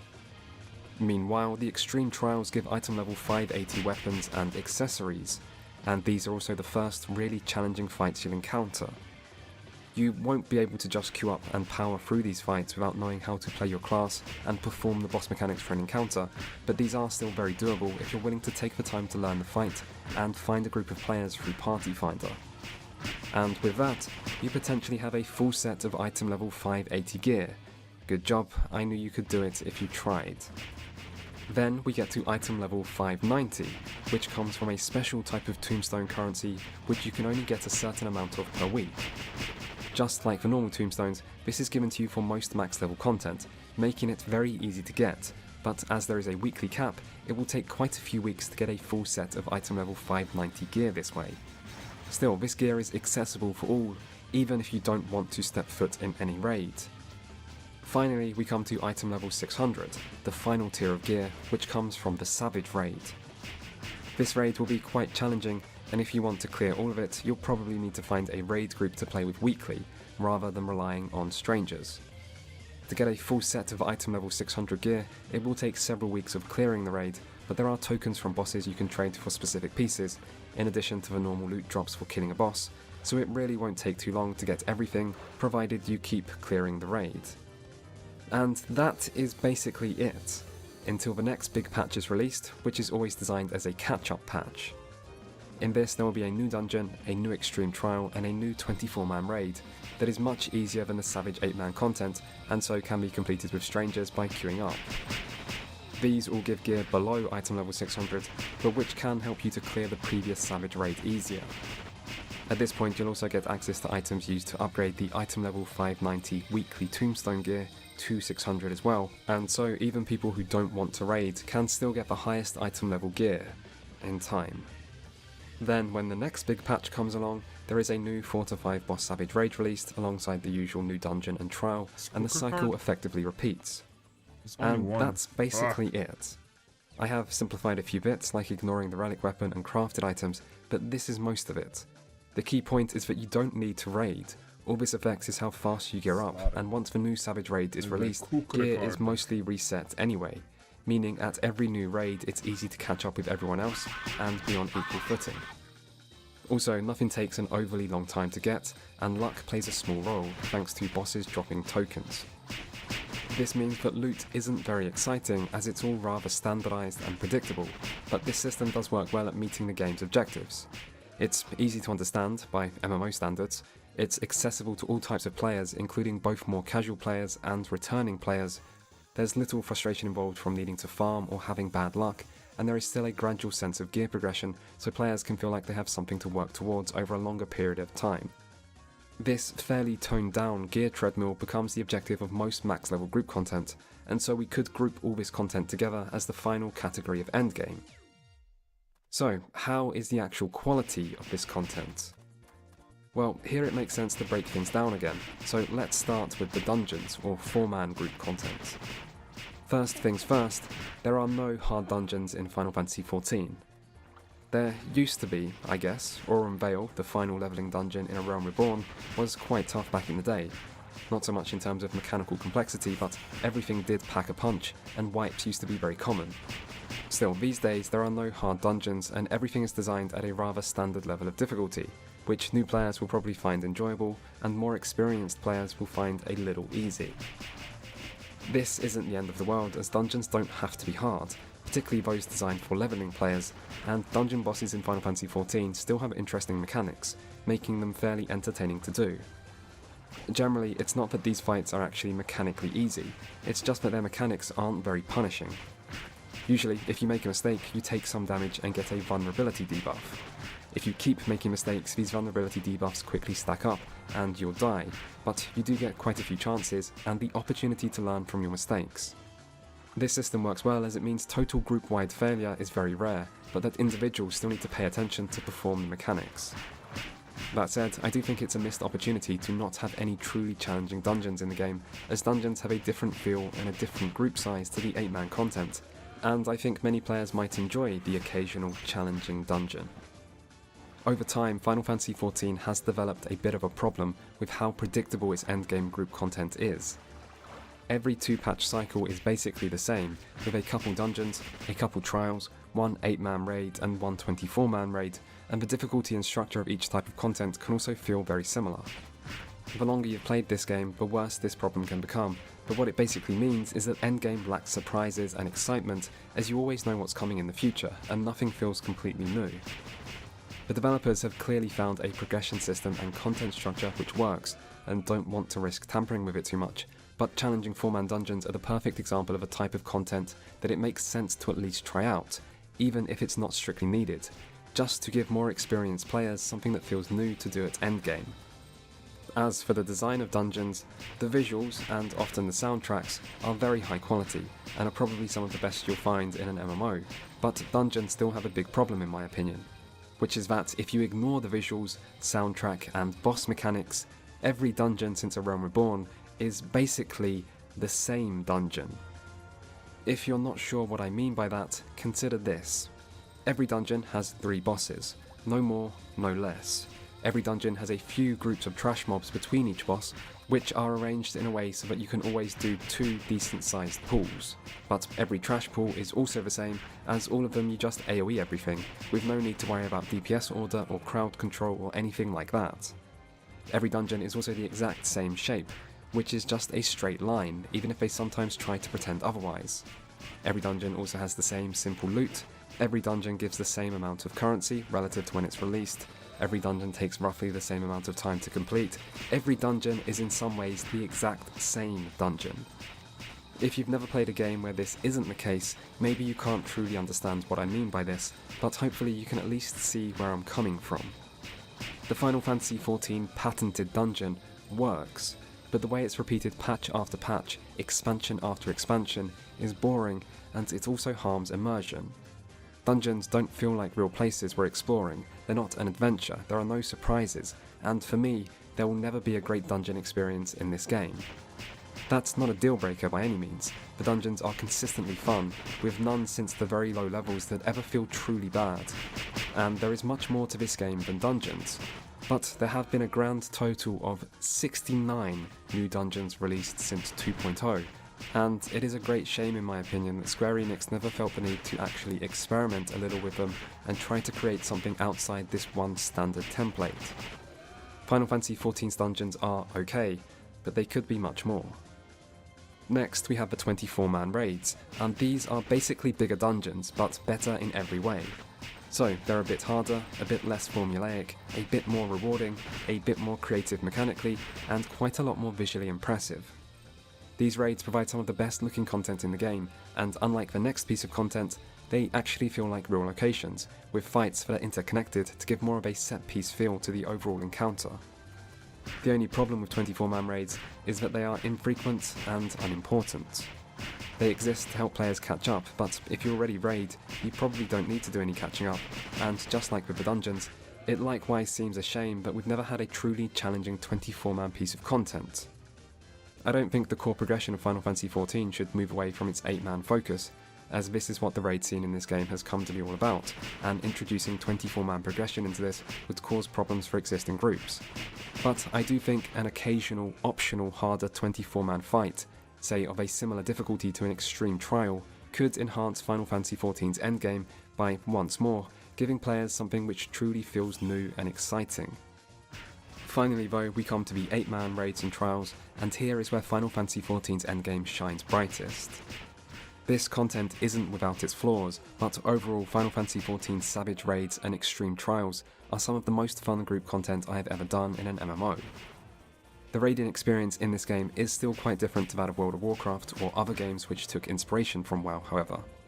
For starters, the group size of 8 is far smaller than the 20-man groups of other games, and this alone has a big impact, as in Final Fantasy XIV, the raid scene is built of static groups. This means every raid night the same 8 people turn up and play together, whereas in 20-man raiding, there should always be more than 20 people in your overall raid team, and positions won't be fixed. Which of these you prefer will mostly come down to preference and circumstances. For example, in Final Fantasy, you never experience the disappointment of turning up to a raid, only to find out that there are too many people and it's your turn to sit out this week. But it also means if one person can't make it to a raid, it will be a bit of a problem, and anyone with an unreliable work schedule is at a big disadvantage. A static team of less people also means more opportunities to get to know those you raid with, and it provides a more cozy and intimate raiding environment. But it also means less meeting new people, and it's overall a bit less exciting. When it comes to the actual raid content, an 8-man fight can be designed so that every single person is fully involved. Everyone can have a defined role, everyone has to consistently perform mechanics, and you can't afford any dead weight. In an average 20-man group, you'll be lucky if there's no dead weight, and I killed plenty of heroic and even some mythic fights in WoW during progression without even having a full group. Sometimes you just don't have enough people online, and that doesn't have to stop you. But in Final Fantasy, it does. Everyone matters. And because they matter, the difficulty is made to feel more constant. From the start of a fight to the end, you always have things to do, and you always need to be paying attention. There are also differences between Final Fantasy and World of Warcraft beyond group size. Final Fantasy has less raid bosses per tier, but it also has longer encounter durations. Final Fantasy has more diverse mechanics in my opinion, but WoW often has more thematically logical mechanics. Final Fantasy has a smaller focus on loot, both in terms of how much it helps during progression and in how exciting it is to acquire, but it also has less loot-based RNG. Final Fantasy has more relaxed consumable requirements, less downtime between wipes, and no need to grind other items or currencies outside of raids to keep up with progression. Meanwhile, WoW has more fights at the highest difficulty, i.e. Mythic, whereas Final Fantasy is designed to ensure the hardest encounters, the ultimate fights, while fewer do at least stay relevant forever as a result of their unique rewards and the minimum item level system. Really, there are lots of differences, and you could go into this subject in much greater detail, if you really wanted. One of the most important and underappreciated differences is that in Final Fantasy you don't need any plugins to raid. Most people use a DPS meter, some use more than that, but you don't need any plugins, whereas in WoW, plugins play a huge role in the raid scene, and there is an expectation in most groups for players to have them. This is a big positive towards Final Fantasy in my opinion, as it makes raiding a bit simpler, a bit fairer, and there's no loss in satisfaction from an add-on playing a big part of the game for you. One of the hardest to explain differences is between how encounter design and mechanics feel in each game. Final Fantasy tends to feel much cleaner to me, whereas WoW always seemed somewhat more chaotic. It's a bit like the difference in DPS rotations, where Final Fantasy feels more methodical and WoW feels more frenetic. In Final Fantasy, fights really do feel like a precise dance that you're being asked to learn piece by piece, and all you have to do is take it one step at a time and execute things like you've practiced, and eventually you'll triumph. Meanwhile, in WoW, fights are less scripted and feel more like actual fights. They can be messy, a lot of things can happen at once, and there can be more variation between pools. And again, which you prefer will come down to preference. When it comes to what WoW does better than Final Fantasy, there is one thing that stands far above all others though, and that's how it creates raids which feel like real locations. In Final Fantasy, each raid boss is its own instance. You just teleport in and start when ready. There is no trash, no exploration, and no larger area to move through as you progress through the raid. What's more, every raid arena feels rather artificial. They can look quite impressive, but most are just floating circles or squares with some kind of weird elemental effect in the background, and after a while, this soon feels rather noticeable. These arenas really do feel like raid arenas created for a video game, rather than places that might actually exist within the game's world. This can be quite immersion breaking, and it makes the whole raid feel less alive and special. And while raiders might seem like the type of players who only care about the gameplay and rewards and don't need anything else, I'm not sure that's actually true. Maybe people don't technically need trash mobs or diverse boss arenas, but that doesn't mean these factors don't enhance the experience. Just take something like Icecrown Citadel. Final Fantasy XIV may have villains as memorable as Arthas, and it certainly has some better designed encounters than the Lich King, but there is no Icecrown Citadel in Final Fantasy XIV. There's nothing that even comes close. Finally got what A I raid want. can be more than just a series of boss fights. It can be an actual place which holds meaning within the game's world and gives meaning to the player's actions within it. And considering how important raids are in terms of the time players spend with them and the memories they bestow, it is very disappointing to me that Final Fantasy XIV's raids really are just raids. Yep. Raids, Despite that, if I were to choose which game I preferred raiding in between Final Fantasy XIV and World of Warcraft, I would always choose Final Fantasy XIV. This has long seemed a bit paradoxical in my mind, because on paper, if I were to write down all the differences between raiding in these two games and choose which one sounds better, I would always choose World of Warcraft. I mean, for things like 20 man vs 8, it's no contest, 20 wins all day. And yet, I'm not judging these two experiences on paper. I'm speaking from experience, and in practice, I enjoyed Final Fantasy quite a lot more. You might think this is a reflection of how much I enjoyed the rest of the game, or a result of the people I played with, but I don't think it is. I think I enjoyed raiding in Final Fantasy more because it was more consistently enjoyable. WoW provides more excitement, it has higher highs, and there are ways it clearly does raiding better, but also sometimes in WoW I was bored during progression, or felt like I didn't really matter. Whereas in Final Fantasy XIV, I found that encounters were always well designed and consistently challenging, and that just ended up being a better fit for me personally. And that's what I think it ultimately comes down to. Each game does different things well, and which someone will prefer will come down to personal preference. But honestly, that itself says a lot, and that's why I've focused so much on World of Warcraft in this section. Because there is no higher praise for an MMO than to be able to go toe-to-toe with World of Warcraft's raiding and walk away with it seeming like a fair contest. WoW was the undisputed raiding champion for years and years, and it's one of the main things that game has always focused on, and whether or not Final Fantasy XIV is actually better, it is at least capable of giving it some real competition, and there have not been many games ever able to do that. And so that, I guess, is Final Fantasy XIV's endgame. I mean, there is PvP, but it's not very good, and most people pretend it doesn't even exist. There is ERP, but I don't know if it's any good, and I like to pretend it doesn't exist. There is the Golden Saucer, which has several minigames, but these aren't particularly well developed on their own, so they mostly fall under collectibles, and so on. Endgame is whatever you want it to be, as everyone says, but in general, Endgame is leveling ults, attaining various collectible type items, and gearing up through dungeons and raids, and I'd say overall it's pretty good. Is there enough endgame activities in Final Fantasy XIV? Yes. Is there enough endgame activities for you personally? I don't know.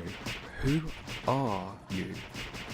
Honestly though, when it comes to MMO players in general, it doesn't matter what there is to do at endgame or how much content there might be. It is not enough because it is never enough. There will always be players out there who want more, those who would play every hour of every day of the year, devouring any and all content you put in front of them. And these people will never be satisfied, not in the long term anyway, and a game shouldn't be designed to cater for them. I'm sorry if this is you, and I hope you know that I don't judge you for your life choices. You have no idea how much I respect certain overly time-consuming MMO achievements, but regardless, it's still true that no endgame can last forever, and they probably shouldn't try to. And Final Fantasy XIV's certainly doesn't. It is very easy to walk away from this game and come back to it whenever the hell you feel like it. You don't have to worry about not being able to catch up. Most important content stays relevant, and the game steers away from overly demanding grinds or RNG-dependent progression systems. Game director and accidental cult leader Yoshi P has famously said that if a player runs out of things to do, then they should just take a break, play some other games, and come back later when they feel like it. And as someone who has stopped playing this game multiple times, I appreciate that. Forcing players into overly long grinds may keep them subscribed a little longer, but it doesn't keep them happy. And perhaps in this, more so than anything else, Final Fantasy XIV gets endgame right. You're never pressured to do things you don't want to do in this game, just to gain an advantage somewhere else. Its endgame is inclusive, for players of different types, with different amounts of time, and different tastes and content. And that is reason number 4. Still, none of these reasons mentioned so far are what I think is actually the most important for why Final Fantasy XIV has become so successful, and why it has done what other MMOs haven't. For that, we're going to have to talk about something everyone knows is important, but nobody seems to ever mention.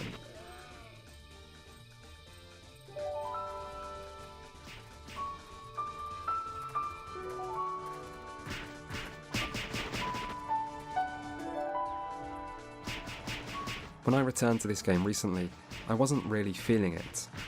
I'd been away for just over 2 years, which was enough time to lose some of my interest in the story, and it's always a little weird returning to an MMO because of how complicated their systems are, and because of how much there is to do in them, meaning you always feel a little lost initially. It's a bit like returning to work after a long period of absence, when nothing comes naturally anymore and you miss your past familiarity that you once took for granted.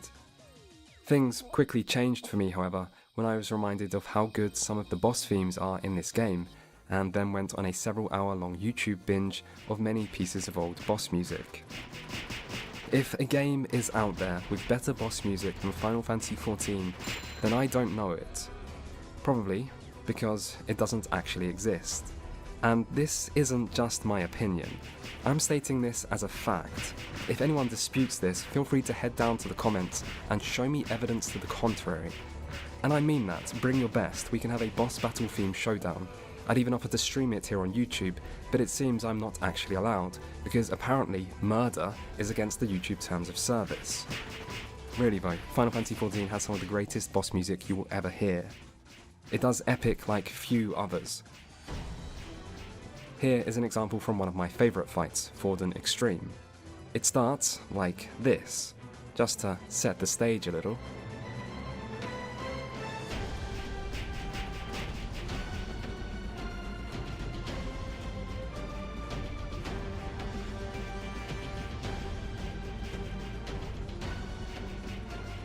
Then it builds with time.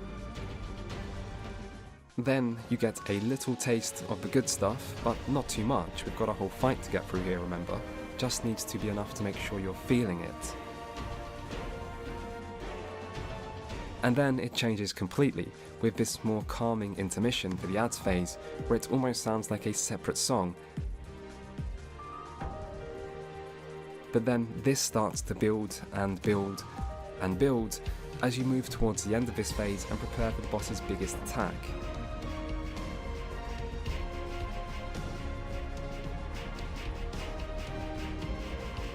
And then, after you survive that attack and move into the last phase, this starts playing as the final showdown begins.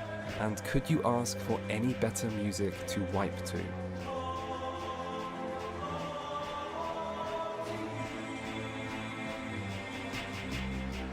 And there are many themes this epic. What about Shinryu?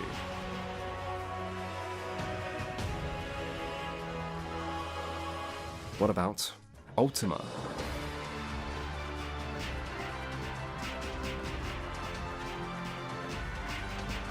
But okay, music is subjective and maybe you have bad taste and can't appreciate an epic boss theme when you hear it. But don't worry, that's not all this game has. In fact, there is a staggering amount of diversity to the different music you'll hear in different boss encounters. Want some J-pop?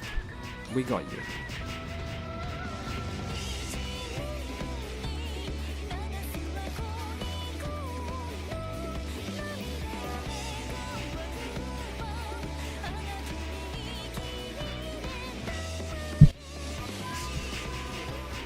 Feeling a little edgy today and want something a bit heavier? No worries.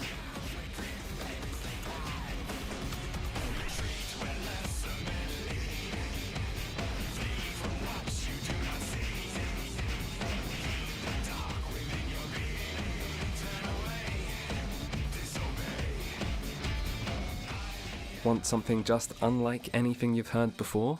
Well, we have that too.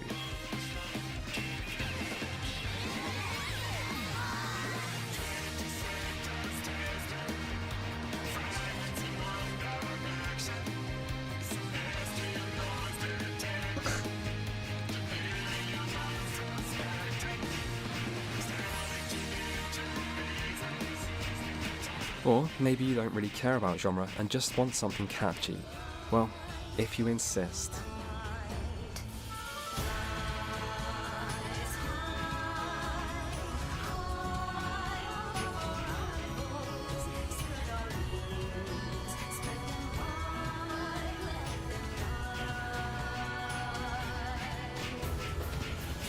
You can tell how confident the developers are in their boss music when they make dancing to it a part of the mechanics. And the thing is, there are so many different examples I could choose here. I could drag this section on, and thanks to how good the music is, everyone watching probably won't even mind. I won't do that though, but I do at least want to mention how the music can also be a part of the story. For example, when the story is sad, you might get these quieter piano moments.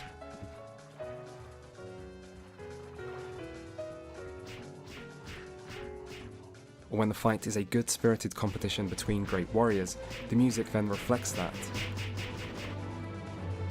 Or how about those times when the music from the trailer comes back just at the climax of the story, just before the final showdown, and then suddenly you realise that the trailer music that you've probably already played the hell out of, because you're the kind of loser who listens to video game music in your free time, don't try to deny that by the way, I know what kind of people watch my videos, then you realise that this trailer music that you already like wasn't just there to sound cool during some fancy CG cinematic used to promote the game. No, all this time, it actually existed just to describe this moment, and every line makes perfect sense now that you know the context.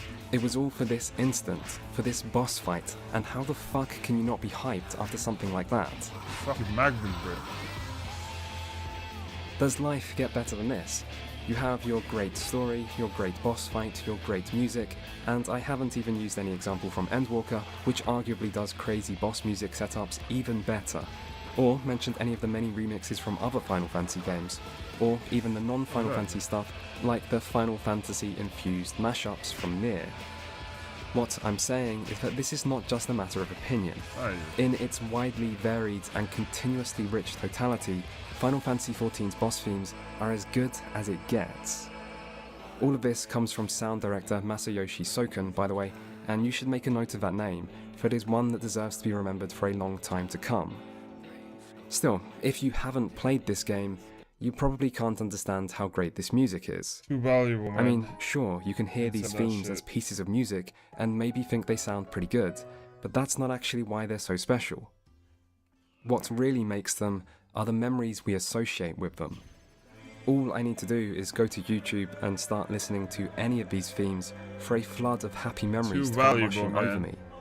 Players spend time with these boss themes, potentially hours and hours, and those are hours they won't just spend alone, but with friends, working towards a challenging objective together, having a good time, enjoying the music, enjoying the gameplay, enjoying the company, creating memories.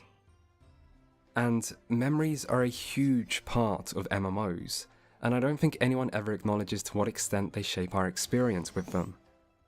Everyone who is a fan of MMOs has a vault of happy memories locked away in their minds that they can't help but return to at times. We all remember the first MMO we lost ourselves within, or that one guild that was just so much more fun than any other we've been a part of, or that raid kill we never thought we'd finally manage to nail down, or that time we did something crazy in PvP that no one would believe actually happened if someone wasn't there to witness it with you. But what happens when things change? Try to play almost any MMO you used to like, and the experience will be different to what you remember. Damn. You are returning to a childhood home to find that life has moved on without you, and this isn't the place you grew up in anymore. And it's sad, because of the memories, because you remember what was lost, because the game you care about is gone, and everything you do in that game now is a reminder of that. Empty servers, offline friends, vacant cities, and forgotten guilds, but it's not just the people, it's the games themselves, with their new conveniences and missing features, and links to an in-game store that didn't even used to exist, and the old raid content no one does anymore, that used to mean everything, and now means nothing. And, even if by some strange miracle you aren't struck by that melancholic nostalgia, everyone else sure will be. You cannot play World of Warcraft without hearing people talk about how things used to be, about the good old days and what a travesty the game is now by comparison, and you will hear this again and again and again, and it's not a recent thing either. This is by no means unique to whatever the latest disappointment of an expansion was.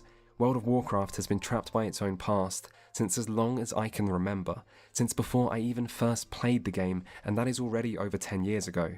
But Final Fantasy XIV is the rare example of an MMO which isn't. Ever since the release of A Realm Reborn, this game has stayed true to its vision. The things this game used to be good at, its presentation, its story, its Final Fantasy themed fan service, its accessibility and new player friendliness, its inclusive endgame and its challenging group content, the game is just as good at today, if not better. And the things this game used to be bad at, the open world content, having immersive dungeons and raids, the gameplay and pacing of the main story, everything PvP related, etc., well, they are still pretty bad today, but that's okay. No game is good at everything. What's important for an MMO is to find your own audience, and then stick with them. Cater to the people who actually like your game, and if you stand by them, you might just find they'll stand by you too, even when there are bumps along the way. And this game, as it is right now, proves that. World of Warcraft never had it easy. It was always torn between two different eras, of old MMO design and new, group finder or shouting for a party in chat, server communities or cross-server grouping and sharding, finding things out by talking to other people versus looking everything up online, content that asks you to dedicate hours to it versus content designed for people with jobs and families, and countless other examples. But Final Fantasy XIV is an MMO designed for a modern player base through and through, for better or worse. And if this game was for you when it came out, then it probably still is today, and tomorrow, and every day after that, and if it's not, it's probably you that has changed since, not it. The Final Fantasy XIV player base doesn't have that baggage that other MMO players seem to be defined by. They haven't been scarred by their own game, they don't obsess over that which was lost. And so, instead of that non-stop looking back to the past, in Final Fantasy, players actually look to the future. Where will the story go next? What are the next classes that will be added? Who's going to be the next Scion? Innocent questions, earnestly asked, with not a care given to what might be lost along the way. The future is bright here. The best always seems to come, and people are happy. They love their game, they love their game's director, and they have pride in the community, and maybe they can go a little too far in these regards, but that's okay, you can hardly blame them. It is a rare thing for an MMO player base to actually be content, and that positivity can be infectious. You will feel it within the game today, and God, what a sight that is to see in a genre as marked by disappointment as this one. Final Fantasy XIV is a game that is remarkable, not because of its lack of flaws, but because of its great success despite them. It is a game that truly did things its own way, and still does. And it is proof that the MMO genre is not dead yet and won't be anytime soon. Most of all though, it is a game built on happy memories that are not just relics of the past. Final Fantasy XIV is a childhood home you can actually return to. And it's not over yet. Is it here? Thank you for watching my video.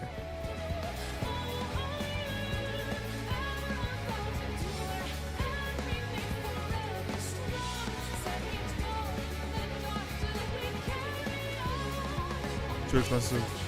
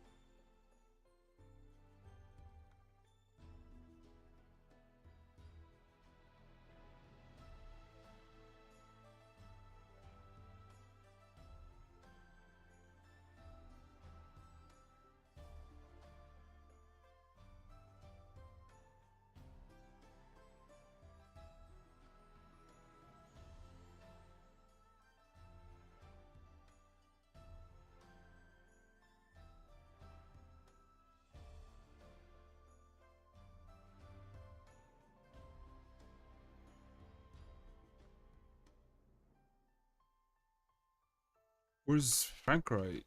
Shit. There was two of them.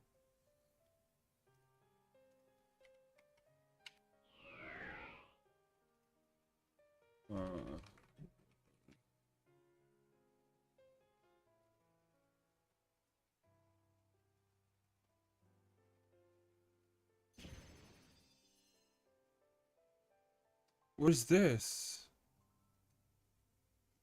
I'm gonna buy it. Yeah, 550.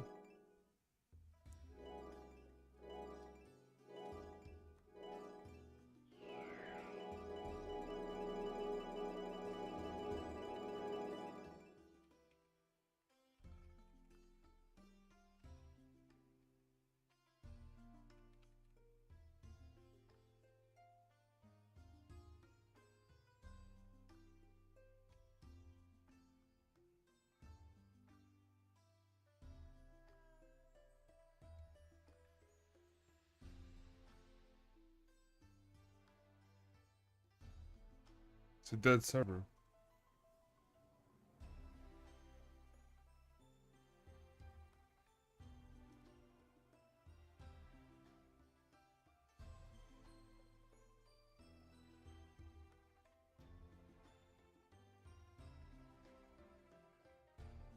God damn. Damn, so expensive.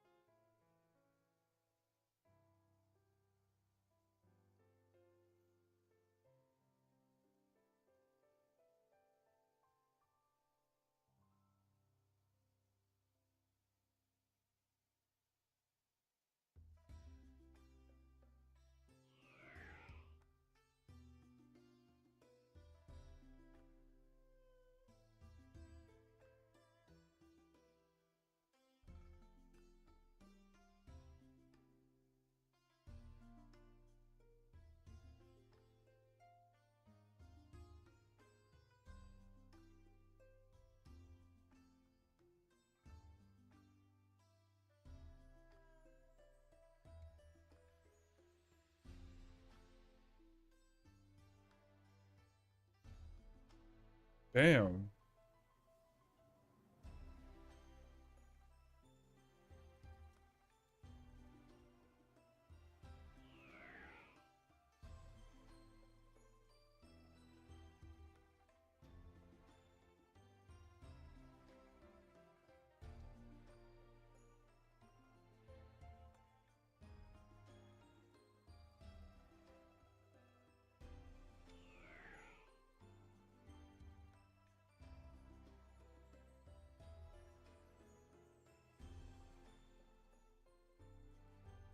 Plus 6 shoes.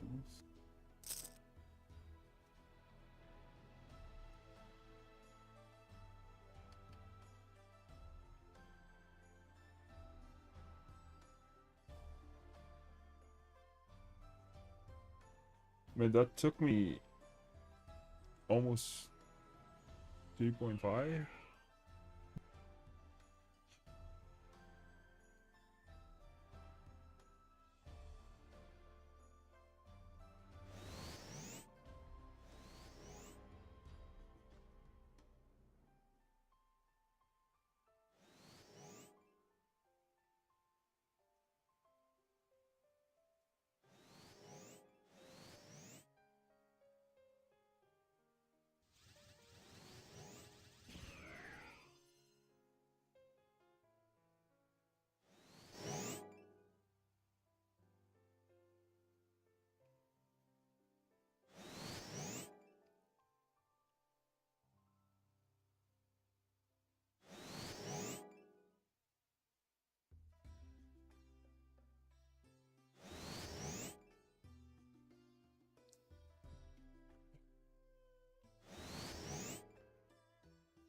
Pirate Software, Maldivia's Fig Tree, one of the largest egos on the internet, and that is impressive.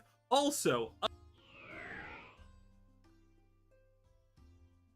a Nepo baby. But did you know he worked 7 years at Blizzard for pretty much minimum pay? But don't worry, don't worry. You see, even though his dad was one of the original people who founded Blizzard, one of the first employees there, he's not a Nepo baby. No one just figured out that they have the same surname magically how. Don't think about it too much. Anyway, what is our favorite Nepo baby loser up to today? Well, he's playing the victim, because we have a beautiful one right here, right there, boys, okay? A situation has occurred, one might say, and Pirate Software Thor is taking full advantage of this chance to get a little bit of that spotlight on himself. Because let me tell you something, after all of this stuff happened, it's not looking good for our boy Pirate Software. Look at his YouTube channel. His views for videos especially have absolutely collapsed. He is currently getting, if lucky, 100k views on a typical video of his, which is insane considering not too long ago a minimum of 300 views was the worst that he did. This is insane. And his shorts, his bread and butter, by the way, well, they're getting roughly 500k views, and you probably think that's a lot. It is a lot, technically, but I mean, not too long ago, he was getting 1 million minimum views, and sometimes even 2 to 3 million views maximum, and all of that is gone. Look at this. This is specifically the section before he got exposed for being one of the most horrible lying human pieces of filth out there, okay? But now he continues to entertain us. The milk must flow, the locale is plentiful, and well, it's producing, boys, let me tell you just that, okay? And again, this one is a great one. So, hey, Matty Pocket TV, you do realize that it's super easy to follow up on threats like this with law enforcement, right? Especially when you tie your Twitter and Twitch to one another, and he's adding Twitch here because this is what Pirate Software does. He tries to be the hall monitor that he never was as a child because he was never loved, probably. And now he tries to get everyone just deplatformed, removed by just, you know, constantly complaining until he and his insane followers, and his followers, like, if you're a Pirate Software fan, I have a question. How low does that IQ go, boy? Okay? To Twitch and to anyone. Since you partnered your payment, since you partnered your payment information and identity are on file with the platform. So, first of all, unless he, so first of all, this is insane. This is just gaslighting. This whole thing is a lie. This whole thing is just to make it out to him to be a victim and get garnish attention. Because this is the tweeted question, okay? Just a friendly reminder, you're a fig.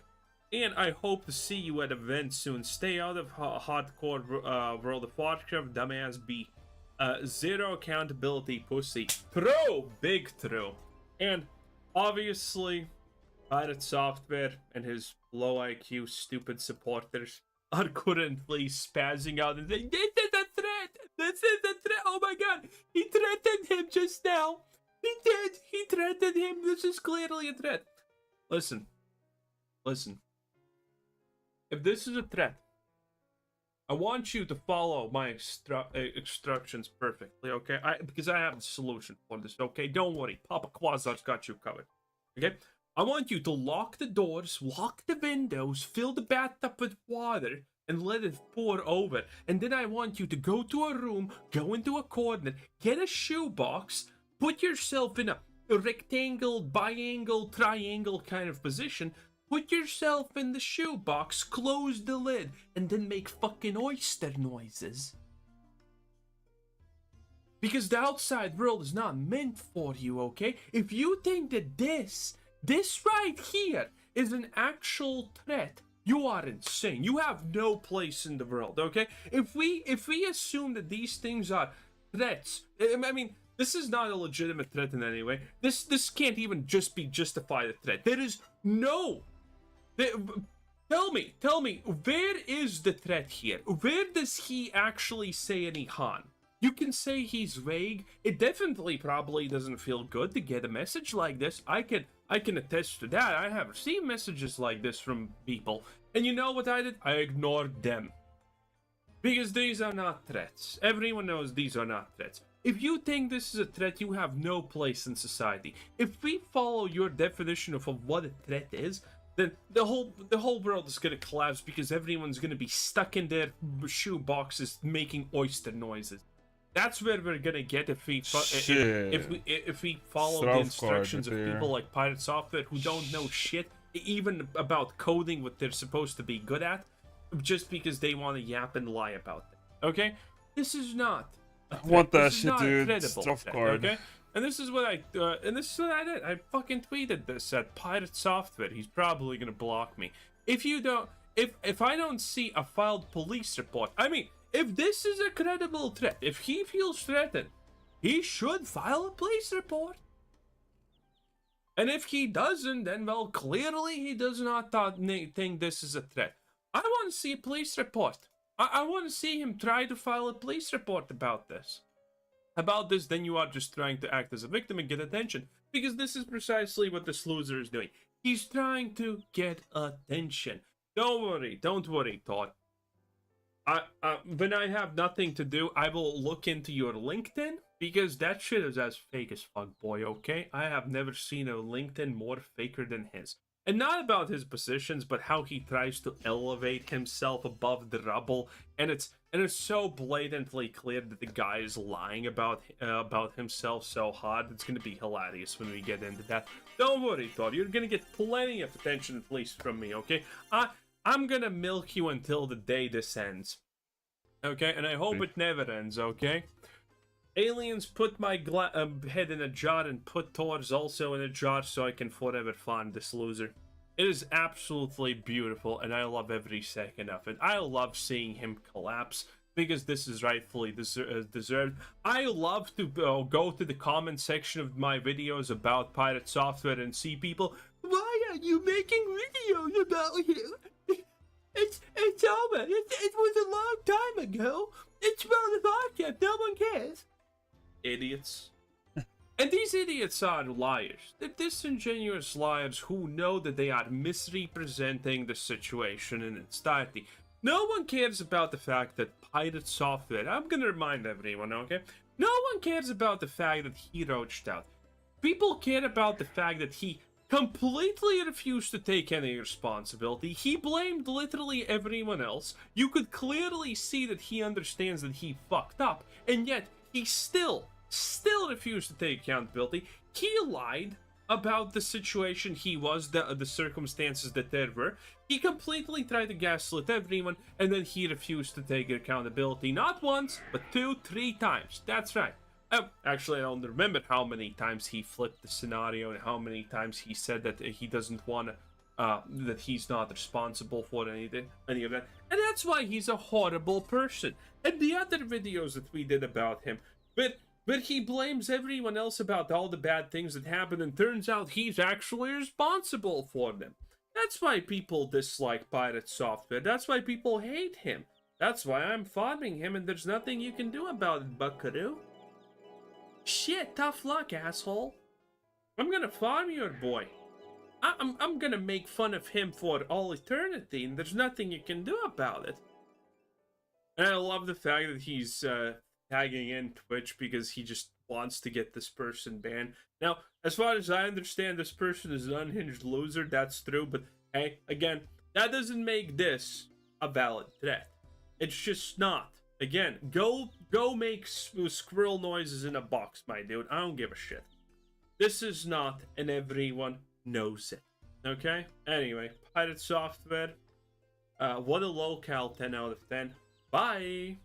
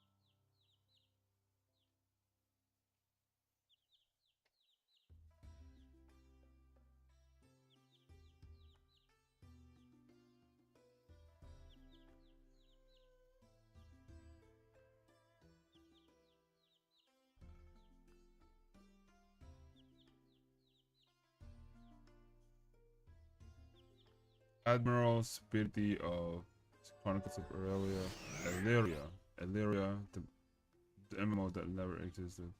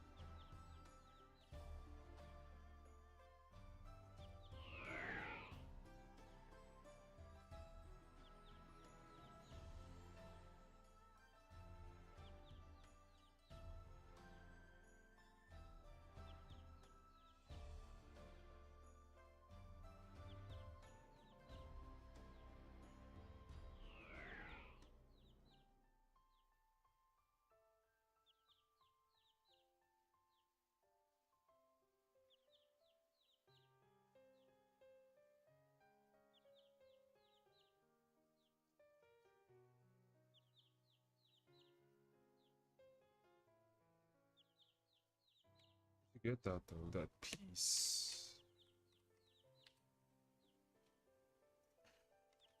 Peace.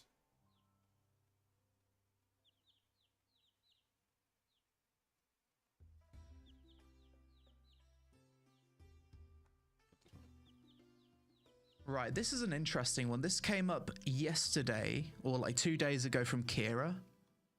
And I'm intrigued to see what what's happened here. So this is with Arcade 2. It's titled Arcade 2 creator quits, ruins his whole MMORPG legacy. So I don't know what's happened here, but this is obviously to do with Jake Song, the maker of Arcade, and he was ruins his whole MMORPG legacy. So I don't know what's happened here, but this is obviously to do with Jake Song, the maker of Arcade, and he was working on Arcade 2 the last I checked. So just move the camera over here. Let's see what Kira has to say. Clear to me that you either die a hero or you live long enough to become the villain, or in the video game equivalent, you either just quit making video games or you live long enough to sell out and start becoming a crypto bro and completely. Kira, don't tell me Jake Song's gonna become a crypto game maker. Please no, Kira, don't tell me this. Just don't. He made Lineage. He's like one of the OGs of MMO development. There's no way. There's no fucking way. Ruining your legacy. And obviously we're talking now about Jake Song, the founder, the, granddaddy of MMOs in South Korea. This guy was there at the very beginning. While we had legends in the West, we had people like Richard Garriott making Ultima Online, some of the first, some of the biggest, some of the best, in my opinion, MMOs we ever got that shaped the industry going forward. This dude was over there in Korea doing the same thing. This guy, if you know anything about how South Korean gaming evolved, it would not be even remotely like what it is now. And obviously, some people are going to be like, lol, South Korean gaming's terrible anyway. It works for them. They like it. It is what it is. And he made great games. He had vision. Oh no, I think Kira's about to tell us exactly what we suspected. He had drive. Wait, didn't Arcade already do some kind of fucking crypto thing? It was called Arc World, right? I remember that a few years ago. They released a crypto version of Arcade and they called it Arc World. And it basically released, and I remember just hearing nothing about it. I'm pretty sure it flopped. So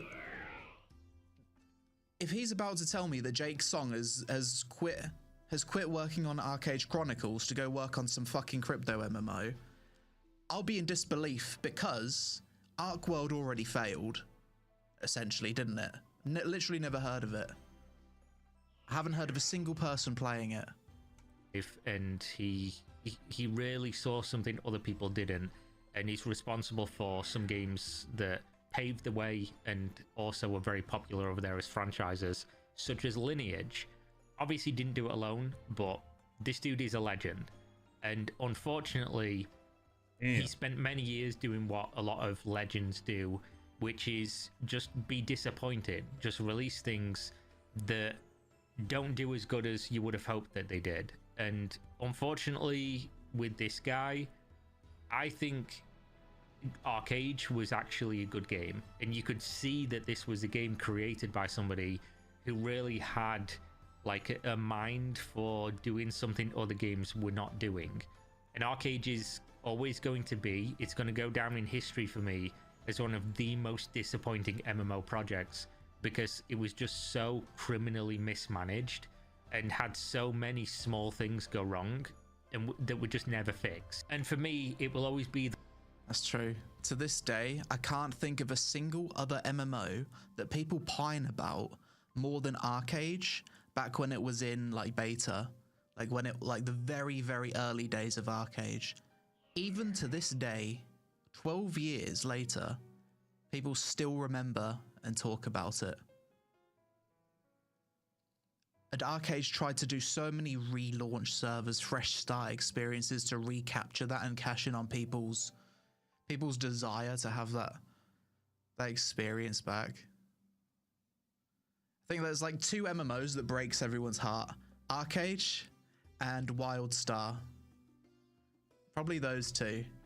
I can't think of any MMOs other than that. Maybe Warhammer Online. Arcade, WildStar, Warhammer Online. 3 MMOs that have broken people's hearts. The what if MMO. What if Arcade would have been very slightly different here or there, if they paid a little bit more attention, if they just stuck with the initial vision, if it wasn't ruined by monetization? What could we have had now? What could Arcade be in 2025? You know, would this be one of the most popular MMOs? I think yes, because it just had so much going for it. But unfortunately, if you followed Arcade at all, you know that the game went from pillar to post, at least with Western publishers. I mean, the company in general, XL Games, the company that Jake Song founded, this game's been passed around to the point where it's now owned by Kakao Games, and Arcade was published in the West by some of the worst companies ever before XL Games came and took it back. Tryon Worlds. Does anyone remember Tryon?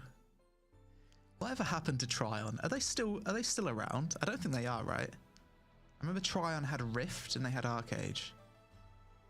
Back over. I mean, we've had whole eras of content surrounding Arcade and just the fumbling of the game from companies such as Tryon Worlds, and then moving into when Gamigo acquired Tryon Worlds. Oh, Gamigo. Fucking Gamigo. I dealt with Gamigo in the past because they gave like everyone that made content about Arcade Unchained, they basically gave everyone like a referral link. I think Kira had the same problem with them. Like getting any money from the referrals, it's like it was a nightmare, and they didn't even give you like a link to see how many referrals you even got. It was like one of those affiliate things. Every single content creator could get one, but I think they were pretty shady behind the scenes with that. Dog Company. Tryon also had, yeah, Trove and Rift. 82106. And how much of a fucking joke that was for so long, and how they constantly just lied to people and just did things that further diminished the game. Okay. And the problem is, this guy was in charge the whole time, all the time that the bad decisions were being made, that the game was being made into more and more of a theme park, taken away from the original vision that made the game good. And every opportunity that they had to pull this game out of a terminal nosedive, they just fucked it up. And it was this dude doing it, which, you know, you can go either way. When you look at what Arcade could have been, what the foundation was, and then Arcade 2 gets announced, you think maybe we give him the benefit of the doubt again. We hope against hope because we're MMO fanboys, and we have to pray that something's going to do it. Something's going to come out and be the one again and occupy all our time and make us feel like we were, 13 again playing these games. Or, of course, a lot of the MMO fans are older people. But for me, I was a super young MMO player, so for me, that's the nostalgia. But no game's done it recently, and I was still hoping Arcade 2 was going to be this game. And I suppose that is right. Jake Song, as much as he did make Arcade 1, he is very much at fault for not fixing the problems that the game had. It's like you've painted the Mona Lisa, but you've then stored the painting in a room full of mold. But he chose not to remove the painting from the room full of mold, and then the painting got all fucked up.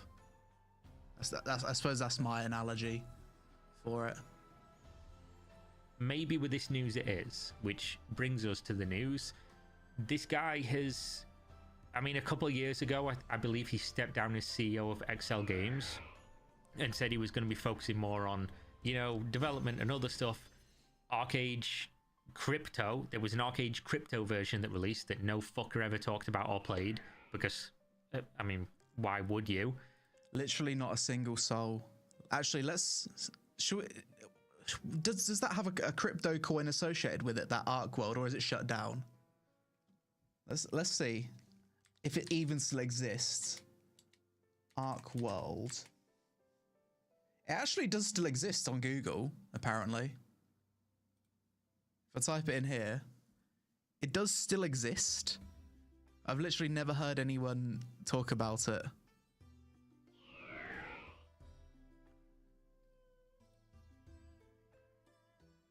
Have they sent any tweets recently? December 5th, 2024.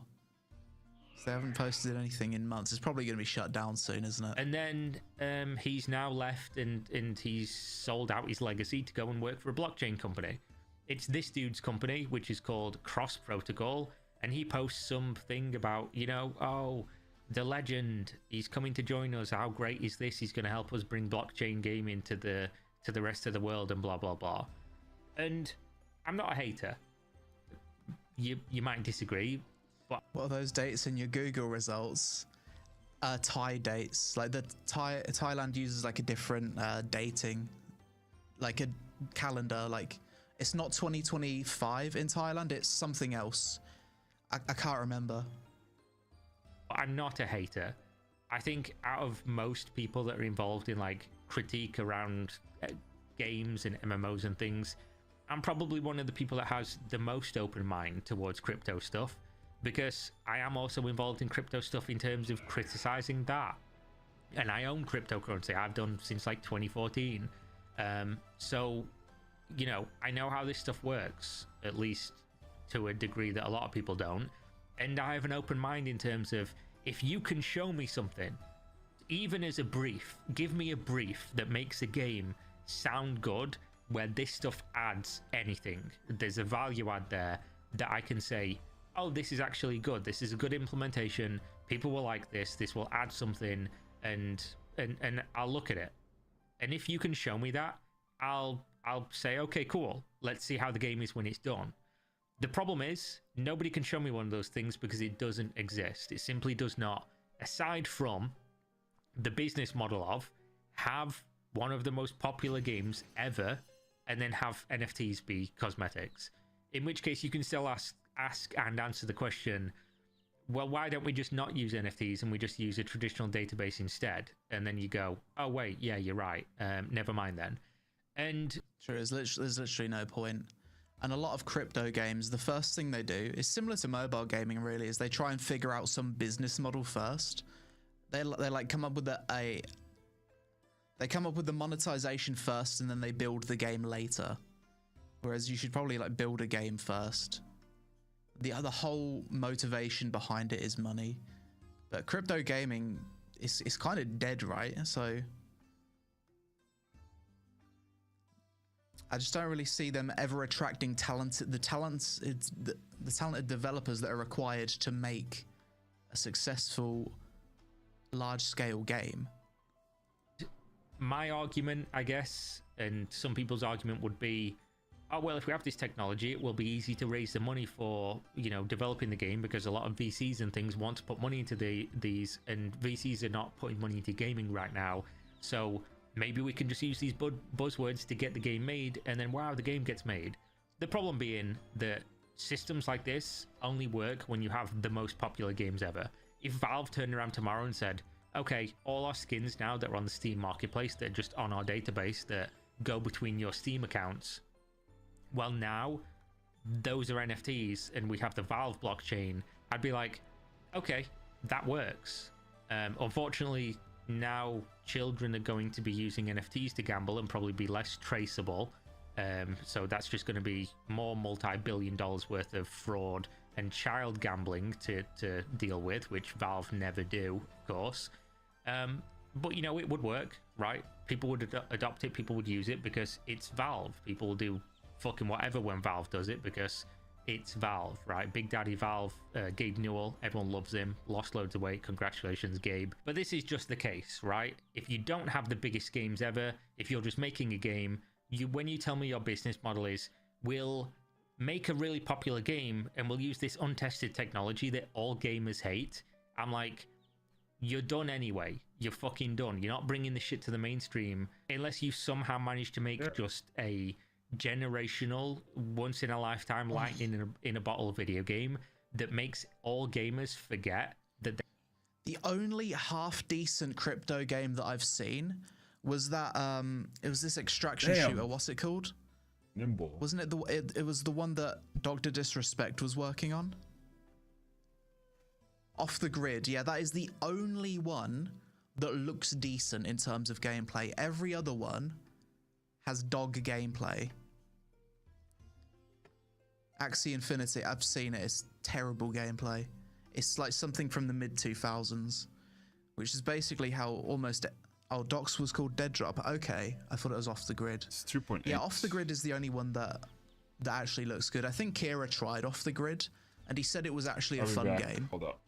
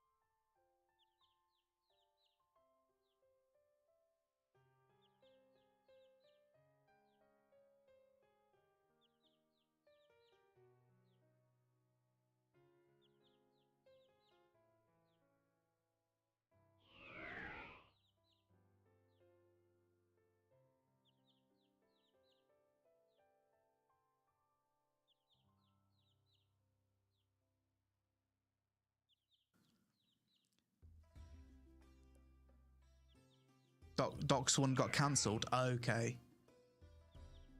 They hate crypto and blockchain. And when you introduce AI to the mix, you're basically just... When somebody says like, oh, I'm in AI and blockchain gaming, I just think you're either a scammer or it's just verbal diarrhea. You're just talking utter shite because AI, blockchain, none of these games exist. Nobody playing these things. They're just vehicles to manipulate stupid people to give you money. Prove me wrong. Link me one of these games. And again, I took flack when I played the shooter game. I can't remember what it's called. And I like that game. It's actually a mad fun game. I don't know if it's dead now at this point because I don't play those games for long periods of time. But I like that game. Was there a value add by having crypto and NFTs? Not really. You know, it's a gimmick. It's something that, like, it's a little bit exciting if the things had value, but they don't, because if it's something you can just farm in a game, there's going to be loads of them, and you know, they're not worth shit, so who cares? But that being said, back to Jake Song. He was in charge of Arcade when they had the most opportunities to pull this game out of the dumps, to do something with the game, to not continue to do like, oh, it's a theme park game now. Oh, we don't care about the sandbox that we created and all these cool features people liked. Let's compete with World of Warcraft, even though we're worse than that game. Yeah, that was one of the things that I disliked about Arcade. I think I remember from my review of Arcade Unchained, I think I really praised heavily the sandbox elements. But I hated that they did like whole weeklies and dailies, and it felt like it was trying to be more of a theme park when the best parts of the game were sandbox. Haram dailies, yeah, awful. It's really bizarre because people loved what early Arcade was, and then the more they developed the game, they kind of went away from their original vision. What we're trying to do. This guy was in charge during all the worst decisions for the game. Yes, he made it, but he also broke the game, and he completely ruined it and killed it himself. I still... Fair point. Maybe it's a good thing that he's leaving. Had hope that the guy who had the vision to make that game for what it was originally could make Arcade 2 the same thing. And one good step, I guess, is that he was there when Arcade 2 was foundationally being made, and maybe that leads to the game being good design-wise, and then somebody else takes over that doesn't just make every decision wrong every time and completely nosedive the game for over a decade until it completely fails. But it is really sad. I'd rather Legends just retire and move out of the industry, or go make indie games or something, you know, do something that's respectable instead of just shitting on their legacy completely, because this... True. And additionally, surely Jake Song is a multi-millionaire right now? Surely. Why would you go join a crypto company if you're already rich? I don't get it. Additionally, the same thing for like any celebrity that starts making shit coins when they're already fucking rich. I remember Floyd Mayweather. Didn't he promote some... He promoted some meme coin. Bro is already fucking minted. Hawk Tour as well, yeah. I don't get it. I don't get it. It's absolutely baffling. If you're already turbo rich, celebrity, you've got everything. Oh, let me just make another mill, maybe, by promoting some fucking meme coin. Donald Trump as well, the fucking Trump meme coin. Oh my god. As soon as I saw Trump and Melania release meme coins, I thought, yeah, that's over. The crypto bull run's 100% over. And I think that's actually probably marked the top. If you look at where they launched their meme coins, it's been down only from that point onwards. Why would Trump do that, honestly? That's just the stupidest fucking thing he's ever done. I think even people that support a lot of the things that Trump's done, I think even they can say that the meme coin thing was ridiculous. Cynically just looks like, okay, I'm done with making legit video games now. I'm just going to go get the bag from one of these dogshit blockchain companies. Blockchain AI, of course, as well. Which, you know, fair enough, make your money and all that stuff, but this dude could have made money from doing practically anything. He could have been an advisor or worked at one of these other big MMO companies. I'm sure he would have had that opportunity, especially in the South Korean games industry, because the dude is a legend. But instead, now he goes to somewhere where probably no games are going to release, where he's not going to contribute to anything meaningful. I think I'm comfortable in saying that, but would love to be proven wrong, I guess. That being said, I have more hope. If this is what he was going to do after years of mismanaging Arcade, then fuck it. I have more hope for Arcade 2 now, even though the game's probably going to be absolutely ruined by monetization, because they always fucking are. Either way, that's Jake's song. Ruined one of the greatest MMOs, you know, potential-wise ever. Made one of the best MMOs and also ruined it as well. So sad. But at least now we can't ruin Arcade 2. There'll have to be somebody else that'll you know, hold on to that responsibility. And someone will ruin it, Kira. You know that someone's gonna step in and fulfill that prophecy. Which almost certainly is going to happen, but we'll have to wait and see. I No. would say usually when somebody moves on to something, say best of luck, but no, there's no luck, there's no respect for this. This is the fucking retirement for 700K legends in the video game industry. Oh, what? I've got like a huge name where everyone recognizes me, and I'm, you know, one of the godfathers of the industry, or one specific genre. Oh, I know, I'll just go make crypto games now. Fuck everything about this. There we go. Thanks for watching as always. Links in video description. Go check out GamerSups. Use my link, my discount code. You get a discount. I get money back off anything you spend. Patreon if you want to throw me a few dollars. Suggest some content on the social media. I'll see you next time. Peace. The absolute state of it. Man. F's in the chat for Jake's song. Links to the video in the chat. Go give Kira's video a like. Kira's fucking cool guy. I've met Kira a few times in Thailand when he used to live in Thailand. Hung out, had coffee together. Ranted about MMOs. We're both British and we both love a good old moan. It's in our blood to just moan about things. I think as a British person, there's a little bit, you do enjoy moaning. And some people don't understand that. Like my girlfriend doesn't understand it. She'll say, "Oh, stop, can you stop complaining?" I'm like, "No, I'm not angry. I'm just trying to express myself." That's usually what I'll say. I just need to get it out of my system. It's just how it is if you're British. Just love a good old moan. Yeah. Sad, but yes, a good point. Maybe Arcade 2 will be better as a result of Jake's song leaving.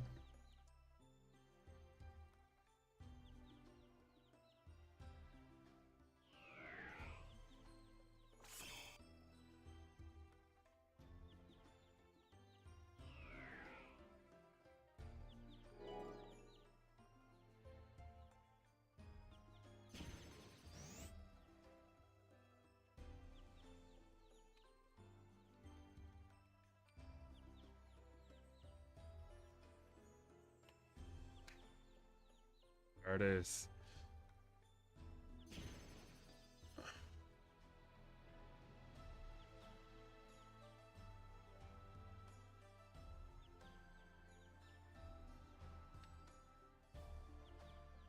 I'm done streaming. Damn, I've been online for 10 hours? Shit.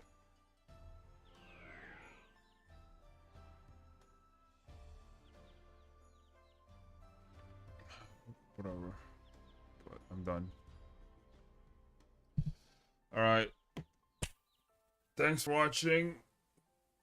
Thanks for tuning in. I'm gonna see you guys again tomorrow. Don't forget to hit the follow button if you're on YouTube. Subscribe to me.